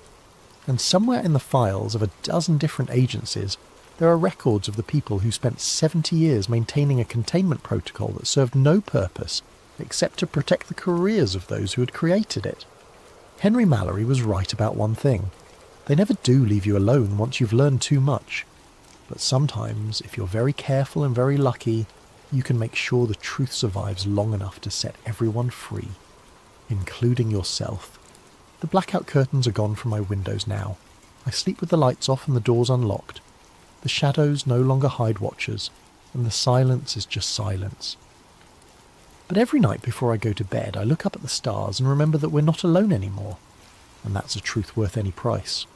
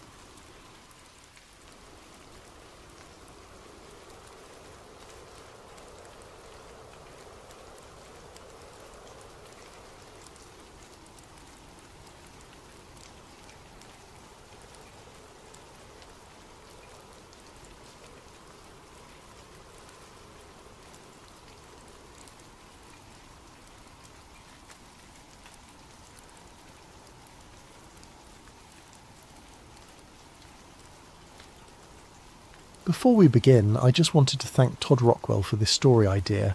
We're doing our best to make sure we hit all of your amazing ideas. Now let's begin tonight's story. They told you it was about weapons of mass destruction.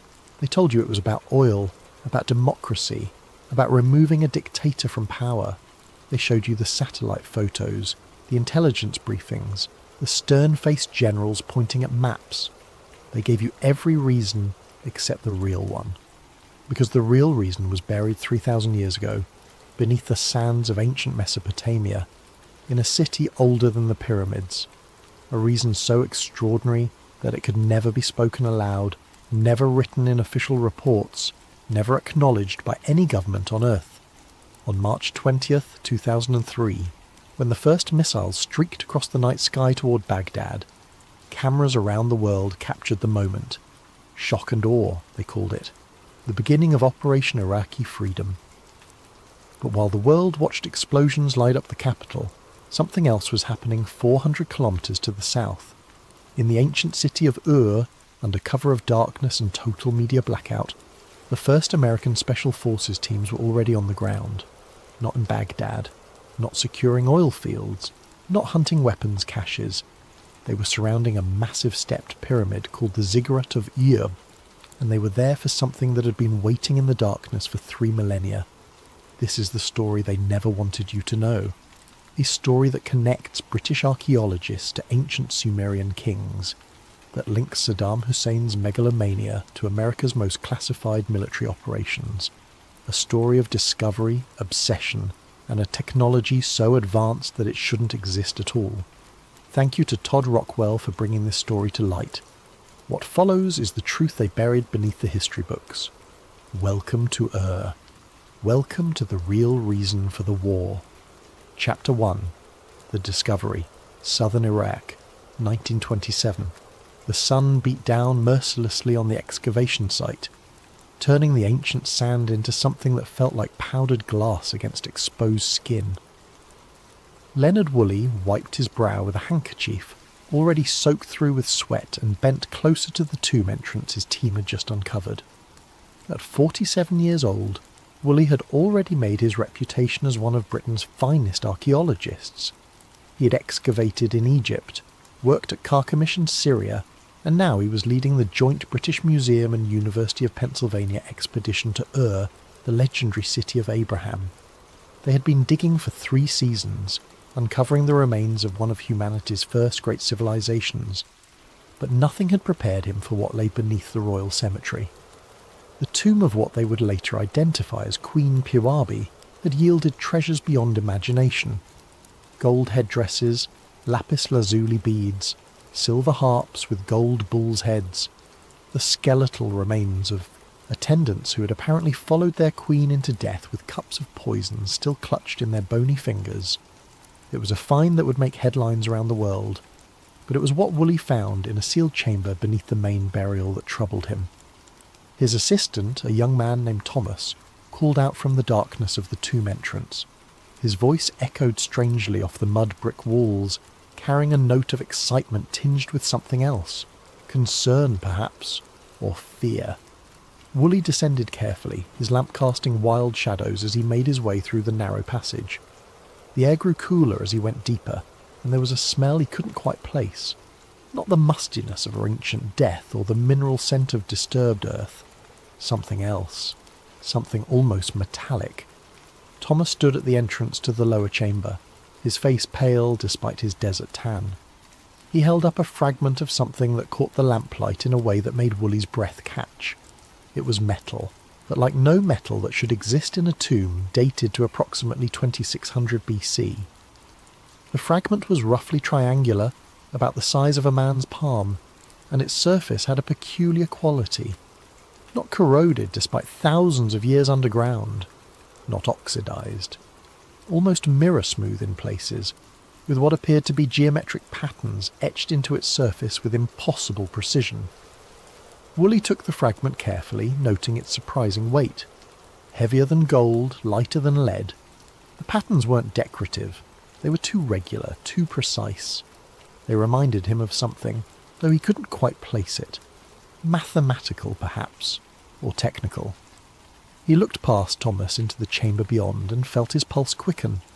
The walls were covered in cuneiform script, the wedge-shaped writing of ancient Sumer. But interspersed among the recognisable characters were symbols he had never seen before. Circular patterns, radiating lines, geometric shapes that seemed to repeat in complex sequences. And at the far end of the chamber, partially buried in collapsed rubble, was a structure that made no sense whatsoever. It was roughly circular, about 3 metres in diameter, made of what appeared to be the same strange metal as the fragment he held. Its surface was covered in the same precise geometric patterns, and around its perimeter were dozens of symbols, each one different, each one positioned with obvious intention. And the strangest thing of all, the ground around it was scorched black, transformed into glass. Vitrified earth. The same phenomenon found at nuclear test sites, though those wouldn't exist for another 2 decades. The kind of transformation that required temperatures far beyond anything achievable with ancient technology. Woolley spent the next 3 days in that chamber, documenting everything with meticulous care. He took photographs, made detailed drawings, catalogued every artefact. He copied the strange inscriptions, noting their positions relative to the circular structure. He collected samples of the vitrified earth and more fragments of the inexplicable metal. His field notes from those days still exist, though they were sealed by the British Museum shortly after his return to London and remain classified to this day. But copies exist, passed through back channels, studied by those with the clearance and the need to know. In them, Woolley describes the metal fragments as being of unknown composition, resistant to all attempts at chemical analysis with the equipment available to him. He notes that the vitrified earth contains elements that seem anomalous for the region. He describes finding what appears to be a deliberate arrangement of the strange symbols in patterns that suggest some kind of sequence or code. And in the final entry before the section ends abruptly, he writes something that would haunt subsequent researchers for decades. The circular structure appears to be a threshold of some kind.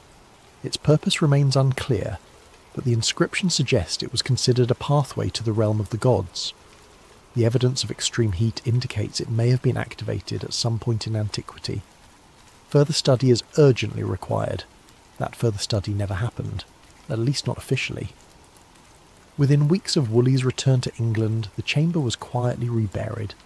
The excavation focused on other areas of the site. The strange metal fragments and vitrified earth samples were sent to London, where they disappeared into the vast collections of the British Museum. The photographs and detailed drawings were removed from the public record. When asked about the lower chamber years later, Woolley would claim it had been empty, already looted in antiquity. The official excavation reports make no mention of strange metals or impossible artefacts.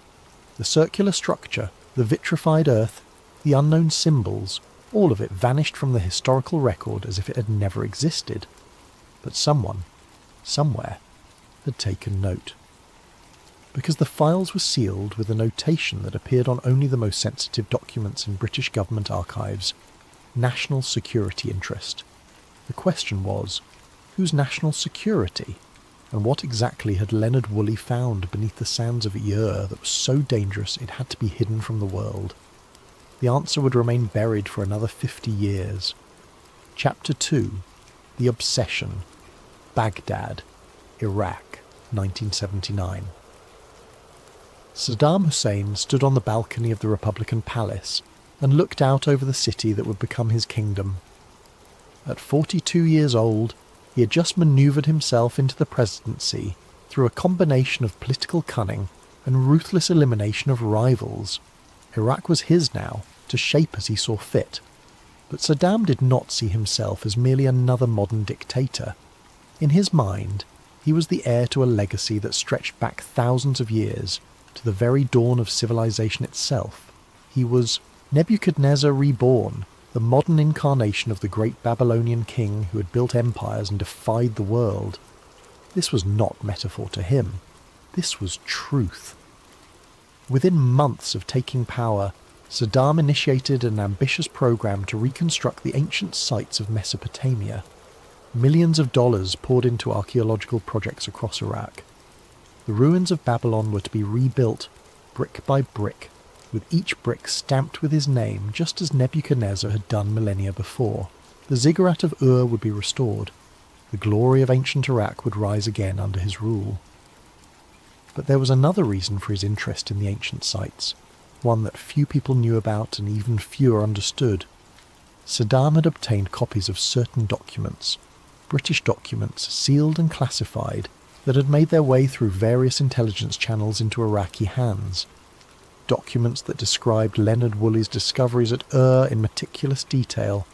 Documents that spoke of impossible artifacts and mysterious structures buried beneath the ancient city. And Saddam, who saw himself as the rightful heir to Mesopotamian greatness, wanted what the ancients had possessed. Wanted the power that had allowed them to build a civilization so advanced it was remembered as the cradle of human culture. Wanted the secrets that had been hidden from the world for 3,000 years. CIA reports from this period, many now declassified, show that American intelligence was well aware of Saddam's obsession. One memo from 1982 notes with barely concealed amusement that the Iraqi president genuinely believed he was the reincarnation of Nebuchadnezzar. Another from 1985 expresses concern about his spending on archaeological projects, questioning whether these might have a military application. But it was a report from 1988 that should have raised more alarm bells than it did. A field agent's observation that Iraqi excavation teams at Ur were working in areas that had supposedly been thoroughly explored and documented decades earlier. That they were digging deep, far deeper than any legitimate archaeological investigation would require. That the sites were surrounded by military security far in excess of what would be needed to protect historical artifacts. The memo suggested that Saddam might be searching for something specific, something he believed would give him an advantage. The memo was filed, noted, and largely forgotten. Until 1991. Kuwait, February 1991. The Gulf War was in its final days. Iraqi forces were in full retreat. The much-vaunted Republican Guard decimated by coalition air power and the overwhelming technological superiority of American forces. General Norman Schwarzkopf coordinated the ground campaign from his command centre, watching as victory became inevitable. But as coalition forces advanced into Iraqi territory, they began encountering something unexpected. Not resistance exactly, not military formations preparing for battle, but excavation teams, dozens of them, working frantically at archaeological sites across southern Iraq. Most were at sites near Ur. American troops who secured these sites found them defended not by regular army units, but by Republican Guard special forces, Saddam's most elite troops. They found sophisticated drilling equipment, ground-penetrating radar, electromagnetic survey instruments. They found maps and documents written in a mix of Arabic and what appeared to be ancient cuneiform.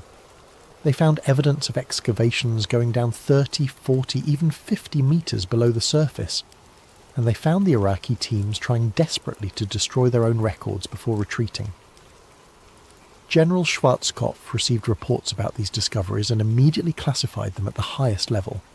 He sent an encrypted message back to Washington that contained only one line, but it was a line that would echo through the corridors of power for the next 12 years. They were not digging for oil.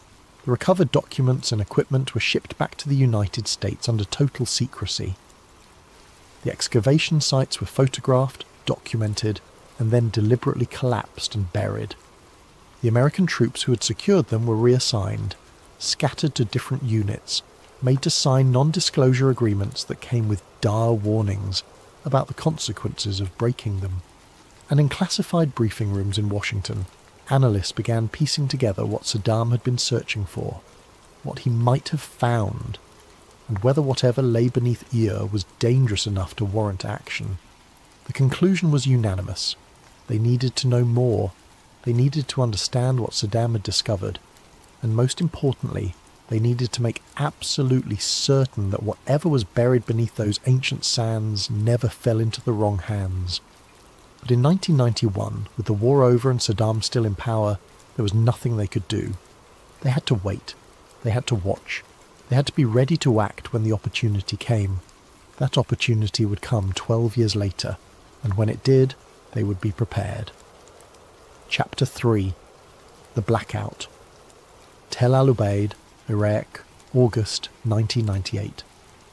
The small village of Tel Al-Ubaid sat 6 kilometres from the ruins of Ur, a collection of mud brick houses that had stood in various forms for thousands of years. Its inhabitants were farmers and shepherds, people who lived much as their ancestors had, connected to the land and the endless rhythms of the desert. On the night of August 19th, 1998, that ancient rhythm was violently interrupted.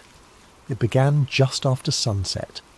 The Iraqi military had cordoned off a section of desert between the village and Ur several weeks earlier, turning away the curious with curt explanations about unexploded ordnance from the Gulf War.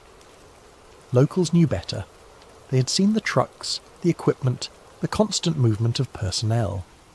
Another excavation, they assumed. Another example of Saddam's obsession with ancient glory. But what happened that night was different. Ahmed Hassan, a farmer who lived on the edge of the village, was bringing his goats in for the night when he saw it. A flash of light from the direction of the sealed site, so bright it turned night into day for a fraction of a second. Not the orange-yellow of an explosion, not the white of burning magnesium. Something else. Something that hurt to look at even in that brief instant. The light was accompanied by a sound that he would later struggle to describe. Not quite thunder, not quite the sonic boom of an aircraft. A deep resonant pulse that he felt in his chest, in his bones, in his teeth. A sound that seemed to come from everywhere and nowhere at once. And then, silence. The electric lights in the village went out. Not flickering, not dimming, just instantly dark. Ahmed's battery-powered radio, which had been playing music from Baghdad, went silent mid-song. His watch stopped. The truck he had been planning to drive into Ur the next morning would not start, its electronic ignition system completely dead. Every electronic device in the village, in the entire region, had simply stopped working. For 3 hours the blackout continued. No lights, no radio or television, no communication with the outside world. The Iraqi military trucks that had been stationed around the sealed site sat silent and immobile, their sophisticated electronics rendered useless. The people of Tel Al-Ubaid gathered in the darkness, speaking in hushed voices about what they had seen. Some claimed to have felt a strange tingling sensation pass through their bodies at the moment of the flash. Others reported that animals had behaved strangely in the hours leading up to the event, restless and agitated as if sensing something humans could not. And then, just as suddenly as it had begun, it ended. Power returned. Radios crackled back to life. Watches that had been stopped started running again, though none of them showed the correct time. By morning, Iraqi military forces had descended on the village. They questioned everyone, their questions pointed and specific. What exactly had you seen? What had you felt? Had you approached the sealed site? Had you told anyone outside the village about what happened? The message was clear. This had never happened. The flash of light, the blackout, the strange effects on electronics, all of it was to be forgotten, never mentioned again. Those who seemed inclined to talk found themselves facing implied threats about the safety of their families. But you cannot completely silence a village. Stories spread, whispered from person to person, carried by travellers to other towns. Within weeks, rumours of the event had reached Iraqi intelligence services, and from there, inevitably, to foreign intelligence agencies monitoring the region. Orbital assets, same night, 300 kilometres above Iraq, a KH-11 reconnaissance satellite pursued its endless orbit around Earth. Officially, these satellites were used to photograph military installations, track troop movements, and provide intelligence on weapons programs. They were among America's most closely guarded technological secrets, capable of resolving objects on the ground smaller than a license plate. But the KH-11 satellites had other capabilities that were even more secret. They carried instruments designed to detect unusual electromagnetic signatures, radiation spikes, and other phenomena that might indicate nuclear weapons tests or other strategic threats. On the night of August 19, 1998, the satellite passing over southern Iraq registered something, that sent automatic alerts cascading through multiple intelligence agencies. A massive electromagnetic pulse, centred on coordinates that placed it precisely at the ancient site of Ver. The signature was unlike anything in the system's database, too focused to be a nuclear detonation, too powerful to be conventional electronics failure, too brief to be a sustained power surge. More remarkably, the satellite itself had been affected. For approximately 12 seconds, its systems had experienced interference that temporarily disrupted data transmission. The backup systems had automatically compensated, but the primary instruments had detected what could only be described as a directional energy wave passing through its position in orbit. Within an hour, analysts at the National Reconnaissance Office were reviewing the data. Within 2 hours, the satellite had been repositioned, not to its next scheduled surveillance target, not to monitor known military installations or weapons facilities, but to maintain continuous observation of a 6 square kilometre area centred on the ancient city of Ur. The repositioning was logged in classified records that would not be declassified for decades. The reason given was need for enhanced intelligence gathering, but those who knew what to look for could see the truth. This was not routine surveillance. This was something different. This was a watch, a vigil, a wait to see what would happen next. In the Pentagon, in CIA headquarters at Langley, in classified briefing rooms known only to those with the highest clearances, conversations began. Quiet conversations, careful conversations, conversations about ancient civilizations and impossible artifacts, about electromagnetic pulses that defied explanation, about what might lie beneath the sands of Iraq, and about what would need to be done if Saddam Hussein actually succeeded in activating whatever it was he had found. The clock was ticking.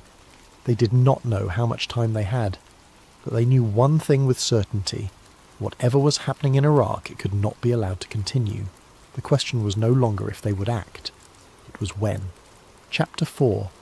Operation Iraqi Freedom, March 20th, 2003. The world watched as shock and awe began. 2,000 bombs and missiles in the opening. Hours. Baghdad's night sky lit up with explosions and tracer fire. Embedded journalists transmitted live footage of American military might unleashed. The war, they said, had begun, but they were wrong. The war had begun hours earlier, in a place the cameras would never see. At 200 hours, 4 Black Hawk helicopters crossed into Iraqi airspace from Kuwait, flying low and dark under the desert stars. They carried members of Delta Force, America's most elite special operations unit, along with personnel who were not wearing uniforms and carried no military identification. Technical specialists, scientists, people who knew exactly what they were looking for and what to do with it when they found it. Their destination was not Baghdad. It was not the suspected weapons facilities in the north. It was not the Republican Guard positions defending the capital. It was Ur. The helicopters set down in the darkness 300 metres from the ziggurat. The Special Forces teams moved out immediately, securing a perimeter with practiced efficiency. Iraqi guards at the site, caught completely off guard by the speed and silence of the assault, surrendered without resistance. Within 15 minutes, the entire archaeological complex was under American control. This was more than 6 hours before the first bombs fell on Baghdad, more than 8 hours before major combat operations officially began.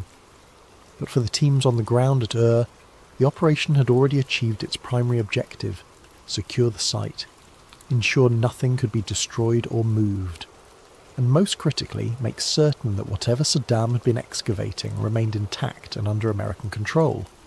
Within 48 hours, as the world's attention remained fixed on the spectacular destruction being broadcast from Baghdad, something remarkable was happening 400 kilometres to the south. More troops arrived at Ur, not combat units but engineers and technicians. Heavy equipment was brought in under cover of darkness. A no-fly zone was established over the site, enforced by fighter aircraft that would engage any aircraft, friendly or hostile, that violated the restricted airspace. And the excavation began. But while Ur received this extraordinary attention, something else was happening in Baghdad that would later be cited as evidence of American incompetence or indifference. The Iraqi National Museum, home to priceless artifacts from humanity's first civilizations, was left completely unguarded. Looters swarmed through its halls, smashing display cases, stealing everything they could carry. Over 170,000 artifacts disappeared. Cylinder seals, cuneiform tablets, gold jewellery, statues, reliefs, entire collections that represented thousands of years of human history. The international community expressed outrage. How could American forces protect oil facilities, but not irreplaceable cultural treasures? But those who understood what was really happening saw the truth. The looting was not an oversight. It was a distraction. While the world focused on the chaos in Baghdad, demanding answers about why the museum had not been protected, no one was asking questions about what was happening at Ur. No one was wondering why hundreds of American troops were guarding an archaeological site in the middle of a war zone. No one was questioning why satellite imagery of southern Iraq was being classified at levels typically reserved for nuclear weapons facilities. No one was noticing that Ur had become the most heavily defended location in the entire country, with more security than even the presidential palaces in Baghdad. The misdirection was perfect. The world's attention remained fixed on the chaos, the looting, the apparent failures of post-invasion planning. And at Ur, work continued undisturbed. Captain James Martinez, commanding one of the security detachments at the site, would later describe the operation in a classified debrief. He spoke of perimeters within perimeters, security clearances checked and double-checked, areas where even he was not permitted to enter. He described seeing equipment he did not recognise, hearing conversations in technical jargon he could not understand. He talked about the sense that something extraordinary was happening, something that went far beyond normal military operations, and he mentioned the lights. At night, from his position on the outer perimeter, he could see lights coming from the excavation site. Not the steady glow of work lights or the flash of welding torches, something else. A pulsing rhythmic illumination that seemed to come from underground. Blue-white light that reminded him of nothing he had ever seen before. When he asked his superior officer about it, he was told curtly that it was none of his concern and that he should forget he had seen anything. The message was clear. Some things were above his security clearance. Some things were not to be questioned. But Martinez was not the only one who noticed. Soldiers stationed at Ur would later report similar observations, always in quiet conversations, always with the understanding that these were not official accounts. Lights from underground, strange sounds in the middle of the night, a sense of energy, of power, emanating from the excavation site. And they all noticed something else. The specialists who worked at the site, the civilians who came and went on unmarked helicopters, they looked different when they left. Excited, frightened, changed by whatever they had seen in the darkness beneath those ancient sands. The official military logs for this period contain only routine entries. Security patrols conducted, perimeter checks completed, supply deliveries received. Nothing to suggest that anything unusual was occurring, but that was the point. Whatever was happening at Ur, it was not meant to be recorded, not meant to be remembered, not meant to exist in any official capacity whatsoever. The war that dominated headlines was a cover for an operation that would never be acknowledged. And beneath the ziggurat of Ur, 3,000 years of secrets were about to be revealed. Chapter 5. The Silent Expedition. Ur Archaeological Site, April 2003. The excavation went deeper than any archaeological dig in history, past the levels explored by Woolley in the 1920s, past the foundations of the ancient temples, past layers of civilization built upon civilization, down into bedrock that should have been solid, unworked, untouched by human hands. Except it was not. The team working the site operated under conditions of absolute secrecy. No press access, not even from embedded journalists with full security clearances. No communication with the outside world except through encrypted channels. No documentation that could ever be linked to the operation.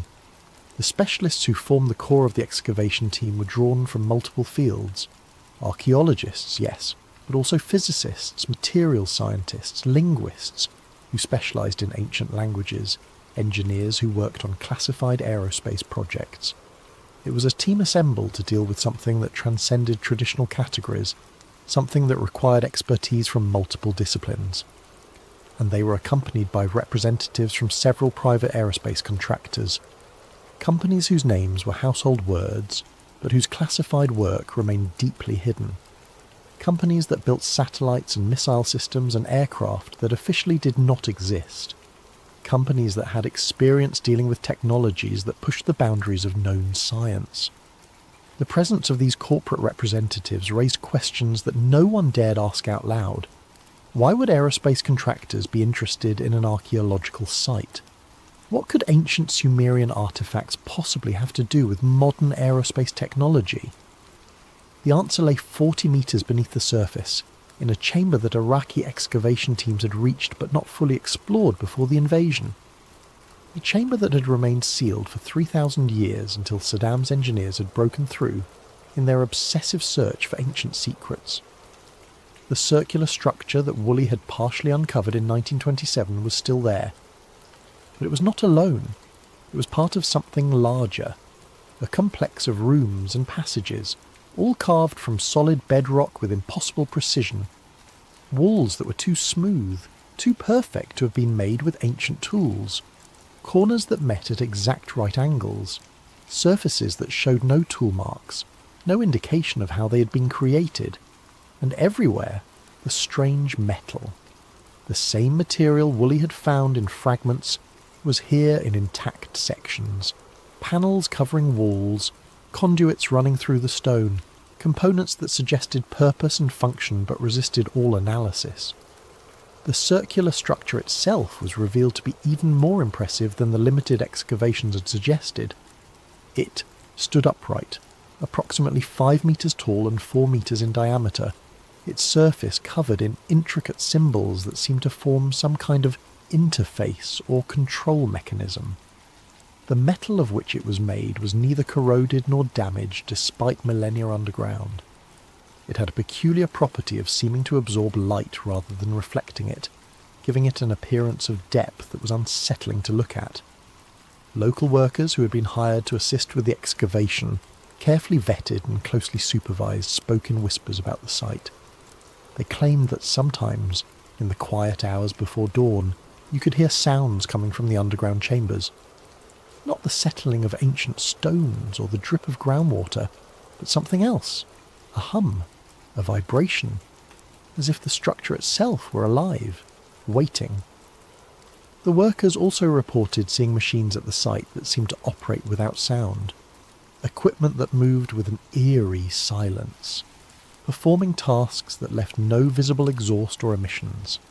They described lights that appeared at night, emanating from beneath the ground, illuminating the interior of the ziggurat in ways that made the ancient structure look almost alien. These accounts were dismissed by security personnel as imagination and superstition, but privately those dismissals were not so confident.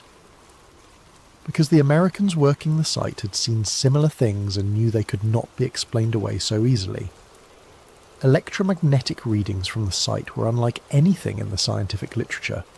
Patterns of energy that seemed to pulse in regular intervals, as if something were drawing power from an unknown source. Magnetic field anomalies that defied conventional physics. Temperature variations that had no obvious cause. Most disturbing were the effects reported by personnel who spent extended periods in the underground chambers. Headaches, disorientation, a sense of being watched, dreams that seemed more vivid than normal, filled with symbols and patterns that matched those found on the circular structure. Medical staff attached to the operation documented these symptoms but could find no physical cause. Brain scans showed normal activity. Blood work revealed nothing unusual, yet the effects persisted, and they were consistent across multiple individuals with no prior connection to each other. The linguists made progress in deciphering the inscriptions found throughout the complex. Most were in recognizable Sumerian cuneiform, describing the structure as a gift from the gods, a pathway to realms beyond human understanding. But interspersed among the familiar script were other symbols, more abstract and mathematical in nature, that seemed to form instructions or coordinates. One inscription carved into the wall of the central chamber was particularly significant. Roughly translated, it read, "The threshold opens when the key is turned and the pattern is complete. Beyond lies the realm of the Anunnaki, the lords who descended from the stars. Those who pass through shall see wonders and terrors alike. Heed this warning. What is opened cannot easily be closed. The Anunnaki." In Sumerian mythology, they were the gods who came from the heavens and taught humans the arts of civilization, who gave them writing and mathematics, agriculture and astronomy, who walked among humans as beings of great power and knowledge. But what if they were not mythology? What if they were memory, distorted by time but preserving some essential truth about visitors from beyond who had come to Earth in humanity's dawn? And what if this structure, this impossible artifact buried beneath was something they had left behind? Not a temple, not a tomb, but a device. A technology so advanced that it had been mistaken for divine power by those who witnessed it. The aerospace contractors understood immediately what they were looking at. The circular structure was not decorative, it was functional. The symbols were not religious iconography, they were an interface, a control system for a technology that humanity should not possess. And Saddam Hussein had been trying to activate it. Chapter 6. The event that never hit the news. May 7th, 2003. Zhou 347 hours. Local time.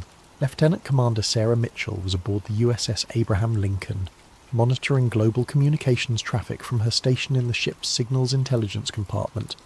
It was routine work, the endless task of sorting through thousands of transmissions searching for anything of strategic importance.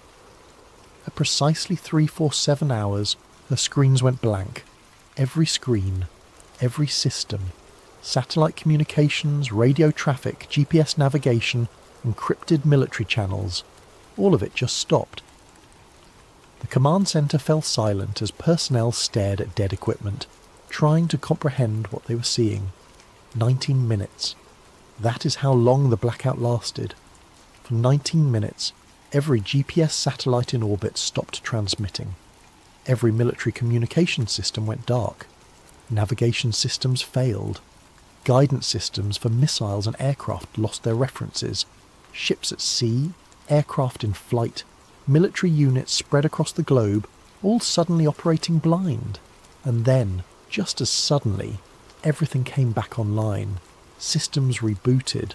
Satellites resumed transmission. The world reconnected as if nothing had happened. But something had happened. Something that sent shockwaves through every intelligence agency and military command structure in the world. The blackout had a source, a specific point of origin. Analysts traced the interference back through multiple satellite systems, correlating the exact microsecond when each system had failed. The mathematics were complex, but the conclusion was indisputable. The blackout had originated from coordinates in southern Iraq. Coordinates that matched, to within a few meters, the ancient site of Jura. Freedom of Information Act requests filed years later would eventually force the release of heavily redacted documents about this event. The documents confirm that a significant electromagnetic disruption occurred on May 7, 2003. They acknowledge that GPS services were interrupted globally for approximately 19 minutes. They note that the source of the disruption was traced to Iraq, but the documents refuse to specify the exact location. They refuse to explain what caused the disruption. They refuse to acknowledge any connection to the archaeological excavations taking place at Ur. The public never learned about the event. News media, focused on the ongoing war and its chaotic aftermath, never reported the mysterious 19-minute blackout. If they noticed GPS irregularities or communication problems, they attributed them to the expected difficulties of military operations in a war zone. But within classified circles, the event triggered immediate action. 3 scientists were identified within hours and flown to Iraq under alias identities. They travelled on private aircraft, their names appearing on no passenger manifests, their movements documented nowhere in official records. They were specialists in fields that could not be disclosed, experts in technologies that officially did not exist. All 3 were given access to the site at Ur. All three spent time in the underground chambers, examining the circular structure and the mysterious complex surrounding it. All three provided classified briefings to officials whose names have never been released. And one of them, a physicist who had worked on classified projects related to electromagnetic pulse weapons and exotic propulsion systems, never returned to his previous life. His name was Marcus Reeves, and before May 2003 he had been a prominent figure in his field. He had published papers, attended conferences, taught graduate students at a prestigious university. His work was respected, his expertise sought after. After his visit to Ur, Marcus Reeves simply vanished from public view. His university was told he had accepted a position with a private research institute. His family was told his work had become classified and that he could not maintain regular contact. His colleagues were given vague explanations about national security and sensitive projects. Attempts to locate him in the years following his disappearance were unsuccessful. No public records, no tax returns, no credit card usage, nothing. It was as if Marcus Reeves had ceased to exist. What had he seen in those underground chambers?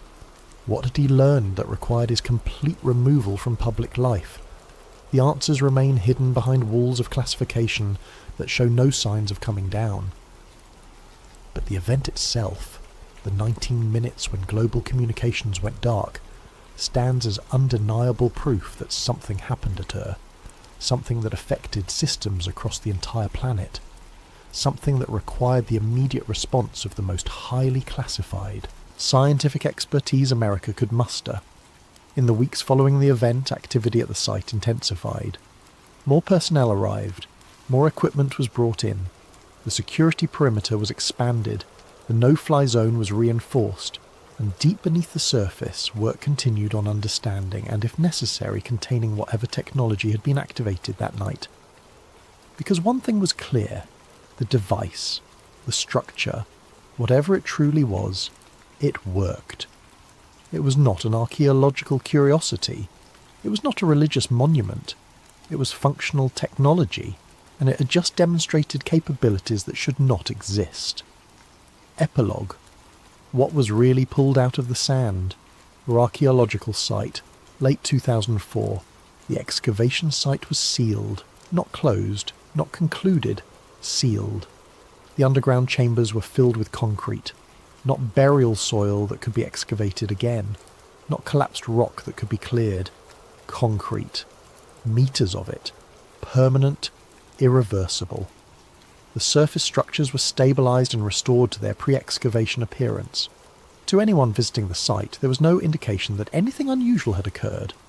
The ziggurat of Ur stood as it had for thousands of years, a monument to ancient glory and nothing more. But beneath the carefully maintained surface, the truth was different. The Iraqi government was informed that for reasons of structural safety and archaeological preservation, the area around Ur would remain under restricted access. They were told this was temporary, that eventually the site would be returned to Iraqi control and open to tourism and scholarly research. That promise was never kept. Through every subsequent withdrawal of American forces, through every change in Iraqi government, through every international agreement and treaty, one thing remained constant. The area around Ur stayed under effective American control. The restrictions remained in place. The security perimeter endured. Officially, there is no American presence at Ur. No military installations, no security forces, no ongoing operations. But satellite imagery tells a different story. The kind of detailed analysis available to those with access to classified reconnaissance data reveals patterns that should not exist at an abandoned archaeological site. Heat signatures appear regularly beneath the surface.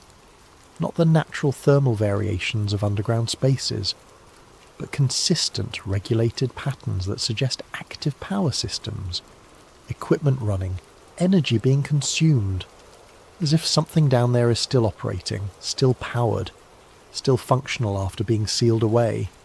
Aircraft occasionally violate the restricted airspace, usually small planes flown by journalists or curious civilians. They are intercepted immediately, not by Iraqi military forces, by unmarked aircraft that appear with suspicious speed and efficiency. The pilots are warned away, their footage confiscated if they manage to record anything, their flights logged in databases that track anyone who shows too much interest in the site. Local residents near report occasional strange phenomena, lights in the night sky that move in patterns inconsistent with conventional aircraft, low-frequency sounds that can be felt more than heard, electronic devices that malfunction for no apparent reason when near the restricted zone. These reports are dismissed as superstition, misidentification, or simple fabrication, but they continue, consistent in their details, coming from multiple independent sources who have no reason to coordinate false stories. So what was really pulled out of the sand at What did Leonard Woolley find in 1927 that was important enough to seal and classify? What did Saddam Hussein search for with such obsessive determination?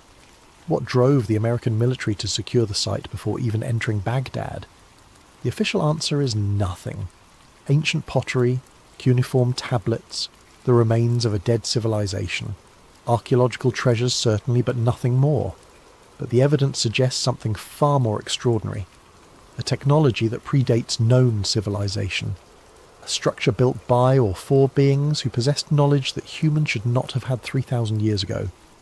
A device capable of affecting global communication systems, of generating electromagnetic pulses that reach into orbit, of doing things that challenge our understanding of physics and history.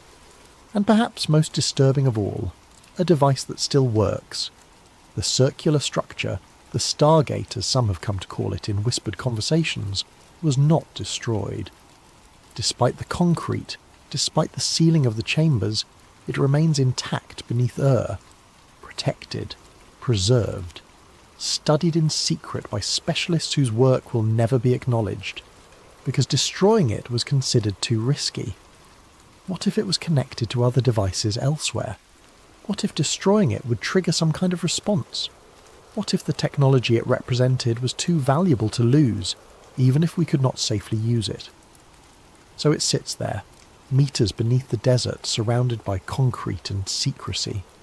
A threshold to realms unknown, a pathway to somewhere else, a gift or a warning from the beings the ancient Sumerians called the Anunnaki, the lords who descended from the stars. The war in Iraq cost thousands of lives and trillions of dollars. It destabilized a region, created power vacuums that spawned new conflicts, and divided public opinion for a generation. History will debate whether it was justified, whether it achieved its stated objectives, whether it was worth the terrible price paid in blood and treasure. But that debate is based on incomplete information. Because the real objective of the war, the one that could never be spoken aloud, was achieved perfectly. Whatever lies beneath is under control. Not Iraqi control, not Saddam Hussein's control, not the control of anyone who might activate it, without fully understanding the consequences. American control, locked down, sealed away, hidden beneath layers of concrete and classification and official denial. Safe, for now. But the heat signatures continue. The power flows. The device, whatever it truly is, remains active in the darkness, waiting. And one day, perhaps, someone will decide that the risk is worth the reward, that the knowledge to be gained outweighs the dangers, that humanity is ready to activate what ancients built and see where that threshold truly leads. When that day comes, we will learn the final truth about the Stargate of But until then, it remains hidden beneath the sands of Iraq, a secret buried within a secret. The real reason for a war that the world thought it understood, and perhaps, in the end, that is exactly where it should stay.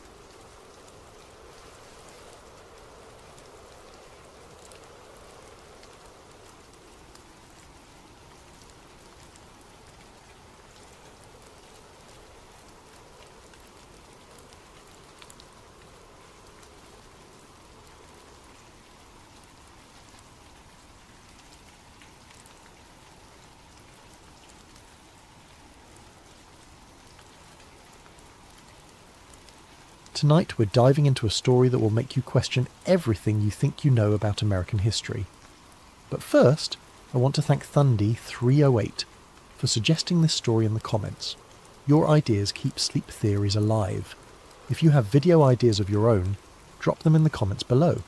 And if you enjoy these late-night mysteries, please hit that like button and subscribe to Sleep Theories for more stories that blur the line between history and conspiracy.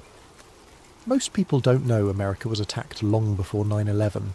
Hell, most people don't even know about Pearl Harbor beyond the Hollywood version. But I found out the hard way that our nation's first taste of domestic terrorism happened in 1916, right in New York Harbor. And the real story, it's so much worse than what they taught us in school. My name is irrelevant. Let's just say I'm someone who stumbles into things I shouldn't. 3 months ago, I was helping my grandmother clean out my grandfather's attic in Jersey City. Standard stuff. Old furniture, mouldy books, boxes of Christmas decorations from the 1970s. But tucked away in a corner, beneath a tarp that looked like it hadn't been moved in decades, I found a trunk. Not just any trunk. This thing was old. Really old. The kind of leather and brass construction they don't make anymore, with travel stickers from steamship lines that went out of business before my grandfather was born.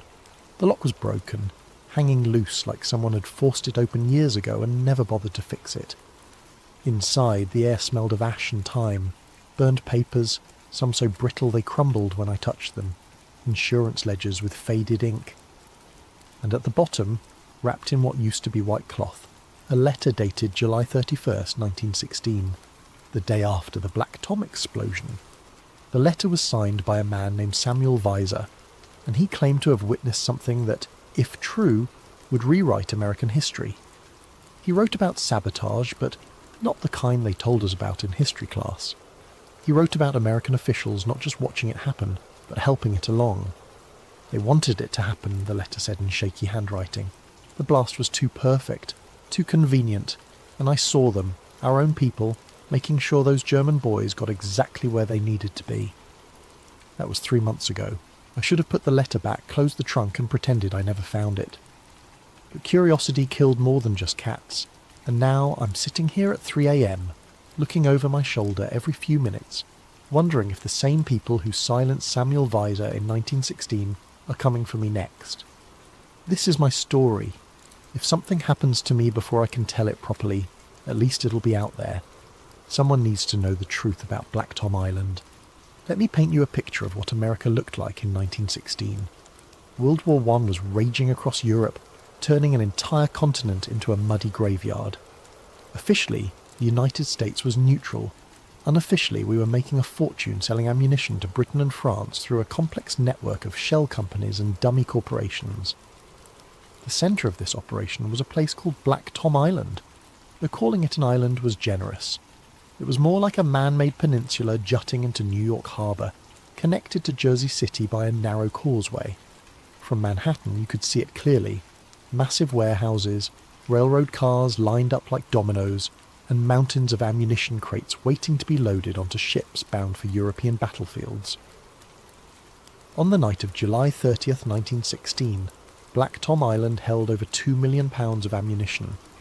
Dynamite, TNT, artillery shells, rifle cartridges, enough firepower to level half of Manhattan if it all went up at once. At 2:08 a.m. on July 30th it did exactly that. The first explosion shattered windows across lower Manhattan.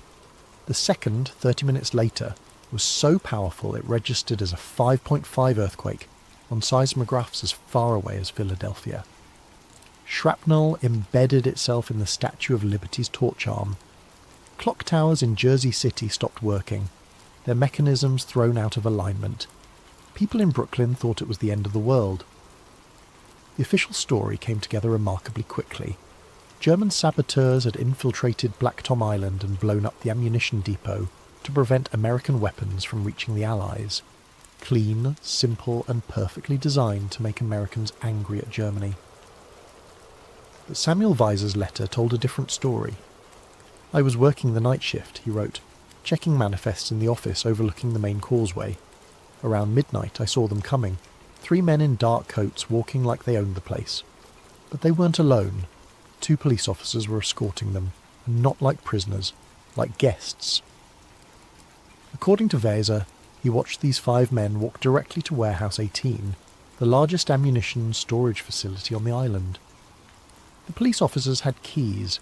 They opened doors that should have been locked, disabled alarm systems that should have been active. The Germans, and they were Germans, I could tell by their accents when they talked to each other, they knew exactly where to go, like they had blueprints. The police officers didn't just let them work, they helped them carry the equipment. Weser wrote that he watched for over an hour as this group systematically placed charges throughout the warehouse.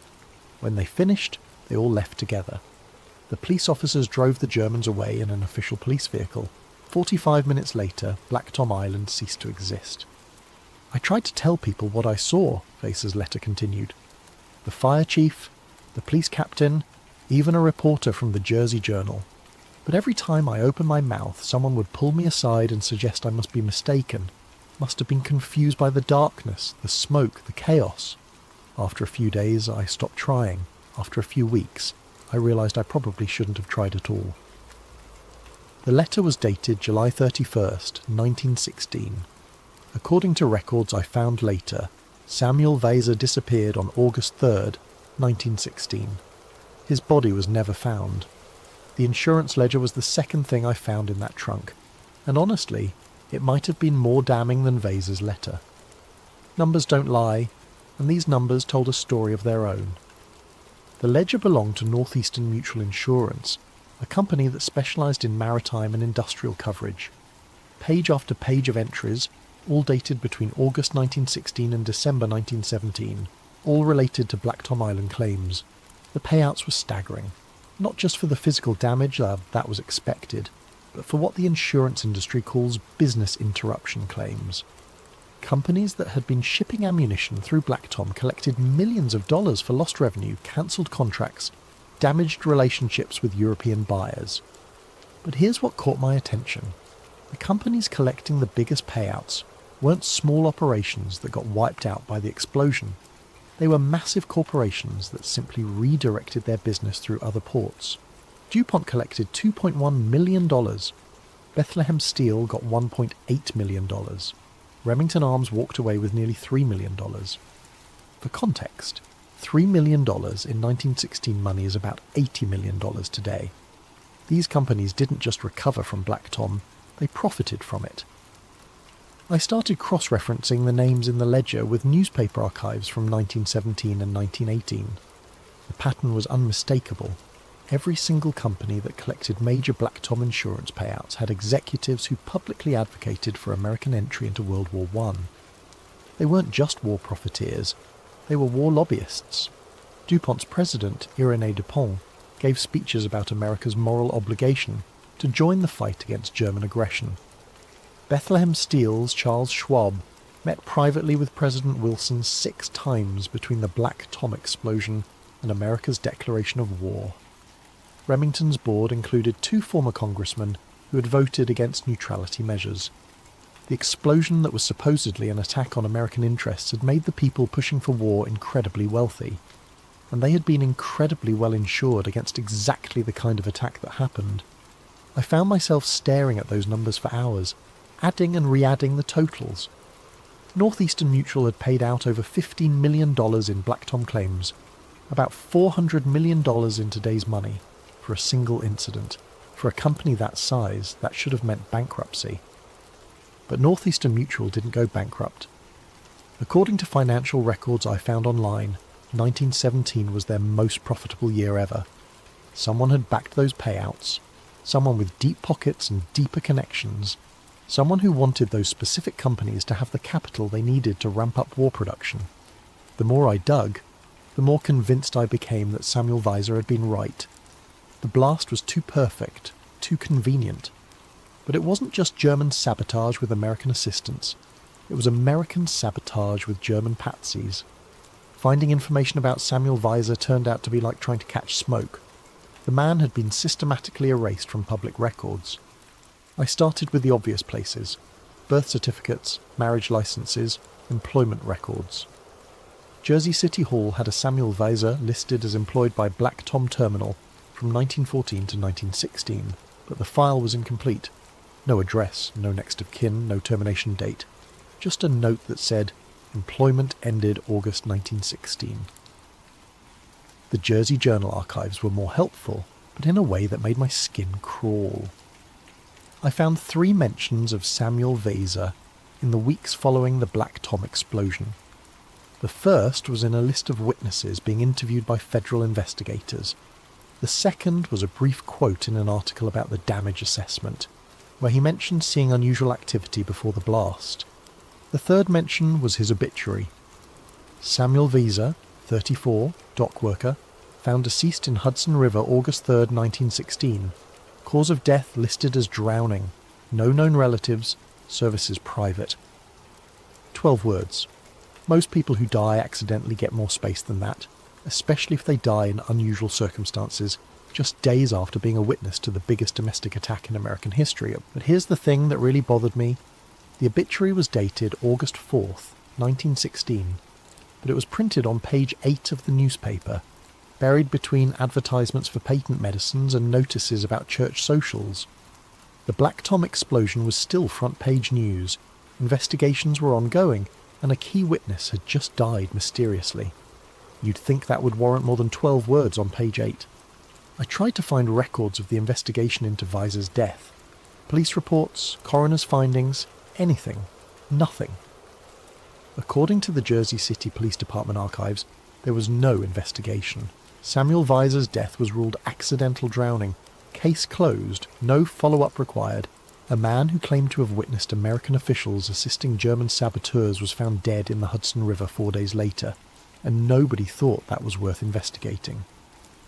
I found myself thinking about those police officers Weiser described, the ones with keys to the warehouses, the ones who escorted the Germans and then drove them away. If Weiser was telling the truth, those officers would have known he was watching from the office window. They would have seen the light, seen his silhouette against the glass. They would have known exactly who could identify them. The more I researched, the more convinced I became that Samuel Weiser hadn't drowned accidentally. He'd been silenced. And whoever silenced him had enough influence to make sure the investigation never happened. But Weiser had been smart enough to write that letter before they got to him. He'd documented what he saw, hidden it away, and hoped someone would eventually find it and ask the right questions. Someone like me. The problem was, if they had killed him for talking in 1916, what would they do to me for digging in 2023? The newspaper archives told a story of narrative manipulation that would make modern spin doctors proud. In the hours immediately following the Black Tom explosion, reporters had no idea what to write. The blast was unprecedented, the damage was massive, and nobody had any official explanation. So they wrote what they saw and what witnesses told them. The first newspaper accounts, published in evening editions on July 30th, described the explosion as an industrial accident of unprecedented scale. Reporters interviewed dock workers, nearby residents, anyone who had seen or heard something. The quotes were revealing, "It looked like the whole harbour was on fire," read Manhattan resident. "We heard 3 distinct explosions, not just one," Jersey City police officer.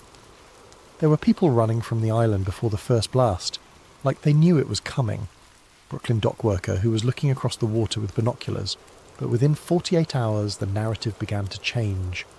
A new explanation emerged, seemingly from nowhere. German saboteurs. Articles started focusing on German spies, German plots, the German threat to American neutrality. Witness accounts that didn't fit this narrative simply disappeared from follow-up stories. I found draft articles in the archives of the New York Tribune that were never published. One reporter had interviewed a Black Tom security guard who claimed to have seen men in police uniforms acting suspicious on the night of the explosion. The article was pulled before publication, replaced with a piece about German espionage networks. Another unpublished draft described mysterious ships seen in the harbour before the explosion, ships that left immediately after the blast without offering assistance to rescue efforts. That story was replaced with speculation about German U-boats. The pattern was clear. Any information that suggested the explosion might have involved American officials or pointed to a more complex conspiracy was systematically removed from public discourse. Within a week, the story had solidified into something clean and simple. Germans bad, Americans victims, war justified. But the most disturbing thing I found wasn't what was published. It was what was buried in the government archives. I spent weeks requesting documents under the Freedom of Information Act. Most were denied or heavily redacted, but I managed to get partial access to files from the Bureau of Investigation, the predecessor to the FBI. What I found there made my blood run cold. Internal memos from August 1916 revealed that federal investigators knew within days that the official story didn't add up. Witness statements contradicted each other. Physical evidence suggested multiple coordinated explosions, not a single sabotage incident. And several witnesses had mentioned seeing American officials in the area before the blast. One memo, dated August 15, 1916, was particularly damning.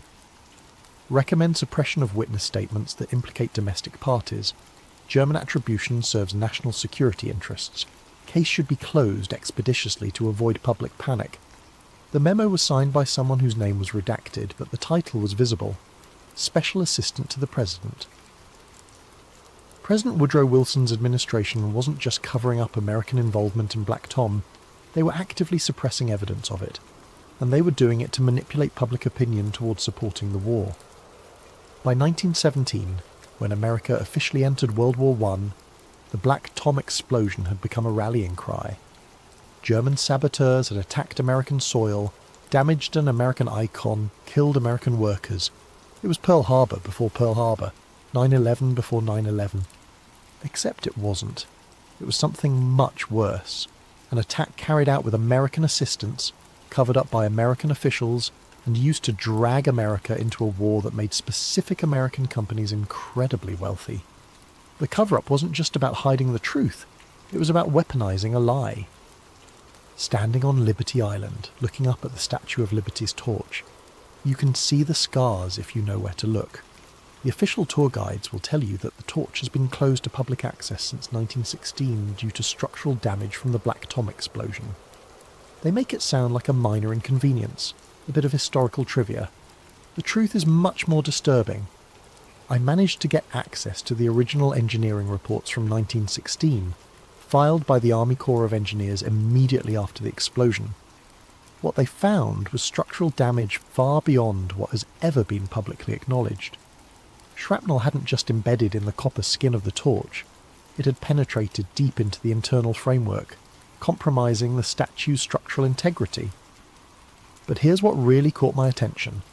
The pattern of damage wasn't consistent with a random explosion. The shrapnel strikes were concentrated on specific sections of the torch, almost like someone had aimed the blast to hit particular symbolic targets. The report included detailed photographs that I'd never seen before. Close-ups of the damage showed pieces of metal embedded in the statue's torch arm, but also in her crown and tablet. The inscription on the tablet, July 4, Mdkalekski, July 4, 1776, had been partially obliterated by shrapnel. Someone had damaged America's symbol of freedom on the anniversary month of American independence. If that was coincidence, it was a hell of a coincidence. I started researching the conspiracy theories that had grown up around the symbolic nature of the attack. Some claimed the timing and target selection were evidence of ritual occultism, that the explosion had been designed as a symbolic assault on American liberty itself. Others suggested the damage to the torch, a symbol of enlightenment, was meant to represent the extinguishing of American neutrality. Most of these theories were clearly nonsense, but they all shared a common thread: the recognition that the Black Tom explosion had been too precise, too symbolically loaded to be random sabotage. The engineering reports supported this interpretation. According to the technical analysis, the explosions had been carefully calculated to maximize symbolic damage while minimizing structural collapse. If the goal had been simply to destroy the ammunition depot, the charges could have been placed more efficiently. If the goal had been to cause maximum casualties, the timing would have been different. But if the goal had been to create a symbolic wound in America's most iconic monument, something that would remain visible for over a century as a reminder of foreign attack, then the placement and timing were perfect. The Statue of Liberty's torch remains closed to the public today, 107 years later. Every day, thousands of tourists look up at that damaged torch and remember that America has been attacked before. They remember that foreign enemies have struck at our symbols of freedom, But they don't know that the attack might have been an inside job. Standing there on Liberty Island, I found myself wondering about the people who planned this operation. They hadn't just wanted to destroy an ammunition depot or kill dock workers. They had wanted to wound America's soul, to create a permanent reminder of vulnerability and victimization. And they had wanted that wound to be visible from Manhattan forever. My grandfather had worked for Consolidated Maritime Insurance Company from 1965 to 1985. It was a small company that handled specialized marine and industrial policies, mostly for New Jersey businesses. When he retired, they gave him a modest pension and a company watch. When the company was bought out by a larger firm in 1995, most of the old records were supposed to be destroyed. But my grandfather had kept copies of some files. Insurance guys are paranoid about documentation. It's an occupational hazard. And apparently, Consolidated Maritime had inherited some very old files when they bought out Northeastern Mutual Insurance back in 1952. The same Northeastern Mutual that had paid out millions in Black Tom claims. I found my grandfather's old company login credentials in a shoebox, written on a piece of paper along with his social security number and pension account information.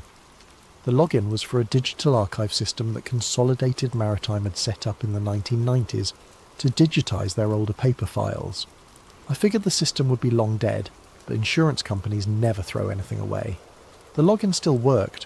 What I found in those digital files made everything else look like child's play. Northeastern Mutual hadn't just insured the companies that profited from Black Tom, they had coordinated the whole thing. Internal memos from 1916 laid out the operation in chilling detail. Project Torchlight, target Black Tom Terminal, date July 30th, 1916, objectives 1. Eliminate munitions stockpile preventing competitor access to European markets. 2. Generate insurance payouts to capitalize client war production. 3. Create public sentiment favouring military engagement. There it was, in black and white corporate speak. Black Tom hadn't been sabotage at all. It had been a business plan. The memos outlined how Northeastern Mutual had coordinated with Jersey City Police to provide access to German agents who believed they were conducting legitimate sabotage operations. The Germans thought they were striking a blow against Allied supply lines. They had no idea they were being used as cover for an American corporate conspiracy. German assets have been provided with accurate facility maps and timing schedules. Police cooperation secured through standard municipal influence channels. Anticipated civilian casualties, minimal. Anticipated insurance exposure, $15 to $20 million. Anticipated client profits from war production acceleration, $150 to $200 million over 18 months. They had calculated the death toll. They had weighed American lives against corporate profits and decided the profits were worth it. Other files showed the web of connections that made the operation possible. Northeastern Mutual's board included former government officials, active military officers, and executives from major munitions companies. They hadn't just insured these companies, they had been partners with them. The conspiracy went all the way to Washington. One memo referenced presidential awareness and tacit approval for economic acceleration measures. Wilson himself might not have ordered the Black Tom explosion, but he'd known it was coming and allowed it to happen. But the most disturbing file was dated August 3rd, 1916, the day Samuel Weiser died. It was a brief note from the company's security consultant. Witness situation resolved. River disposal successful. Recommend standard accidental death processing. No further action required. They had murdered Samuel Weiser and documented it in their corporate files like it was just another business expense. As I sat there reading these files, I realised I was looking at evidence of a conspiracy that made Watergate look like a parking ticket. American corporate and government officials had orchestrated a terrorist attack on American soil, used German agents as patsies, murdered witnesses, and used the whole thing as justification for entering a profitable war. And then I realised something else. I was accessing these files through an internet connection. Someone would have logs of my access, digital footprints, timestamps, and IP addresses. If they had killed Samuel Weiser for seeing too much in 1916, what would they do to me for seeing everything in 2023? That's when my laptop froze. The message appeared in the centre of my screen, white text on a black background. You've found enough. Stop digging. I tried to close the browser, restart the computer, pull the power cord, nothing worked. The message just sat there, pulsing slightly, like it was breathing. Then my phone rang. I looked at the screen. Unknown caller. I let it go to voicemail, but it started ringing again immediately. Same caller ID, same insistent tone. On the third call, I answered. Mr. Harrison. The voice was calm, professional, completely emotionless. You've been accessing some very old files tonight. They knew my name. They knew what I'd been doing. They were watching me in real time. I don't know what you're talking about, I said, but my voice cracked. Not exactly convincing. The Northeastern Mutual Archives. Consolidated Maritime Insurance Digital Records. Files related to the Black Tom incident of 1916. You accessed them at 11:47 p.m. using credentials belonging to Robert Harrison, deceased. Your grandfather, I believe. I hung up. The phone rang again immediately. That was rude, the voice said when I answered. Let me explain your situation. You have discovered information that certain parties would prefer to remain private. You have accessed this information through unauthorized means, which makes you criminally liable. You have also, unfortunately for you, triggered several security protocols that notify us when these particular files are viewed. Who is us? I asked. That's not important. What's important is that you understand the gravity of your situation. The Black Tom incident was resolved over a century ago. All parties involved are long deceased. The companies, the government officials, the insurance carriers, all gone. There is no one left to prosecute, no one left to blame, no one left to hold accountable. Except the people covering it up, I said. No, the voice said patiently. There is no cover-up. There is simply institutional continuity. The files you've accessed are maintained for historical completeness, not because anyone intends to act on the information they contain. They are quite literally ancient history. Ancient history that you kill people to protect. Samuel Vasa died in 1916. Anyone who might have ordered his death would be over 150 years old today. Do you see the problem with your conspiracy theory? But I was starting to understand something else. The companies might be gone, but the money isn't. The profits from World War I, the insurance payouts, the connections, all of that got passed down, didn't it? To new companies, new families, new power structures. There was a pause. You're smarter than I hoped you'd be. So what happens now? You kill me too? Mr. Harrison, we live in a different world than Samuel Vasa did. In 1916, a dock worker could simply disappear without anyone asking difficult questions. Today, a young man with a laptop and a social media presence cannot vanish without generating exactly the kind of attention we prefer to avoid. So I'm safe? You're useful. Your grandfather kept copies of files he shouldn't have kept. His login credentials provided access to archives that should have been deleted decades ago. You've helped us identify security vulnerabilities that need to be addressed. For that we're grateful. I could hear typing in the background. However, your usefulness has limits. You will not publish anything about Black Tom Island.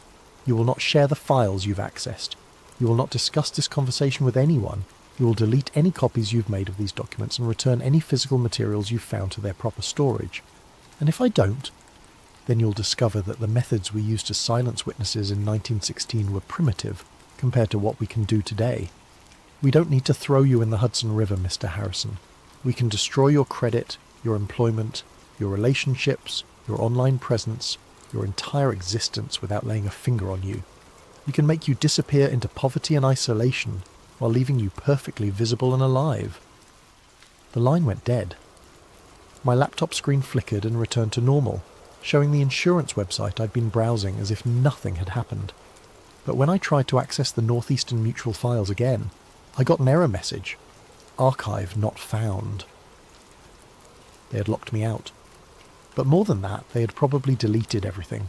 All that evidence, all that proof, gone with a few keystrokes. I sat there in my apartment staring at my laptop screen, trying to process what had just happened.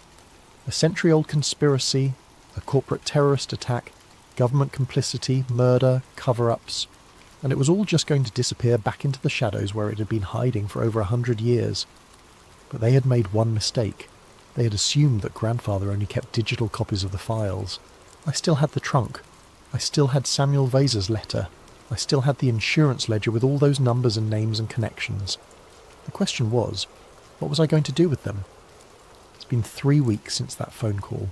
3 weeks of looking over my shoulder, checking my credit report, watching for signs that they're following through on their threats. So far, nothing. Maybe they think they've scared me enough. Maybe they're waiting to see if I keep my mouth shut. Maybe they're planning something I won't see coming. I keep thinking about Samuel Vader, about what it must have been like for him in those final days. He had seen something he wasn't supposed to see, and he knew they were coming for him. But he wrote that letter anyway. He documented the truth and hid it away, hoping someone would eventually find it and ask the right questions. Someone like me. But here's what really keeps me awake at night. Samuel Vader wasn't the only witness who disappeared. After that phone call, I couldn't stop digging. Call it obsession. Call it stupidity. But I needed to know how deep this thing went. I started researching other people who had been in the area that night, other potential witnesses who might have seen what Vader saw. What I found was a pattern of deaths that stretched far beyond one dock worker. Margaret Flynn, a nurse at the Jersey City Hospital who treated blast victims, died in a gas leak accident in her apartment on August 15th, 1916. She had given interviews to reporters about treating patients with unusual burns that looked more like chemical exposure than explosion injuries. Thomas McKenna, a railroad engineer who claimed to have seen official vehicles leaving Black Tom Island just before the explosion, died when his locomotive mysteriously derailed on August 22nd. The accident report blamed track malformation, but the tracks had been inspected and cleared just hours earlier. Father Giuseppe Torretti, an Italian priest who ran a mission near the waterfront, had been offering shelter to dock workers who were too afraid to return home after the explosion. He wrote in his parish newsletter that several workers had come to him with stories of American officials collaborating with foreign agents. Father Torretti died in his sleep on September the 3rd, officially from a heart attack, though he was only 38 years old and had no history of heart problems.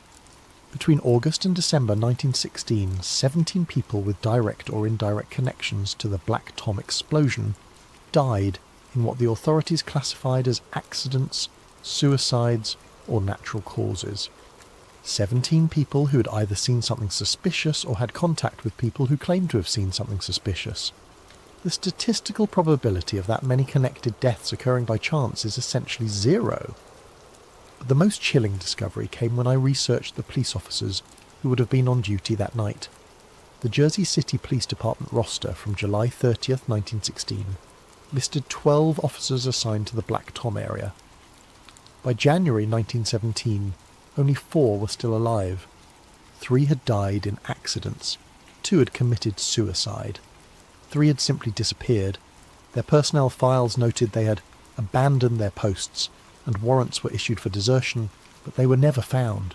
The 4 survivors all received promotions and commendations for their heroic service during the Black Tom crisis. They went on to have distinguished careers, rising to positions of authority within the department. One became police chief in 1925. The pattern was unmistakable. Anyone who might have contradicted the official story was eliminated. Anyone who supported it was rewarded. The Black Tom explosion wasn't just sabotage. It was a blueprint for how corporate interests, government corruption, and foreign threats could be combined to manipulate American public opinion and justify profitable wars. It was a beta test for the military-industrial complex that would define American foreign policy for the next century. But more than that, it was a demonstration of how completely a democratic society could be controlled if you had enough money, enough influence, and enough willingness to kill your own citizens. Insurance fraud, corporate greed, and hidden hands pushing America into war. These weren't aberrations. They were features. They were how the system was designed to work. And if they silenced 17 witnesses in 1916 to protect that system, what do you think they'll do to me? I've uploaded copies of everything to multiple cloud servers under fake accounts. I've mailed physical copies to journalists, historians, and conspiracy researchers around the country. I've created dead man switches that will automatically publish everything if I don't check in regularly. But I know it probably won't matter. They've had over a century to perfect their methods.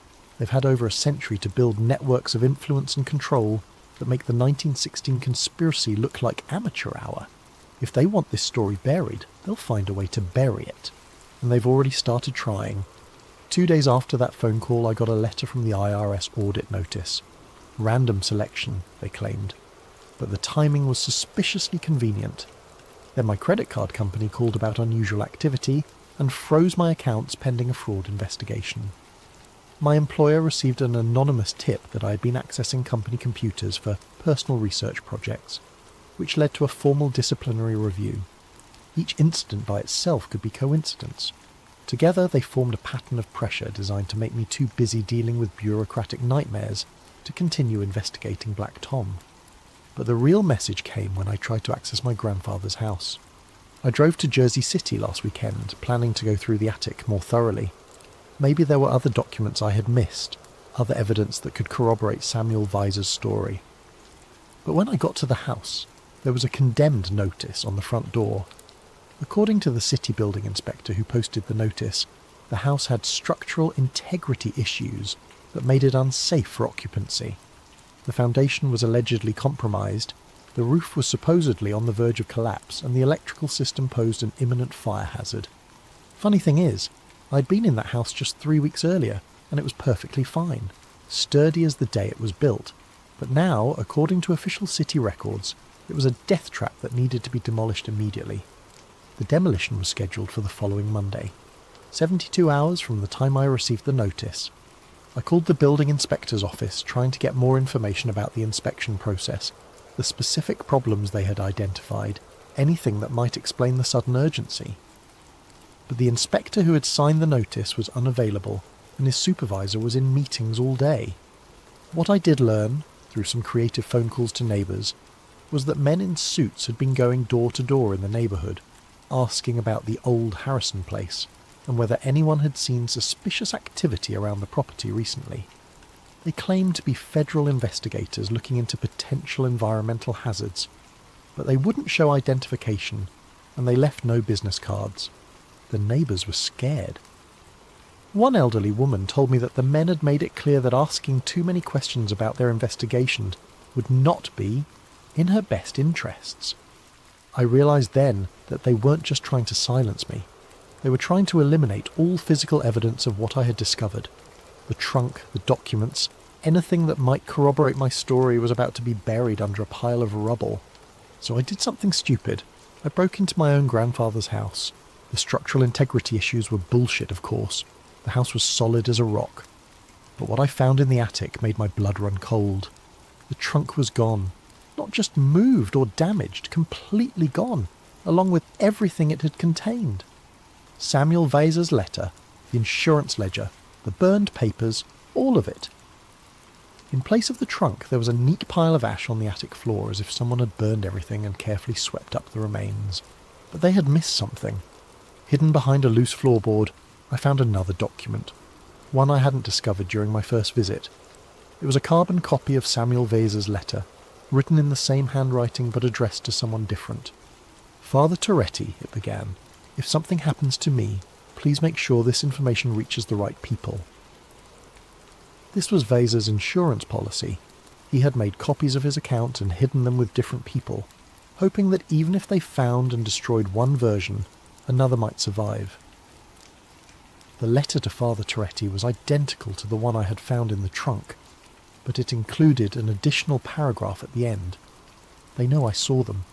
2 of the police officers came by my boarding house yesterday, asking questions about my work schedule, my family, whether I'd been talking to reporters.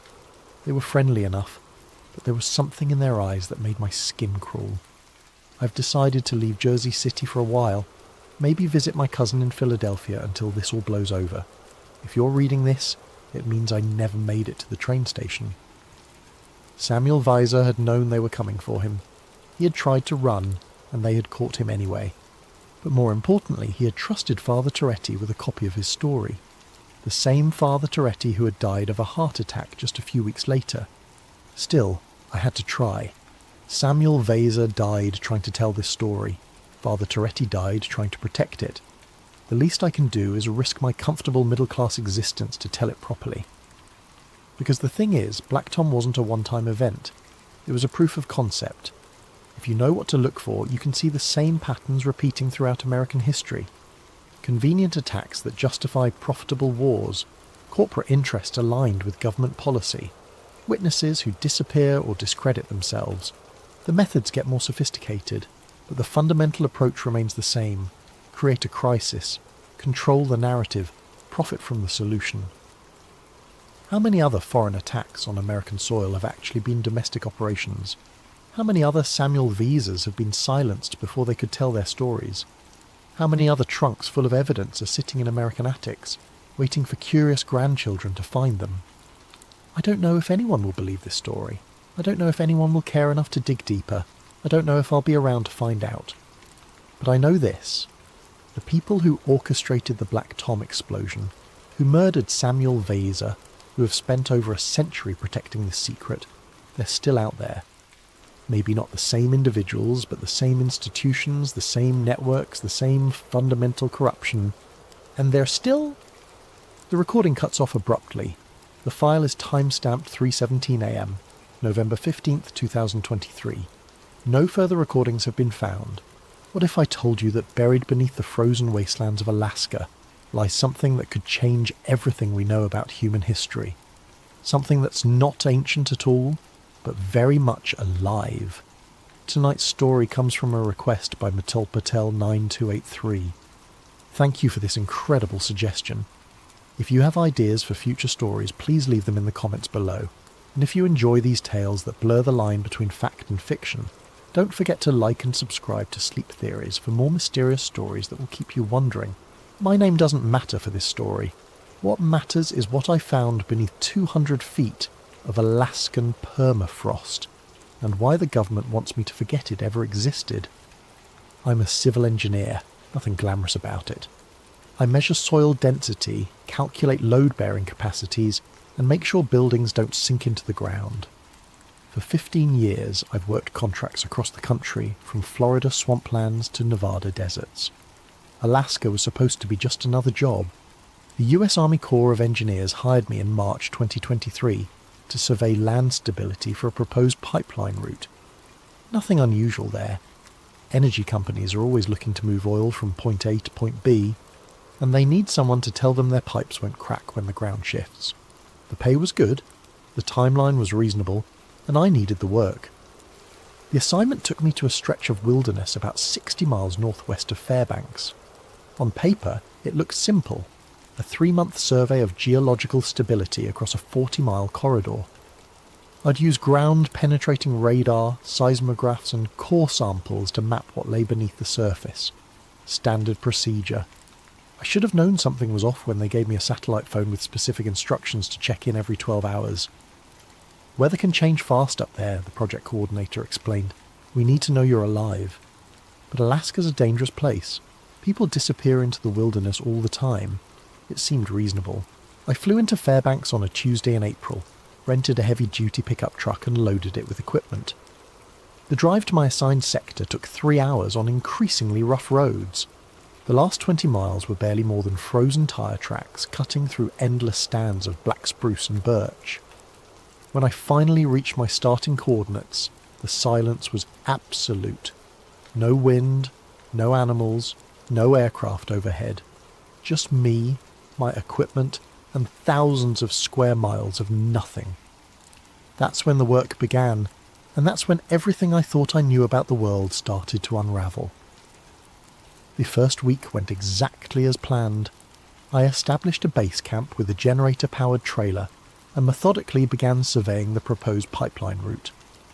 The ground-penetrating radar showed typical permafrost patterns, layers of ice and soil that had been frozen for millennia.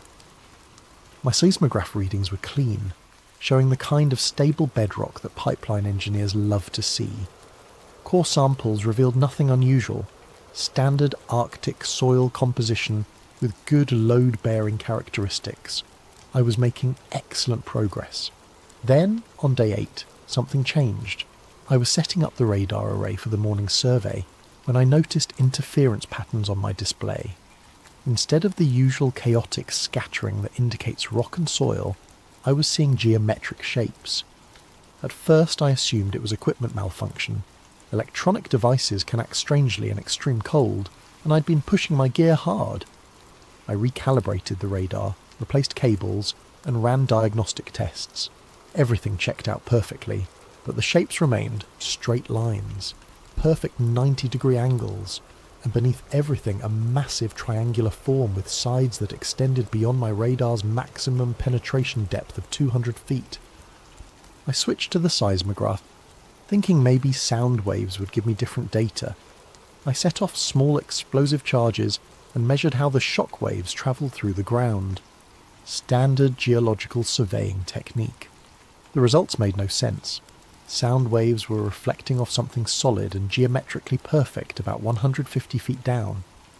The reflection pattern showed clean edges, flat surfaces, and precise angles. In nature, you don't find precise angles. Rivers meander, mountains erode into curves, and rock formations crack in random patterns. This was something else entirely. I spent the rest of that day running every test I could think of.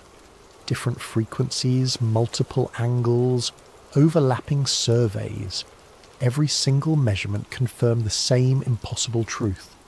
There was a massive pyramid buried beneath the permafrost, and it was huge. My calculation suggested sides at least 800 feet long, significantly larger than the Great Pyramid of Giza. The depth readings indicated it was sitting on bedrock, which meant it had been built on the surface and then buried by millions of years of geological processes. Except that made no sense either. Alaska's geological history doesn't include ancient civilizations capable of megalithic construction. The entire region was under glacial ice, until relatively recently in geological terms. I sat in my trailer that night staring at the printouts and digital displays, trying to find any explanation that didn't challenge everything I understood about engineering and archaeology. Maybe it was a natural formation that just happened to look geometric. Maybe my instruments were picking up interference from buried metal or deposits. Maybe the extreme cold was affecting my equipment in ways I didn't understand. But deep down I knew I was looking at something artificial, something that had been deliberately constructed and then hidden beneath the ice. The question was, who built it, and why? I needed supplies, and more importantly, I needed to talk to someone who knew the area's history. The nearest settlement was a village called Yukon Crossing, population 127 according to the road sign. It was a 40-minute drive south on a road that tested every shock absorber in my truck. Yukon Crossing looked like a lot of rural Alaskan towns, a handful of weathered buildings clustered around a general store and a combination post office-gas station. Most of the residents lived in trailer homes or log cabins scattered among the trees. Smoke rose from chimneys in thin grey columns against the bright spring sky. The general store served as the unofficial community centre. Inside, I found an elderly native Alaskan man named Joseph Kaltag behind the counter, selling everything from canned goods to ammunition to fishing gear. He looked like he'd been running the place for decades. "You're the pipeline engineer," he said before I could introduce myself. It wasn't a question. "Word travels fast," I replied. "Not much happens around here." He rang up my purchases: batteries, fuel canisters, and enough food to last another week. "You working up in the Forbidden Valley?" I looked up from counting cash. Forbidden Valley? Joseph's weathered face remained expressionless, but I caught something in his eyes. Concern, maybe, or warning. That's what my grandfather called it. Said the spirits there were angry, animals won't go near it, and hunters who get too close. He shrugged. "Their compasses don't work right." "Magnetic interference," I said automatically. "Probably iron ore deposits in the bedrock. Maybe," he handed me my change, "or maybe some things are better left buried." I was loading supplies into my truck when a younger native woman approached. She introduced herself as Marie Kaltag, Joseph's granddaughter, and a pilot who flew supply runs to remote camps throughout the region. "I heard you talking to Grandpa," she said, "about the valley where you're working." He mentioned compass problems. Marie glanced around to make sure no one was listening. "It's more than that. I've flown over that area maybe 50 times in the last 10 years. My instruments go crazy. GPS cuts out. Radio gets static. Engine RPMs fluctuate." "Electromagnetic interference," I suggested. That's what I thought too. but 3 years ago I was flying a supply run to a hunting camp about 20 miles north of your work site. Clear day, perfect visibility. I was following the river when my GPS started spinning. Compass needle was rotating like a clock hand. She paused, clearly uncomfortable with the memory. I looked down to try to navigate by landmarks, and I saw something that shouldn't have been there. Lines in the snow, geometric patterns like someone had carved designs into the landscape. They were huge, maybe a mile across and perfectly symmetrical. Could have been natural formations, wind patterns, erosion channels. Marie shook her head. I've been flying over Alaska my whole life. I know what natural looks like. This was artificial. And when I flew back over the same area a week later, the lines were gone, covered by fresh snow. I thanked her for the information and headed back to camp, but I couldn't stop thinking about what she'd said. Geometric patterns in the snow, electromagnetic interference, compasses spinning wildly. It all pointed to the same conclusion I was trying to avoid. Something beneath the permafrost was actively affecting the environment around it. That night, I reviewed my survey data again, looking for any detail I might have missed. The pyramid structure was consistent across all my measurements, but there was something else. Subtle variations in the electromagnetic readings that suggested complex internal architecture. Whatever was down there, it wasn't just a solid mass of stone. It had chambers, passages, and what looked like intricate internal mechanisms. And according to my instruments, some of those mechanisms were drawing electrical current. I woke up on day 12 to the sound of helicopter rotors. From my trailer window I could see a Black Hawk settling onto a flat area about 200 yards from my camp. No military markings, but the aircraft had the unmistakable look of government hardware. 3 men in winter camouflage climbed out as the rotors spun down. They walked directly to my trailer with the confident stride of people who expected cooperation. The leader was a tall man with close-cropped hair and reflective sunglasses. His companions looked like soldiers trying to dress like civilians, too alert, too fit, and carrying themselves like they had weapons hidden under their jackets. "Mr. Harrison," the leader said, reading my name from a tablet. "I'm Agent Collins, Department of Homeland Security. We need to discuss your recent survey findings." I stepped outside, keeping my expression neutral. I wasn't aware DHS had jurisdiction over pipeline surveys. "We have jurisdiction over potential national security threats." Collins gestured toward my equipment array. "Your seismic activity has been flagged by our monitoring systems. We need to examine your data and confiscate any materials related to subsurface anomalies." "What subsurface anomalies?" Collins removed his sunglasses, revealing pale blue eyes that seemed to look right through me.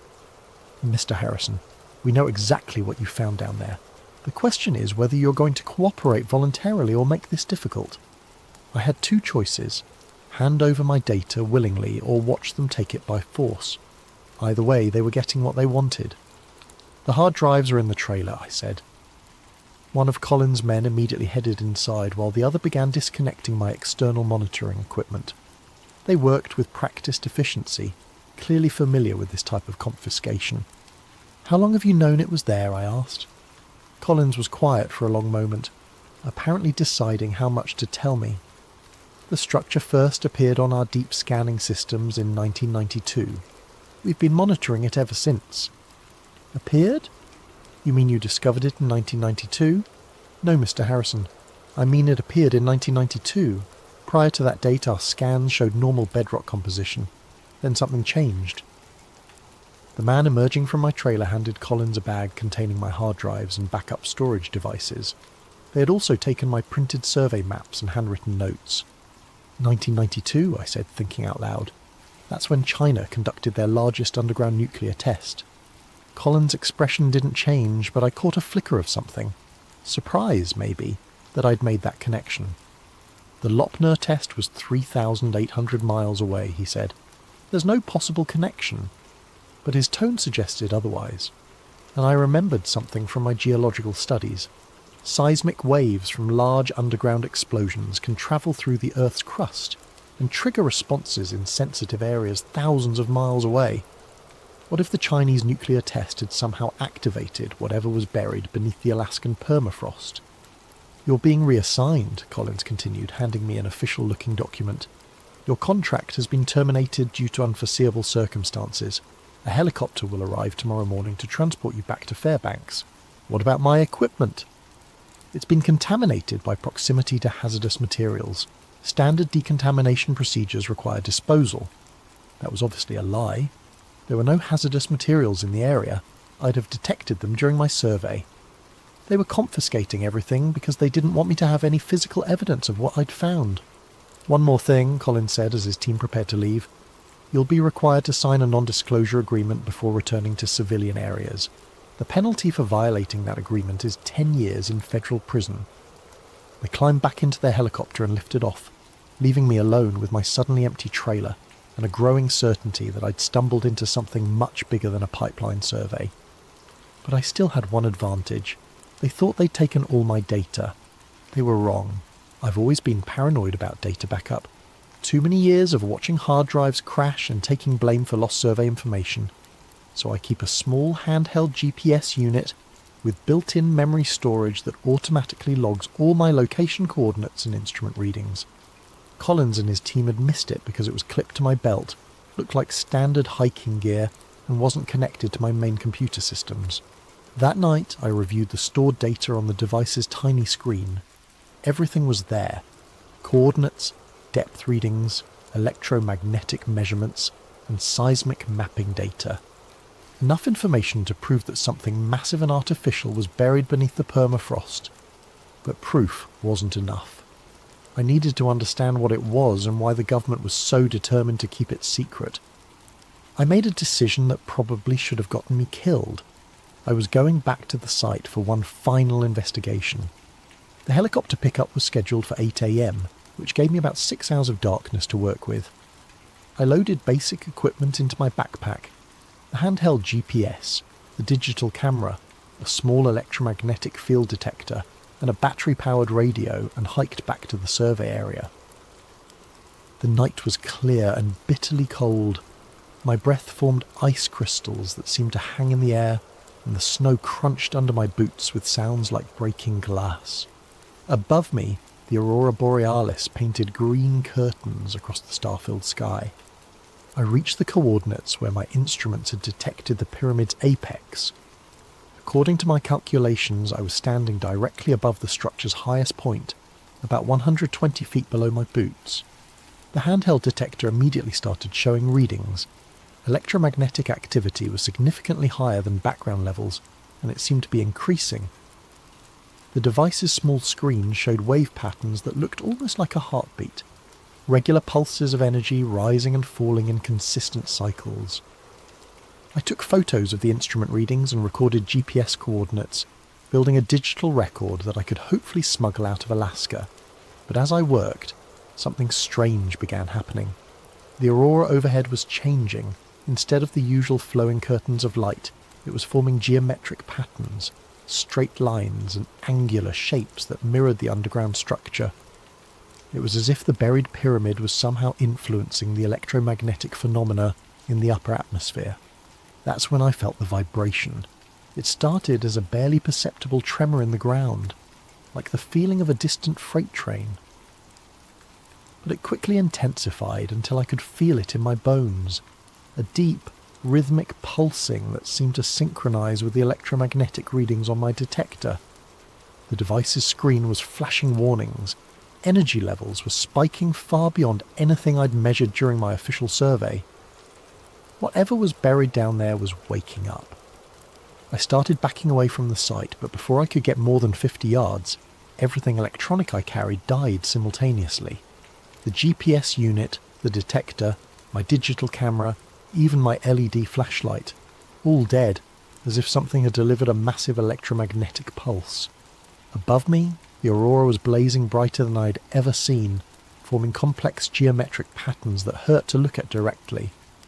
The air itself seemed to be humming with energy, and I could feel static electricity building up on my clothing and exposed skin. Then, as suddenly as it had begun, everything stopped. The aurora faded back to normal patterns. The ground vibration ceased. The electrical sensation disappeared.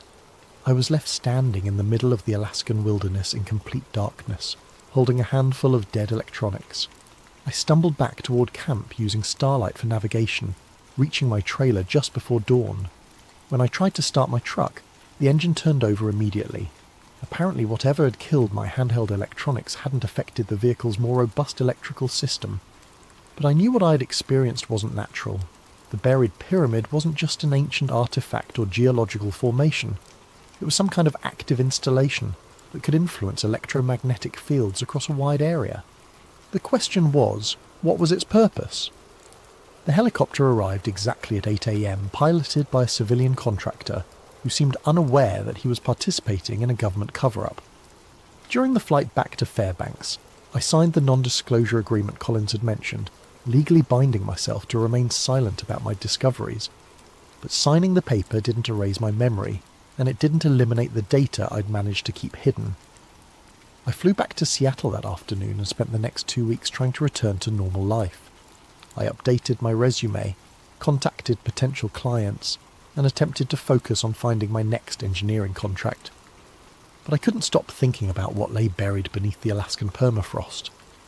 Late one night, unable to sleep, I sat down with my laptop and started researching everything I could find about electromagnetic anomalies, underground structures, and the 1992 Chinese nuclear test that Agent Collins had mentioned. What I discovered changed everything. The Chinese test, conducted at the Lop Nür facility on May 21, 1992, was indeed one of the largest underground nuclear explosions ever detonated. The blast was so powerful that seismic monitoring stations around the world recorded the shockwaves as they travelled through the Earth's crust. But that wasn't the interesting part. I found archived scientific papers describing unusual electromagnetic phenomena that occurred globally in the days following the test. Radio disruptions, satellite communication failures, and compass anomalies were reported from locations thousands of miles away from the blast site. Most significantly, several research stations in Alaska reported sudden spikes in local electromagnetic activity, beginning approximately 6 hours after the Chinese detonation. Exactly the amount of time it would take seismic waves to travel through the Earth's crust from Lop Nür to Alaska. I cross-referenced these reports with geological surveys of the Alaskan region and found something that made my blood run cold. Every single electromagnetic anomaly had been reported from locations within a 50-mile radius of my survey site. Whatever was buried there had indeed been activated by the Chinese nuclear test, just as Collins had implied, but the implications went far beyond a simple cause and effect relationship. I started plotting the locations of other reported anomalies on a world map, looking for patterns. What I found was a global network of similar sites, places where electromagnetic activity had spiked following major seismic events, underground installations that seemed to respond to specific triggers. The more I researched, the more convinced I became that the Alaskan pyramid wasn't unique.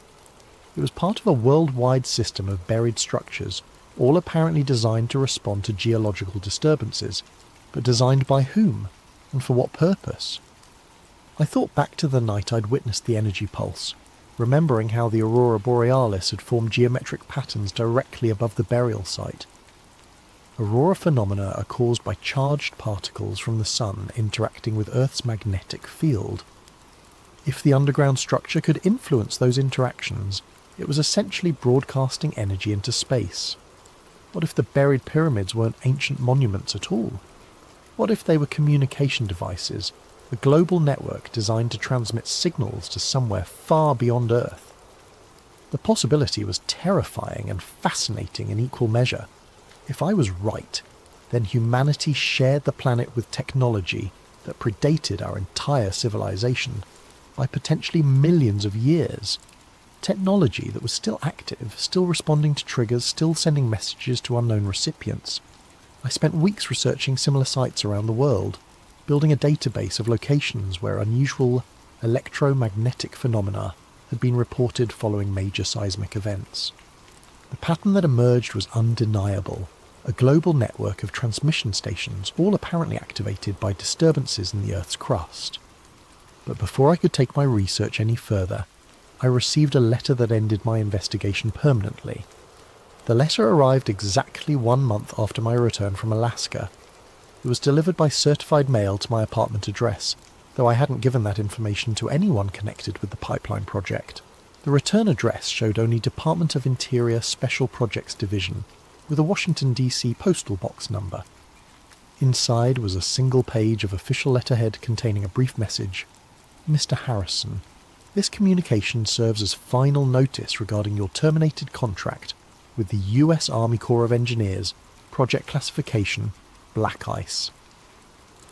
Subsequent to your departure from the survey area, additional geological analysis has determined that the subsurface structure you detected is not archaeological in nature.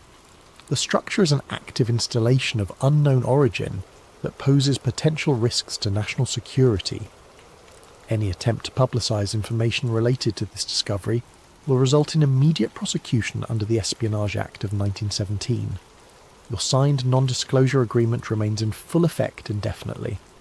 The installation you discovered is not a relic. It is a machine. Do not pursue further inquiry. Sincerely, Director, Special Projects Division. I read the letter 3 times before the full implication sank in. They weren't denying what I'd found. They were confirming it. The underground structure was artificial. It was active. And the government had known about it for over 30 years without understanding what it was or who had built it. But the most chilling aspect was the letter's final warning. It is a machine, not a monument, not an archaeological site, not a natural formation, a machine. I thought about the energy pulse I'd witnessed, the geometric patterns in the aurora, the electromagnetic signals that seemed to respond to seismic events around the world. If the buried pyramid was indeed a machine, then its purpose was clear. It was designed to detect and respond to geological disturbances by transmitting signals into space. The question remained, signals to whom? I locked the letter in a safety deposit box along with copies of all my survey data and research findings. If something happened to me, at least there would be evidence that the discovery had been made. But I never published my findings. I never contacted journalists or researchers or anyone else who might be interested in the truth about what lay beneath the Alaskan permafrost, because I realised that some knowledge carries a price too high to pay. If there really was a global network of alien communication devices buried beneath our feet, broadcasting our planet's geological status to unknown recipients in space, then humanity was living on borrowed time.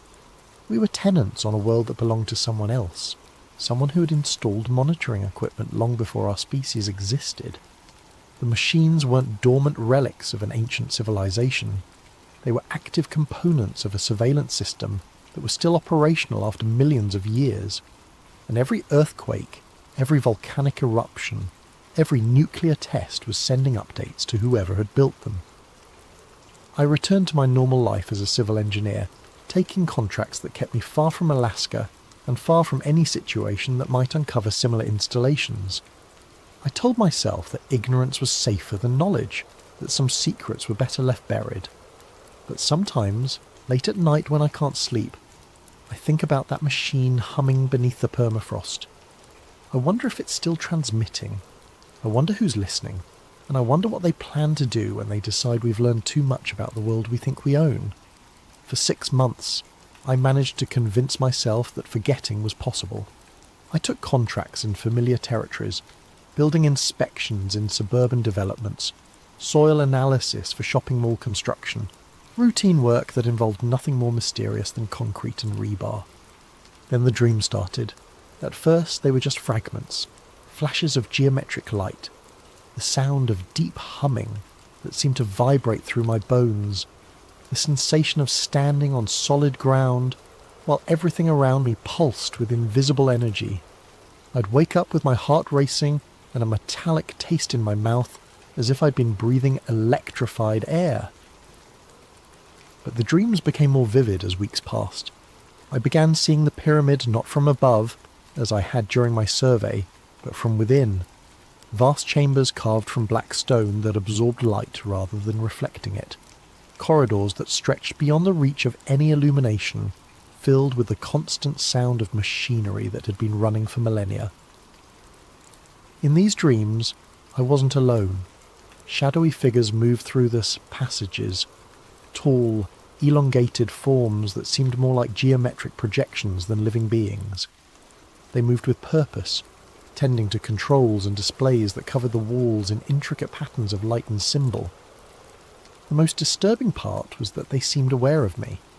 In the dreams, they would pause their activities and turn toward me with attention that felt like cold judgment. Without faces I could recognise, without voices I could understand, they somehow communicated a single clear message. I had seen something I wasn't meant to see. I consulted a sleep specialist, thinking the dreams were delayed stress responses from my time in Alaska. She prescribed medication that helped me fall asleep but didn't stop the visions. If anything, the drugs made them more intense, more real, more impossible to dismiss as products of an overwrought imagination. It was during one of these medicated dreams that I saw something new, a global map covered in points of light, each one marking a location where similar pyramids lay buried. The network stretched across every continent, even beneath the ocean floors, hundreds of installation sites, all connected by lines of energy that pulsed in synchronized patterns. I woke from that dream with absolute certainty that I was seeing something real. The buried machines weren't isolated installations. They were nodes in a planetary communication grid that spanned the entire world. 3 days later, I made a decision that changed everything. I started investigating again. Using the global locations from my dreams as starting points, I began researching electromagnetic anomalies and unexplained phenomena at similar sites around the world. What I found was a pattern so consistent it couldn't be coincidental. Every location where I'd dreamed of seeing a pyramid corresponded to a place where unusual events had been reported. The Nazca lines in Peru, built over an area where aircraft instruments malfunctioned regularly. The underwater structures near Bimini in the Bahamas, where submarines had reported mechanical failures and compass deviations.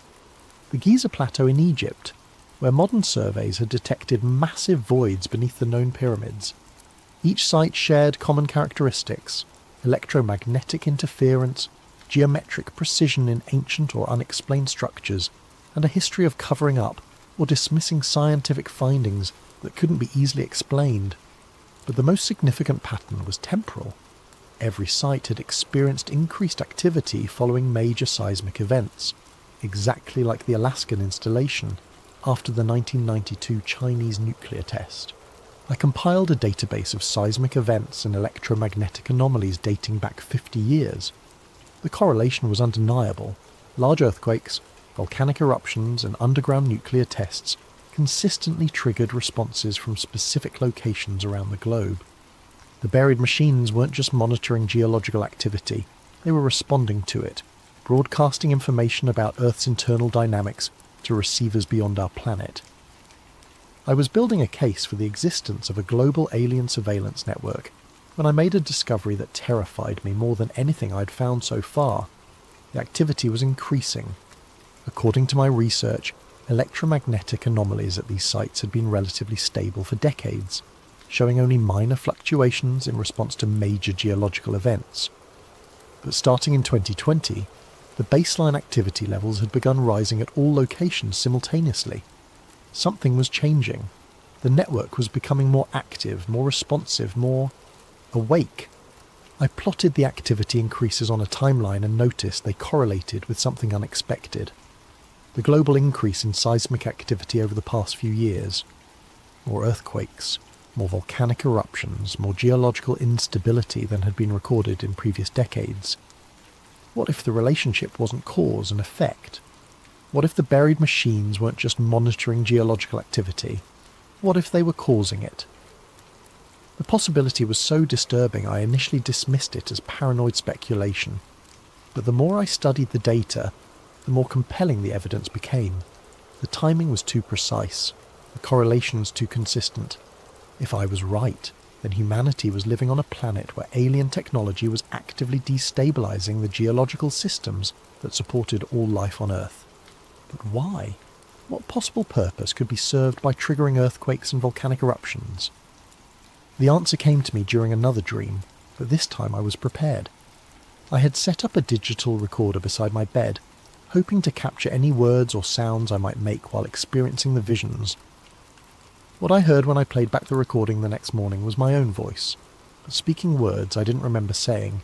Stress testing, planetary stability assessment, structural analysis phase approaching completion. I'd somehow been speaking in the technical language of engineering, describing the geological chaos as if it were a planned evaluation of the planet's physical integrity. The machines weren't trying to destroy Earth, they were testing it. Over the following weeks, I dove deeper into geological data, looking for patterns that might support my terrifying hypothesis. What I found convinced me that the buried network was conducting a systematic analysis of Earth's structural stability. Seismic events weren't random, they were following a pattern. Stress points in tectonic plates were being tested in sequence, as if something was methodically evaluating how much pressure the planet's crust could withstand before catastrophic failure. The 2011 Japanese earthquake and tsunami, the 2010 Haiti earthquake, the increasing volcanic activity in Indonesia, Italy and Iceland, the unprecedented earthquake swarms in places like Oklahoma and Arkansas. All of these events clustered around locations where I'd identified buried installations. I created detailed models showing how the network might be triggering these events through focused electromagnetic pulses directed at specific geological fault lines. The technology required would be far beyond human capabilities, but for a civilization that could build planet-spanning monitoring networks, it would be routine engineering. But the most chilling aspect of my research was the timeline. If the current rate of geological testing continued, the network would have evaluated every major tectonic system on Earth within the next 5 to 10 years. What would happen when the testing phase was complete? I spent sleepless nights imagining scenarios, planetary mining operations that required clearing the surface of inconvenient biological life, terraforming projects that would remake Earth's atmosphere and geology, or simple property reclamation by the network's builders returning to a world they had left unattended for millennia. None of the possibilities included a future for human civilization. It was during this period of growing despair that I received an unexpected contact that changed everything once again. The email appeared in my inbox on a Tuesday morning with a subject line that made my blood freeze. Alaskan survey data, classification, black ice.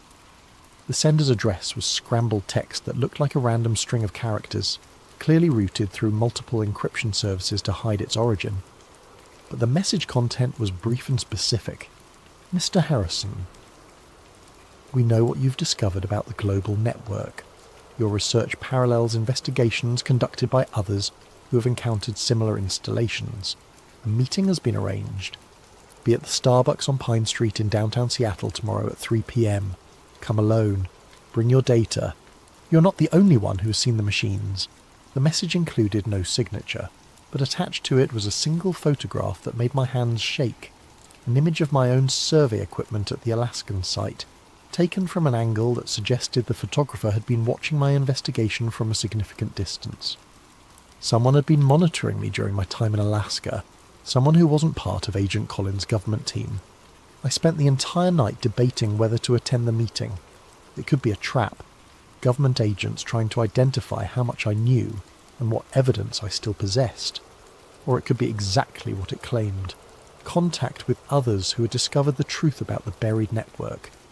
In the end, curiosity won over caution. I needed to know if I was really alone in this knowledge, or if there were others working to understand the threat humanity was facing. The Starbucks was crowded with the usual mix of students, business people and remote workers when I arrived at exactly 3 p.m. I ordered coffee and found a table near the back, trying to identify anyone who might be waiting for me. At 3:15, a woman in her 50s approached my table.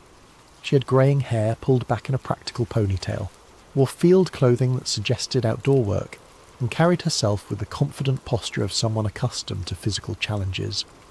"Mr. Harrison," she extended her hand. "I'm Catherine Webb. I think we need to talk." She sat down across from me and immediately began speaking in low, urgent tones. "I'm a marine archaeologist. 3 years ago, I was leading a deep-sea survey off the coast of Bermuda, when my team discovered an underwater structure that shouldn't exist. Geometric, massive, and actively generating electromagnetic fields that interfered with our equipment. She opened a tablet and showed me sonar images that looked remarkably similar to my ground-penetrating radar data from Alaska. A pyramid-shaped structure, perfectly symmetrical, sitting on the ocean floor at a depth of nearly a mile. When we tried to publish our findings, the research was classified and our funding was terminated. Sound familiar? I nodded, unable to speak. Catherine continued, but I kept investigating privately. I found evidence of at least 12 similar installations in deep ocean locations around the world. All of them show the same characteristics: geometric precision, electromagnetic activity, and apparent activation following seismic events. She showed me more images: underwater structures near Japan, the Mediterranean, the mid-Atlantic ridge. Each one was clearly artificial, clearly ancient, and clearly active. There are others, she said. A geologist in Australia who found similar structures in the outback, an archaeologist in Egypt who discovered chambers beneath the Sphinx that contain technology that shouldn't exist, a seismologist in Chile who documented electromagnetic pulses preceding earthquake activity. How many others? We've identified 17 researchers worldwide who have encountered installations or phenomena that appear to be part of the same network. Most have been silenced through official pressure, funding cuts, or career destruction. A few have simply disappeared. Catherine leaned closer, her voice dropping to barely above a whisper. But some of us have continued working in secret. We've been sharing data, building a comprehensive picture of what we're dealing with. And what are we dealing with? A global surveillance and control system that's been operating for thousands of years, possibly millions. The installations aren't just monitoring Earth, they're managing it, controlling geological processes, atmospheric composition, even biological evolution through environmental manipulation. The implications hit me like a physical blow. We're not alone on this planet. We never have been. The question is whether humanity developed naturally, or whether we're the result of controlled biological development guided by whoever built the network. Catherine showed me more data, archaeological evidence of genetic bottlenecks in human evolution that corresponded to periods of unusual geological activity, atmospheric changes that seemed to follow patterns rather than random climate variation, even extinction events that appeared to have been artificially triggered. The network has been shaping Earth's development for millions of years, she said. Every mass extinction, every ice age, every major evolutionary leap has been guided by the installations. But why? What's the purpose? Catherine's expression was grim. We think Earth is being prepared for something. The stress testing you've documented, the increasing seismic activity, the atmospheric changes, it all points to final preparations for some kind of major transition. Transition to what? We don't know, but based on the escalating activity levels, we estimate it will begin within the next few years. She handed me a secure phone with an encrypted communication app. If you want to help us understand what we're facing, this will put you in contact with the others. We're working to decode transmissions from the installations to map the complete network, and to find some way to predict what's coming. What if we can't stop it? Catherine was quiet for a long moment. Then at least humanity will know the truth before the end. Over the following months, I became part of an underground network of researchers from around the world. Using encrypted communications and careful operational security, we shared data, theories, and discoveries about the installations that had consumed our professional lives. What emerged from our collective research was a picture of Earth that challenged everything humanity believed about our planet and our place in the universe. The installation network was vast. Over 300 confirmed sites across all continents and ocean floors. Each site contained structures of identical design but varying scale, all built from materials that didn't match any known geological formations. The construction showed evidence of technology far beyond human capabilities, with precision that exceeded our best modern engineering. But the most significant discovery came from Dr. Yuki Tanaka, a linguist and cryptographer in Japan who'd been analysing electromagnetic transmissions intercepted from the installations.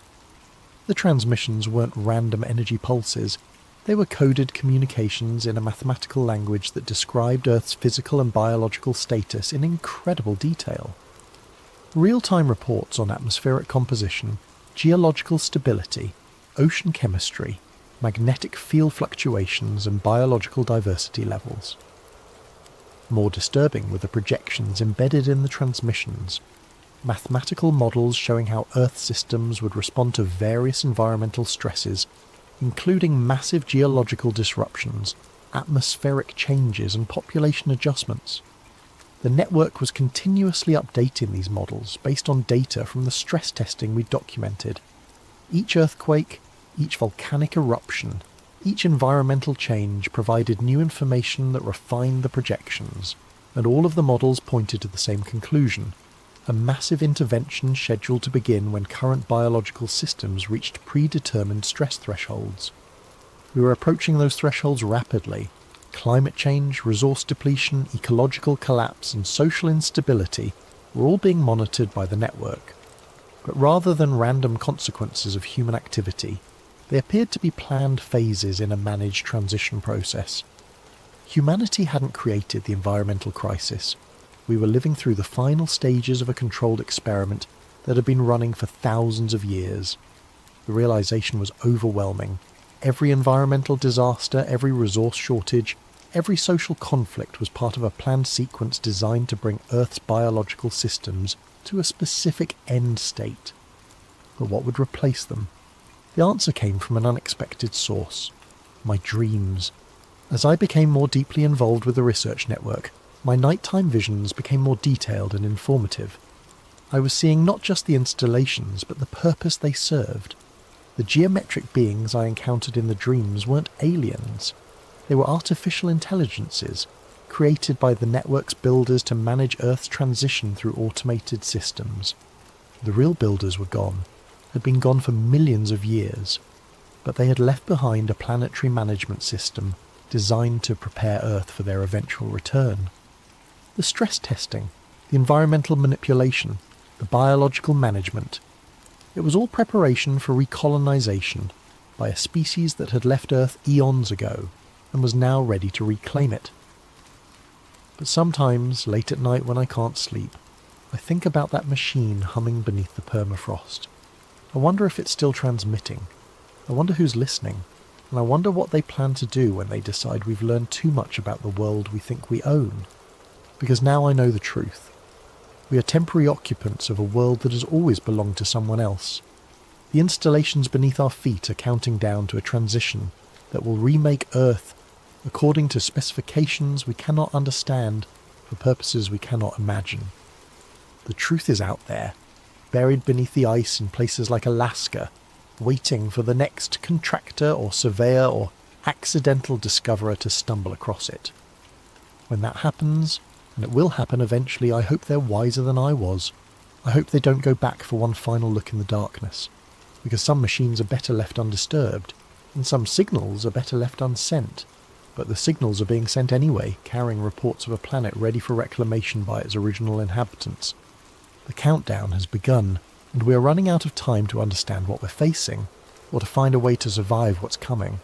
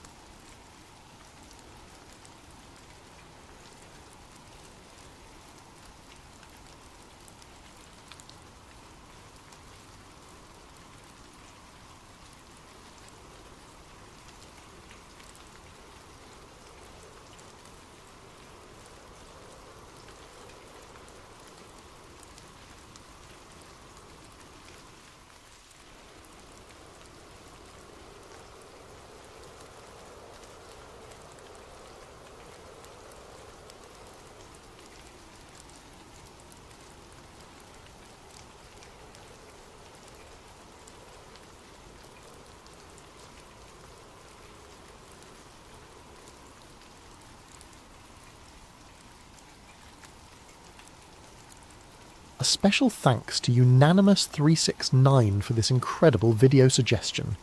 If you have story ideas you'd like to see brought to life, drop them in the comments below along with your time and location as you listen.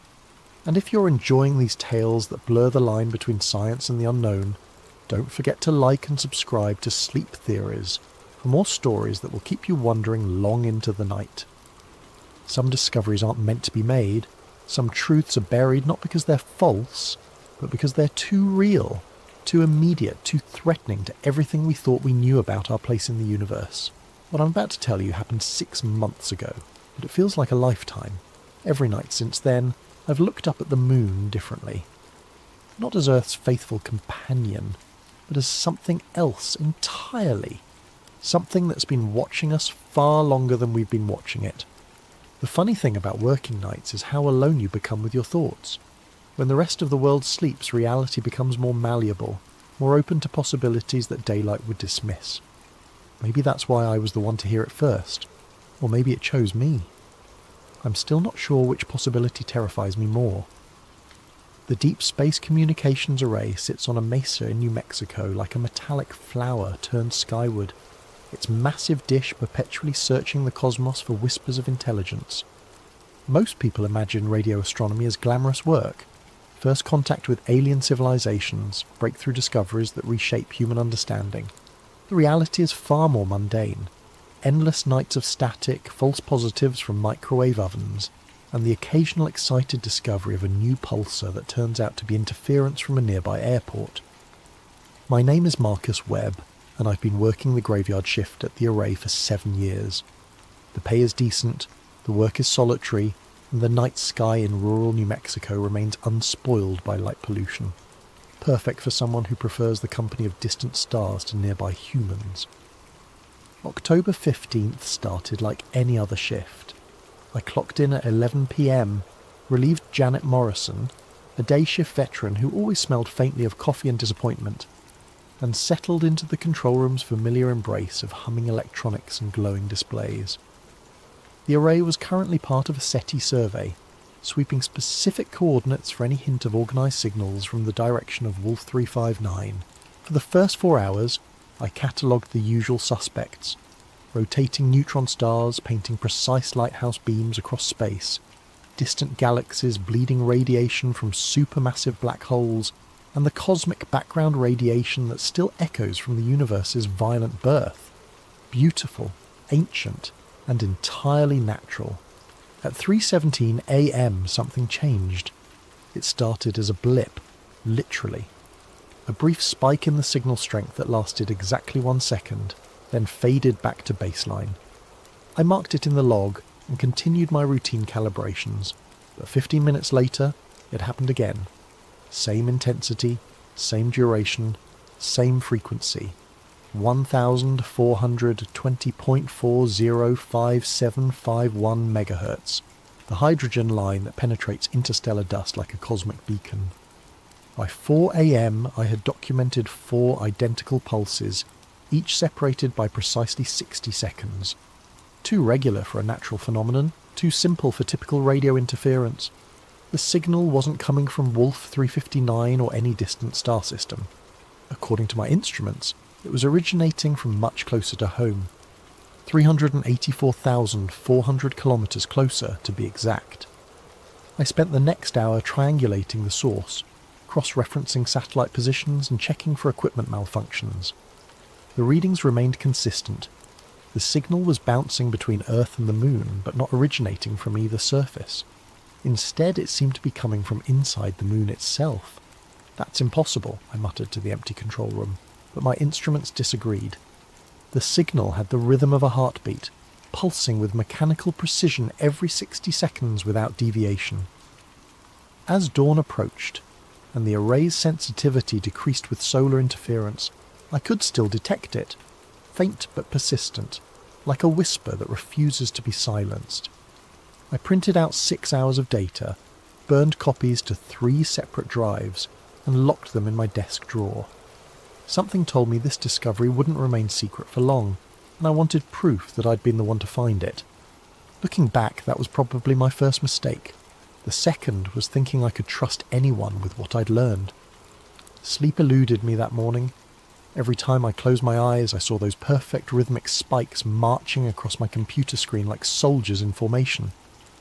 By noon, I gave up trying to rest and drove to the university library in Las Cruces, 40 minutes of desert highway that gave me time to think.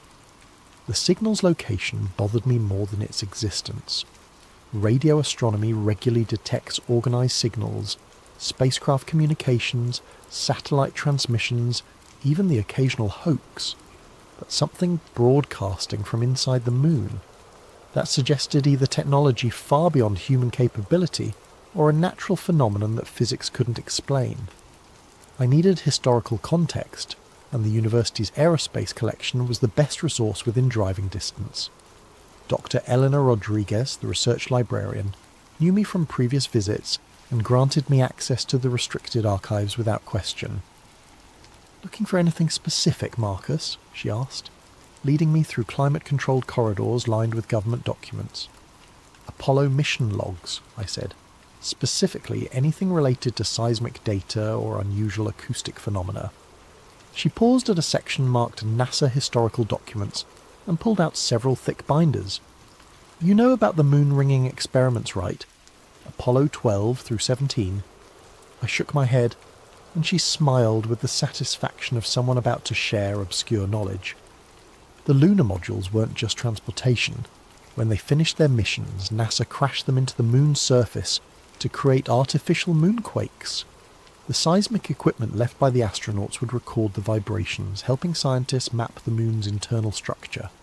She opened one of the binders to a collection of transcripts marked Apollo 12 Mission Communications, Declassified, 1998. The results were unexpected, she continued. Instead of the brief tremors they anticipated, the moon rang like a bell for up to 4 hours after each impact. The reverberations suggested it was either completely hollow or contained vast empty spaces. I spent the next 6 hours reading every document she could locate. The astronauts' descriptions were remarkably consistent across missions. Apollo 12 Commander Pete Conrad. "Did you guys hear that? It's still ringing down there, like we hit a giant tuning fork." Apollo 14 pilot Stuart Rooser. "Houston, we're still getting reverberations 20 minutes after impact. This doesn't match any geological models." Apollo 16 Commander John Young. "The sound is wrong. Too hollow, too organised, almost like there's structure down there." But the most intriguing document was buried deep in Apollo 17's mission files, a memorandum marked Classified, National Security Review Required, that had been partially declassified in 2009 with significant redactions still intact. The document was partially redacted, but the implications were clear. NASA had detected something under the moon's surface in 1972, something significant enough to classify the findings for national security reasons. I photographed every relevant page with my phone, careful not to trigger the library's security systems. As I prepared to leave, Doctor, Rodriguez stopped me. "Find what you were looking for?" she asked. "More than I expected," I admitted. Dr. Rodriguez, hypothetically, if someone wanted to access NASA's current lunar observation data, not the public archives but active research, where would they look? She studied my face carefully. "Hypothetically, they probably wouldn't. That information is restricted to authorised personnel only," she paused. "But if someone had legitimate research credentials and knew the right databases to query, they might find publicly accessible radar imaging surveys from the Lunar Reconnaissance Orbiter. Hypothetically." She handed me a slip of paper with a web address written in her neat handwriting. "Good luck with your research, Marcus. And be careful. Some knowledge comes with responsibilities." I drove back to the array with my mind racing. The Apollo documents spread across my passenger seat like pieces of a cosmic puzzle. The signal I'd detected wasn't just some random electronic noise. It was part of a pattern that had been hidden for over 50 years. My shift that evening began normally enough. I clocked in, reviewed the previous day's observations, and settled into my routine. But as soon as I accessed the signal analysis software, I knew something was wrong. My files were gone. Not just deleted, completely absent from the system as if they had never existed. My carefully documented observations, the frequency analysis, the triangulation data, all of it had vanished from both the main servers and my personal directories. "That's not possible," I muttered, frantically searching backup drives in temporary folders. The array's systems automatically created multiple copies of all observational data stored across different servers to prevent accidental loss. Yet somehow every trace of the previous night's discovery had been systematically erased. I grabbed my phone and called the IT department, but the night technician, Dave Morrison, Janet's nephew, sounded genuinely puzzled. "Marcus?" "Yeah, the system shows you had a routine shift yesterday. Nothing unusual flagged. Are you sure you saved the files correctly?" "Dave, I've been doing this for 7 years. I know how to save data. Look, maybe there was a software glitch. Why don't you write up an incident report and—" "Forget it," I said, hanging up. Someone with administrative access had deliberately purged my discovery from the system. The timing couldn't be coincidental.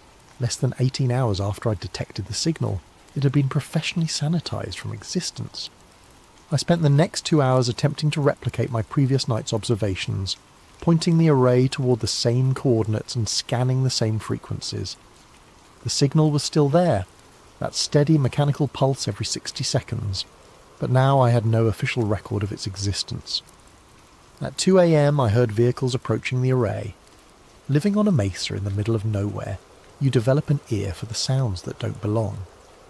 These weren't the maintenance crews that occasionally visited during daylight hours, and they weren't lost tourists who'd taken a wrong turn off the highway. These vehicles moved with purpose, their headlights sweeping the access road like searchlights. 3 black SUVs parked near the main building, their engines ticking as they cooled in the desert air. Men in dark suits emerged, their movements coordinated and professional. I recognized the bearing immediately. Federal agents, probably NSA or some other alphabet agency that didn't officially exist. The lead agent was a tall man with greying temples and eyes like winter frost. He knocked on the control room door with the casual authority of someone accustomed to being obeyed. "Mr. Webb? I'm Agent Harrison, National Security Agency. We need to discuss your recent observations." I opened the door slowly, my heart hammering against my ribs. "I'm sorry, but I don't know what you're talking about." Harrison smiled without warmth. "Mr. Webb, we've been monitoring communications from this facility. Last night you detected and documented a signal originating from lunar coordinates. We're here to collect that data and ensure it doesn't become a security concern." "The data was accidentally deleted," I said. "System malfunctioned." "We know. We deleted it." His honesty was more frightening than any lie. "Now we need to collect any physical copies you might have created along with your personal devices. This is a matter of national security." The other agents had already entered the control room and were systematically disconnecting hard drives and confiscating data storage devices. They worked with practiced efficiency, clearly experienced in evidence collection. "You can't just—" "Actually we can," Harrison interrupted, producing a document from his jacket. "Executive Order 12,333 grants us authority to collect intelligence regarding potential threats to national security. Your discovery falls under that classification." I read the warrant quickly. It was legitimate, signed by a federal judge I'd never heard of, granting broad authority to collect and secure all data related to anomalous electromagnetic phenomena detected at the Deep Space Communications Array.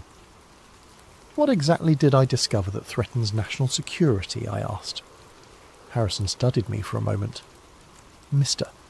Webb, some information is classified not because it's dangerous, but because the public isn't ready to understand its implications. Your signal represents technology that officially doesn't exist. Confirming its presence would raise questions that our government isn't prepared to answer." "What technology?" "That's classified." He gestured to his agents who had finished packing my computers and drives into aluminum cases. "Mr. Webb, I need your word that you won't discuss this incident with anyone.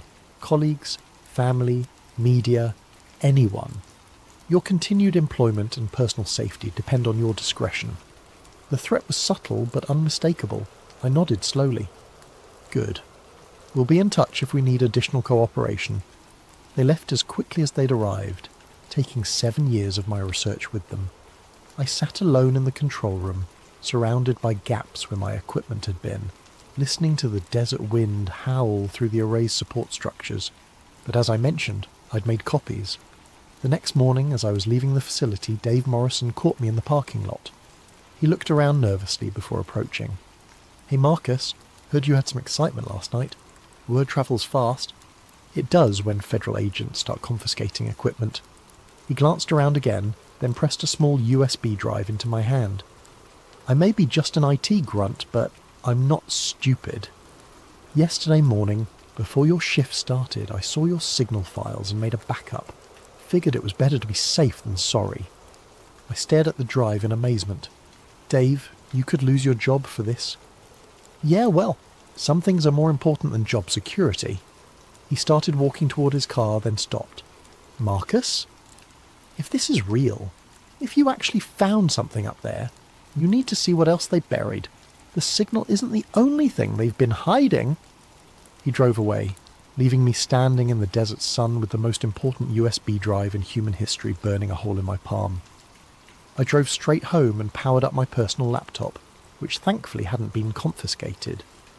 Dave's USB drive contained not just my original signal data, but additional files I hadn't seen before: radar imaging surveys from the Lunar Reconnaissance Orbiter, gravitational anomaly maps, and what appeared to be classified NASA geological reports dating back to the Apollo missions. Dave had been busy during his years at the Array, quietly collecting pieces of a puzzle that was much larger than I'd imagined. The radar data was the key. The Lunar Reconnaissance Orbiter had been mapping the moon's surface and subsurface for over a decade, using radar penetration to identify cave systems, lava tubes, and geological formations. Most of this data was publicly available through NASA's archives, but Dave had also obtained classified surveys that painted a very different picture of our celestial neighbour. I overlaid my signal coordinates onto the radar maps and felt my breath catch.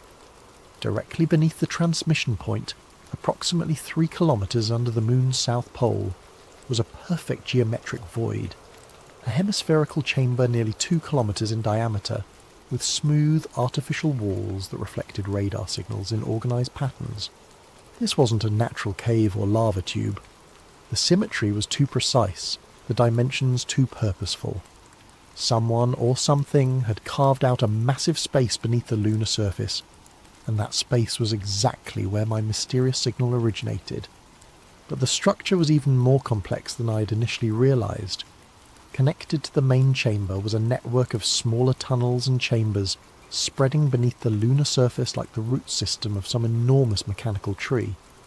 The pattern suggested infrastructure, power distribution perhaps, or communication networks.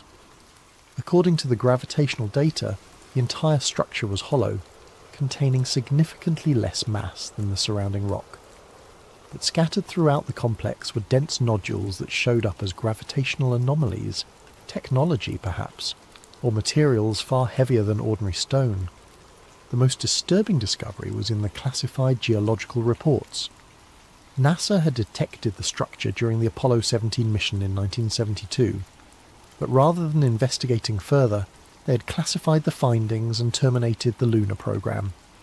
The official reason for ending Apollo was budget constraints, but the real reason was buried in a memo dated January 15th, 1973, confidential memorandum from Administrator James Fletcher to Presidential Science Advisor, re-Apollo program termination.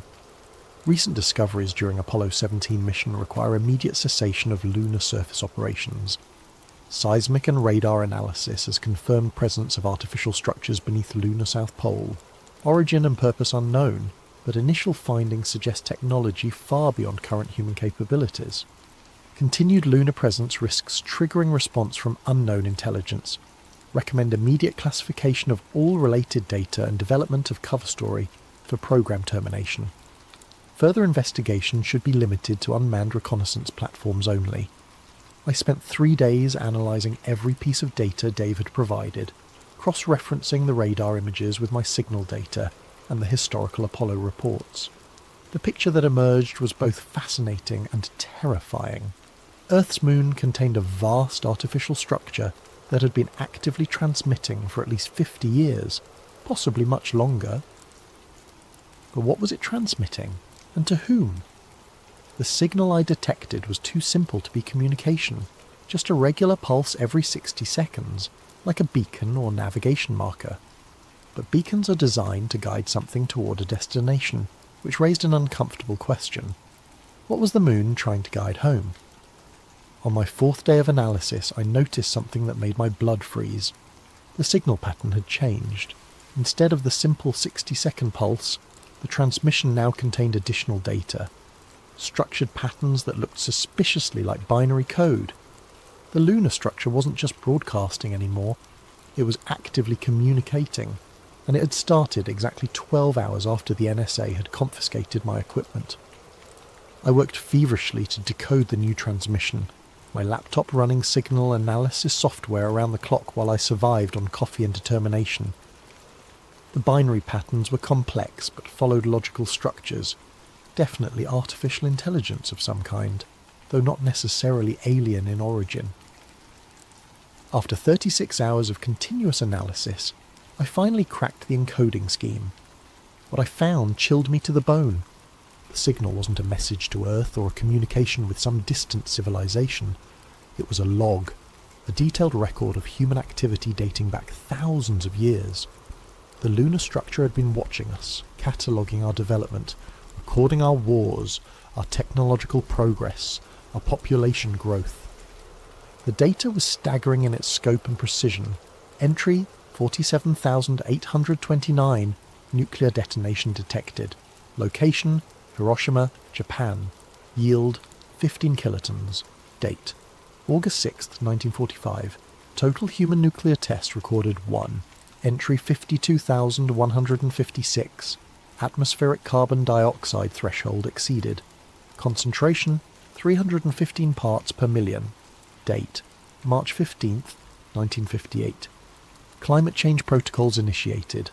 Entry 63,847. First artificial satellite detected.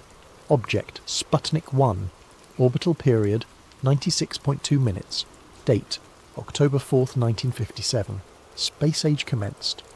The entries continued for thousands of pages, documenting everything from major wars to technological breakthroughs, from climate shifts to population milestones.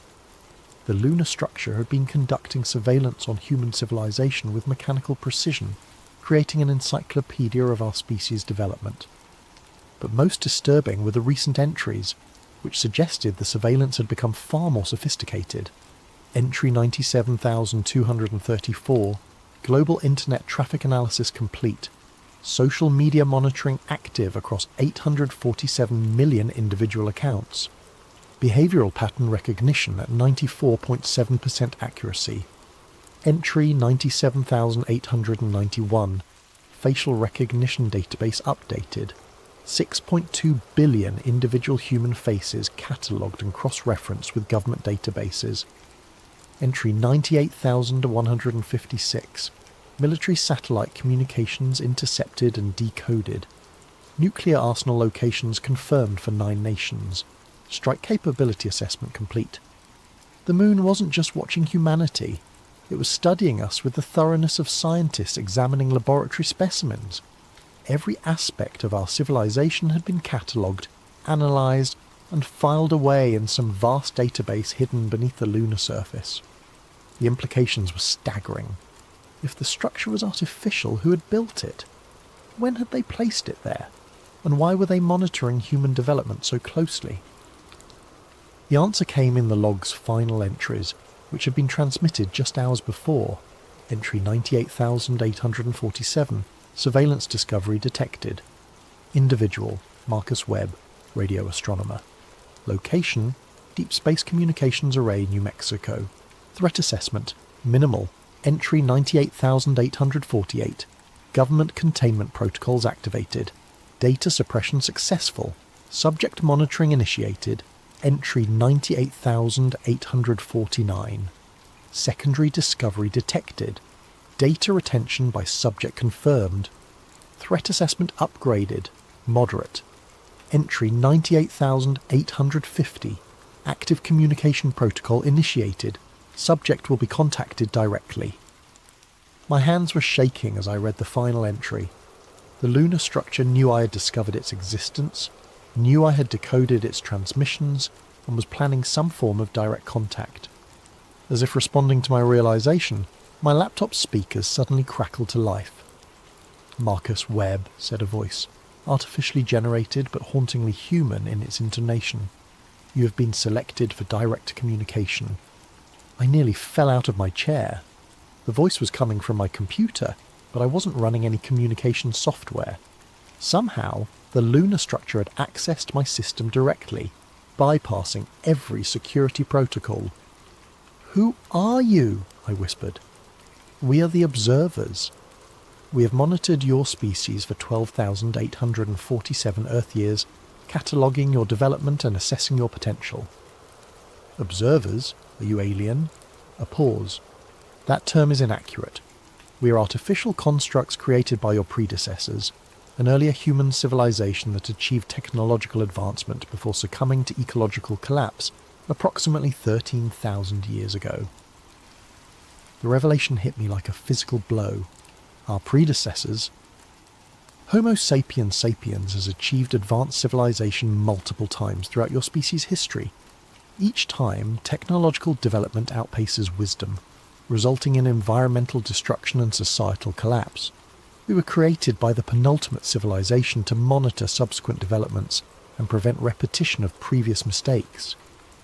You're saying we're not the first advanced human civilization? You are the 7th iteration we have observed.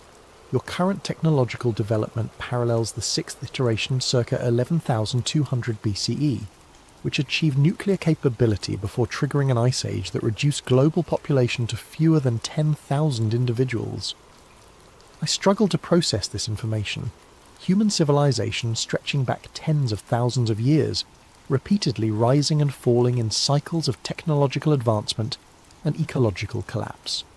And the moon, our faithful celestial companion, had been watching it all, recording our progress and waiting for... what? "What is your purpose?" I asked. "Assessment and intervention. When a civilization approaches critical development thresholds, nuclear capability, climate modification, artificial intelligence, we evaluate their probability of survival versus ecological destruction. And what's your assessment of us?" Another pause, longer this time. "Your species has exceeded several critical thresholds: nuclear weapons proliferation, atmospheric modification, mass extinction acceleration. Current trajectory suggests 73.2% probability of civilizational collapse within 50 years. The clinical precision of that statistic was more frightening than any dramatic prediction of doom. This wasn't opinion or speculation. It was mathematical analysis based on thousands of years of observed human behavior. What happens if we fail your assessment? Intervention protocols are implemented to ensure species survival. Population reduction, technological regression, supervised development under observer guidance. Population reduction. Previous interventions have required reduction of global population to sustainable levels, typically 500 million to 1 billion individuals. Survivors are relocated to designated preservation zones while ecosystem recovery proceeds. I felt sick. The observer was describing genocide with the same casual tone I might use to discuss pruning a garden. How many people would die? Approximately 7.2 billion individuals would be relocated to non-corporeal existence. Their consciousness patterns would be preserved in observer archives for potential future restoration. That's not relocation. That's murder. Your species lacks the technological framework to understand consciousness preservation. From your perspective, the process resembles death. From our perspective, it is archival storage with potential for restoration once optimal conditions are achieved. The conversation continued for another hour, each revelation more disturbing than the last. The observers had intervened in human development before, triggering the collapse of previous civilizations when they posed threats to long-term species survival. The last intervention had occurred around 12,800 years ago, ending what they called the 6th iteration, and ushering in the Younger Dryas Ice Age that traditional archaeology attributed to natural climate change. But they weren't entirely heartless. Each intervention preserved the best elements of human knowledge and culture, storing them in vast databases for eventual restoration. Every lost civilization lived on in the Observe archives, waiting for the day when humanity finally learned to balance technological power with ecological wisdom. "Why are you telling me this?" I finally asked. "Because your current iteration has reached the assessment threshold. Within the next solar year, we will determine whether Homo sapiens sapiens requires another intervention, or can be permitted to continue autonomous development. And my discovery of your signal? An acceptable variable. Individual humans occasionally detect our surveillance. We factor this into our calculations. Your government's response follows predicted patterns. Your personal reaction will inform our assessment of species adaptability. What do you want me to do? Continue your normal existence. Your behaviour will provide data regarding how individuals respond to knowledge of the observer presence. This information will influence our final determination." The transmission ended abruptly, leaving me alone with the most terrifying knowledge in human history. I was being used as a test subject, my reactions carefully monitored to help determine whether my entire species deserved to survive.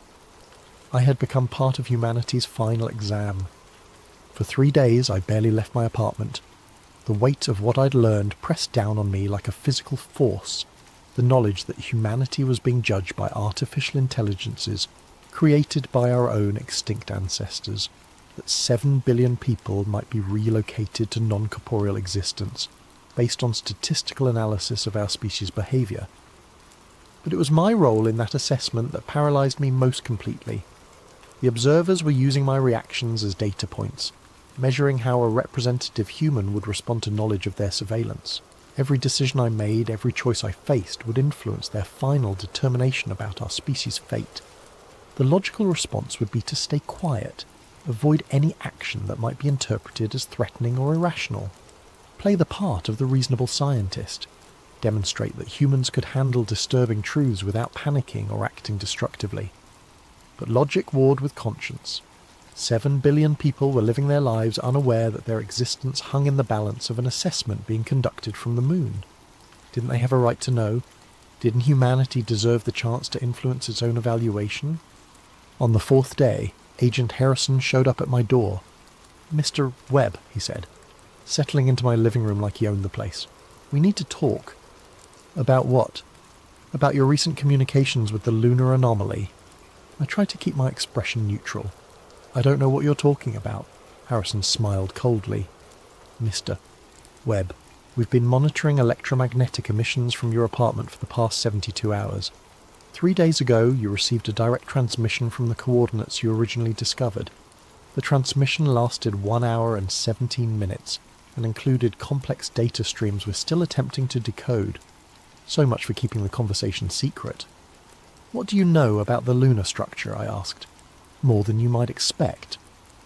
The United States government has been aware of the observer presence since 1972. We've been in limited communication with them for over 50 years. "You knew?" The betrayal cut deeper than I had expected. "You've known that humanity is being evaluated for potential extermination, and you said nothing?" "Mr. Webb, the information you've received is incomplete. The observers aren't our enemies. They're trying to preserve human civilization. Yes, their methods are extreme, but they've prevented our species from destroying itself 6 times throughout history. By committing genocide, by ensuring survival, the previous human civilizations they relocated had reached critical points where continued existence would have meant complete extinction. The observers saved what they could and gave humanity another chance to develop sustainably." Harrison leaned forward, his expression intense. "Mr. Webb, our current civilization is approaching the same critical point. Climate change, nuclear proliferation, ecological collapse.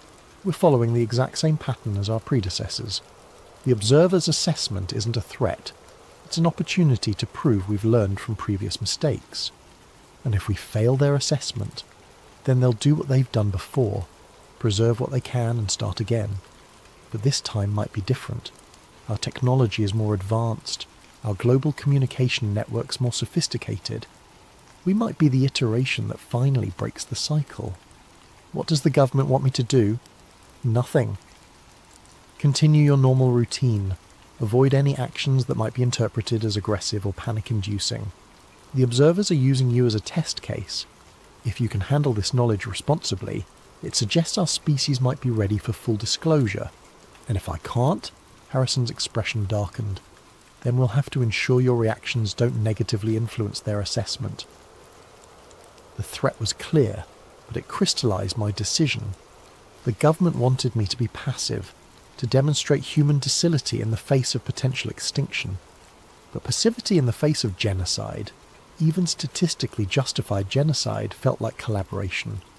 That evening I made my choice. I spent 6 hours preparing a comprehensive report detailing everything I'd discovered. The original signal, the Apollo cover-up, the lunar structure, the observer surveillance system, and the revelation that humanity was being assessed for potential intervention. I included all the data Dave had provided, the decoded transmissions and transcripts of my conversation with the observer intelligence. But rather than releasing it through normal channels, where it could be suppressed or discredited, I prepared simultaneous transmissions to every major observatory, university astronomy department, and independent researcher I could identify. 47 different locations across 6 continents, each receiving the complete data package through encrypted channels. The beauty of the plan was its redundancy. The government might be able to suppress 1 or 2 leaks, but 47 simultaneous disclosures would be impossible to contain. Within hours of transmission, the information would be spreading across the internet faster than any censorship system could stop it. At 11:47 p.m. on November 3rd, I clicked send. 47 identical messages launched into cyberspace, carrying humanity's most dangerous secret to receivers around the globe. In observatories from Chile to Australia, radio astronomers would soon be opening their email to find proof that Earth's moon contained artificial intelligence that had been monitoring human civilization for over 12,000 years. I sat back in my chair and waited. The response came faster than I'd expected. At 11:52 p.m, my laptop speakers crackled to life with the observer's artificially generated voice. "Marcus Webb, your actions have been noted and analysed." "I did what I thought was right," I said to the empty room. "You have violated the parameters of our assessment. The information you have disseminated will trigger mass panic and destabilise your civilization's development trajectory. Maybe it will give us the chance to prove we can handle the truth.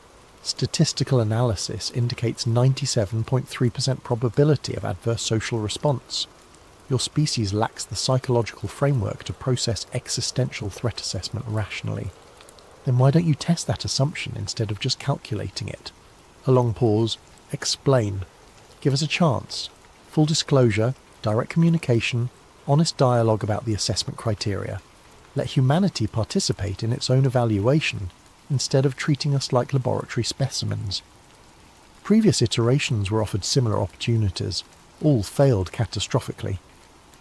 "But you said this iteration might be different. Our global communication networks, our technological advancement, maybe we're finally ready for the truth." Another pause, longer this time. "Your proposal represents significant deviation from established protocols. Sometimes deviation is necessary for growth.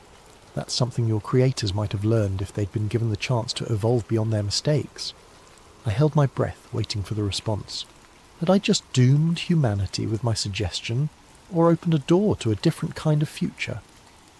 "Your arguments will be incorporated into our assessment model. The global response to your information release will provide additional data regarding species readiness for direct communication. And if humanity handles the disclosure responsibly, then assessment parameters will be adjusted accordingly. Your species will be given the opportunity to demonstrate sustainable development under observer guidance rather than intervention." "What does that mean exactly?" "Supervised autonomy. Your governments would be provided with complete historical records, technological archives from previous iterations, and guidance for sustainable development. Population reduction would not be necessary if ecological balance can be achieved through voluntary cooperation." It wasn't the outcome I'd hoped for. Humanity would still be under observer supervision. But it was better than genocide. And perhaps over time, we could prove ourselves worthy of true independence. "There's one more thing," I said. When the information I released goes public, people are going to panic. They'll need to hear from you directly, not through government intermediaries or leaked documents. They'll need to know that the observers aren't invaders, but guardians. Direct communication with your species' population has not been attempted since the fourth iteration, approximately 8,200 years ago. The results were unsuccessful. What happened? Mass psychological breakdown leading to civilizational collapse. The fourth iteration destroyed itself within 2 years of first contact. But that was 8,200 years ago. We're more resilient now, more adaptable. Our global communication networks mean the shock will be distributed instead of concentrated. Your proposal represents unprecedented risk. So does your intervention protocol. At least this way, you're giving us the chance to surprise you. The silence stretched for nearly 5 minutes. When the observer finally responded, I could hear something almost like uncertainty in its artificially generated voice. Assessment protocols are being modified to incorporate your recommendations. Direct communication will be initiated simultaneously, with global disclosure of observer presence. Your species will have 1 solar year to demonstrate sustainable development practices and rational response to existential information. And if we fail, standard intervention protocols will be implemented. However, your actions have introduced variables that may influence final assessment parameters. The outcome is no longer statistically predetermined. The transmission ended, leaving me alone with the knowledge that I had potentially saved or doomed my species. In releasing the observer data globally, I had forced a confrontation between humanity and its hidden guardians, a test that would determine whether we evolved or faced relocation to non-corporeal existence. Now all I could do was wait and see how the world would respond to learning that the moon was watching. The global response to the observer revelations exceeded even my worst fears and greatest hopes. The initial reaction was predictably chaotic. Within hours of my data release, observatories worldwide began confirming the lunar signals, and amateur radio enthusiasts started detecting the transmissions with increasingly sophisticated equipment. Social media exploded with theories ranging from alien invasion to government conspiracy, while emergency sessions convened at the United Nations, NATO, and every major world government. Stock markets crashed. Religious leaders declared everything from the Second Coming to the end times. Panic buying stripped store shelves in major cities, and several countries declared martial law as riots broke out in urban centres. But something remarkable happened after the first week of hysteria. Humanity began to adapt. Scientists and researchers working with the data I'd provided started making connections between the observer archives and gaps in human history. Archaeological anomalies that had puzzled researchers for decades suddenly